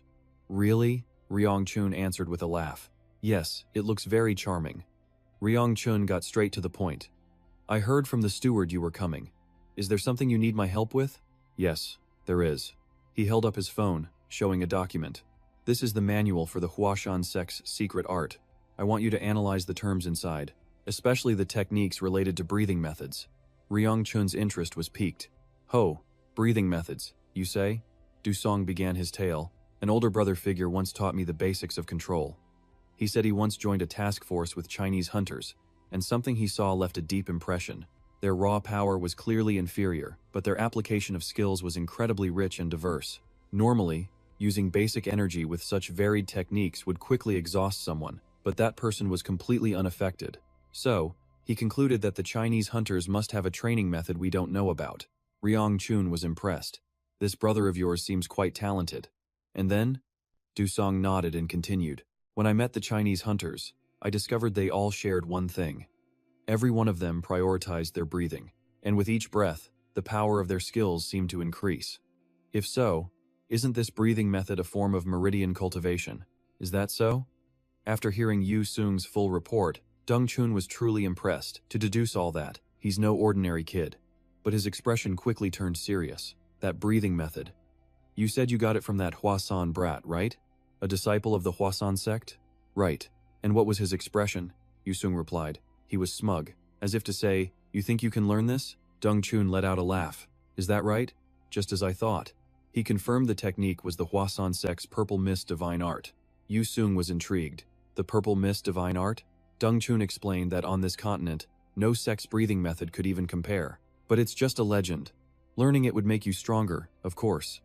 But, he added, the art is now just a fragmented, useless text. Even Master Wantong failed to cultivate it. You can't learn it just from analyzing the manual. Besides, why should I agree to help you? Are we that close? We nearly came to blows last time we met. Yu Sung shook his head and explained, while our relationship is like that, my relationship with the Red Dragon Guild is different. Dong-chun was confused. What? Yu Sung recounted their last battle. The Red Dragon Guild and I fought together, and you know very well how much the guild gained from that cooperation. Dong-chun didn't deny it. Yu Sung pressed on. So, can't we be considered mutually supportive partners, right? Hearing this, the leader laughed out loud. Yu Sung bowed respectfully. I wish to become a good ally to the Red Dragon Guild, he asked sincerely. Please help me, leader. Dong-chun was impressed. You've got a silver tongue, twisting it so we owe you a favor. That's not how a warrior should speak. But a smile spread across his face. However, haha, you want to be a good ally to our guild. The more he thought, the more pleased Dong-chun was. Yes, I'm very satisfied with that statement. For a hunter, building relationships is good. Haha. Finally, he agreed. Fine, I'll teach you. Truthfully, I began preparing when I heard you were coming. Yu Sung bowed deeply in gratitude. Thank you, sir. But he was cut off. Ah, wait a second. Dong-chun grinned. Who said I would be the one teaching you? He glanced behind Yu Sung. Ah, you're finally here. When he turned, a familiar face left him completely stunned. Dong-chun made the introduction. Go on, greet your new master. Baizan looked away shyly, trying to avoid his gaze. Well, I look forward to working with you. The scene shifts to the Red Dragon Tower, a building for studying martial arts. It holds countless research texts from generations of Red Dragon masters over hundreds of years. This is a private sanctum. Only the guildmaster and their successors are allowed inside. But this time was an exception. Yu Sung was welcomed as a client of the Red Dragon Guild. He was here to learn the breathing technique. At this moment, Baizan was deeply focused, taking notes from an ancient tome. She informed Yu Sung. The translation of the text is complete. He was surprised. You're already finished? Baizan smiled, explaining. The original document wasn't very long. First, I will explain what a breathing technique is. In other words, I'll give you an overview of key channeling.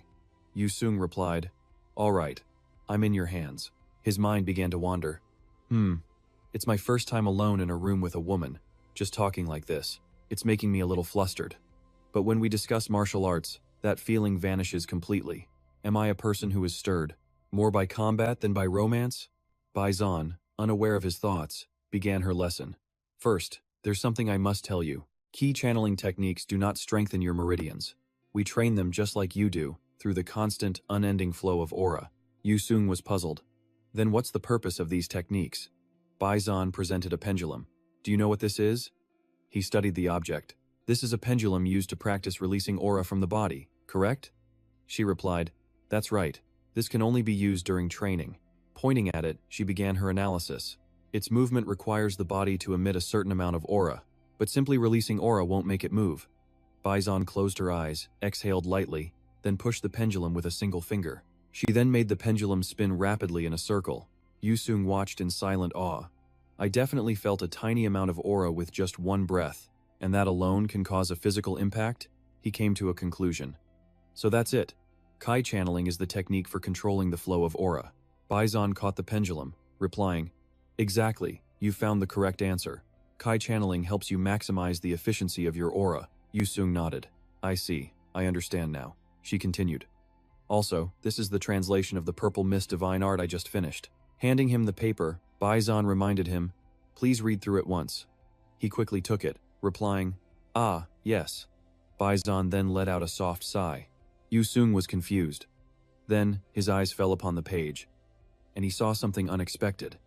His expression shifted to utter bewilderment. What is this? The paper was filled with diagrams of pressure points. Bai Zhan explained, the Purple Mist Divine Art. This is the result of its core principles. From the Huasan sect's history, hundreds of years ago, Yu Sung frowned, trying to decipher the page. All of this is. I've noted the necessary positions of the meridians to operate the divine art, but Bai Zhan gave him a helpless look. You think it's that simple, don't you? This so-called divine art of ki channeling? Yu Sung tried to analyze it.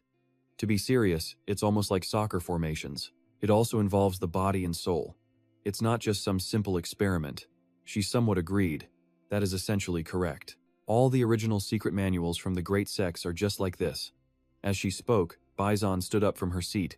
All the so-called divine arts are written this way, hidden in metaphor and short verses, or even a song you must memorize. She led Du Song to the archives, where all the books were kept. This is centuries of our Red Dragon Society's research on the Red Dragon divine art. He quietly understood. This was a trove of vital research. He murmured, so it's true, but Bizan shook her head. Honestly, Du Song, I cannot advise you to learn the Purple Mist divine art. It's incredibly dangerous, even with the original scroll. Du Song was surprised by her words. Dangerous? She replied. Yes. As you've seen, the other methods here are quite simple. Bizan explained clearly. If this art had a training method like the others, it would be a simple matter. But as you know, a human's energy meridians aren't so simple. She frowned slightly. Worry was evident in her eyes. According to the records, you must find the single correct meridian of tens of thousands in your body. But if you circulate your energy incorrectly, Bizan said gravely, the slightest error will cause a fatal chi deviation. It's extremely severe. Du Song couldn't help but gasp. Ah! Bizan grabbed his hand, her plea sincere. So please, stop here. It's too risky. He froze at her sudden action. Ah! Bizan then realized how close she had become. Ah! Her face instantly turned crimson red. She hastily pulled her hand back, avoiding his gaze. Sorry, I suddenly grabbed your hand. Bizan was mortified, clutching her head. Ugh, I don't even know why I did that. So embarrassing. But Du Song didn't overthink it. Assuming she was just a sensitive and shy person, he quickly returned to the main problem. His body may be ravaged, but this was crucial research, and it wouldn't be finished in a day or two. Tongxian Sang would certainly not back down so easily. To silence me, whether it's now, or in the near future, he will definitely attack me again. He knew that man's strength far surpassed his own. I have no choice but to master this breathing technique. But how? Suddenly, a bright light shone directly in Du Song's face. It forced his eyes open. He was dazed. Huh? What? Before him was the auto hunt button. He was bewildered. This is? Du Song thought in shock.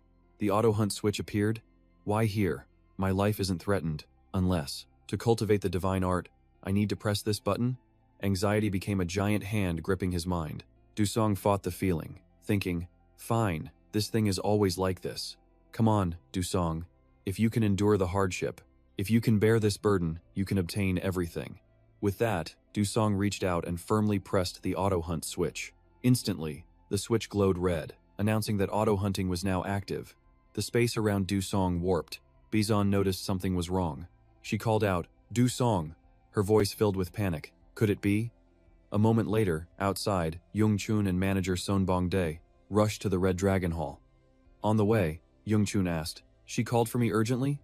Son Bong-dae replied hastily, "Yes, Guildmaster." He hurried to the entrance of the Red Dragon Hall. What on earth happened? Jung-chun threw open the doors, seeing Dusong sitting cross-legged on the mat. A powerful aura pulsed around him. Bizon called out to her father. "Ah," Son Bong-dae asked, confused. "Daughter, what is this?" Bizon answered.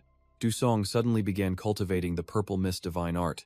He remained with his eyes closed, radiating immense power. "Father," Bizon grew more frantic. He could be experiencing chi deviation right now. "Father, please help him." But Jung-chun only narrowed his eyes. His expression was grim. The forceful aura flared like a flame around Dusong, who was now drenched in sweat. Jung-chun suddenly laughed loudly. "Ha ha ha," he boomed. "That arrogant brat is getting what he deserves." Bizon was stunned. "Huh?" Her father turned and questioned her sharply. "This is ridiculous. Don't you know what's happening?" Jung-chun then looked back at Dusong. "Just watch." The young man maintained his posture, continuing his cultivation. Bizon finally realized something. She gasped. "This energy, is this?" Jung-chun nodded. "Yes, the legendary mind art. He's circulating the purple mist divine art. It's forging a new path, opening all of his meridians in a way that's never been done." "What a reckless kid," Son Bong-dae cried out in shock. "Good heavens, all of his meridians? Is that even possible?" Jung-chun replied. "Of course it is." He continued, "We are witnessing something unprecedented." Jung-chun praised him, "Truly brilliant. After he masters the purple mist divine art, we will witness a new realm of power." Watching Dusong's intense cultivation, he mused, "I truly look forward to this." Then, Dusong slowly opened his eyes. The majestic Red Dragon Hall stood with its crimson walls and tiered green-tiled roof, a stark contrast to the lush greenery. An unknown amount of time had passed. Dusong remained seated, cultivating the divine art. The entire time, Jung-chun and Bizon stood outside, watching and waiting patiently. Her gaze never left him for a second, filled with a mixture of confusion and worry. In contrast to her, the guildmaster calmly stroked his beard with a cryptic smile. "He's finally finished." Suddenly, a brilliant aura erupted from Dusong, a terrifying wave of power. It abruptly engulfed him. The pressure Dusong generated was so intense that everyone had to shield their faces from its overwhelming force. Bizon vaguely sensed something was off. She thought to herself, "This scent. Is it plum blossom?" Just then, the torrent of energy vanished, and he had awakened, leaping to his feet in an instant. Seeing Dusong awake, Jung-chun approached him directly and spoke slowly. So it took a full day and night." A faint smile graced his lips, his expression one of satisfied approval. "You've succeeded. Congratulations on your achievement." Meanwhile, Bong-dae couldn't believe what she was seeing, bewilderedly wondering, how is this possible? Mastering the purple mist divine art in less than a day. Hearing leader Dung-chun's praise, he offered a sincere smile and replied, "Thank you, sir." Dusong also bowed respectfully in thanks. It was all thanks to leader Bizon and the Red Dragon Guild. Hearing this, the man laughed aloud. "Haha, I appreciate the thought. You're too formal." Then, Dung-chun's expression shifted, his voice turning serious.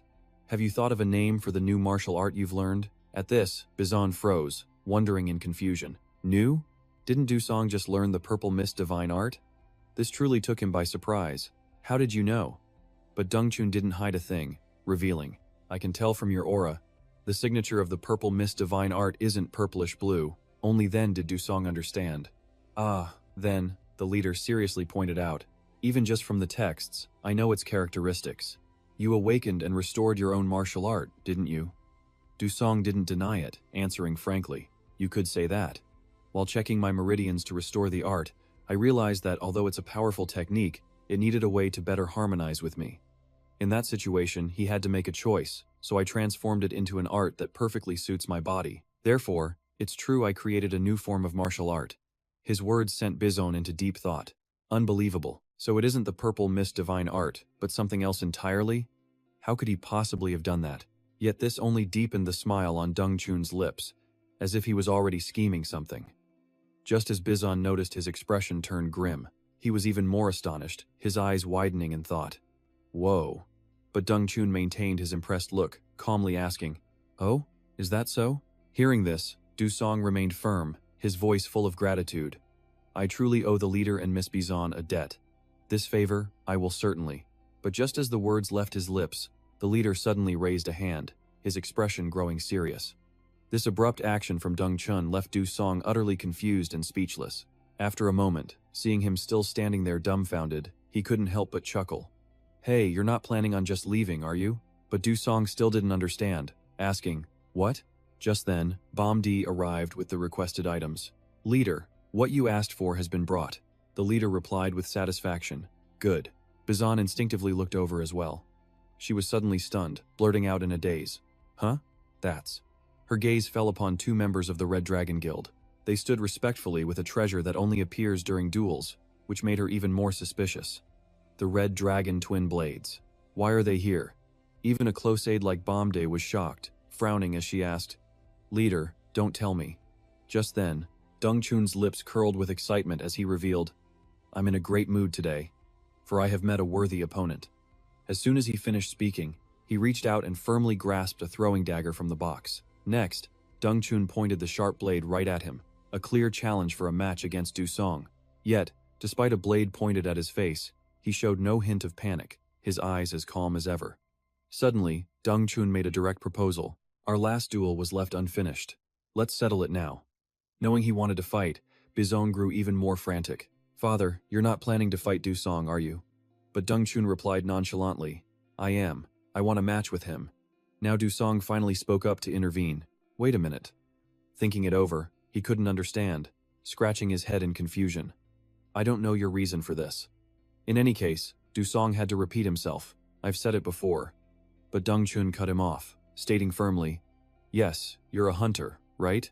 Then, he simply suggested, "But I, Deng Chun, am not a hunter. I am a martial artist.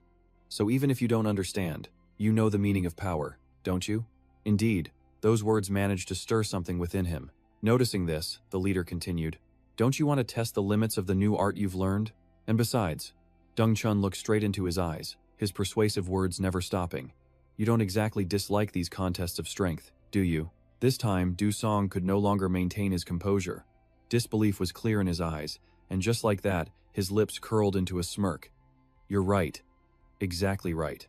Du Song's eyes filled with anticipation for a clash of power, and he immediately proposed, "All right then, let's do it." Soon after, they moved to a more spacious area. Suitable for a duel, Deng Chun stood ready, the two red dragon blades in hand, his gaze locked onto Du Song. And as for him, to prepare for this clash of strength, he had changed into different attire. This was a legendary battle between the guild master and a man with transcendent skill, so everyone eagerly gathered to watch. The more Bizon thought, the more worried she became, her eyes fixed on Deng Chun. "My father is getting older. How can he?" Just then, with his sharp senses, he quickly felt her gaze on him, but Deng Chun slightly misunderstood, teasing Du Song. "The little one seems very worried about you." This made him blush as he stammered, "Sir." But Deng Chun continued, "She's worried you'll get seriously injured this time, so you should pay attention to her." This left Du Song a bit doubtful. "Is that so?" After a moment's thought, he spoke with a serious tone. "Since Miss Bizon is so worried, perhaps I should say a few words?" These words made the leader's face flush with anger as he growled, "Hey, are you serious right now? Ah, this won't do." He thought to himself, "This girl, Bizon, is going to suffer a bit." Deng Chun also suddenly realized that when it came to getting injured, he himself could get hurt too. However, that only made Deng Chun more excited and eager. "Well then, let's begin." Despite that, Du Song still had a question, asking, "Before we start, can I ask one thing?" The leader replied impatiently, "What is it?" He then asked directly, "I heard that you, the leader, are ranked second among the top 10 strongest." Deng Chun bluntly admitted, "That's not right." Model. Du Song even had the audacity to ask, "So how much stronger is Demon Bird Bet than you?" Hearing this, the old man was in utter disbelief. Amid the stunned silence, the Red Dragon Society seethed with rage at his words, cursing him through gritted teeth. What insolence! Now, Deng Chun's entire body blazed with fury as he gave a demonic smile. "So you truly wish to know? Very well." After speaking, He tightened his grip on the sword, aiming it straight at him. Then, some scheme must have crossed Dong Chun's mind, because he suddenly burst into laughter. He then launched himself straight towards the young man. As expected, the hunter button sensed the danger, immediately appearing before Du Song.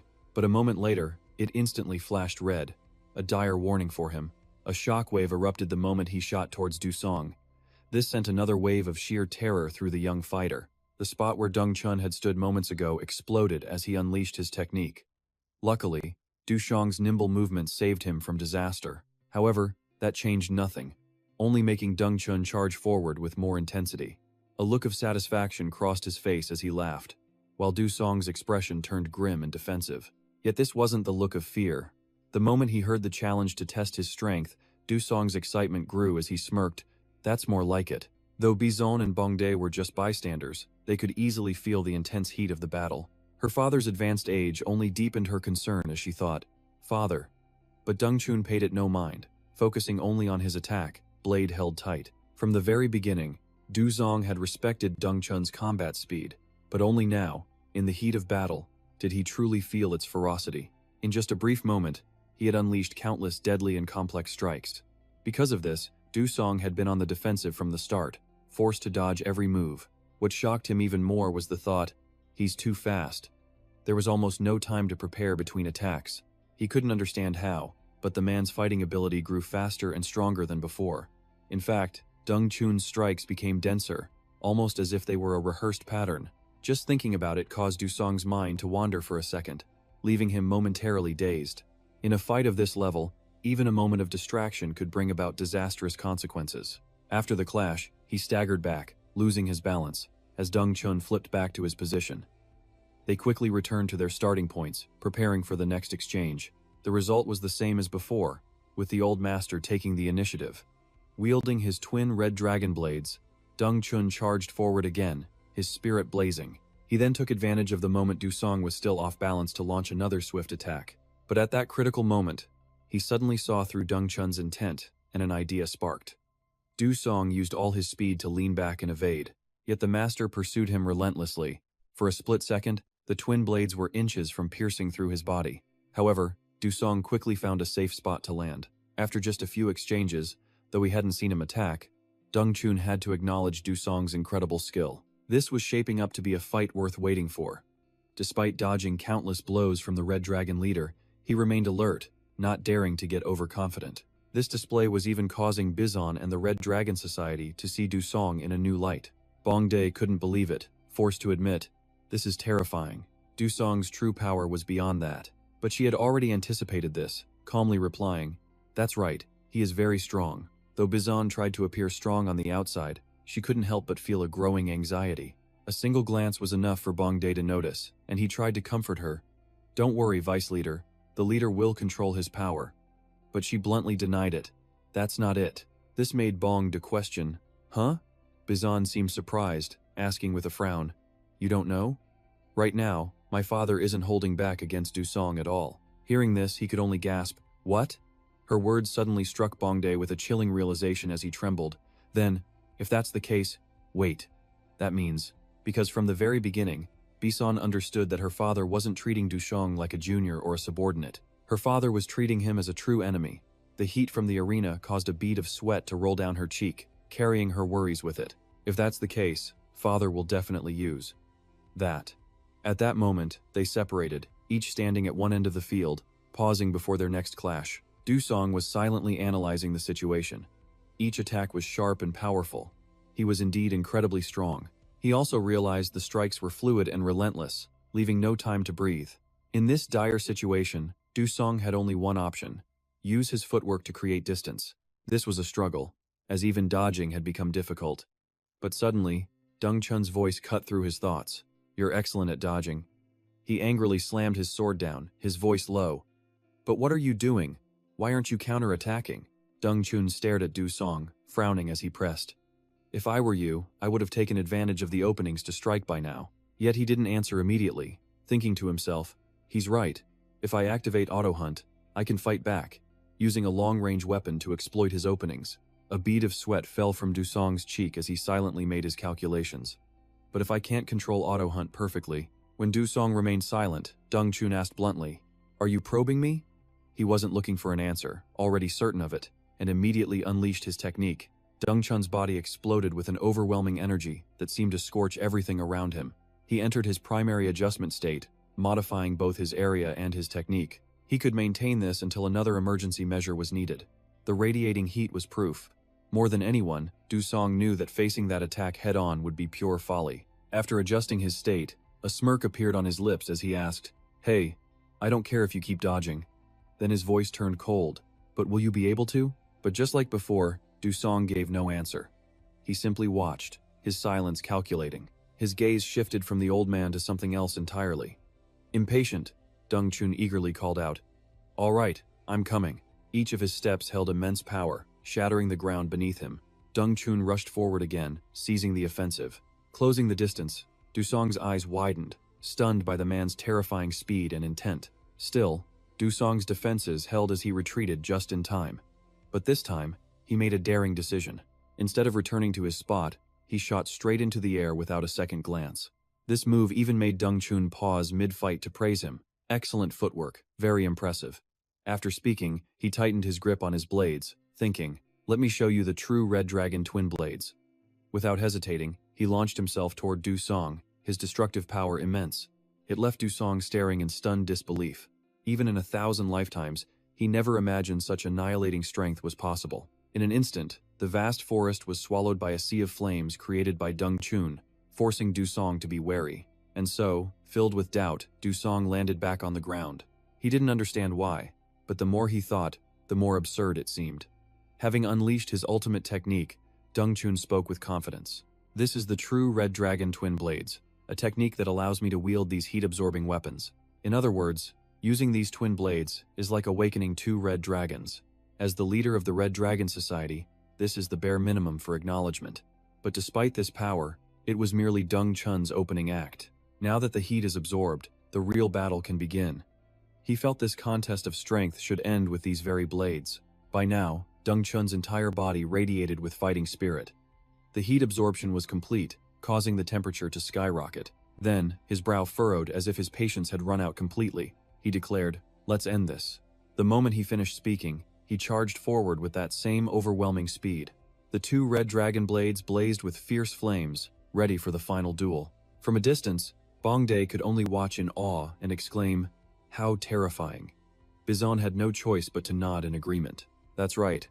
I have to admit, this is the first time in 15 years I've seen the leader in this state. His power is even greater than before." The intense heat caused sweat to roll down her cheek as she too acknowledged it. "Yes, father is much stronger now." She thought to herself, his power is 1.5 times greater than Bizon's. She knew her father was truly strong, so her eyes remained locked on Du Song the entire time. That alone was enough to make Bizon's stomach churn with worry as he prayed, "Please don't get hurt." This time, Deng Chun was fully charged, knowing that this long-awaited battle was finally reaching its climax. A corner of Deng Chun's mouth curled up impatiently. "So, shall I begin?" Without another word, he rushed forward, unable to wait another second. As expected, with his formidable speed, Deng Chun reached Du Song in the blink of an eye. It was a speed beyond anything he could have imagined, leaving him utterly shocked. It made both Bong Dae and Bizon gasp in pure astonishment. They thought, "So fast. His footwork can get even faster." Meanwhile, Deng Chun grew more certain that victory would be his. "Try and block this. This is the ultimate technique of the Red Dragon Gate." He then unleashed a scorching flame to incinerate all of creation, but he didn't stop there. As the fire raged, Deng Chun combined his twin red dragon blades, launching a barrage of attacks that pushed Du Song into an impossible corner. He took the full force of the devastating damage, placing him one step away from death's door. Yet the flames only grew more intense, more violent than ever. Watching from afar, Bong Dae grew excited, thinking this was surely the end. But Bizon, worried sick, couldn't even bear to watch the outcome. He clasped his hands and prayed, "Master Du Song." Suddenly, just as everything seemed to be over, flower petals began to fall from the sky. This made even a seasoned elder like Deng Chun stare in complete shock. He glanced around, confused, his mind racing as he wondered, "What is this?" Deng Chun's eyes were fixed on the gently falling petals. Plum blossoms? Finally, Du Song reappeared. A cold smirk played on his lips. As one surprise followed another, Dong Chun's eyes widened in horror as he screamed, "What?" Du Song stood calmly before the 1,000-degree red dragon blades, completely unharmed. Watching the petals fall, he let out a long, thoughtful sigh. That simple act proved the truth. The blazing swords had absolutely no effect on him. Even Bongdae and Bizon were stunned by the new aura he radiated. The man's brow furrowed in disbelief as he vaguely wondered, "This is?" Given what she knew of Du Song, a realization dawned on her. Plum blossoms. Could it be? With a single wave of his hand, Du Song sent Dong Chun and his blades flying backward. But even then, the old man couldn't believe it. His eyes bulged with shock as he yelled, "What?" But this time was different. Du Song now understood his opponent's moves and mentality. Seeing his chance, Du Song shot forward to seize the offensive. In that moment, Dong Chun roared with rage. "You dare?" He immediately created another raging inferno. But this time, Du Song didn't run or dodge. He met the flames head-on, using his own technique. With that alone, Yoon Sung extinguished the blaze with ease. Still, his gaze remained sharp and vigilant. Dong Chun's imposing figure stood firm. His mind raced with questions, and the new tear in his clothing spoke volumes. It seemed to tell a story on its own. His eyes narrowed as he slowly asked, "What in the world?" Yet his expression wasn't anger, it was impressed admiration. He probed, "How many more skills are you hiding?" Hearing this, Yoon Sung didn't answer, only sighing as if his task was complete. His face froze as a sudden realization hit him. "I see now. So that was it." He recalled Bizon's words. The inner core arts didn't just strengthen meridians. They altered their very nature, not just their output. It was like wine, but an entirely different concept. With that thought in his mind, Yoon Sung knew that even if he couldn't sense ki distinctly, it was enough to suppress the heat from Dong Chun's Red Dragon divine art.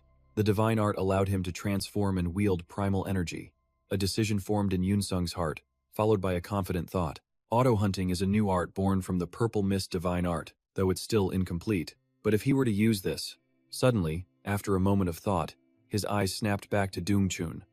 The older man, still lost in thought, could only mutter, Without a word, Yoon Sung darted towards his target. He began unleashing his technique, ready to prove his theory correct. This time, Yoon Sung was the one who launched a blitzing surprise attack on Dong Chun. A single thought drove his urgency. If all this works, I can actually win. This resolve only ignited Dong Chun's fighting spirit, thrilling him as he exclaimed, "Excellent!" And just like that, in an instant, the two clashed again in a fierce, merciless battle. This spectacle forced Bongdae and Bison to watch intently, unable to look away for even a second. It had been a long time since Dong Chun had faced such a worthy adversary, and his excitement grew. He immediately intensified the flames on his blade. His face was filled with eagerness. A smirk played on his lips as he said, "Let's go again." And so, they were locked once more in an endless battle. No matter how many times Dong Chun attacked, Yoon Sung calmly countered and deflected every single blow. Whether he wanted to or not, Bongdae had to admit it. Incredible.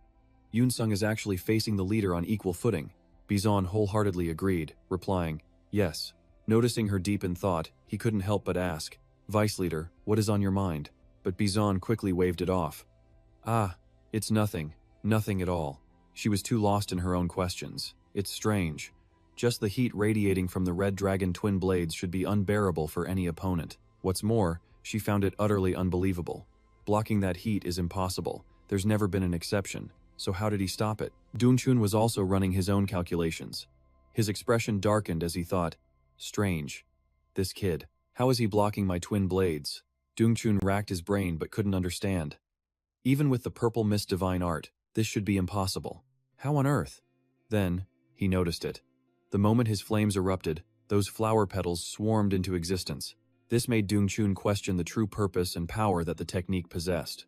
A moment later, he realized that whenever the petals appeared, his flames seemed to just fizzle out. No matter how he saw it, Dong Chun couldn't believe his eyes. Those plum blossom petals were actually weakening his fire. And so, the two warriors were once again locked in a grueling, endless fight. As if planning his next move, Yoon Sung swiftly retreated. His fists remained clenched, always prepared to strike at a moment's notice. The two separated once again, but this time, both fighters were hiding their own strategies. Even after mulling it over, Bizon couldn't figure it out. It was the same mystery that Dong Chun was struggling to comprehend. Why? It's impossible to block the heat from the Red Dragon twin blades using just aura. Yet, what I witnessed defied all logic. He didn't just block it, He neutralized my flames. Is this the power of the purple mist divine art? No. I can't jump to that conclusion yet. As expected, the surprise only fueled Dongchun's excitement. How interesting. At this, he tightened his grip on the red dragon blade until the veins in his hand bulged. Dongchun then unleashed his flames once more, just as he always had. This time, he wanted to discover how his opponent's technique truly worked. He was so determined because he was certain of one thing. Whatever that technique is, I'll figure it out if I test it a few more times. He then used his overwhelming speed to charge in, launching another devastating assault. Yoon-sung could resist the flames, but every single move Dongchun made still left him momentarily stunned and bewildered. But after so many battles, Yoon-sung was prepared for anything. He acted instantly, launching a dangerous counterattack without a shred of hesitation. The two were like fire and water. No matter how many blows were exchanged, a clear winner could not be decided. This incredible sight made it impossible for spectators like Bongdae and Bizon to tear their eyes away from the arena. A ferocious clash between beings of immense power was growing more intense with every passing second. The more they fought, the more he re-evaluated Yoon-sung's bizarre skill. He didn't understand how, but Dongchun's flames were gradually losing their advantage. The flame continued to shrink under the pressure of Do-song's aura and his plum blossoms, as if struggling just to stay lit. This time, even seeing it himself, he simply couldn't believe it. This is impossible, he thought, bewildered. But the truth was laid bare before him. Against Do-song's power, the all-consuming red dragon blade seemed insignificant. It was even knocked away, sent plunging straight into the ground. It cooled down in an instant. In that moment, Dongchun noticed a fascinating detail about that energy blade. Every angle was meticulously crafted. Each petal-like facet seemed to neutralize his intense heat. His eyes remained locked on the young man, his mind racing. So all of those petals were exactly as Dongchun suspected. There was only one answer. Do-song. That kid created it. Suddenly, Do-song sensed his opponent's lapse in focus, and his brow furrowed. So careless. He immediately seized the opportunity. He surged forward to counterattack, instantly taking control. This left the older man stunned for a few seconds. Huh? What? Why was I spacing out mid-fight? Thinking this, he glanced at the boy's focused gaze and told himself, this was just a probe. Dongchun immediately formed a defensive shield, but this time was different. His technique was showing clear weaknesses when compared to Do-song's. On the sidelines, the other Red Dragon members were whispering in shock. What in the world is happening? The guild leader's flames. Even a high-level expert like Bizon couldn't believe it. How is this possible? He wondered, completely stunned. In this round, Do-song was purely on the offensive. Again and again, he launched relentless strikes, putting Dongchun on the defensive. However, with his years of combat experience, the old master always knew the perfect moment to launch a counter. Yet, that didn't seem to make Do-song hesitate in the slightest.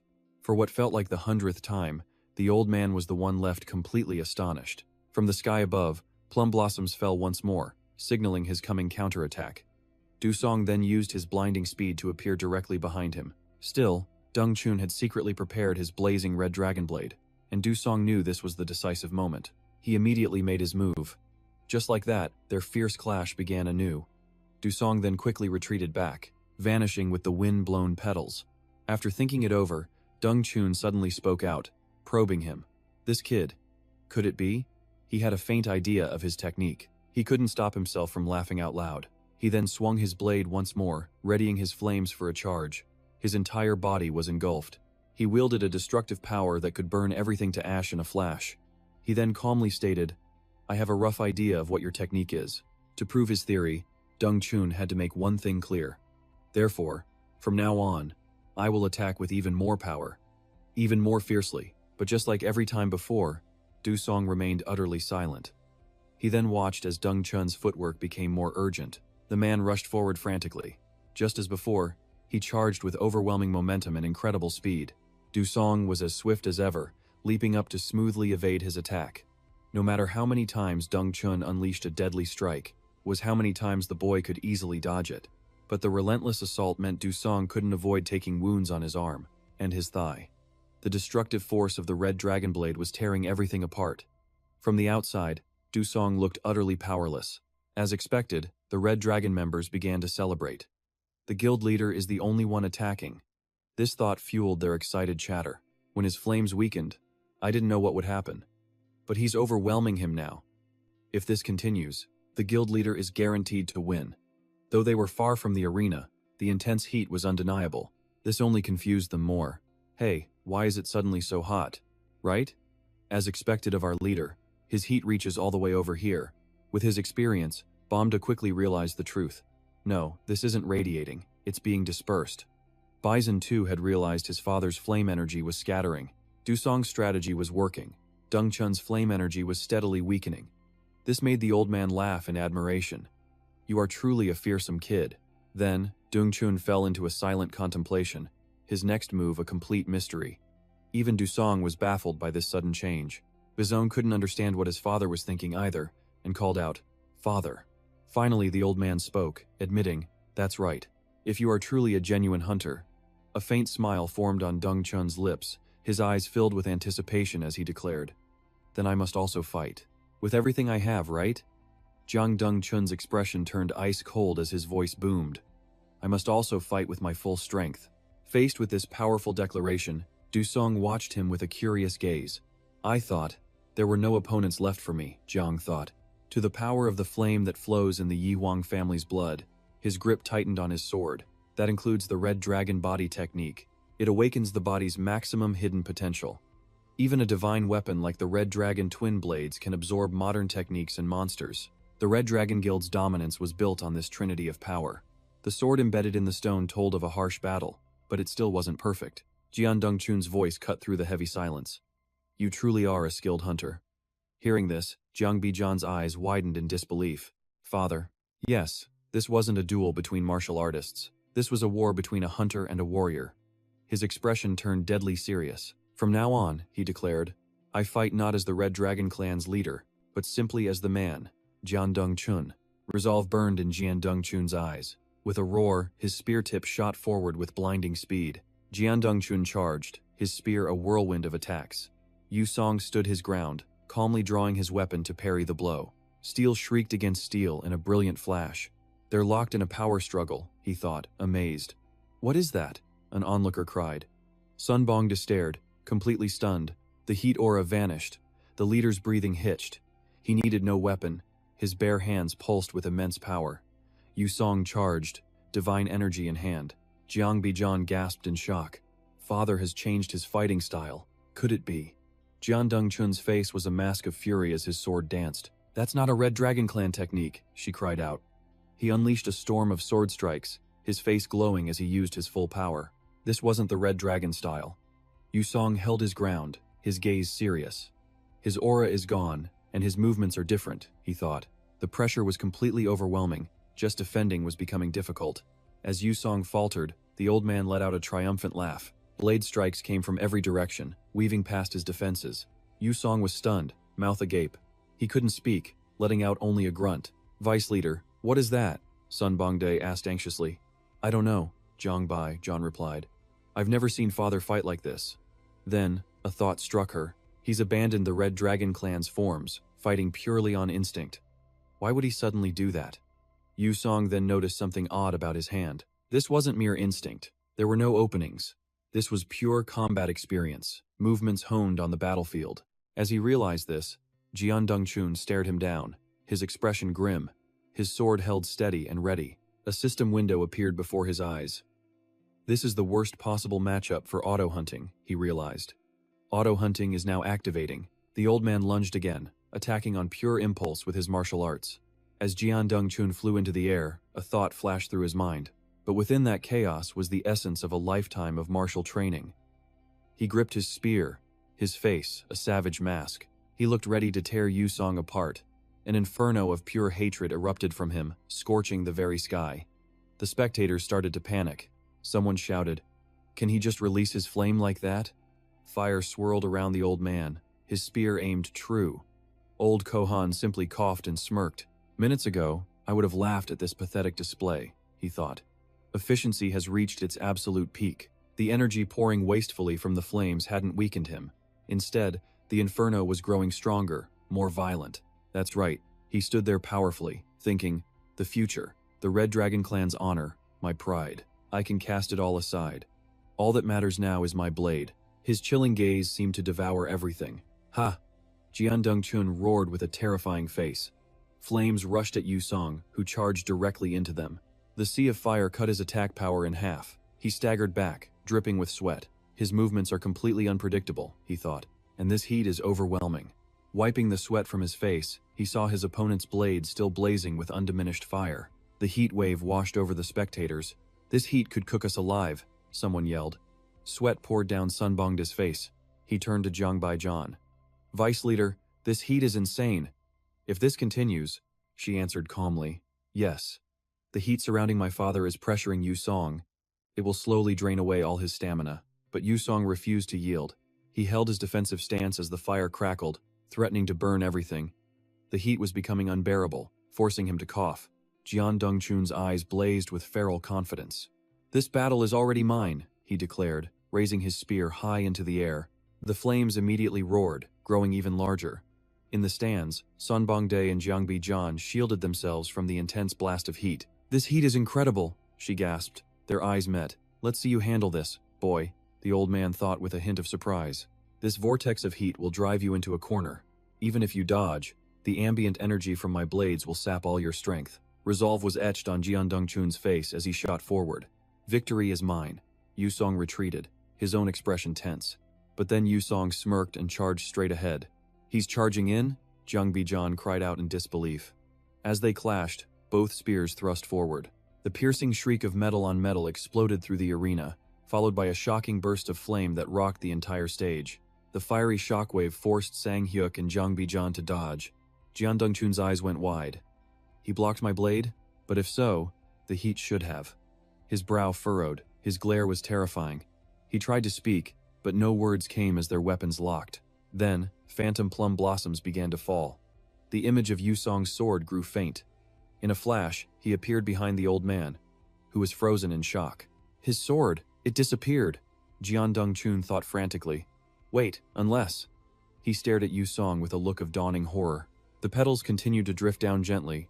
This is..." he stammered. Each blossom passed through his inferno completely untouched. Then, they began to transform into tiny shards of ice. The ice shot toward his flames. He was hit with one surprise after another. He stared at the impossible scene, his mind reeling. Could it be? Each of those tiny plum blossoms is forming the legendary phantom sword? Jiang Bizon watched, concerned, as his father's heat energy was nullified. He gritted his teeth. Impressive. Even if his mystic sword can counter my energy, but his martial arts power hasn't changed. Refusing to give up, he charged forward once more. As ice crept forward, Du Song waited in a superior stance for his foe. With a swift motion, his determined eyes flared. He summoned his weapon, the ultimate high-density blade forged by Yu Seong. He launched his attack, weapon in hand, his expression deadly serious. The old man charged, roaring, ready for the clash. Yu Seong met him head-on, his fiery sword blazing as a blue light flashed past. Jiang Rongchun's sword was sent flying with a loud clang. When the dust settled, his arm was gone. Yu Seong's face remained an emotionless mask. He stood frozen, his face darkening as his severed arm lay on the floor. Song Bongdae and Jiang Bijian could only stare, jaws dropped in shock and horror. Sang Hyot gasped. "Chief." Horrified, she covered her mouth and whispered, "He lost." The two disciples behind her were in utter disbelief. How is this possible? No way. Yu Seong panted heavily, struggling to stand, his gaze locked on the old master who stood firm. Seeing his opponent, Yu Seong took a defensive stance. His eyes had grown weak from the battle. Holding his broken sword, Jiang Rongchun smiled. "All right, you're very good." His face filled with acceptance, he said, "I have lost." His shattered blade was stabbed into the ground, a testament to the brutal fight. Then, his voice softened. "And thank you." Jiang Bijian could only stammer, "Father." Yu Seong's face was gaunt after the fight. He quickly accessed his system, his head starting to droop. Unable to hold on, he collapsed from exhaustion. Seeing this, the girl cried out, "Yu Song." Everyone rushed forward in alarm. Jiang Rongchun relaxed, saying, "Good heavens, the winner passed out first." He was out cold. The battle was over, with Yu Seong as the victor. The scene changes to a magnificent apartment building. From inside, the entire city was visible. Lee Hyun-min stood admiring the view when a subordinate spoke meekly. "Director, I've sent the proposal to Tense." Lee Hyun-min turned. "Good. Let's begin our preparations." A smirk played on his lips. This will be a world-class performance. He gazed into the distance. He thought, now let's see how that Yu Seong responds. Either way, it wouldn't affect him. A sly look crossed his face as he plotted to crush his prey. This time, I'll finish you, Yu Seong. The scene shifts to 3 days after the duel. In the Red Dragon Society's training hall, a young man gazed up at a towering bookshelf, his eyes on one particular row. Just then, a voice called out, "So this is where you were." Jiang Rongchun spoke gently.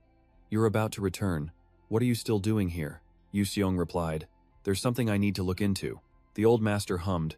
"Is that so?" Jiang Rongchun seriously inspected his body. Then he remarked, "It seems your body has recovered." He recalled seeing him covered in bandages. 3 days ago, you were wrapped up tight from those burns. Yu Seong sighed. "It's all thanks to the Red Dragon Society's dedicated care." Jiang Rongchun replied, "All right, no need for that." Suddenly, Yu Seong's gaze shifted elsewhere. His eyes fell on the old master's empty sleeve. Jiang Rongchun said softly, "Don't overthink it." He clenched his remaining fist, his voice firm. "The price. If you hadn't taken my arm then, my blade would have taken your head." His expression was resolute. "We faced each other honorably. I was very satisfied with that duel, weren't you?" Yu Seong gave an innocent look and replied, "Yes." Then, Jiang Rongchun's expression darkened. His voice dropped. "However, I'm the father who got injured, yet my daughter was only worried about you, just as I thought. There's no benefit to raising children." Hearing this, Yu Seong gave a shy smile. "Yes." The old man squinted. "I asked before, is there something worth seeing here? As I know you, you're not the sentimental type to just come here and reminisce." Yu Seong replied, "That's not it." He looked at the screen before him, thinking, "It's just hard to explain." When the auto hunt button lit up, something felt strange. Yu Seong stood silently. A thought flashed through his mind.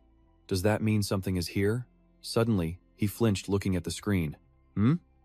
His eyes darted to the side. He wondered, that one? A book with a torn spine came into view. He thought, when I stopped near this book, the auto hunt button lit up again. Yu Seong reached for the book, wondering, what is this? The scene changes, showing towering skyscrapers. Yu Seong walked down a hall, cursing inwardly. That girl, Cou. He recalled her angry face and thought, it's been 3 days with no contact. She must be furious. With a weary look, he pushed the door open, saying, still, this was my fault. I have to apologize properly. The moment he entered, he froze. Inside, Cou sat silently with a dark expression. Her voice was low. So you're back, boss? Her eyes were disturbingly dark. The dark circles under her eyes were prominent. Yu Seong broke into a cold sweat. Has she been awake for 3 whole days? He bowed deeply. I am truly sorry. I was unreachable for the past 3 days. I had to handle an urgent personal matter that couldn't be avoided. If you need an explanation, A calm voice cut him off. No. He was taken aback. Cou stood up calmly. No explanation is needed. Whatever the boss does is surely important. Seeing her calm demeanor, he sighed in relief. Easier than I thought. Cou spoke slowly. Actually, her expression turned serious. She said, I have something to tell you. Yu Seong asked, what is it? Her voice was cold. The plan for you is ready. He started. What? Stunned, he asked. You mean the mission to infiltrate and scout the Fisher, right? Cou replied, yes. Her face was grim as she continued. But the proposal came from the Jiaolong Corporation. Yu Seong repeated, the Jiaolong Corporation? A memory surfaced. The place that Li Hunmingai mentioned? Suddenly, Cou's expression grew heavy. According to the contract you signed with Tense, they have the final say. They decide whether to cooperate with outside companies, and you are obligated to take this mission without refusal. Yu Seong replied, all right, that's right. He asked her, so what is Tense's intention? At this, Cou hesitated. About that. The words seemed stuck in her throat. Well, seeing her hesitation, he replied, I get it. With a calm expression, Yu Seong said, they're telling me to go, right? Okay. Cou was startled. Huh? He then turned decisively to leave. I'll go. Tell them I'm heading to the Jiaolong Corporation. Seeing his indifference, Cou cried out in panic. What? Wait a minute. She quickly stood before him, shouting, this is clearly Li Hunmin's scheme to kill you, boss. It's outrageous. This is the same as tying your hands behind your back. The image of a madly roaring monster appeared. Div. It's too dangerous. You'd have to enter its world through the hidden dwarven realm. Even with perfect preparation, escaping alive would be nearly impossible. A thought flashed through her mind. This was a trap set by Lee Hyun-min. The boss will definitely be in danger. Seo-do then shouted, "You have to refuse." At this rate, but contrary to her panic, Do-song calmly replied, "It's fine. I don't see an issue." Seo-do froze. "What?" Do-song gave a faint smile, then leaned in, looking at her intently. He whispered in her ear, "I'm just going. I have to honor the contract. There's no reason to refuse." A gentle expression appeared on his face. He told her not to worry so much. "No matter where I have to go, I signed a contract with Tense. I can't just break my word." His attitude left Seo-do stunned. He turned to leave, saying over his shoulder, "It's decided. I'm going to get some rest." She finally snapped out of it. "Ah," she rushed after him, pleading. "Wait, hold on. Do you understand the situation? This could be a fatal mission." He remained calm as he spoke to her. "I know. Things could get even worse. But what can I do? To get what I want, I have to take the risk." He turned away, his eyes darkening, and I hate people who attack from the shadows. The elevator doors then closed, and Do-song covered his ears, blocking out the urgent calls from behind the door. "Wait, boss, please listen to me," he grimaced. "She's gone." Suddenly, his eyes narrowed, focused on the book in his hand with its title torn off. Looking at the book, he thought, "You're holding that again? Are you interested in it? What is this? A secret martial arts manual?" Just then, Jiang Dong-chun explained, "No, this book is more than that. It's the method of internal energy control passed down through the Red Dragon clan for generations." Do-song asked, "Internal energy control?" He continued, "Among the past leaders of the Red Dragon clan was a pair of brothers, Jiang Liang and Jiang Jin. By tradition, the eldest, Jiang Liang, should have become the leader. But he had no talent for the clan's core art, so the position went to the younger brother, Jiang Jin. The elder brother, Jiang Liang, was tormented by this failure and sought out a bizarre new method." Do-song asked, confused, "A bizarre method?" "That's right," he replied. "The celestial path follows the order of yin, yang, and the 5 elements, or the path of heresy, a secret art from the classic of mountains and seas. Strange flora, fauna, and esoteric techniques, all of it." In Dong Chun's words, an image of a mysterious man cultivating appeared. He cultivated using things that warped his own destiny. Do-song asked, "Warped?" His master replied, "Yes." Just then, the mysterious man's eyes snapped open, glowing brightly. "When I succeed," he declared, "I will be the true leader of the Red Dragon clan." Do-song stared intently at the book. He thought. Then the previous leader passed this book to his disciple. His gaze flickered as another thought surfaced. "For me to get my hands on this book, this will surely bring a massive change." 2 screens then appeared in the air. The system window showed document synthesis and a blank slot. Looking at the screen, he wondered, document synthesis and a blank slot? Do-song held the book and considered its meaning. So this book is one of the components that created auto-hunting, a new skill worth using. Suddenly, his gaze sharpened as he thought, "Let's go. Clearly that bastard Lee Hyun-min is plotting something, but this is my chance to repay the favor he owes me." A horde of monsters appeared in his mind as he clenched his fist. Last time, he got in my way. This time, he will pay the price. The scene shifted to a brightly lit skyscraper, where a meeting was underway. Employees worked diligently. Behind a screen, Zhang Bizan let out a heavy sigh, thinking, "The day has finally come." She glanced to the side, where 4 men were chatting cheerfully. Her expression was full of worry as she thought to herself, Professor Wantong, Lee Hyun-min, and the others. Looking at the 2 men on the left, she realized they're new to the top 10, Hadouken of the Manhwa sect. Her eyes shifted to a smiling man, and the one who rules Shanghai with our Red Dragon clan, Dragon Slayer Guild's master, Jin Chung. And there he was, the Dragon Slayer Guild's master, Jin Chung. Her gaze moved to the next man. Even Wan Kyun-jan is here. He was indeed the 6th-ranked Wan Kyun-jan. Wan Kyun-jan was here. Her expression soured. They're all Lee Hyun-min's cronies, and they plan to invite Do-song to join them. Zhang Bizon watched them, her mind racing. I heard that before coming to China, Lee Hyun-min and Do-song already had a bad relationship. So this must be their scheme to put Do-song in danger. The large doors of the meeting room appeared along with her worried thoughts. His body hasn't even recovered yet. Do-song, please, don't come here. Just then, one of the men let out a strange laugh, his voice cold. What a pity, truly. Zhang Bizon immediately confronted him. Are you talking about me? The man instantly raised his hands innocently. My apologies, of course not. His eyes then softened. He explained. I was speaking of the great warrior, Do-song. I truly wanted to fight alongside him, but it seems he has no intention of joining us. How heartbreaking. Jiang Bizon's expression froze. She asked, "Why are you telling me this?" The man explained, "Vice leader, didn't you once fight alongside the great Du Song in this city? Everyone in Shanghai knows that your relationship with him and the Red Dragon clan is very close." Seeing his smug look, she thought, "This guy's words are still as sharp as ever." Li Hyunmin continued, "I'm just sympathizing. I feel the same way as you." Then Li Hyunmin, who was beside him, spoke up. "I was also looking forward to meeting the great Du Song." A new thought surfaced. Won Kyun-jan smiled widely and asked, "If I could fight alongside you just once, Miss Jiang Bizon, I would be completely satisfied.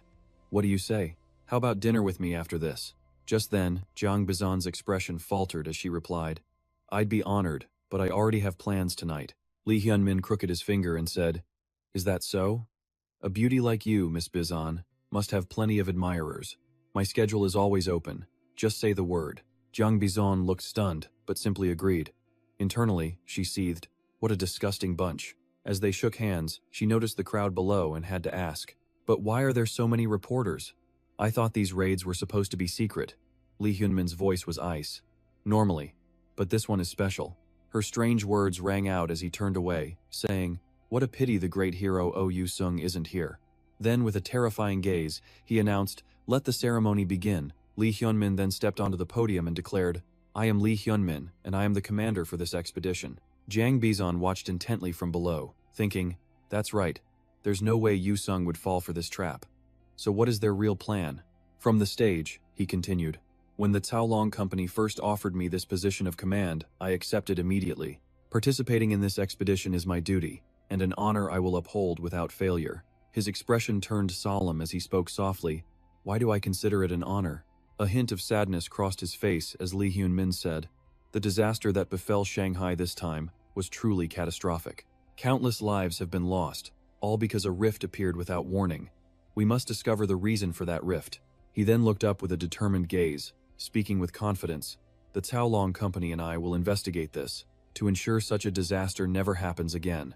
Li Hyunmin gripped the podium, his fist clenched as he shouted, "I ask all of you to believe that we can overcome this catastrophe. On this expedition, the Caolong Company and I will give our all." The crowd below erupted. "That's right, well said. They're undertaking a dangerous job. The only person who could take on this task is Li Hyunmin." Seizing the moment, Li Hyunmin declared with resolve, "To prevent this tragedy from repeating, we will stand up and stop it." Jiang Bizon studied his every expression from below, thinking, "He's not wrong. Those words are true. This is necessary for everyone who suffered in this incident." Just then, Li Hyunmin's tone shifted on the podium, his voice faltering. "However," he continued, "I invited the 3 most skilled hunters in Shanghai. Fortunately, 2 of the 3 here did not hesitate to join us." Hearing this, Jiang Bizon became confused. What is Li Hyunmin trying to say?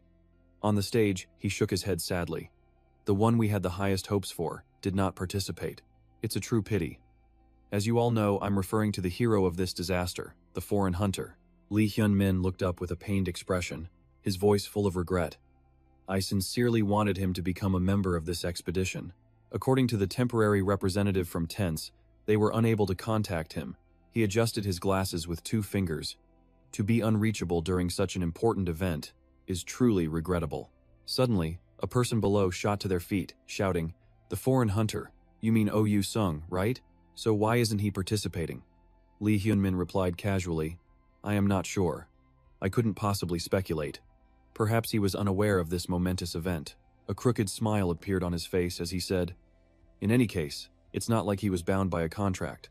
It's not a matter of national duty, and this is a high-risk expedition." Perhaps that was his logic. A voice from the crowd yelled, "No way!" Whispers began spreading rapidly. So does that mean Oh Sung didn't join because there was no profit? How disappointing. Does he even deserve to be called a hunter? In short, because he's a foreigner, he doesn't care about any of us. At this, Li Hyunmin flashed a sinister smile. Jiang Bizon's expression below hardened with fury. She thought to herself, so this is the game Li Hyunmin created. Her eyes were locked on the smirking man as she thought, right, joining is a good idea. That way, I can finish him myself. However, refusing would have been fine, too. Just then, someone in the crowd asked, wait, didn't Oh Sung have problems with the Caolong Company before? Could that be why he's deliberately not joining? Jiang Bizan thought. So he's using the fact that Yu Sung is a foreigner to manipulate public opinion. Her fists clenched tightly as she realized. This is why he called the press. He wants to turn Shanghai's hero into a coward. She watched the man adjust his glasses on the stage, vowing to herself, "Before I teach him a lesson, I have to reverse this damage to public opinion." Just then, he gave another terrifying smile. Her thoughts aligned with her resolve. "Before I end him, I have to completely and utterly ruin him." Jiang Bizan wondered helplessly, "What do I do? At this rate, Yu Sung's reputation will be ruined. However, if I step in, the situation could get even worse." At that very moment, a person began to walk forward silently. Instantly, Lee Hyun-min's expression on the podium froze. He was inwardly startled. Jiang Bizan was also shocked by the person's appearance. Seeing Yu Sung enter, she was completely stunned. Yu Sung? Lee Hyun-min gritted his teeth, thinking, why is this bastard showing up now of all times? Seeing his nonchalant attitude, he seethed. He came late on purpose to ruin all my hard work. He quickly shot a signal to a nearby bodyguard. The reporters haven't noticed him yet. "Stop him. Throw him out of here." The guard immediately rushed forward, cursing in his mind. "Oh, Yu Sung, you bastard." He immediately charged forward. As he lunged, his face twisted in anger. "You've come at the wrong time." He raised his fist and roared, "Get out of here." Yu Sung watched the incoming fist, his expression calm. He calmly uttered, "Slow." Instantly, he vanished from sight. The bodyguard was stunned. Huh? A figure blurred past in a flash. The people below were startled by his speed. What was that? He moved so quickly that people nearby grabbed each other asking, "What's going on?" Seeing his back appear on the podium, they gasped in shock. Someone just appeared out of nowhere. His sudden arrival stunned the crowd, who asked, "When did he even get there? Who is that person?" At that moment, Lee Hyun-min stared in utter shock at the man beside him, thinking, This guy." He couldn't hide his astonishment, thinking, "I couldn't even see his last movement." Yu Sung extended his hand toward him. Someone below exclaimed, "Huh?" He spoke coolly. Microphone. At that moment, Jiang Bizan's face lit up as she thought, Yu Sung. Yu Sung took the microphone and spoke gently. "Hello, everyone." He looked up with a confident expression and introduced himself. "I am the hunter, Oh Yu Sung." Yu Sung's face was filled with utter self-assurance. He declared loudly, "I am the hunter, Oh Yu Sung." The crowd below immediately began to murmur, "Wait, who is this guy? Did he just speak Korean? Korean? Then could he be the real Oh Yu Sung?" Seeing their reactions, his face went blank. He thought in shock, "Right, I forgot I need an interpreter for this." Beside them, Lee Hyun-min's fists clenched in fury. Damn it, what was that? I couldn't even track his movements. His face twisted in confusion. All I saw were fluttering plum blossoms. What, plum blossoms? Could it be Manhwa? Suddenly, a voice called from below, "Hey, Lee Hyun-min." Hearing this, he roared back, "What? Shut your mouth." But the moment he spoke, he froze. A heavy silence fell over the room. A female employee cautiously spoke up. "Director, what did you just say?" He forced a smile and addressed everyone. "It's nothing. My apologies, Mr. Oh Du-song. I was lost in thought." "But what's the matter?" he thought, silently cursing himself. "Damn it, I was so careless I forgot where I was." Just then, Oh Du-song spoke to him calmly. "Excuse me, could you please interpret for me?" An incredulous voice escaped him. "Interpret?" He then pointed down below, saying, "There's no one here but you who knows Korean." Veins bulged on Lee Hyun-min's forehead. He replied through gritted teeth, "I understand. I'll do it." Internally, he seethed. This little brat dares to order me around. Glancing at the nearby staff, he calmed himself. I can't refuse in front of the press. With a strained expression, Lee Hyun-min turned to him and said, "Then let's begin." Inside his head, he cursed relentlessly. Damn these reporters. I was planning to mess with him, but now they're just getting in my way. Just then, he began to speak, and a translated voice echoed beside him. "Hello, I am Oh Du-song." At the sound of his name, the reporters below erupted into a frenzy. Oh Du-song, it really is him. The Korean hunter, Oh Du-song, the hero of the Shanghai incident. Lee Hyun-min continued to translate. "I apologize for not responding to the invitation 2 days ago. Due to personal reasons, I was deep in training when I heard the news, so I came here immediately." He tried to muster a friendly smile, but inwardly, he scoffed. "That's right, keep spouting nonsense. As I translate, I'll cleverly twist your words." A sinister smile spread across his face as he thought, "It seems he's trying to provoke me by making me his interpreter."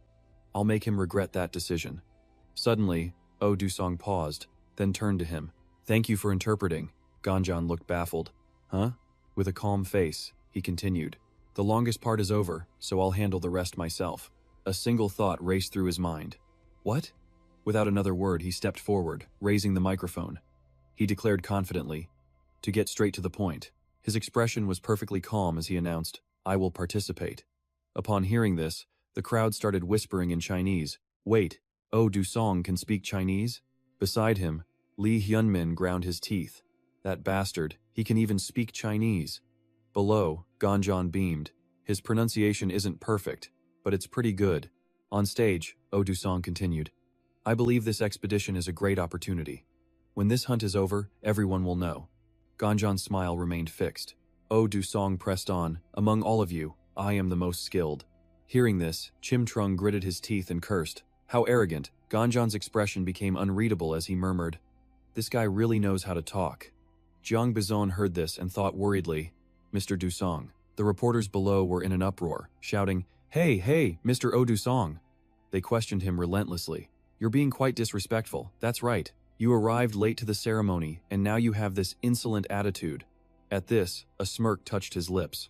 Oh Du-song turned towards Lee Hyunmin and said, Of course, I was late. I have nothing to say about that. Even if I'm told I can't join the operation, I think that's a fair outcome. I'm not afraid of anyone or anything. So, whether I participate or not, Director Lee Hyunmin, you decide. The man's eyes widened before he let out a cold snort. His clenched fist, resting on the table, began to tremble. He cursed internally. This slippery bastard. I was going to make him look like a coward, but he completely ruined my plan. In front of him, cameras flashed as reporters pressed him. Director, as the one in charge, please say a few words. Lee Hyunmin slowly began to speak. Ahem, all right. He picked up the microphone, his voice gentle. I was also surprised by his sudden appearance here. In his mind, he was calculating. That's right, if he joins the operation, then he'll be right in the palm of my hand. This hunt will be completely under my control. He then turned to him and said, As the person responsible for this operation, I have always hoped that Mr. Oh Du-song would be able to participate. The moment he finished, a loud voice cut through the hall, silencing everyone. Impossible, I object, Lee Hyunmin thought in horror. That voice. An angry young man pointed directly at him and yelled, As a member of this operation, I have an opinion. That man arrived late without any notice. He can't be allowed to join. Hearing this, Lee Hyunmin's face contorted. This idiot, stop it. All of China's media outlets are recording right now, and you're standing here saying things like that. It was clearly Oh Du-song. A smirk played on his lips as he said, as expected. Instantly, without hesitation, he shot forward. In a flash, he appeared right in front of the challenger. The man froze, staring and cursing internally. Oh Du-song, this guy. Du-song spoke calmly. If you have a problem with me, he said, pointing at the man, then prove it with your skills, and don't make excuses about having an injured hand. The man leaped to the side, shouting, Fine, I get it. The scene was immediately captured by reporters. It's Tentun Harudin of the Manhwa sect, and he's fighting Oh Du-song. Lee Hyunmin was stunned, his mind in chaos. What the hell is happening? The man wasn't finished. He snatched a sword from someone nearby and roared, Let me teach you the true martial arts of the Manhwa sect. The young man unsheathed the blade, swinging it in a flurry of movements right before his eyes. Seeing this display, he muttered in confusion. Huh? The other man let out a great shout. He then charged forward, unleashing a barrage of 10 arrow-like projectiles at him. The spectators gasped in awe, an attack that resembles plum blossoms. The attacker's face was smug as he thought, That's right, what now? My sword strikes from 6 directions at once. The thought flashed through his mind as the sharp points rushed forward. I won't kill him. I'll just laugh in his face instead. Oh Du-song's eyes sharpened as he let out a cold scoff. His hand moved silently, and a cold voice rang out. Plum Blossom Blood Rain. With an identical strike unleashed, the projectiles instantly reversed, flying straight back in the opposite direction. The man dodged frantically, his face a mask of terror. He cried out, Wah, what? Hundreds of icy projectiles shot towards him relentlessly, slamming into his body. The force sent him flying backward until he crashed hard onto the floor. The reporters erupted into chaos, whispering frantically, My God, what was that technique? That technique. Is it Haru-sin's? No, it's beyond comparison. Lee Hyunmin realized. That plum blossom art is from the Hua San sect. Could OU Sung have mastered the purple mist divine art? OU Sung approached the man, speaking softly. There's no need for bloodshed, is there? The man avoided his gaze, hesitating. OU Sung continued. Well, is it clear enough now? Expressionless, he added. Who is the superior one here? OU Sung stood tall before him and asked. So it's settled then? His face cold, he repeated. Who is the more powerful one? The young man just seethed in anger. Up above, Lee Hyun-min fumed silently. That's clearly a Hua San sect technique. How could he possibly know it? Just then, a reporter turned to another. He said to his colleague, Wait, that technique OU Sung just used. The other reporter instantly replied, It's identical to Ha Rusin's style, isn't it? Flashbacks of both fighters appeared as they spoke. The Taolong company had announced that only Ha Rusin knew this martial art, this lost art. And yet, OU Sung's form was cleaner and more powerful than Ha Rusin's. Wait a second. Does that mean OU Sung is the real one? Meanwhile, Lee Hyun-min gritted his teeth. During their last fight, he never used the Hua San sect's arts. Has he surpassed the lost purple mist divine art that even Ha Rusin learned? He clenched his fists, unable to accept it. Impossible. It's only been a few weeks. Even I haven't fully analyzed the purple mist divine art. Just then, a loud voice called out. Director Lee Hyun-min. OU Sung calmly walked towards him and said, Let me borrow the microphone. Furious, Lee Hyun-min reluctantly offered the mic. OU Sung reached out, taking it. Excuse me. He then walked to the center of the stage. His actions left the reporters stunned. Nearby, Gonchun smirked slightly, while Kim Jung scowled with rage. Before everyone, OU Sung declared, I believe I have proven to you all, beyond any doubt, that I am. His voice turned cold as he finished. The true Hwasan. From below, Jang Bizan whispered his name. OU Sung. Suddenly, the crowd erupted into chaos. The lost art of Hwasan is back. This is breaking news. A huge scoop. OU Sung remained emotionless amidst the flashing cameras. Standing nearby, a shocked Lee Hyun-min thought, How is this possible? Instead of ruining his reputation, I just gave him more publicity. Am I helping him? Veins bulged on his face as his eyes burned with fury. OU Sung, you bastard. A moment later, OU Sung calmly left the room. Jiang Bizan, who exited with him, softly asked a question. You didn't expose Lee Hyun-min and just left?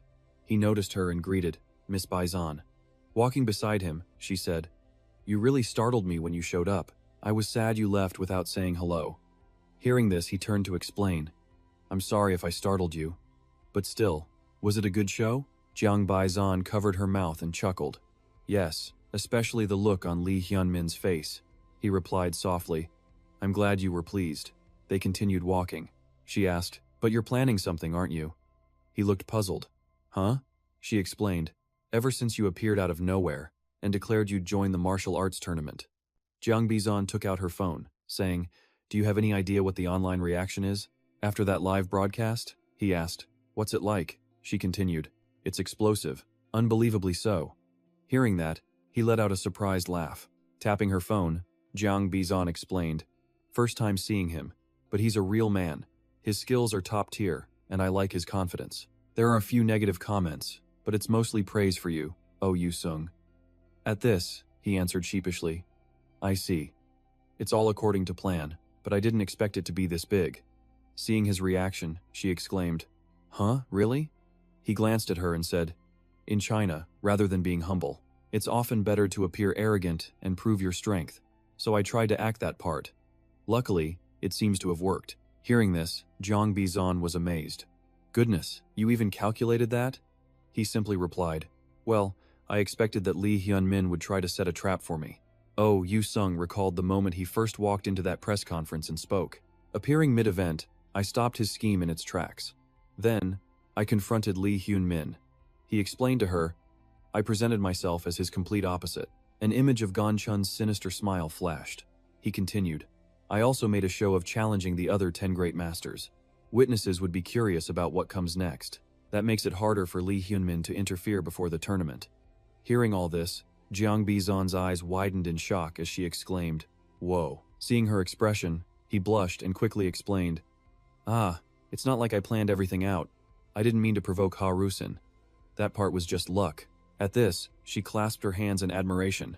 Still, you're amazing. I can't believe you calculated things to that extent. he then replied.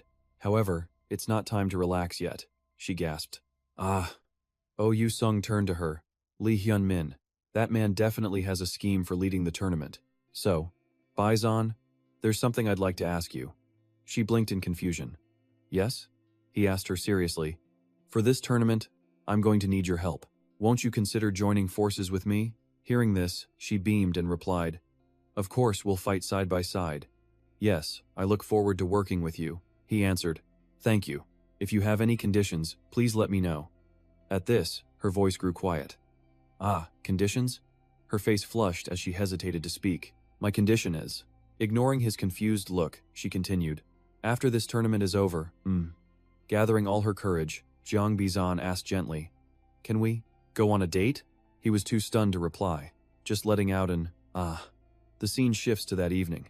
Oh, Yu Sung sighed wearily, taking off his jacket as he spoke. Bizan's sudden confession really surprised me. Her face from that afternoon flashed in his mind. Can we go on a date? Back then, he had replied with a confident smirk. Sure, that's fine with me. But now, back in reality, his expression fell as he thought to himself, I need to focus on the upcoming tournament. An equipment list appeared on the screen. He scanned the items, his face growing serious as a thought crossed his mind. These are the materials I asked Seo Yeon to buy. His finger lightly touched the screen as he thought, if I press this button. Then, a large notification popped up. Synthesis complete. Light from the desk revealed the Gauntlet of Ruin. He picked it up, observing it intently as his mind raced. Just as he suspected, you could craft gear from 5 materials. If he could use a formula he knew, perhaps he could create a truly legendary item. His thoughts then turned to the fated book. There had to be specific materials required to craft the artifact described on its pages. It was something Jang Guk Ryang had written, the footwork of the Red Dragon. His expression hardened with resolve. He would gather all 10 materials on this mission. That would be the new purpose of this expedition. Just then, Seo Ju opened the door. He turned to her and asked, Seo Ju? What's wrong? Seo Ju hesitated, stammering, It's just that. Her eyes clouded over with fear as she whispered, He's already here. He could see the terror etched on her face. Who's here? He asked. Before she could answer, a deep voice echoed, I didn't realize you had a taste for handicrafts. At the sound of that voice, his entire body went rigid. Jinju Baek strode into the room, announcing, Greetings. A terrifying expression crossed the man's face. His blood-red eyes glared intensely as he spoke. It's been a while, oh Yu Seong. Yu Seong stared in shock. He knew that man. It was Jinju Baek. Instantly, his auto hunt activated. He shot forward with a single thought. I have to strike before he does. Seeing the attack, the man simply chuckled. As Yu Seong charged, his opponent's eyes glinted with a razor-sharp edge. Not bad, he muttered. Energy began to coalesce in his palm as he unleashed a devastating counterattack. His gaze turned cold, aimed straight for Yu Seong. Yu Seong instantly summoned a shield, straining against the immense power. The resulting shockwave sent Seo Ju flying across the room. Yu Seong's eyes narrowed, a pistol materializing in his grasp. Without a moment's hesitation, he fired. Jinju Baek watched the bullet fly, his face a mask of indifference. In a flash, he dodged the bullet with impossible ease. Yu Seong leaped back, landing perfectly. But Jinju Baek was already charging, closing the distance instantly. Let's see you block this, he roared, lunging forward. For a split second, Yu Seong froze, then teleported just as the attack obliterated the wall behind him. The energy ricocheted violently off the 4 walls. Suddenly, Yu Seong appeared behind him, his sharp gaze locked onto his opponent's every move. At this, Jinju Baek laughed loudly. Brilliant. But then, someone rushed between them. Yu Seong's eyes widened in disbelief. What? It was Seo Ju, shielding him. No, she screamed, her face a mask of absolute terror. She's insane, Yu Seong thought frantically. Without a second thought, he landed a swift kick to her hip. Her body bent unnaturally, her face twisting in pain. The blow sent her flying, and she coughed up blood as she crumpled to the floor, clutching her side. He let out a sharp breath, glancing at Seo Ju's pained form. I was just in time, he thought. However, his gaze snapped back to Jinju Baek. There's a much bigger problem right here. The older man's expression had turned dangerously dark, and here I was, having such a good time. A grim voice echoed. His eyes glowed with red fury. You've completely spoiled my mood. Seeing this, Yu Seong swallowed hard. His killing intent is suffocating, Yu Seong thought. If I hadn't moved, he would have killed her. A cold voice hissed. How dare a little brat like you interfere? A dark aura swirled at his feet as he took a step forward. Seoju's face fell as she stammered. I'm so sorry. His furious gaze never wavered. Enough. You acted on your own. Jin Gubek raised a hand coldly. You ruined my amusement, so you will pay the price, Seoju cried out, shutting her eyes tight. As his hand rose for the final strike, Yu Seong's voice cut in. The price? You should worry about your own life before talking about others. The man's gaze snapped towards him. The raised hand froze mid-air. Seoju looked up, her expression one of pure shock.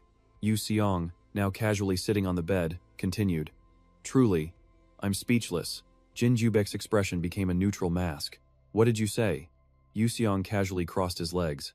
I can't tell if you're a director or some cult leader. You're supposed to look after your subordinates.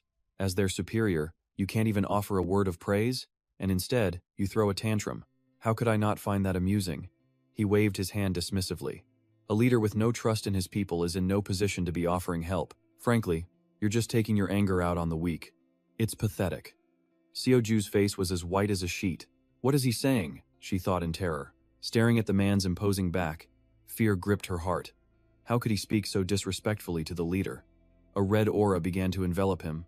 He's dead for sure. But then, the corner of Jin Gubek's mouth twitched upwards. Suddenly, he burst into roaring laughter. Seoju could only stare, utterly bewildered. This is a masterpiece, he declared. Seeing this reaction, Yu Seong could only sigh. Jin Gubek wiped a tear from his eye. It seems you've suffered quite a bit here. I know exactly how you've been treated. To wound my pride just to shift my attention.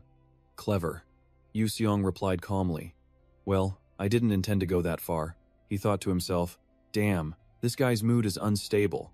And just like that, his killing intent vanished completely. Seoju stared intently at the two men chatting amicably. She frowned, completely lost. What is this? Am I dreaming? What in the world am I even seeing right now? Yu Seong finally spoke up. So, what brings you here so suddenly? The man replied, I have a personal matter to discuss with you. He then produced a small wooden box. Yu Seong eyed it curiously. What's that? The man held it out. Indeed. Will you form a contract with me? That's the deal I came for. The scene shifts to the Seoul Sungguk building. Inside, a man sprints frantically down the hall, yelling, That crazy bastard. What the hell do you think you're doing? Jang Hoon yelled, throwing the door open. Hey, Kim Seon, okay, wait. But the sight before him made him freeze. There on the floor, sprawled out, was Kim Seon okay. He weakly raised a hand. You're here already? That was fast. I just called. Jang Hoon cursed loudly. You crazy son of a bitch. He rushed to his friend's side. You moron. If you wanted to die, couldn't you at least do it in your own bathroom? Kim Seon okay managed a weak, pained smile. Don't be so dramatic. Shut up, you idiot. Jang Hoon snapped back, gently lifting Kim Seon okay's arm. Model. Just endure it? Are you trying to suffer to death? Kim Seon-ok turned slightly. Don't be so harsh. You'll die if this pain continues all day. Trang Hoon was stunned.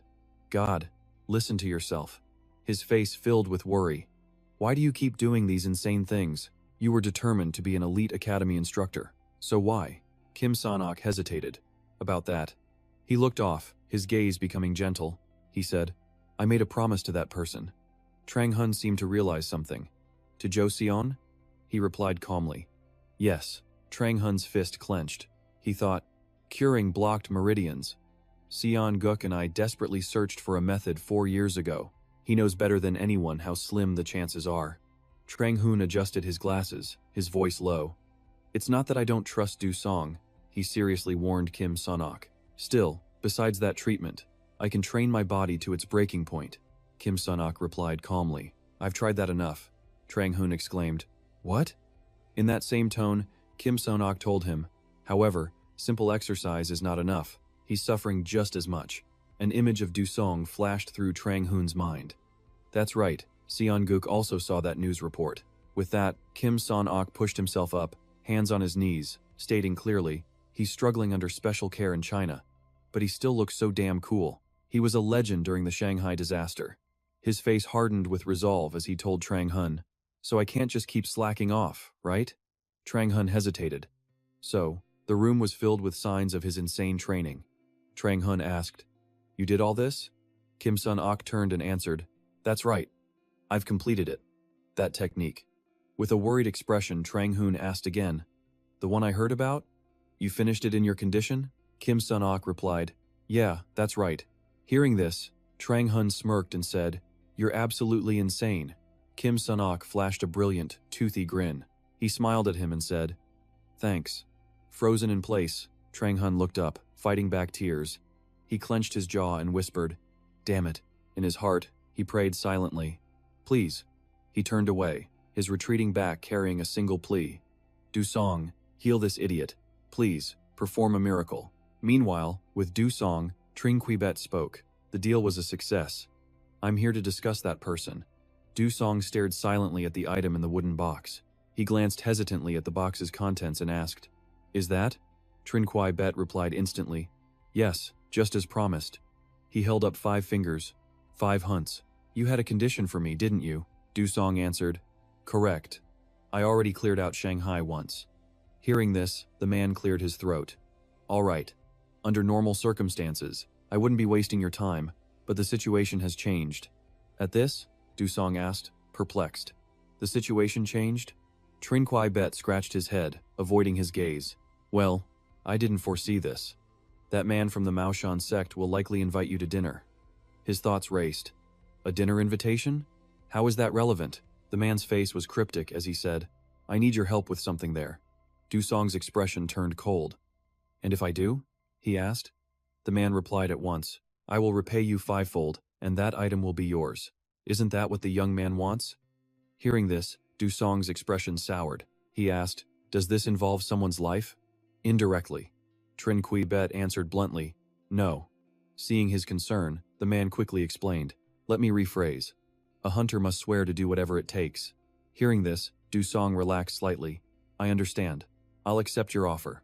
What must I do?" A small smirk played on Trin Qui-bet's lips. He hesitated. "The job is." His next words left Du-song completely stunned. His eyes shot wide in shock. He exclaimed, "What?" He stared intently at the man.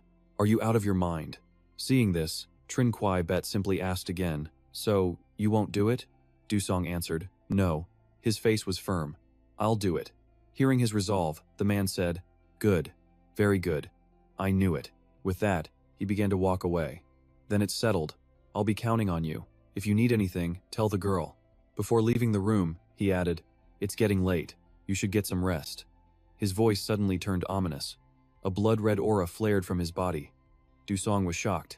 It was killing intent. Panic flickered in his eyes. Instantly, he lunged forward, attacking Trin Qui-bet directly. The man turned back slowly, his face shadowed.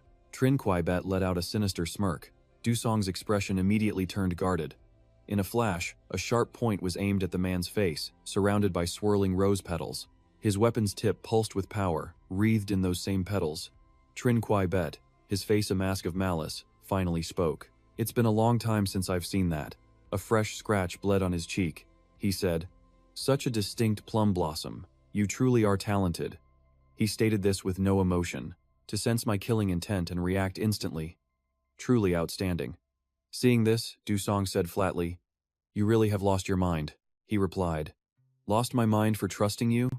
Trin Qui-bet wiped the blood from his cheek. "It's been a while. This might be the last blood I shed in this city. By the way, have you met the people from the Shichlong Hoi yet?" Hearing this, Du-song relaxed. "If you hadn't unleashed your killing intent, no blood would have been shed." He continued, "Yes, I knew you wouldn't attack me directly." He laughed loudly, full of confidence. "You should be proud. Not many can stand against me, Jinwei bitch. Not even the Jiang clan can compare to you." Hearing this, Du-song remained silent. Trin Qui-bet put on his sunglasses. "Well then, I'll see you around. Don't lean too far to one side, Hunter Du-song." The door shut firmly. Staring at the closed door, he thought, "Every time I meet that man, I just get irritated." He closed his eyes. All right. The memory of their brief clash surfaced in his mind. Then, a small, relieved smile touched his lips. "Maybe I'm finally getting used to this place." Du-song thought, "Trin Qui-bet, you proposed that condition." The man's words echoed in his mind. "The job is..." Du-song's resolve hardened, "to make others burn with envy." Before the towering skyscraper, a thought surfaced. Has the day of departure finally come? Sao Du stood before the door, her expression grim as she thought to herself, "When this trip ends, what will become of me? I've angered the sect master. I will surely face punishment. Her face contorted with fear as she thought, someone like me is worthless now. I might even be cast out of tents. Saudu steadied herself, her will hardening as she told herself, no, I need to focus. The success of this raid is all that matters. With that resolve, she opened the door and announced, Boss, it's time for the expedition. I wonder if he's ready. Suddenly, her gaze froze. Inside, Dusong was wearing an extraordinary set of armor. He turned slightly. Ah, you're here? Come in. Her eyes were glued to the intricate armor. As its light reflected on a computer, Saudu's expression turned serious. She asked, This is your gear, isn't it? It suits you well. He answered casually. You think so? I've worn this for a long time, so it's a bit nostalgic. Dusong turned back, asking her cheerfully, How are you feeling? You really should have stayed in the hospital. She replied instantly, I'm fine, there are no problems. Hearing this, he answered in a softer voice, That's right. You caused a scene about having to stay, saying a vital mission was at hand and you couldn't abandon your duty. Saudu replied nonchalantly, Yeah. Then her expression darkened. In a serious tone, she asked, Hey, why are you using formal language with me? He looked puzzled. Huh? Ah, is that strange? Then he slowly began to explain, I didn't exactly plan it. If I give this raid everything I have, today could very well be my last. You're about to tell me not to shoulder such a burden, aren't you? Dusong stared at Saudu intently and said, You're still young. Speaking to you so casually doesn't feel true to my character. She stammered, Is that so? He turned away and continued, It is. Even if the guildmaster was right, I've enjoyed my time in this country for too long. His words surprised her. Huh? She thought in a daze. So this is it. Is this Dusong's true personality? Saudu watched him silently as her thoughts raced. From the moment they first met to his attitude when facing Lee Hyunmin, all of it. It was all just a heroic persona he maintained in this country.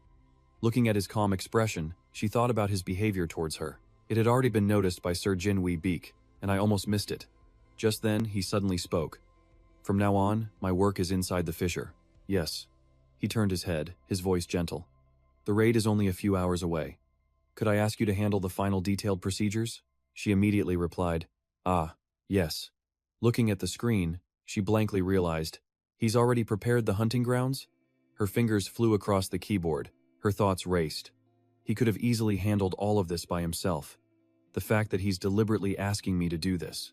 She was so moved, her eyes welled with tears. It was his way of saying, I acknowledge your role, so please fulfill it one last time. So all the work I've done until now. Saudu recalled the past, realizing the guildmaster had treated her as nothing more than a disposable tool. She remembered even disrespecting the master to protect Dusong. She'd heard all the criticism about how useless she was. But this person... Tears splashed onto the keyboard. He wasn't just sympathizing with me. Saudu bit her lip as tears streamed down her cheeks. He was acknowledging her. Just then, Dusong spoke slowly. For all this time, his words shocked her. You've worked very hard. Her eyes shot wide open as she gasped. Ah! She immediately spun around to look at him, but the door was already closed. She covered her face and sobbed, thinking, Idiot. I should have been the one to say goodbye. I should have thanked him. It was an honor to be by his side. She turned back to the screen, exhaling sharply. I'm such a fool. Gradually, Saudu managed to compose herself. She focused on the screen, thinking, before this, the tasks the boss gave me. Looking at a file on the screen, she felt a little confused. The file was named School Application. A message appeared. If you get fired because of what happened, trying a different job wouldn't be a bad idea. I'll consider hiring you after you pass a strict resume screening and a ridiculously difficult interview. After reading, a small smile touched her lips. She whispered, What is this? A relieved laugh escaped her. He really gave me a scare. At that moment, Lee Hyunmin's somber voice cut in. The outcome won't change. After the raid is over, you will regain the benefits you were promised. The man sitting opposite him was stunned into silence. The two of them were quiet for a moment. Lee Hyunmin clicked his tongue and thought, This is pointless. There's no way. A single thought seemed to hang in the air between them. Those driven by ambition are all the same, aren't they? Fail once, and they throw everything away. At these words, the other man's face darkened in shock. If you won't be a comrade for your own sake, then you should at least do your best to assist with the handover. Lee Hyunmin frowned, his tone suspicious. You don't want to spend the rest of your life kneeling at another's feet, do you? Instantly, the man dropped to his knees. I'll do as you say. Please, I'm begging you. Seeing this, Lee Hyunmin narrowed his eyes and let out a cold scoff. The man kept his head pressed to the floor. "Please, I beg you," Lee Hyun-min shot back. "I get it, so be quiet." Nearby, a man named Gonjon spoke up. "Even though this cabin is soundproof, there are countless people outside with their eyes on us." Hearing this, the man on the floor looked up, a hint of surprise on his face. Outside, a horde of reporters relentlessly flashed their cameras. Just then, a great fissure tore open the sky, surrounded by brilliant red light. Watching the spectacle, Gonjon turned with a cheerful grin. "Almost time for the raid. We'll be seeing everyone soon. Are you planning to go out with that expression? Wouldn't that be rude to the people and our fans?" The man immediately shouted back. "No, it's not like that." The words had barely left his mouth when an arrow shot past his face. Gonjon held his bow, his face casual, but then it turned menacing. He growled in a terrifying voice. "I told you to shut your mouth." The man flinched back, his body trembling. He desperately told himself, "I saw nothing. A Huashan sect technique. When did he even fire it?" Facing Gonjon's chilling silence, he recognized the fearsome reputation of the Bow Knight. "Gonjon." Just then, Lee Hyun-min spoke up. "Stop. You too, rude I am, that's enough." Then he turned to Gonjon. "Don't forget who our prey is." At that, Gonjon sighed and relented. "Since the director says so, I'll stop." He flashed a fake smile. "As long as Haruto-in can hold the prey, our Hwasan sect won't need to interfere." Nearby, Jin Chung let out a cold snort. Lee Hyun-min glanced at them, thinking, "All right, that Guan Kyung-chun has a twisted personality, but to be so ruthless, his power must be terrifying." He licked his lips, thinking, his rank is the highest among the 10 strongest, reaching his peak. The ultimate return on my investment. That's you, Gonjon. He turned to the door and addressed the others. "Let's move." From behind came a chorus, "Yes, sir." The door swung open, flooding them with light. Lee Hyun-min smirked with satisfaction. "The stepping stones are all in place. Time to meet my prey." He stepped out of the car into a frenzy of camera flashes. Someone gasped. "It's director Lee Hyun-min's party." So, it begins. Dusong, waiting quietly nearby, let out a soft hum. Beside him stood Jung Bizon. Seeing them, Lee Hyun-min beamed. Well, Mr. Dusong, you've been waiting? My apologies. Our preparations took a moment." He extended a hand. "I'll be in your care today." Inside, his mind raced. "Well then." Dusong eyed the outstretched hand. He remained completely silent. A sinister smile crept onto Lee Hyun-min's face. "The moment he shakes my hand, it all begins." His face twisted with malice. "Become my prey, O Dusong." The scene shifted to a room where Gonjon sat with a calm expression. He smirked. Across from him, a serious Jin Chung spoke. "Isn't that far too reckless? The reporters will swarm the place."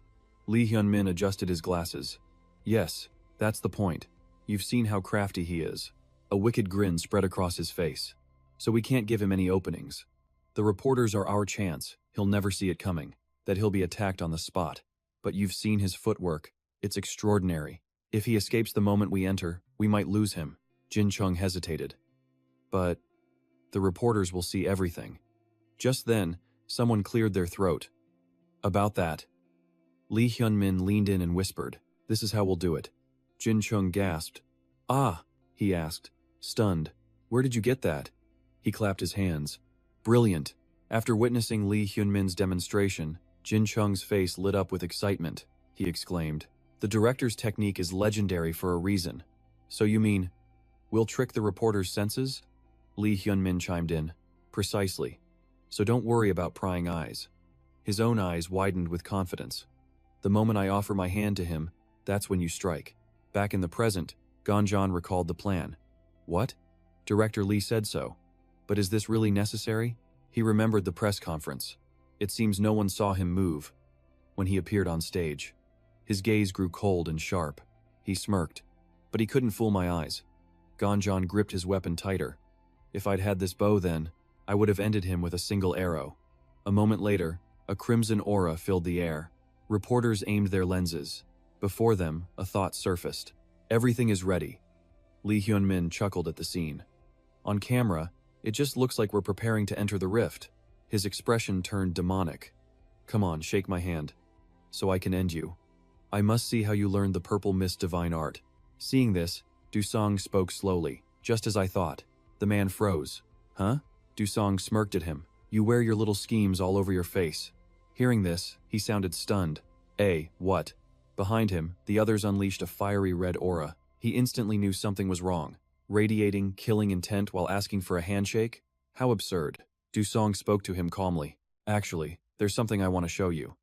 He then revealed a golden talisman. Lee Hyun-min's face paled. He stammered, That's my talisman. How do you have it? Dusong simply replied, Well, I got it from someone you abandoned. The three of them snapped their heads toward Haruto Inn. What? The boy's face went white with fear. Lee Hyun-min's memory flashed. He'd stuffed that talisman on an unconscious Haruto Inn to escape. He found it? Dusong's lips curled into a smile. Which means I know how to use it. Lee Hyun-min shrieked in panic. No, don't. Dusong then wrapped an arm around Jang Bizon's waist.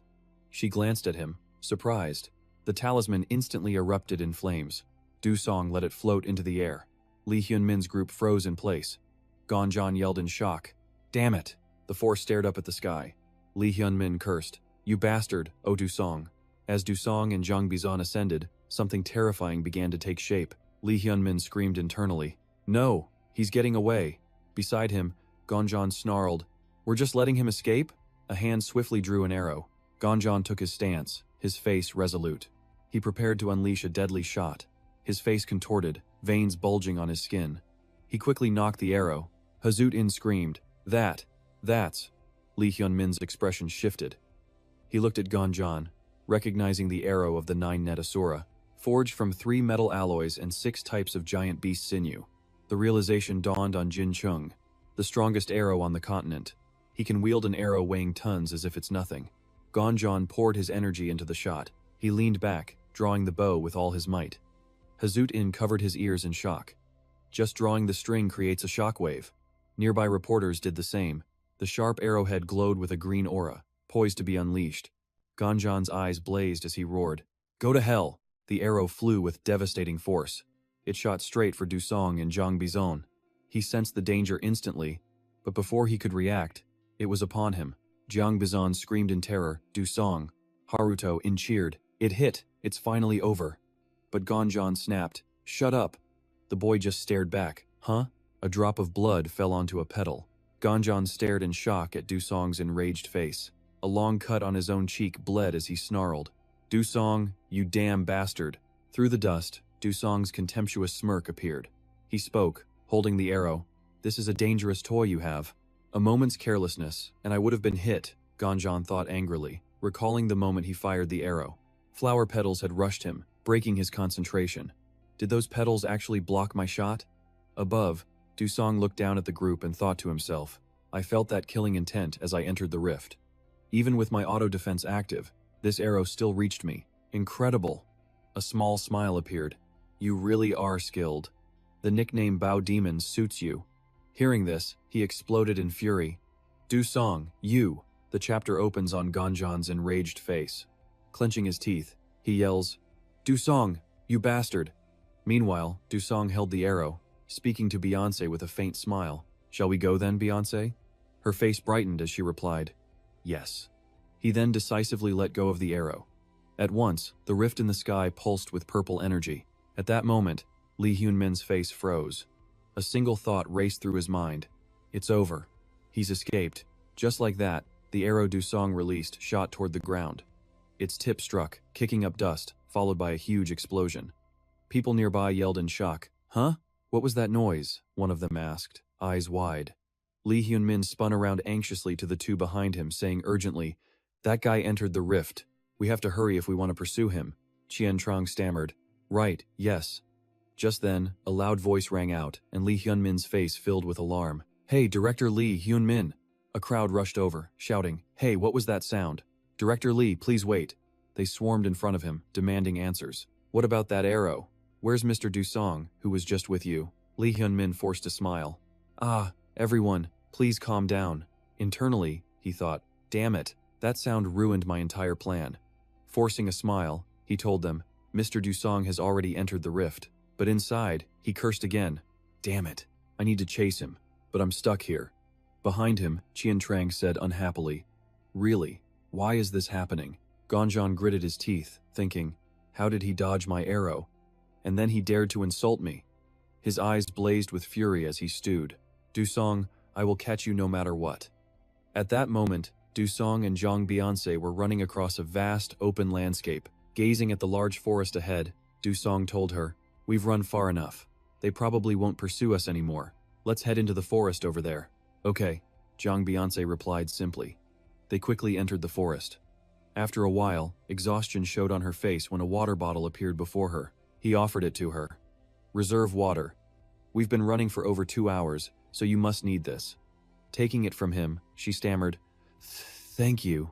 "It's nothing," Dusong replied. She immediately tilted her head back, taking long gulps. A moment later, she lowered the bottle and sighed in relief. Dusong then cautioned her, "It seems we've lost them for now, but we shouldn't let our guard down just yet." Watching his wary posture, she thought in awe, "Dusong is amazing. He ran just as much as me but isn't tired at all. His breathing is perfectly steady." She closed her eyes, realizing, his basic stamina is incredible. "No, I need to get a grip and not show it on my face." Just then, a voice called out right beside her ear, "Beyonce." Dusong had moved in close to her, her face filled with alarm as she shouted, "Yes." Internally, she thought, "He startled me." I was totally lost in thought. He continued, Actually." His expression softened. "I have a favor to ask you." Her confused voice came out. "Huh?" She stood before him, looking completely bewildered. Her cheek suddenly flushed red. "Wait, why is he suddenly so close?" Her eyes darted around, and out here, there's absolutely no one around. It's just me and Dusong here. At this thought, she gripped the water bottle, unconsciously stepping back in a panic. Wait, what could he possibly ask of me? Suddenly, Dusong's voice cut in. He asked her with a serious face, "Beyonce, can I see the camera on your clothes for a moment?" Hearing this, she hesitated. "The camera?" He gave a cold reply, "Yes." Seeing her confused look, he began to explain. "The cameras on our clothes that record our progress. They were attached by the Caolong company." She finally understood. "Oh, I see." Dusong voiced his thoughts. "Assuming Lee Hyunmin planted them, we need to remove them immediately." Beyonce replied with an awkward laugh. "Yes, I see." Noticing her expression, he asked, "Beyonce, are you unwell?" She let out a breath. "What was I even thinking?" Then she answered him, "No, I'm fine." Hearing this, Dusong continued, "Of course, if we remove these cameras, Caolong will keep it secret but will still question us." "Why did you remove the recording equipment?" Beyonce replied. "Yes." He turned to her, his voice laced with concern. "As a foreigner, it won't affect me, but you and the Red Dragon Society could get into trouble." Hearing this, she quickly said, "No, it's fine. That won't happen at all." He quickly cut her off. "No, that's why." With that, he took out 3 mini cameras, telling her, "I came prepared for this. If we record with these, there won't be a problem." Seeing them, she exclaimed, "I see." Dusong continued, "Then please turn around. I have to attach them from behind." Beyonce's eyes sparkled as she replied, "Oh, okay." She obediently turned her back so he could attach them. Her face was flushing red with embarrassment. Suddenly, Dusong's gaze stopped. "Let's see," he thought to himself. So, looking at her back, he mentally calculated the spots. From the shoulders to the elbows, then the left knee, right? Beyonce thought, flustered. Why is it so embarrassing to have Dusong look at me? Just then, he gently placed a hand on her shoulder. She immediately covered her mouth. Seeing this, Dusong asked, confused, "Beyonce?" She turned her head back shyly. "It's nothing, please continue." He replied, "Okay, I will." Inside, Beyonce frantically coached herself. "Calm down, get a grip, Jiang Beyonce. He's just attaching some equipment." Her face scrunched up as she thought, "I can't burst into flames like at the hospital. Focus, focus." Noticing the wisp of smoke above her head, he quietly muttered, "Huh?"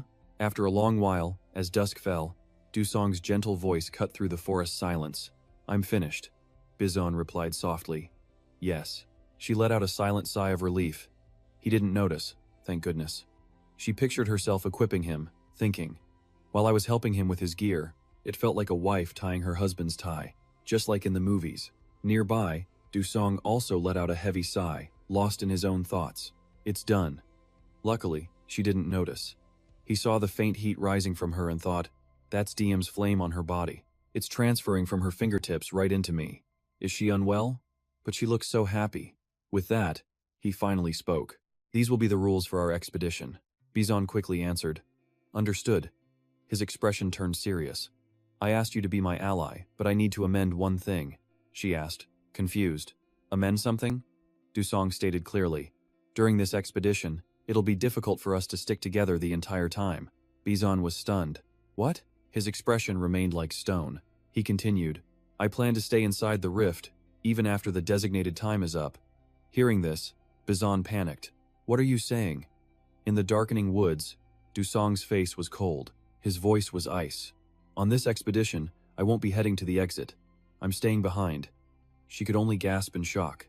Panic flooded her face as her words tumbled out. No, what are you saying? Why would you do that? Seeing her reaction, he spoke as if he'd expected it. Of course I want to help you to the very end, Bizon, to see you safely to the exit. But there's a major issue. She immediately cut him off. No, her expression was a mess. That's not what I'm worried about right now. Her words took him by surprise. Huh? Bizon stormed up to him, furious. The one I'm worried about is you, Dusong. Are you planning something that dangerous? Something so reckless again? He faltered. Well, about that. He thought to himself, unbelievable. How can I just tell Bizon to get out of here? He closed his eyes, thinking hard. I can't explain the real reason. The scene shifts to a skyscraper. A voice rings out. I wonder if you've heard the rumors. From his room, Dusong calls back. What are you talking about? Across from him, Trin Kwai Beck held a wooden box. There's a fissure between our world and the one beyond. He began to explain carefully. Isn't it true that we know almost nothing about that world? Dusong asked, puzzled. What are you getting at? The man replied, It's nothing too special. Trin Kwai Beck began his story. On television, an orphan boy declared it was a lecture commemorating the fact that we know nothing of that other world. A thought flashed through Dusong's mind. I didn't listen to that lecture. I walked out halfway through. The man cut through his thoughts. But isn't that a ridiculous story? Dusong uttered. Ah, Trin Kwai Beck explained. In all of human history, has there ever been an undiscovered land that was charted in just 25 years? Moreover, the number of people worldwide who've been there is less than 1,000. He continued, his face placid. It's all recent history. People are merely curious, like petty thieves. It's not as if our era is facing some great urgency. Hearing this, Dusong lowered his gaze slightly. He stammered, I don't know if that's true or not. The man immediately agreed. Exactly, for at least another 400 years. As he spoke, his expression shifted. His voice turned grim. Even after 400 years, the desire to step into that world will be even greater. Dusong's gaze darkened at his words. Just then, Trin Kwai Beck chuckled softly. What's this? You're not surprised at all, contrary to my expectations. As he finished, Dusong hesitated. Well, that's... His expression fell, a hint of sadness in his voice. I don't really know how I should react. He thought to himself, that's right. The rift may have only appeared 15 years ago, but the truth behind it is centuries old. An image flashed in his mind. A book with a missing cover. The book by Janggu Jin, from the thick Long Hoi. It clearly described this very subject, writing that it wasn't about this world, but contained information on the world beyond the rift. He recalled his shock. The first time I read it, I was stunned, speechless. If I hadn't known about that, I'd be just as shocked today. At that moment, Trin Kwai Beck spoke again. Then allow me to try and explain. He held up a single finger. It's actually quite simple. The gates may have appeared recently, but there was always something on the other side. I don't know for how long, but that world has been known by many names. As he spoke, images of mountains appeared. The Mortal Plain, the Peach Garden, Kunlun Mountain, Penglai, the Western Paradise, the Realm of Immortals, the Three Spirit Mountains. Even if you are not from this land, you have surely heard these names. Those myths and legends are not mere superstitions. They are records from countless journeys, the search for those precious, otherworldly beings. Hearing this, Dusong remarked, I never thought those pills were so cheap. So you invested all this, just to prove the impossible? Trin Kwai Beck retorted instantly, It is not impossible. It is fact. He held up a USB drive. I have all the proof and motivation I need. All you have to do is find the location I specify. That is my only request. Dusong looked at it, murmuring, I see. Trin Kwai Beck's expression grew intensely serious. Dusong said calmly, This can't be finished in a single day. This will take over 30 hours. Hearing that, the man laughed. Good, I'm glad you realized that so quickly. Dusong scratched his head. The largest scale hunt, missioned by the leader of China's #1 hunter guild. It means I'm the one who has to shoulder all the risk. As he spoke, the rift began to transform. It appears for 30 hours, with the rift split into an entrance and an exit. If you miss the window when the exit opens, you're trapped inside. According to protocol, that person is considered dead until they can escape the rift. Trin Kwai-Beck nodded. Precisely. Someone who can dive for extended periods. A foreigner whose disappearance wouldn't cause any problems. And someone who can enter a government-approved location. You fit every single condition. A knowing smile played on his lips. Normally, I'd send a person on 4 trial hunts to hone their skills first. Then, he tried to reassure him. But this time, isn't everything perfect? Fantastic. I'll even throw in a bonus. Dusong slowly stood. All right. As he reached for the USB, the man suddenly snatched it back. Seeing his puzzled look, the man added, Of course, this is just a hypothetical. His face turned grim as he continued. If fear takes hold mid-dive, just fight towards the rift's exit. You'll be all right. This pill is far too valuable to simply ignore. Hearing this, Yu Seong thought to himself, is he trying to read my mind again? He then spoke up. So that's how you operate? His expression was calm as he continued. I never took you for someone who'd accept a loss. The man shot back. And so what if I am? Yu Seong stood tall before Jung Gui-Bei, speaking without a hint of fear. What you stand to gain is worth far more than this pill. Are you worried I'll just take it and disappear? Even surpass you? The man replied, Yes, that thought crossed my mind. Yu Seong was stunned. What? Just then, Jung Gui-Bei's expression darkened. He continued, Isn't that a reasonable assumption? Men with nothing but pride often hide the deepest darkness. Yu Seong stared, lost, questioning the man before him. What is he doing now? Yu Seong scanned the man's face, capturing every detail. He thought, this look.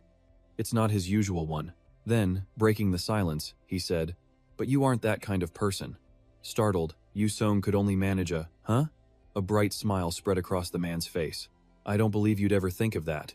Of course, I don't see you as some righteous hero either. But didn't you say it yourself? His voice dripped with insinuation. You're a hunter, aren't you? Yu Seong asked, bewildered. I'm a hunter? Jung Gui-Bei's smile widened. Exactly. The tension in Yu Seong's face eased as he pondered this. Is that why you trust me not to betray you? With that, he tossed a USB drive toward him. Yu Seong snatched it from the air as the man gave him a thumbs up. It's all yours now. Seeing Yu Seong's determined face, he spoke with conviction. I'm counting on you, Hunter. Yu Seong closed his eyes, thinking, this is beyond reason. His face was strangely calm as a thought formed. If that's the case, there's only one way. Suddenly, he broke the silence. Why should I have to explain myself to you, Jiang Bizon? Startled, she could only utter, huh? His face remained a cold, unmoving mask as he asked, am I wrong? At the end of the day, both you and I are professionals. My business has its own secrets. Why should I have to share them with you? Hearing his words, she stammered, well, that's true, but maybe I could help. He shot back sarcastically. Help? With a look of annoyance, he continued. As a professional, Miss Bizon, you should understand. These are my risks to manage. So why are you so intent on interfering in my affairs? She grew flustered. Well, about that. But he paid her feelings no mind. He pressed on, his voice cold. Have you perhaps developed personal feelings after all the time we've spent working together? Because mixing emotions with business is completely unprofessional. Bizon's face fell. She stammered, that's not what I meant. His eyes flickered to her tightly clenched fists. He thought calmly, yes, there's no other way. I have to draw a clear line right now. Otherwise, Bizon will be in danger. Unlike me, she's a key member of the DeLong Guild. This may be cruel, but it's necessary. Just then, Bizon spoke up slowly. So what then? Though a tear traced her cheek, her eyes burned with resolve. Does your promise to help me still stand? Yu Seong was taken aback. Huh? She pressed on. You promised to get me to the exit safely. She stared him down, her voice clear and strong.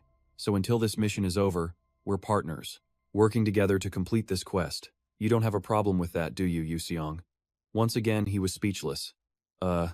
He finally answered, hesitating. No, that's true, but it's still dangerous. Before he could finish, she cut him off. Whatever you're doing, Yu Seong, I don't care, and I won't ask questions. Bizon challenged him directly. Just focus on one mission, getting me to the exit.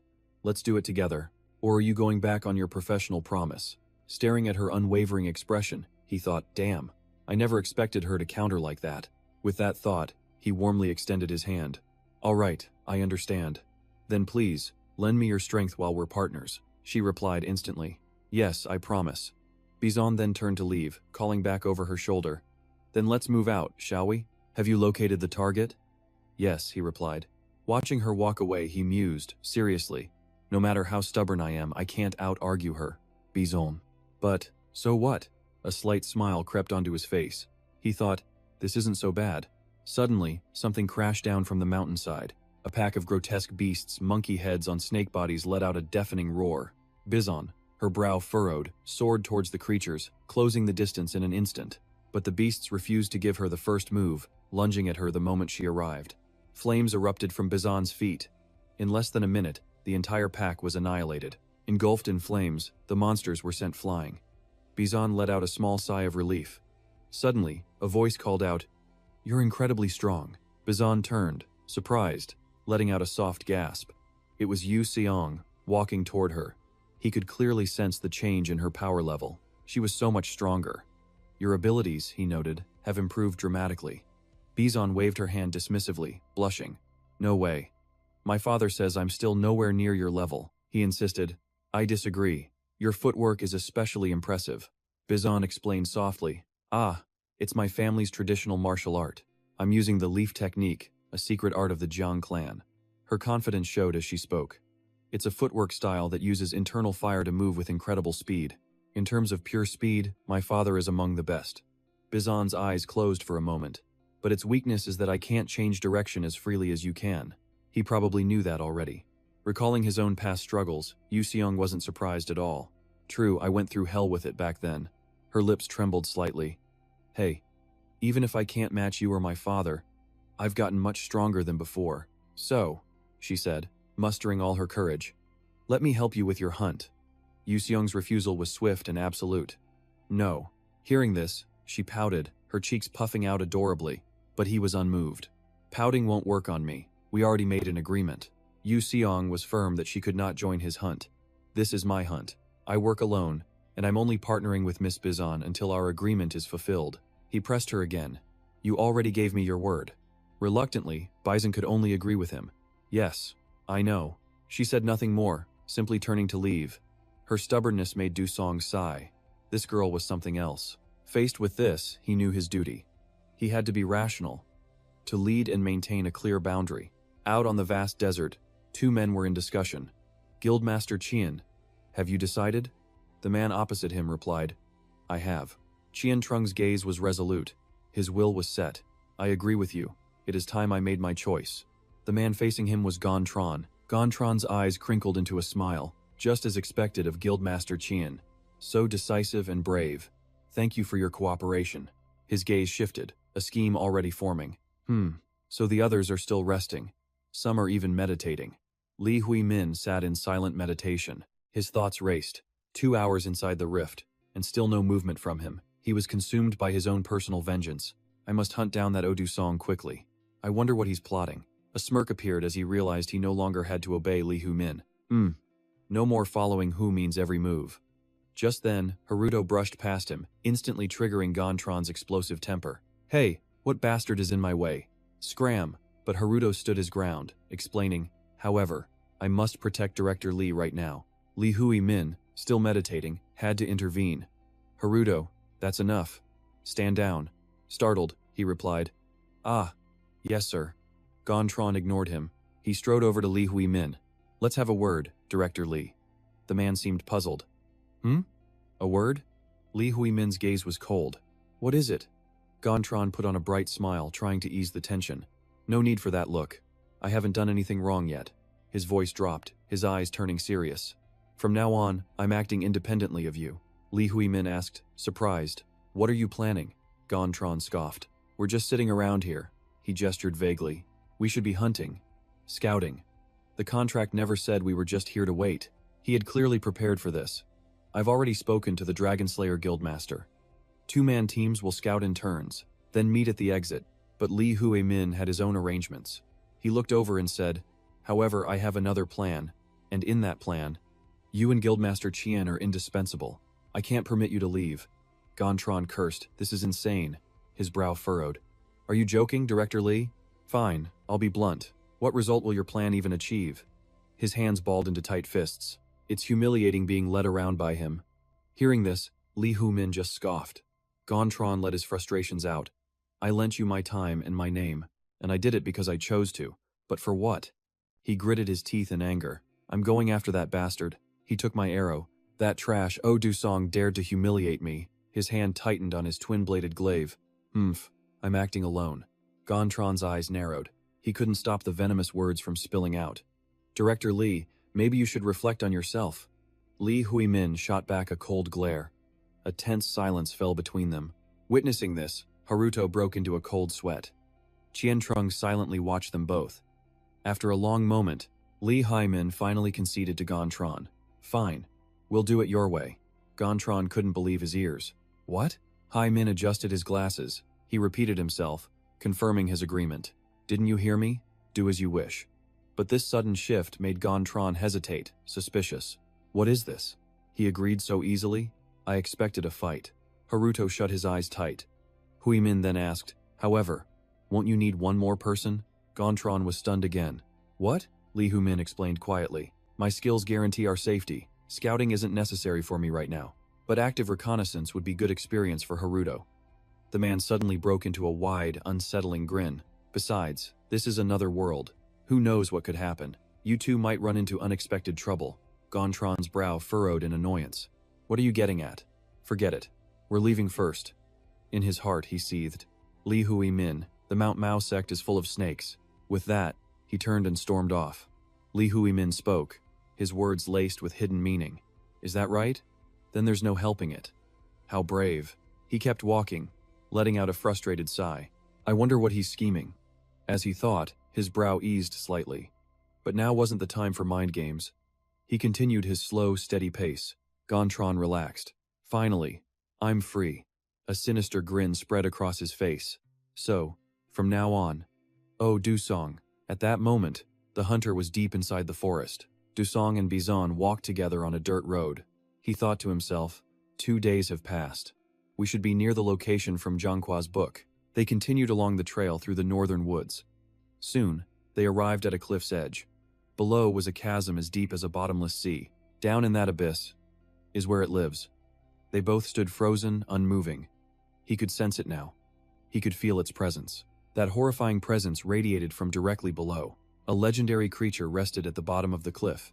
They called it the Ninth Dragon. Legend calls it the apex predator of all beasts, the ultimate carnivore among monsters, the Ao-Yu beast. In the darkness, its piercing eyes saw all. The world fell into a deathly hush. Before them, a great, dark fissure split the earth.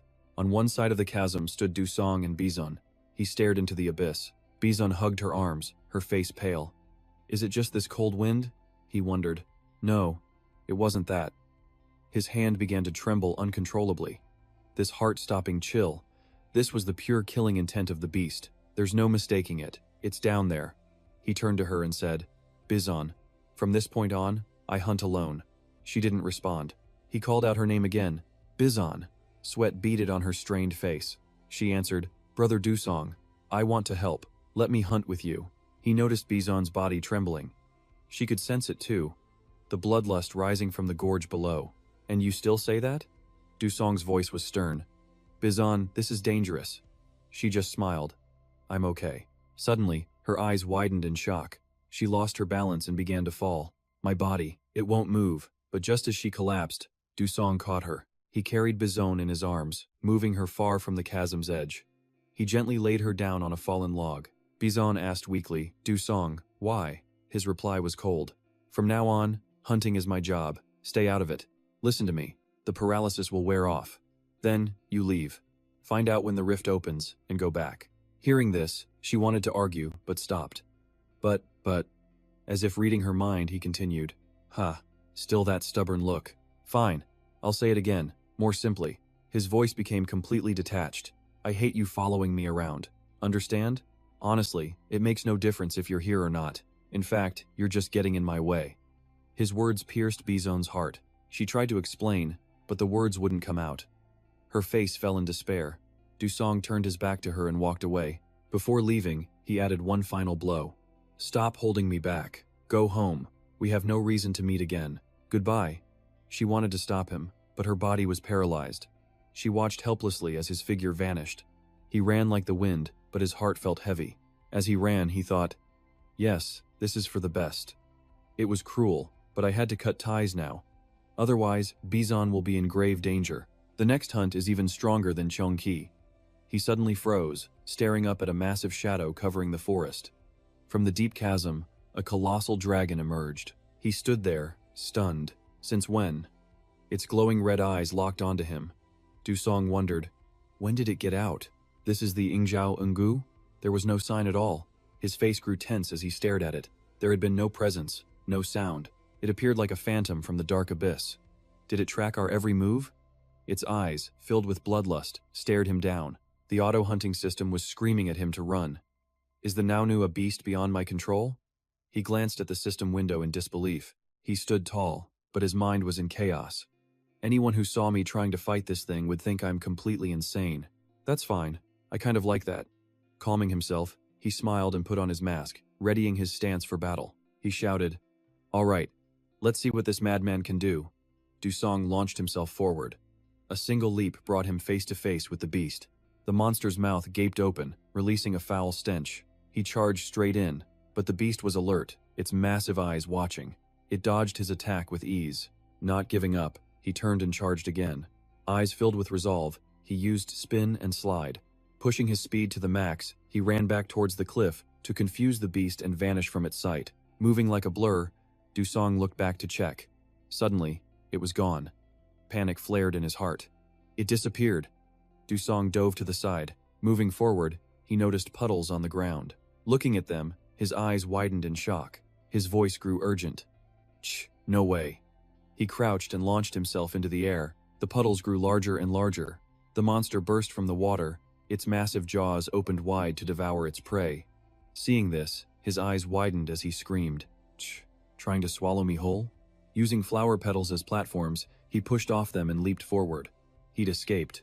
All right, I dodged it. Suddenly, his eyes filled with terror. From the monster's mouth, a torrent of fire erupted. Dusong was stunned. Fire from its mouth? Could it be? The blaze exploded, lighting up the entire sky. The stream of fire was long and incredibly powerful. Its mouth was huge, constantly exhaling heat. The Enjiao Nagu unleashed a massive pillar of flame that shot straight into the heavens. It created a sky of blazing fire, its red eyes filled with rage. Dusong scowled in disbelief. Hit by the blast wave, he began to fall. As he fell, Dusong breathed a sigh of relief. That was close. He remembered the moment he saw the look in the Niaonu's eyes and knew it was about to breathe fire.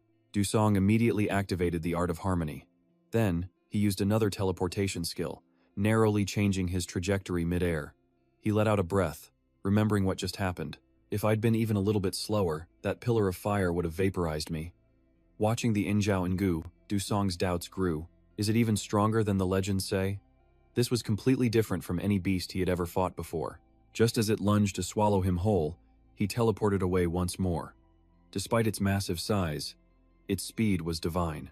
With that mass and speed, its destructive power is off the charts. Watching its every move, every blast of flame, and the devastation left behind, Dusong was in awe. And that pillar of fire, its power is unbelievable. The intense heat was enough to incinerate everything around it. Silently analyzing it, he realized how difficult this was.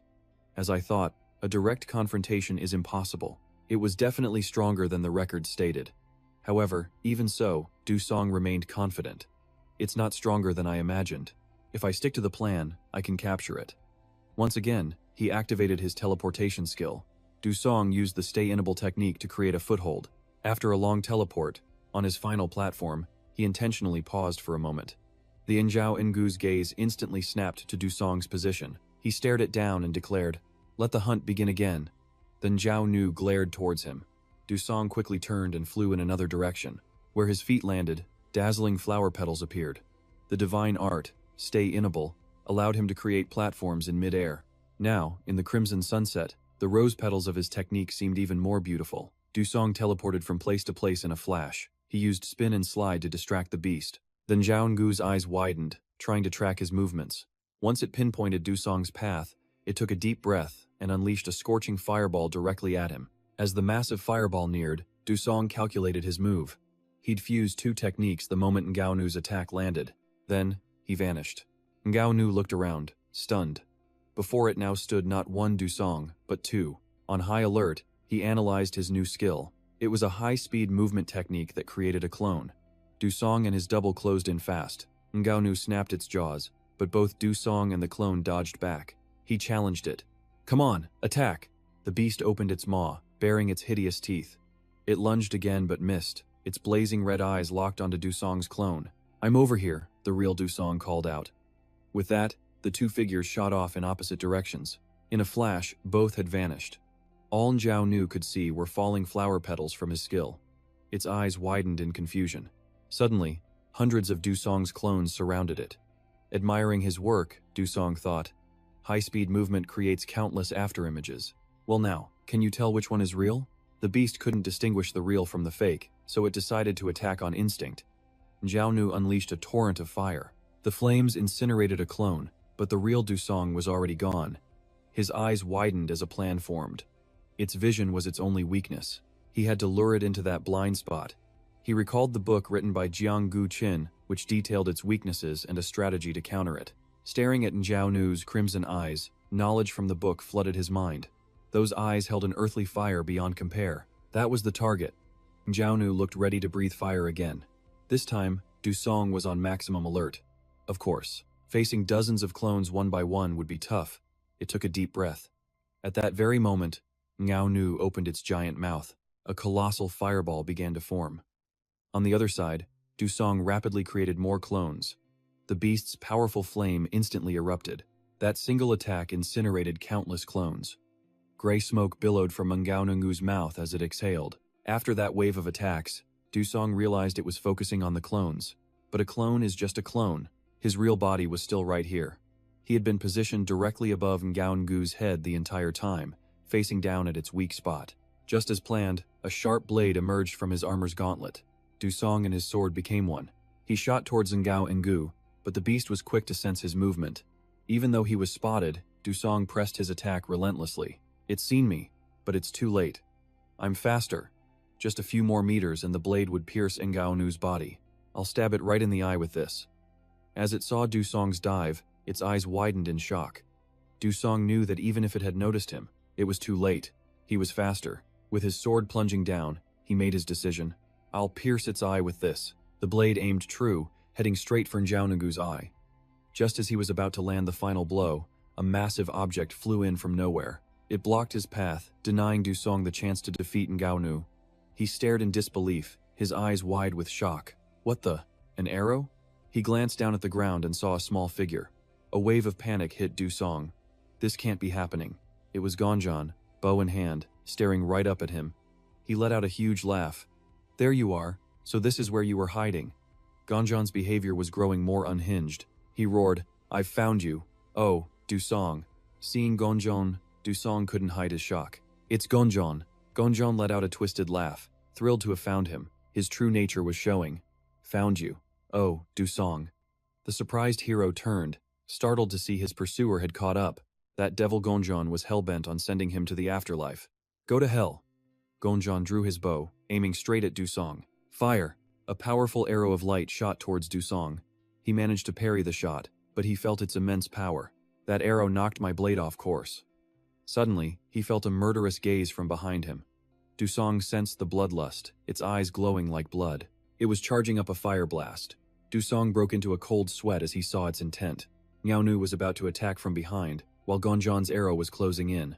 The black dragon's fire combined with the arrow, cornering Dusong completely. He had no choice but to brace himself against the two incoming forces. His body was already damaged, his face pale. It seemed like a direct hit was unavoidable, but it wasn't. Just as the two attacks were about to converge, he dodged in time. The energy from his armor had saved him. Dusong shuddered, having just escaped death's grasp. That was too close. After a moment, he stabilized his position in mid-air. He looked up to see the black dragon radiating a fearsome aura, as if it wanted to eat him alive. In front of him was Ngao Nu. He was trapped in a defensive position, with no room to counter. And below, that devil Gonjon was preparing to shoot again. He was completely cornered. Gonjon glared at him with murderous intent, drawing his next arrow. Doubt filled Dusong's mind. How did they follow me so fast? I should have left them so far behind they couldn't possibly track me. How did he find me? Ganjan approached, posing a direct threat to his life. Kid, you're really screwed now, huh?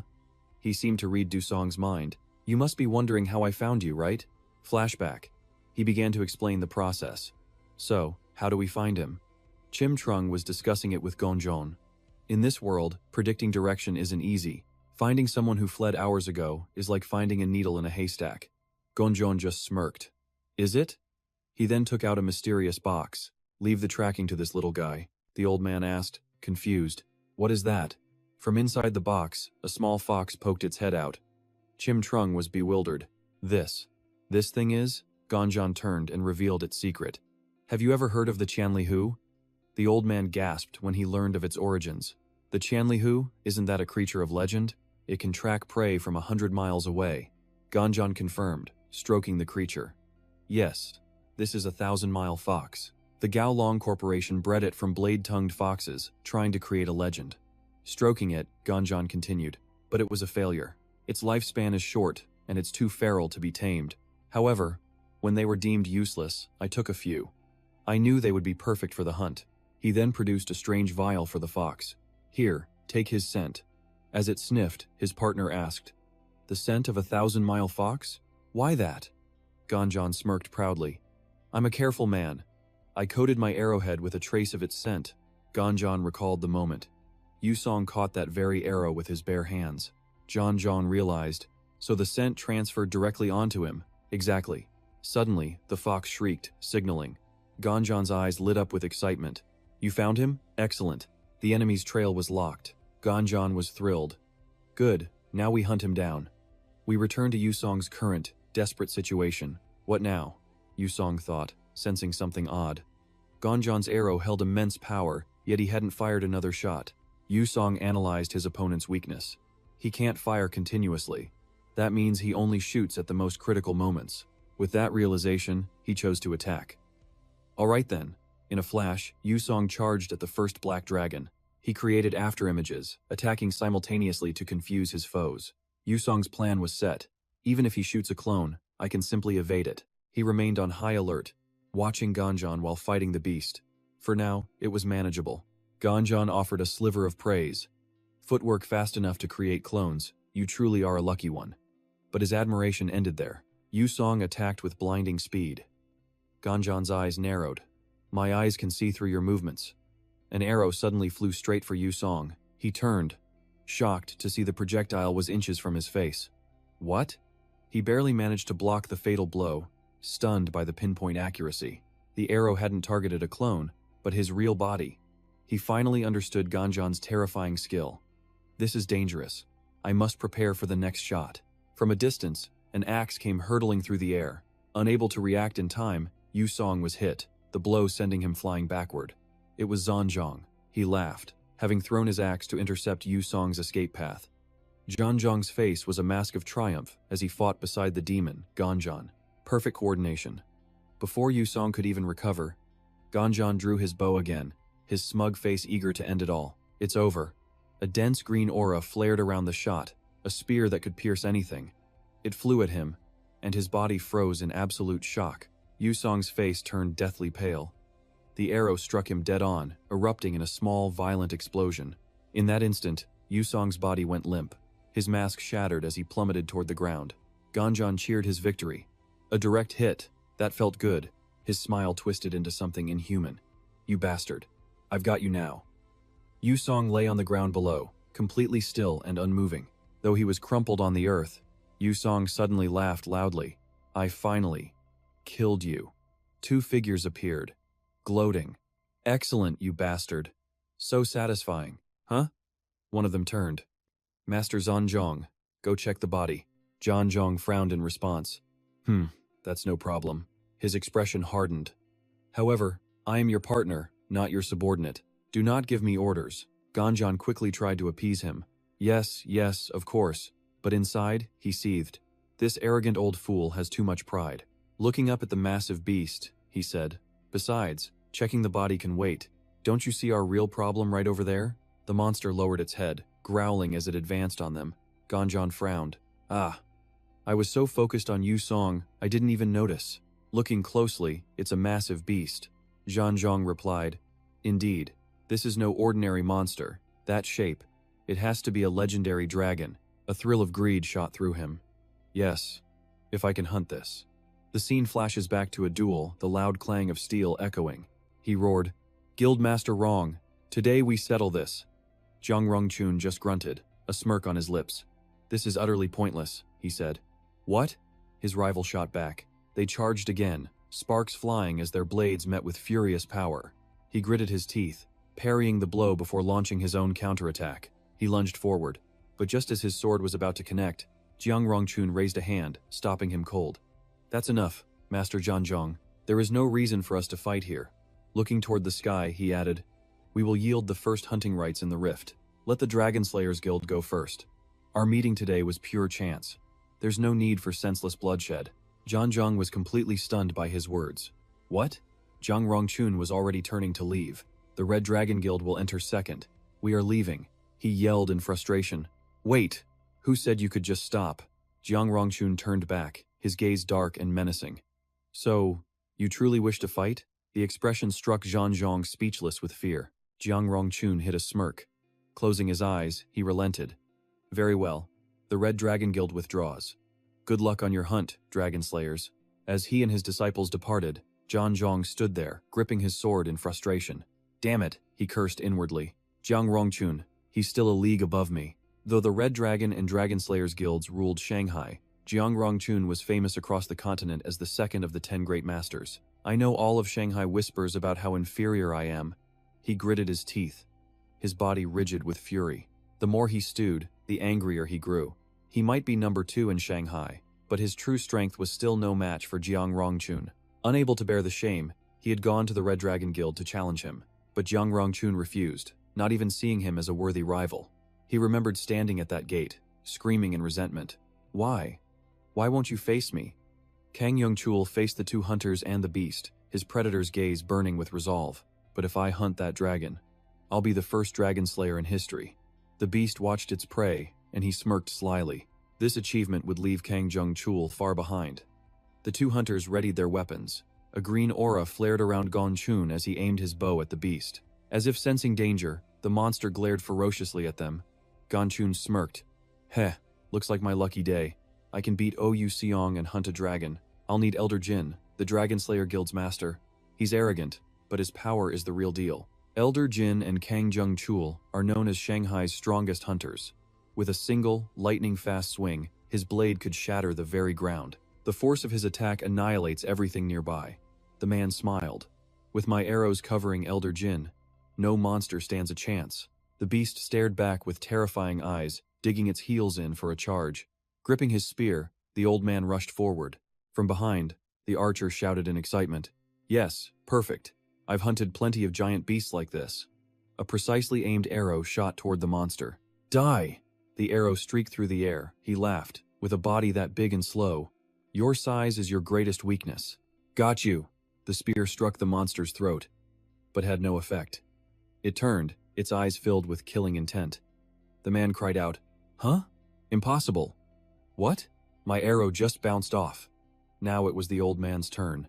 He leaped into the air, landing swiftly on the dragon's head. Raising his blade to strike, he thought victoriously, "All right, you can't escape my sword. I'll just crush your skull." A strange smile formed on his lips. As the spear descended, the monster's eyes flared from red to a brilliant gold. The spear slammed into the beast's head. Debris flew as he thought, "Got it." But his victory was cut short by utter shock. He saw his spear had been shattered, cracked all over. The flying debris was from his own broken weapon. Staring at the shattered spear, he yelled in disbelief, "My blade! It's broken! Impossible!" The beast was unharmed. His smugness vanished, replaced by pure terror. My God, could this monster be? The beast roared back to life, its ferocity growing even stronger. He stammered, "It's using mana," but Xincheng couldn't accept it. Lost in a panic, his arm began to tremble uncontrollably. Torn between fear and rage, he gritted his teeth. "You damned beast." The moment he saw Ao Nu using mana, Xincheng leaped away without a second thought. He had to use all his strength, not to fight, but to escape. Xincheng knew that against a mana user, his attacks were completely useless. In that moment, Xincheng was certain, he couldn't kill this thing alone. "I have to run." Besides, he thought, other hunters can deal with this. This thing would take an entire army. He was no match for this monster. And so, Shin Chung chose the single best survival tactic: to run. He would figure out the rest later. But even after gaining some distance, Ao Nu suddenly appeared right behind him in a flash. Shin Chung's heart nearly leaped from his chest.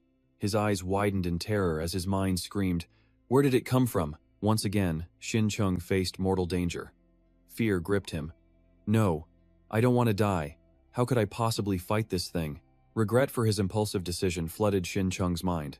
He only hunted this beast because he wanted to surpass Kang Jung-chul. And now, in this life-or-death moment, he had to ask himself, did he truly want to fight him? No, this so-called rivalry. The answer was simple. The Red Dragon Guild was always #1 in Shanghai. He was only fighting for his pride against Kang Jung-chul. He never truly wanted to fight Jung-chul. Yet, whenever their eyes met, Shin Chung felt a chill, as if the man could see right through him. Realizing the man knew his inner thoughts, this monster was just a way for Shin Chung to prove himself, a desperate attempt to defeat Jung-chul. In the end, cornered once more by Aung-gu, he could only manage a bitter, helpless laugh. The beast had moved without a single sound.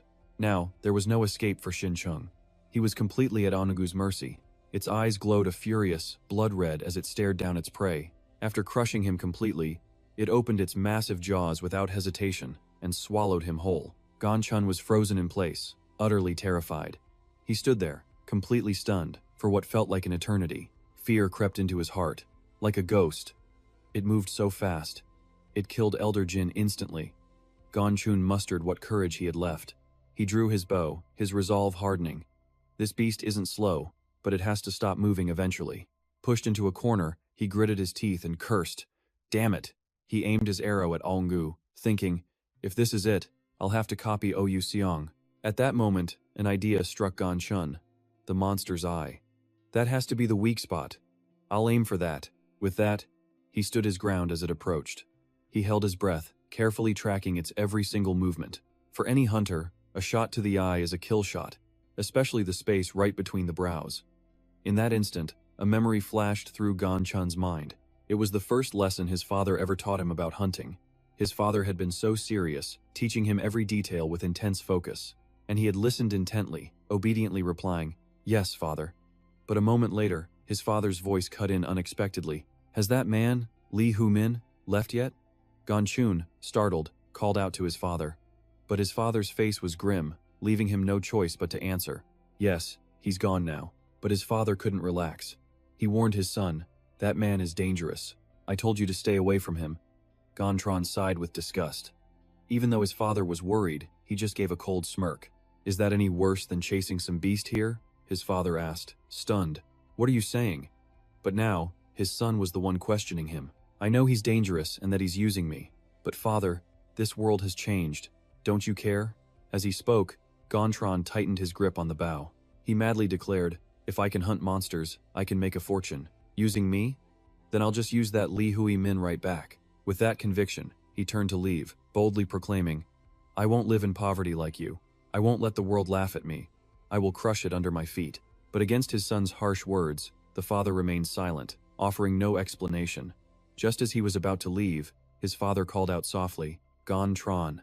Without turning back, he offered a gentle warning. "Be careful, Gon Tran." Hearing this, his son said nothing. His own ambition was far too great, and just like that, he left with resolve.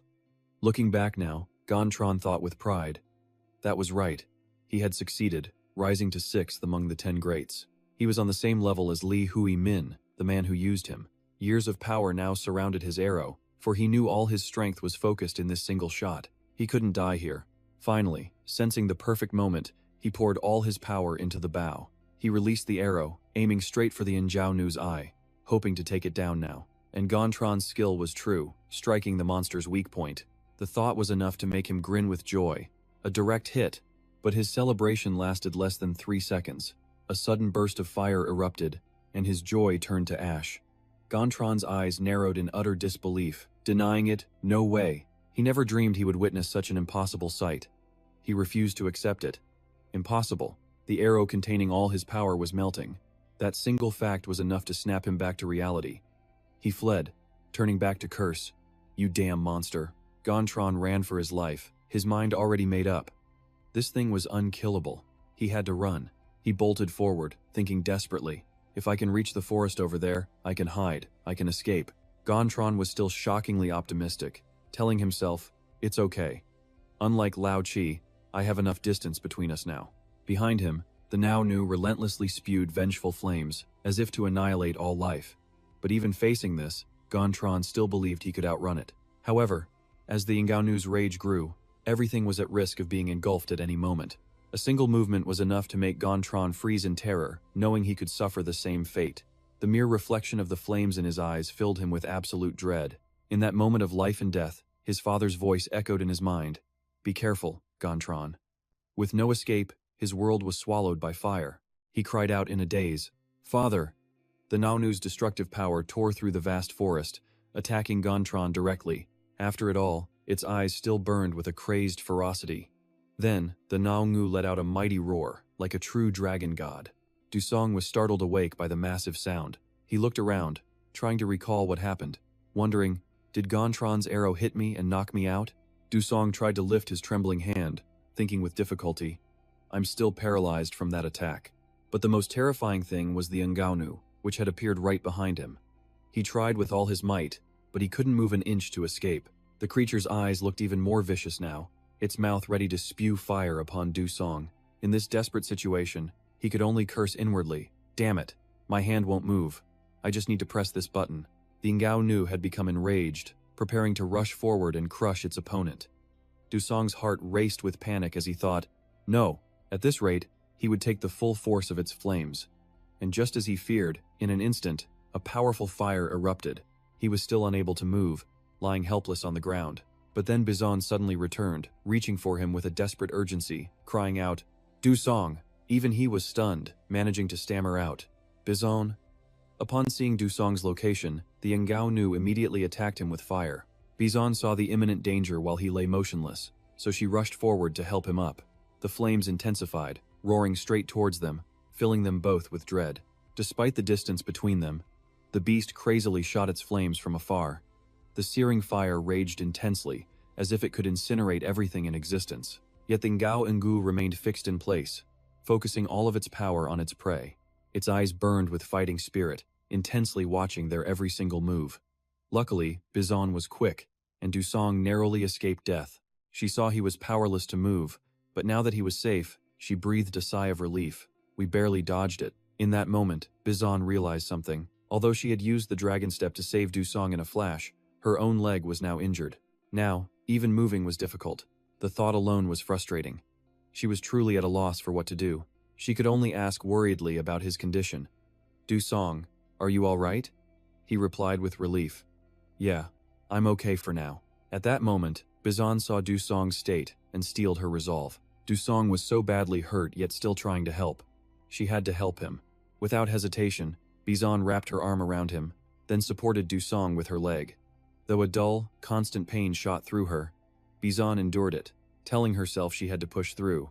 Finally, with Bizon's help, he was able to sit up straight. He couldn't understand why, despite her own injury, she was only worried about him. This made Dusong feel even more grateful. Yes, thanks to you, I survived. Thank you. But Bizon's sudden return was a mystery. Dusong had to ask, why are you helping me? Didn't I tell you to go back? Bizon seemed flustered by the question, stammering, ah, yes, you did say that. Her answer only confused him more. Huh? Fearing a misunderstanding, she quickly explained, sorry, I didn't mean to ignore you. Realizing her mistake, he gently clarified, no, I'm not blaming you. I'd be dead if you hadn't saved me. I was just curious. Suddenly, Bizon confessed her true feelings. Well, for some reason I just couldn't leave. This stunned him. What do you mean? He asked. She only knew that after clearing her meridians and leaving the forest, she saw Dusong collapse next to that beast.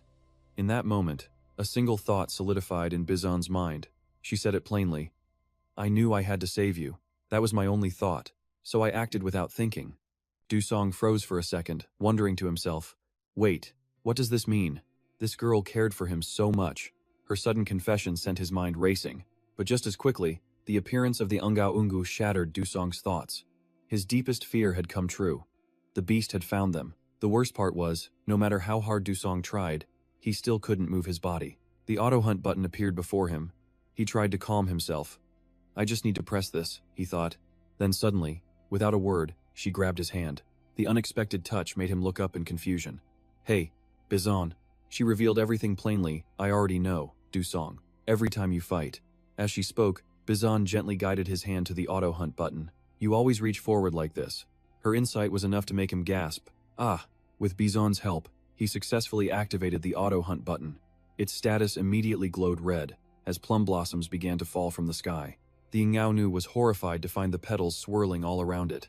At that moment, Du-song managed to stand on his own, staring down the beast. Seeing him rise, Bizon grew even more worried. Du-song, you're injured, if you move like that. But he didn't look back. Instead, he calmly reassured her, Don't worry, Bizon. His eyes flashed with strength. I'm fine now. It seemed the Ngao was enraged. It let out a continuous, deafening roar. Bizon couldn't believe her eyes. The man facing this ferocious beast was calmly picking up the red dragon blade. It was the only weapon he could use. Mind if I borrow this? He asked Bizon. The blade I prepared is already broken. Without a moment's hesitation, she agreed. Of course. But if you're okay, we should run. But Du-song's answer came swiftly. No. He explained directly. You're injured now. It'll be hard to escape, and I haven't fully recovered either. His words left her stunned. With pure determination in his eyes, he gently consoled her. Besides, for that monster, I'm more than enough to kill it. Don't worry, just wait for me there. Bizon felt the gentleness in his gaze. A deep blush spread across her face. Okay, she whispered. Du-song said no more, his mind already calculating his next move. Finally, he sensed the perfect opportunity. With intense focus, he thought, let's go. Then, he charged straight at the beast without a second thought. Hesitation was not an option. The Njiaongu may be strong, but that never made him flinch. He would face it head-on. The beast watched him approach, unmoving, its eyes fixed on him. And though Bizon promised to wait, her heart pounded with anxiety. She whispered his name, Du-song. The beast was observing the creature charging towards it, the same one from before. It seemed the memory of Du-song awakened a fear it hadn't felt in centuries. Realizing it was him, it immediately unleashed a torrent of fire, but with his extraordinary agility, he evaded every deadly blast.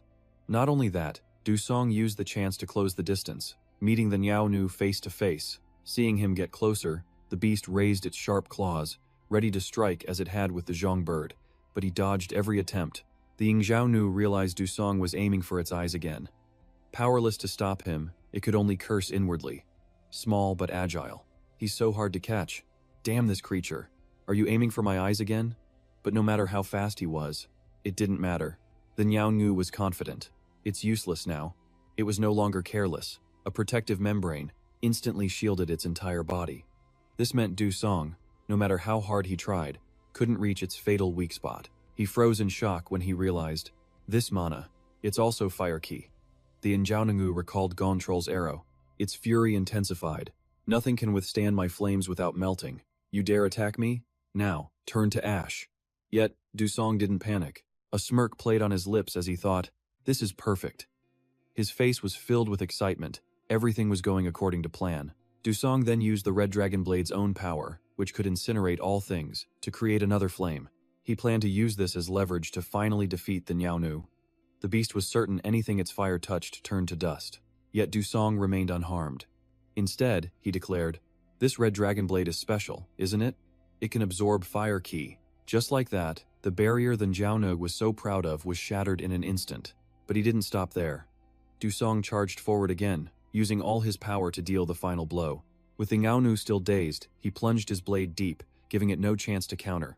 Its defenses were gone, and it howled in raw agony. Seeing the beast begin to collapse, a smirk crossed Du-song's lips. He drove his sword straight into its wide-open eye. He observed for a second, thinking, perfect. Now, for the final blow. This will complete my Queen's Embrace set. A blinding golden light erupted from the blade's tip. He continued. Red Dragon, twin blades. Du-song focused its power with the beast's eye, his own eyes widening. Combine, he commanded grimly, pressing down with both hands. Instantly, the young Ngao shrieked in pain, its jaws agape.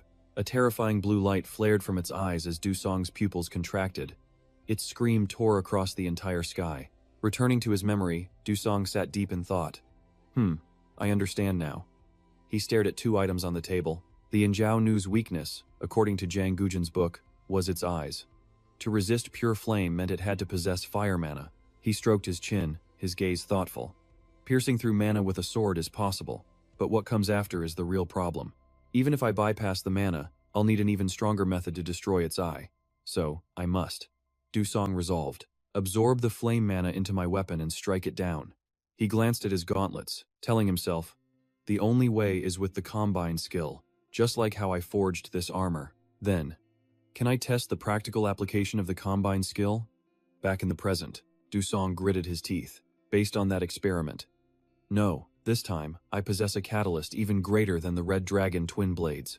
So combining the Yingjiao Nu's eye with its own mana, he concluded, is possible. Then, he roared, pouring all his strength into the blade. The Yingjiao Nu shrieked, the sound deafening. The light from its eye intensified. It thrashed in helpless, unimaginable pain. Jiang Bizan watched from the side, astonished. Dusong remained focused on his attack. The sharp blade pulsed with immense power. Finally, he pulled back, his eyes scanning his surroundings. Combination successful. Bizan couldn't help but shout, incredible. Suddenly, a figure appeared behind her. Then Jiao Nu tilted its head back and roared. A tear-like drop streamed from its eye. The beast was stunned, overwhelmed by the pain of its loss. Dusong's face became grave. The truth was, the immense heat stored in the Yingjiao Nu's eye had been completely stolen by this human. He recalled the image of its eye, wide and blood red. Flee! For the first time in its existence, the Yingjiao Nu knew fear. Dusong narrowed his eyes. I'm reaching my limit too. His fist tightened. But he knew this chance couldn't be missed. With that, he leaped from the air, plunging his blade straight into its back. The Yingjiao Nu roared again, a truly pathetic sound. Dusong was now inside the creature. Foul slime gushed out. Fortunately, he landed on a flat surface. Before him was a dark cavity with a giant, pulsating blue organ. So this is the inside of the Nao Nu, he thought. The blue mass vibrated non-stop. Dusong was certain, that has to be its heart. Outside, the Jiao Nu was weakening. He's inside my body. Its left eye streamed with blood. I will not forgive you. Die. At that moment, the heart secreted a bizarre liquid. The heat within me will blast him to ashes.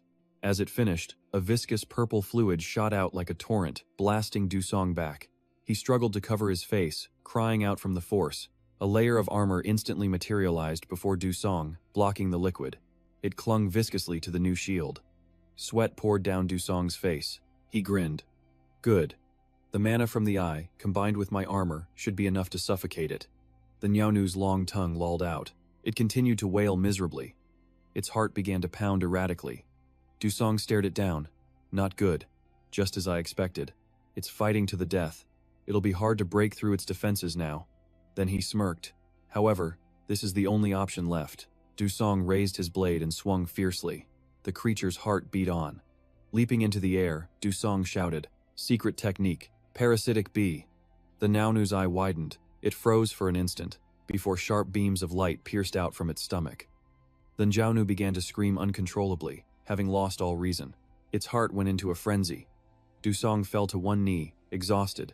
You're finished. A huge hole tore open in its heart as blood gushed out like a flood. It let out one final, agonizing groan. A moment later, its entire body went rigid, mouth still open.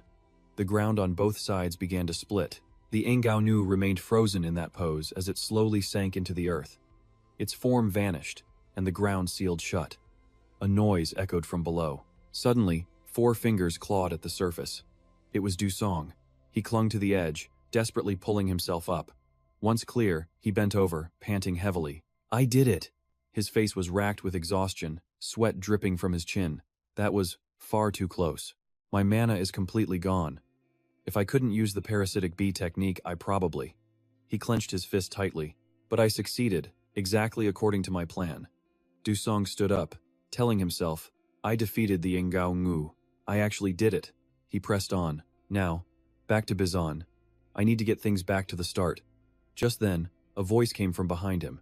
That was quite a show. Dusong froze. He turned to look. The voice continued, a rather elaborate finishing move. It was none other than Li Hyunmin, with Harry In standing behind him. You really did it, didn't you? And behind them, Jiang Bizan was lying unconscious on the ground. Dusong was stunned. Professor Lee Hyunmin, the man flashed a sinister smile. My sincere congratulations on your victory, Mr. Oh Dusong. Dusong's mind raced. Lee Hyunmin. Bison. He glanced at her still form on the ground. Did he knock her out? The air suddenly grew tense. Oh, Dusong saw Harry In holding his sword and thought, that man, Harry In, is guarding his back. He analyzed the situation. If I can find an opening between them, I can save Bison. Suddenly, a furious shout echoed. Damn it! Oh Do-yoon froze in disbelief. That voice. Lee Hyun-min, you bastard. He whipped his head around. It was none other than Gonjan. Enraged, he roared. You dare use me? Lee Hyun-min raised a hand calmly. You went because you wanted to. All I did was observe you. His eyes flashed with a cryptic light. You aren't the only one who can be meticulous. Remember this, Sir Gonjan. I had to take my own precautions by secretly placing a talisman on your gear. Gonjan seethed with absolute fury. Damn it, you still dare to run your mouth? He continued. Are you upset with me? But without me activating Sakuchi with that talisman, how would you have spoken with Lord Chin in the underworld? Gonjan couldn't stand it, cutting him off. Shut up, you bastard, Lee Hyun-min continued, narrowing his eyes. And isn't there a more pressing matter at hand? Right before you, Gonjan gritted his teeth. His gaze shifted to Oh Do-yoon, his tone changing. Yes, you're right. We'll discuss that after taking good care of Oh Do-yoon. With that, he lifted his foot and kicked Bizon, sending her tumbling forward. He then brutally planted his foot on her chest. Gonjan smirked. The rules are simple, Oh Do-yoon. If you take one step closer, I will crush this little wench. Rage boiled inside Oh Do-yoon. He scowled, cursing inwardly. That bastard, Gonjan. Lee Hyun-min watched from the side, speaking with contempt. Sir Oh Do-yoon, it would be best to give up, he continued. You must realize it's impossible to close that gap instantly with your speed alone. Gonjan's eyes gleamed as he added. And as you've seen, the true power of the javelin monster Gonjan lies within his razor-sharp perception. Only Lee Hyun-min's calm voice echoed through the silence. Even with clones or distractions, you can't escape Gonjan's gaze, no matter how absurdly you move. Gonjan applied a bit of pressure. Unfortunately, one light push is all it takes to end this woman's life. Oh Do-yoon exploded, screaming, Lee Hyun-min, you! He was cut off. What we require is simple. He narrowed his eyes. That armor you're wearing. The one that was just upgraded. And the Red Dragon's other eye. You must have it with you somehow. He raised 2 fingers. Hand over those 2 items, and I guarantee Bizon will return safely. As for you, I can't make any promises. He grunted. Oh Do-yoon scowled. Nonsense. Lee Hyun-min pressed on. Come now, it's a fine deal. Look at your situation. How about this then? He laughed loudly. Let's put aside everything that's happened between us. His expression grew eager as he extended a hand. And if you join my side, I'll guarantee both your life and Bizon's. Sounds much better, doesn't it? Oh Do-yoon was incredulous, asking, what? Beside them, Gonjan frowned. What? No, wait a minute. He yelled in frustration. Lee Hyun-min, what the hell did you just say? He cut him off. Enough. Lee Hyun-min's gaze turned sharp, his voice dropping low. I am speaking, so be silent, Gonjan. A look of pure confusion crossed his face. Lee Hyun-min's demeanor then softened as he smiled. You seem surprised. Well, you must have considered this 100 times, so why not act on it now? Lee Hyun-min continued. Of course, I go mad thinking of everything you've done. However, I have considered this carefully. Oh Do-yoon shot back immediately. Considered it carefully? Lee Hyun-min met his gaze. Correct. The thought occurred to me after I lost you in the other world. It seems your power growth is incredibly fast. He closed his eyes, his fist tightening. The reason all my plans to eliminate you failed is because your skills improved beyond my expectations. I've wondered how anyone could grow at such a stunning rate. Just then, the auto-hunt notification appeared. Lee Hyun-min spoke. And after investigating, I found something special about you. Something not explained by talismans or simple logic. Oh, Do-yoon thought to himself. Is he talking about the auto-hunt feature? He smirked, his pupils constricting. Your secret. I want to know what it is. It seems connected to my life's pursuit. Oh, Do-yoon was confused. Your life's pursuit? Lee Hyun-min gestured to the ground. Yes. About this world. The world inside the cliff. How can such a mysterious world even exist? He turned, continuing his explanation. I may not look it, but I am a scholar. I've conducted countless experiments to find that secret. Oh, Do-yoon listened intently, deep in thought. And it led me to think the path to the answer I seek is held by my most despicable foe. Aren't you curious? About the truth of this world and the secret of the power you possess? He finally replied. The unique mystery of the world inside the cliff. Staring at the auto-hunt prompt, Oh Do-yoon hesitated, thinking, come on, think, I don't know anything about this guy. Lee Hyun-min's tempting voice continued. I'm still researching this mystery, doing all that I can. His voice was relentless. I learned ancient military arts by observing John Martin QB. Preparing for any conflict, I found one-of-a-kind geniuses like Harutan and Gonjan, and continued my research. Lee Hyun-min clenched his fist with conviction, continuing, I turned Gonjan from a nobody hunter into a notorious chosen one. The same with Harutan, from a mediocre strategist to an elite. All of that happened because of me. I analyzed their abilities, researched the truth, and guide them. Without me, none of these miracles would have occurred. He gave a sinister smile, his eyes glowing blood red. Without this veteran's touch, who else could create such masterpieces?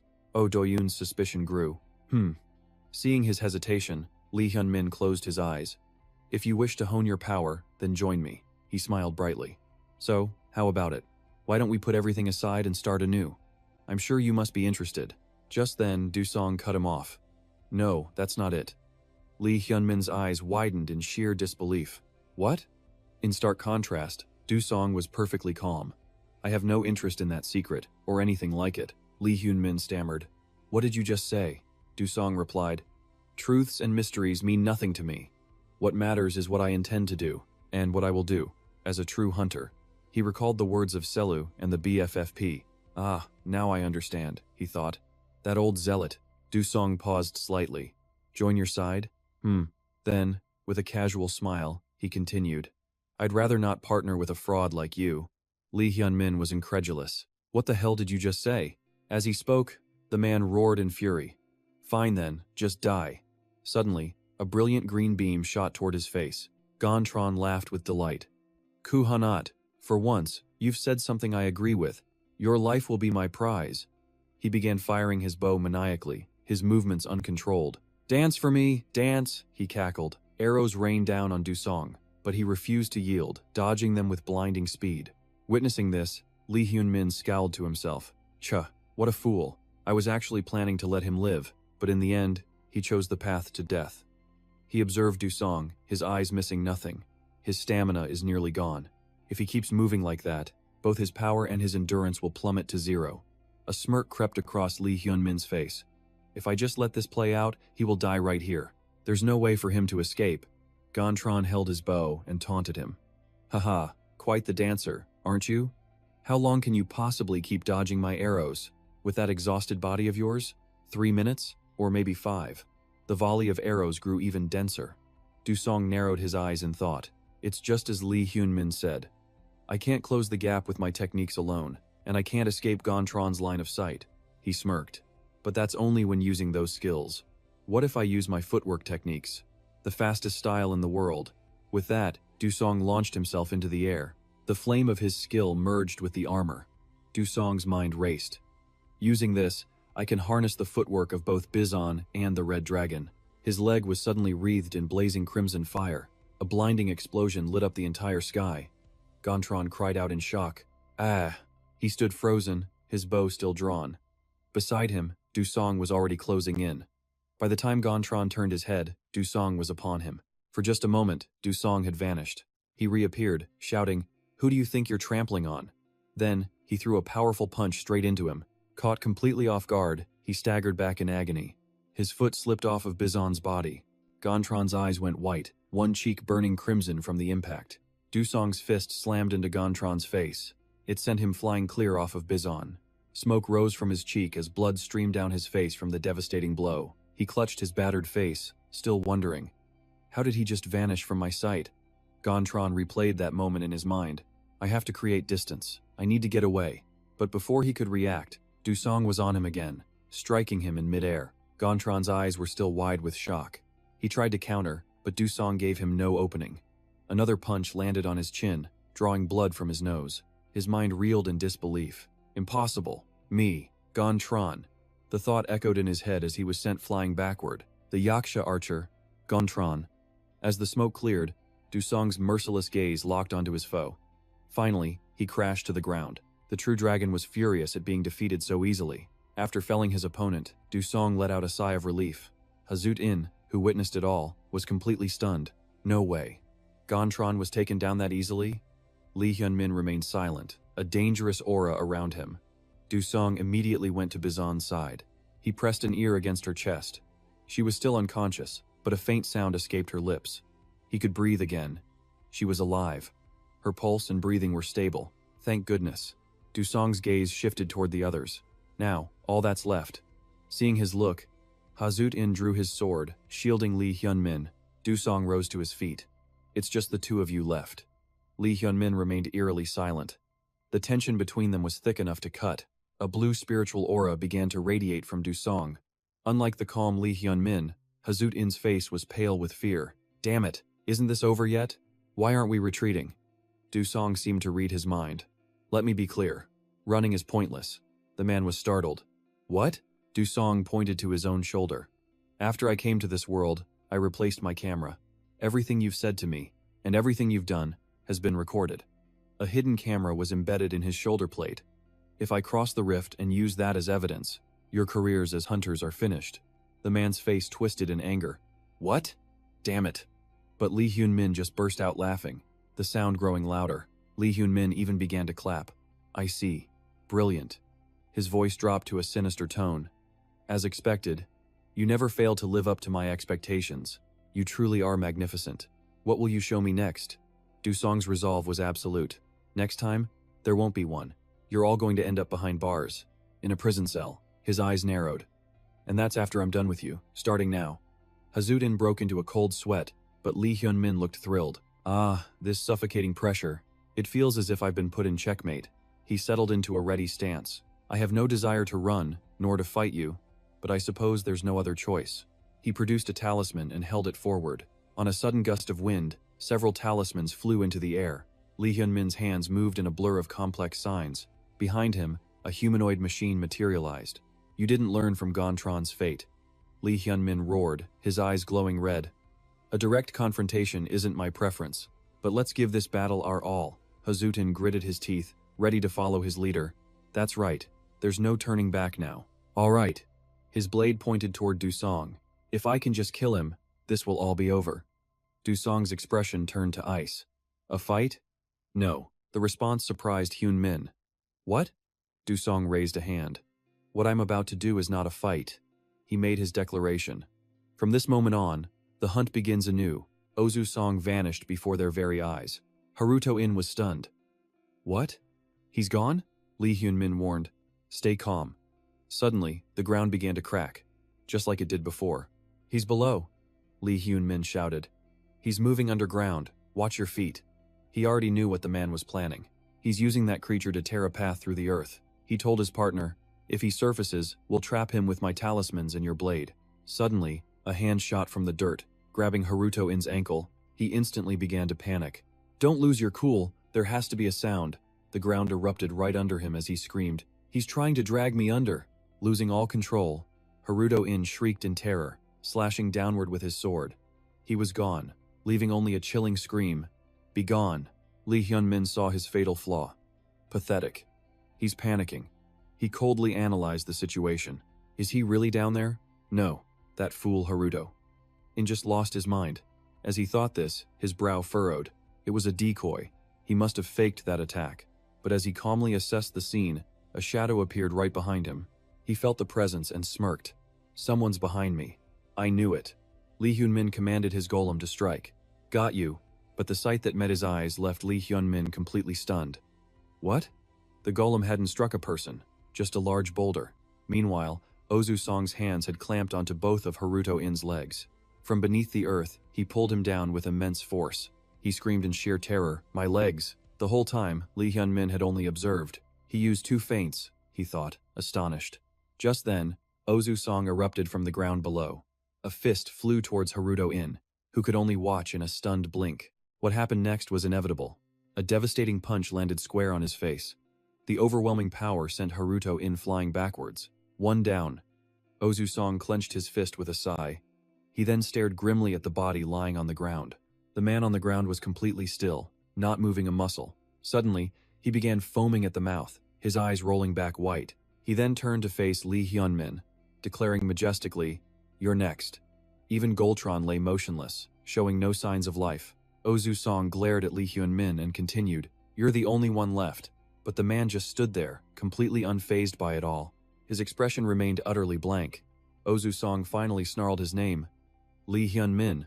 Hearing this, the man simply adjusted his glasses and replied, "So, you withstood Haruto-in's fully enhanced armor, and even broke his legs." Lee Hyun-min let out a cunning smirk.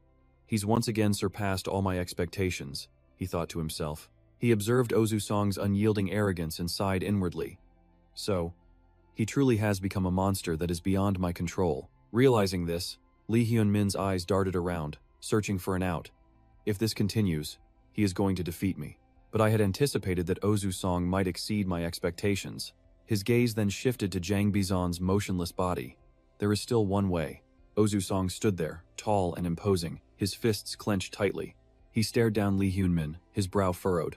"Then let's end this." Without another word, Ozu Song charged straight for him. Seeing this furious advance, the golem angrily raised its massive arm to defend. "I can't let him get any closer." As Ozu Song approached, the golem swung its massive fist right towards him. The moment the fist was about to connect, Ozu Song vanished. Instantly, huge explosions erupted around the golem and Lee Hyun-min. Lee Hyun-min clicked his tongue. "The same trick again?" he muttered, pulling out a stack of yellow talismans from his pocket. He threw the talismans decisively into the air. Clasping his hands, he began to chant, "I will pour all the knowledge and spells I have gathered into this." As Lee Hyun-min chanted, all the talismans began to empower the golem. Its body started to expand, growing larger and larger. Power from the talismans enveloped the creature. Lee Hyun-min then roared out his command, "Destroy everything beneath my feet! Annihilate him!" At its master's command, the golem's eyes blazed to life, a golden light filling its cold, piercing gaze. The golem then manifested a giant arm, punching forward relentlessly. A barrage of fists flew madly in Ozu Song's direction. Its power was terrifying. In just a few moments, the ground buckled and shook violently under the furious assault. Lee Hyun-min watched, a flicker of worry on his face. This still won't be enough. His armor is far tougher than I imagined. It'll be difficult, even if I pour all my strength into this attack. He clasped his hands behind his back, observing keenly. But this will distract him and hide my true goal. He pulled out another talisman, his expression turning grim. "My last Tsukuchi amulet. But I can't just run. Not while he has that video footage of me." Lee Hyun-min threw the talisman forward, shouting, "Tsukuchi!" As he threw it, he thought, "There's only one target left for me to aim for now." Lee Hyun-min glanced at Bizon's body. "Jang Bizon is down. I'll have to use her. It's the only way I can possibly win this." He walked towards her, staring down at her still body for a moment. "All right," he decided. A cruel, vicious smile spread across his face. "Let's end this." Just then, a voice echoed behind him. "I knew you would try that." Lee Hyun-min spun around, a stunned look on his face. "What?" Before he could even react, Ozu Song sent him flying with a single, powerful kick. His strength was absolutely monstrous, and predicting your every move is the foundation of being a hunter. At that moment, Hyun-min felt sick, vomiting a white liquid and screaming in pain. "Damn it, I've lost!" Just then, a voice called out from behind him. "Do-yoon?" He glanced back slightly and answered, "Bizon, you're awake again?" She quietly nodded. "Ah, yes." Concerned, Do-yoon added, "It's almost over, so just get some rest." She silently placed a hand on his shoulder and replied, "No, you'll die." Hyun-min smirked savagely at him, as Bizon's expression turned deadly serious. "Let me fight alongside you, right?" From his perch high above, Hyun-min silently watched their every move. Shockingly, Do-yoon slammed a fist into Bizon's stomach, making her cry out in agony.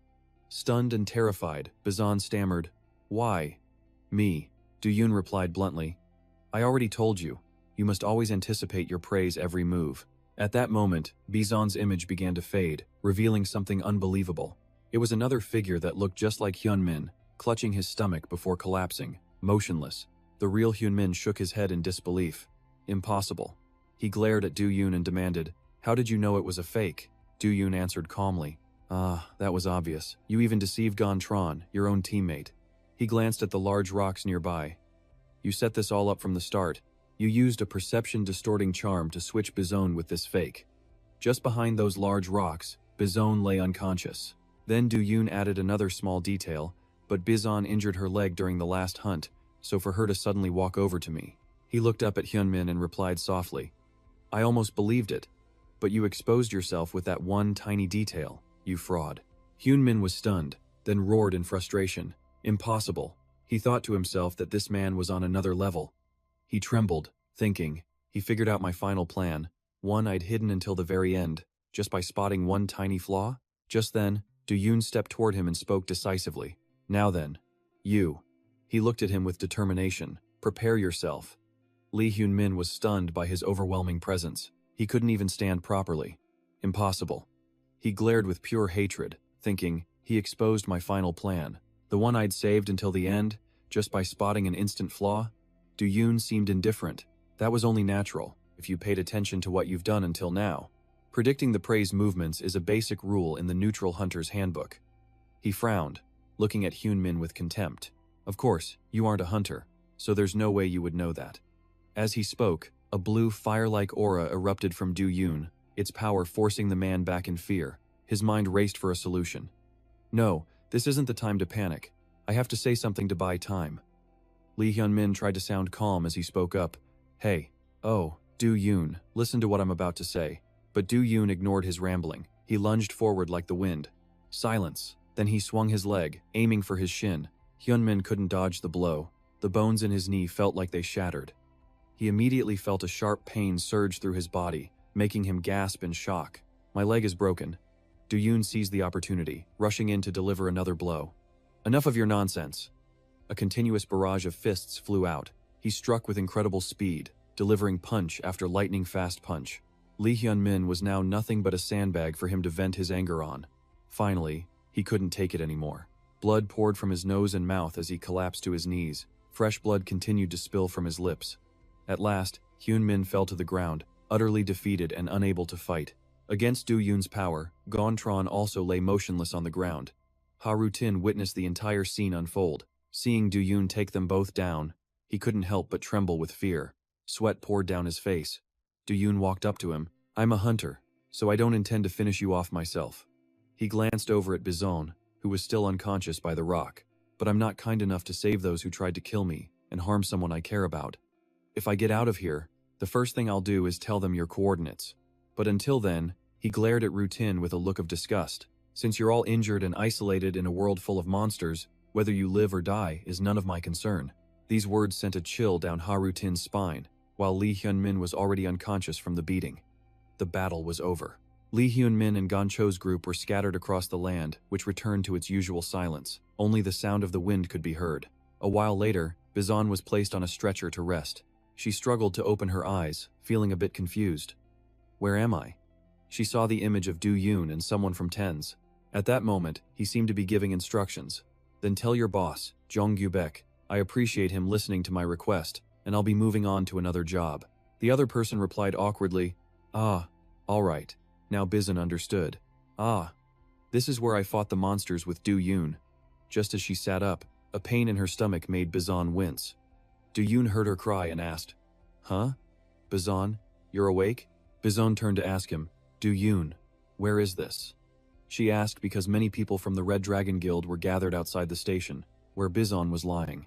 Do-yoon explained, We're outside the rift. It's safe here. The TENS rescue team I contacted was waiting. You should lie down and not overexert yourself. Bizon shook her head and replied calmly, It's okay. I'm fine. More importantly, she hesitated before asking, You're going on another request? What does that mean? Don't tell me. Do-yoon replied, It's exactly as you heard. The request I received from Jong Gu-baek of TENS is not over yet. Hearing this, Bizon was horrified and tried to warn him. What are you saying? That's too reckless. You must be extremely exhausted. She turned sharply to Chungeo and shouted, You there! If you're a hunter, you know how reckless that is, right? Stop him right now. He awkwardly avoided her gaze. Well, but Do-yoon cut him off at that moment. No, he stated coldly, This is my job as a hunter. After that, Do-yoon simply remained silent. Watching her unyielding resolve, Bizon could only sigh in defeat. It was impossible, but she knew him. Of course, a man like him would never give up. Seeing she had relented, Ozu Song turned to leave. The TENS hunters here will guarantee your safety, Bizon. Get back in one piece. As he walked away, he left one final promise. One day, I will repay my debt to you. A debt for later. Just as Ozu Song took his first step, Bizon's voice called out from behind. Wait! Ozu Song stopped dead in his tracks. His eyes widened, as if expecting something. Bison then made her proposal. If you really think you owe me, then you have to keep a promise. Ozu Song asked, confused. A promise? Bizon said with a longing gaze. You must promise you'll return. And go on a date with me. You'll keep our original promise, won't you? Ozu Song smirked. Oh, really? But he kept on walking. Bizon took his actions as a rejection. Despair washed over her face, her eyes glistening with tears. But then she saw Ozu Song raise his arm. He made a tight fist. Bizon's eyes shot open in surprise. Then she yelled with joy. That's a promise, you hear me? And so, Ozu Song entered the rift, leaving his vow to return. 6 months after his disappearance, night fell upon the Mabo district. In Seoul, hordes of winged monsters swarmed the sky. Baring their fangs, they were ready to feast. A lone hunter fired shot after shot at them. The bullets sliced through the air but posed no threat to the beasts. The hunter turned and fled, shouting, Damn it, there are too many! The world had changed. Rifts now opened more frequently, unleashing endless waves of monsters upon the world. The hunters defending the city were stretched thin. Even after clearing 2 or 3 rifts, they were hitting their absolute limits. As he faced the swarm, a sharp claw slashed the hunter's leg, and he cried out in pain. He collapsed, clutching his wounded leg. My leg is done for. Just then, the blue monster that attacked him appeared, and he wasn't alone. 3 blocked his path. He glanced back to see 2 more closing in fast. The hunter cursed. Damn it, I'm surrounded. Is this the end for me? Is the world about to meet its end? If only he were here. The one and only Hunter Ozu Song. He stayed in that rift until the very end. He was a legend. I wanted to be a great hunter like him. At that moment, the monsters began to roar. Their piercing shrieks echoed as they prepared to rip him to shreds. The hunter squeezed his eyes shut. Damn it, is this how I die? But just then, another voice cut through the chaos. Wow, there are more of them than I thought. The hunter's eyes snapped open in complete shock. He saw Ozu Song standing before him, having appeared without a sound. It seemed even the beasts sensed his powerful aura. They hesitated, watching him with caution. The hunter couldn't believe his eyes. You're? His expression quickly turned to pure joy. No way. Is it really him? He's back. Ozu Song touched the auto hunt button, watched it glow red, and gave the command. Activate auto hunt. And that's all for this video. That was a summary of the story so far. If you have any thoughts, leave them in the comments below. And don't forget to leave a like, subscribe, and hit the notification bell for more amazing videos. For now, this is goodbye, and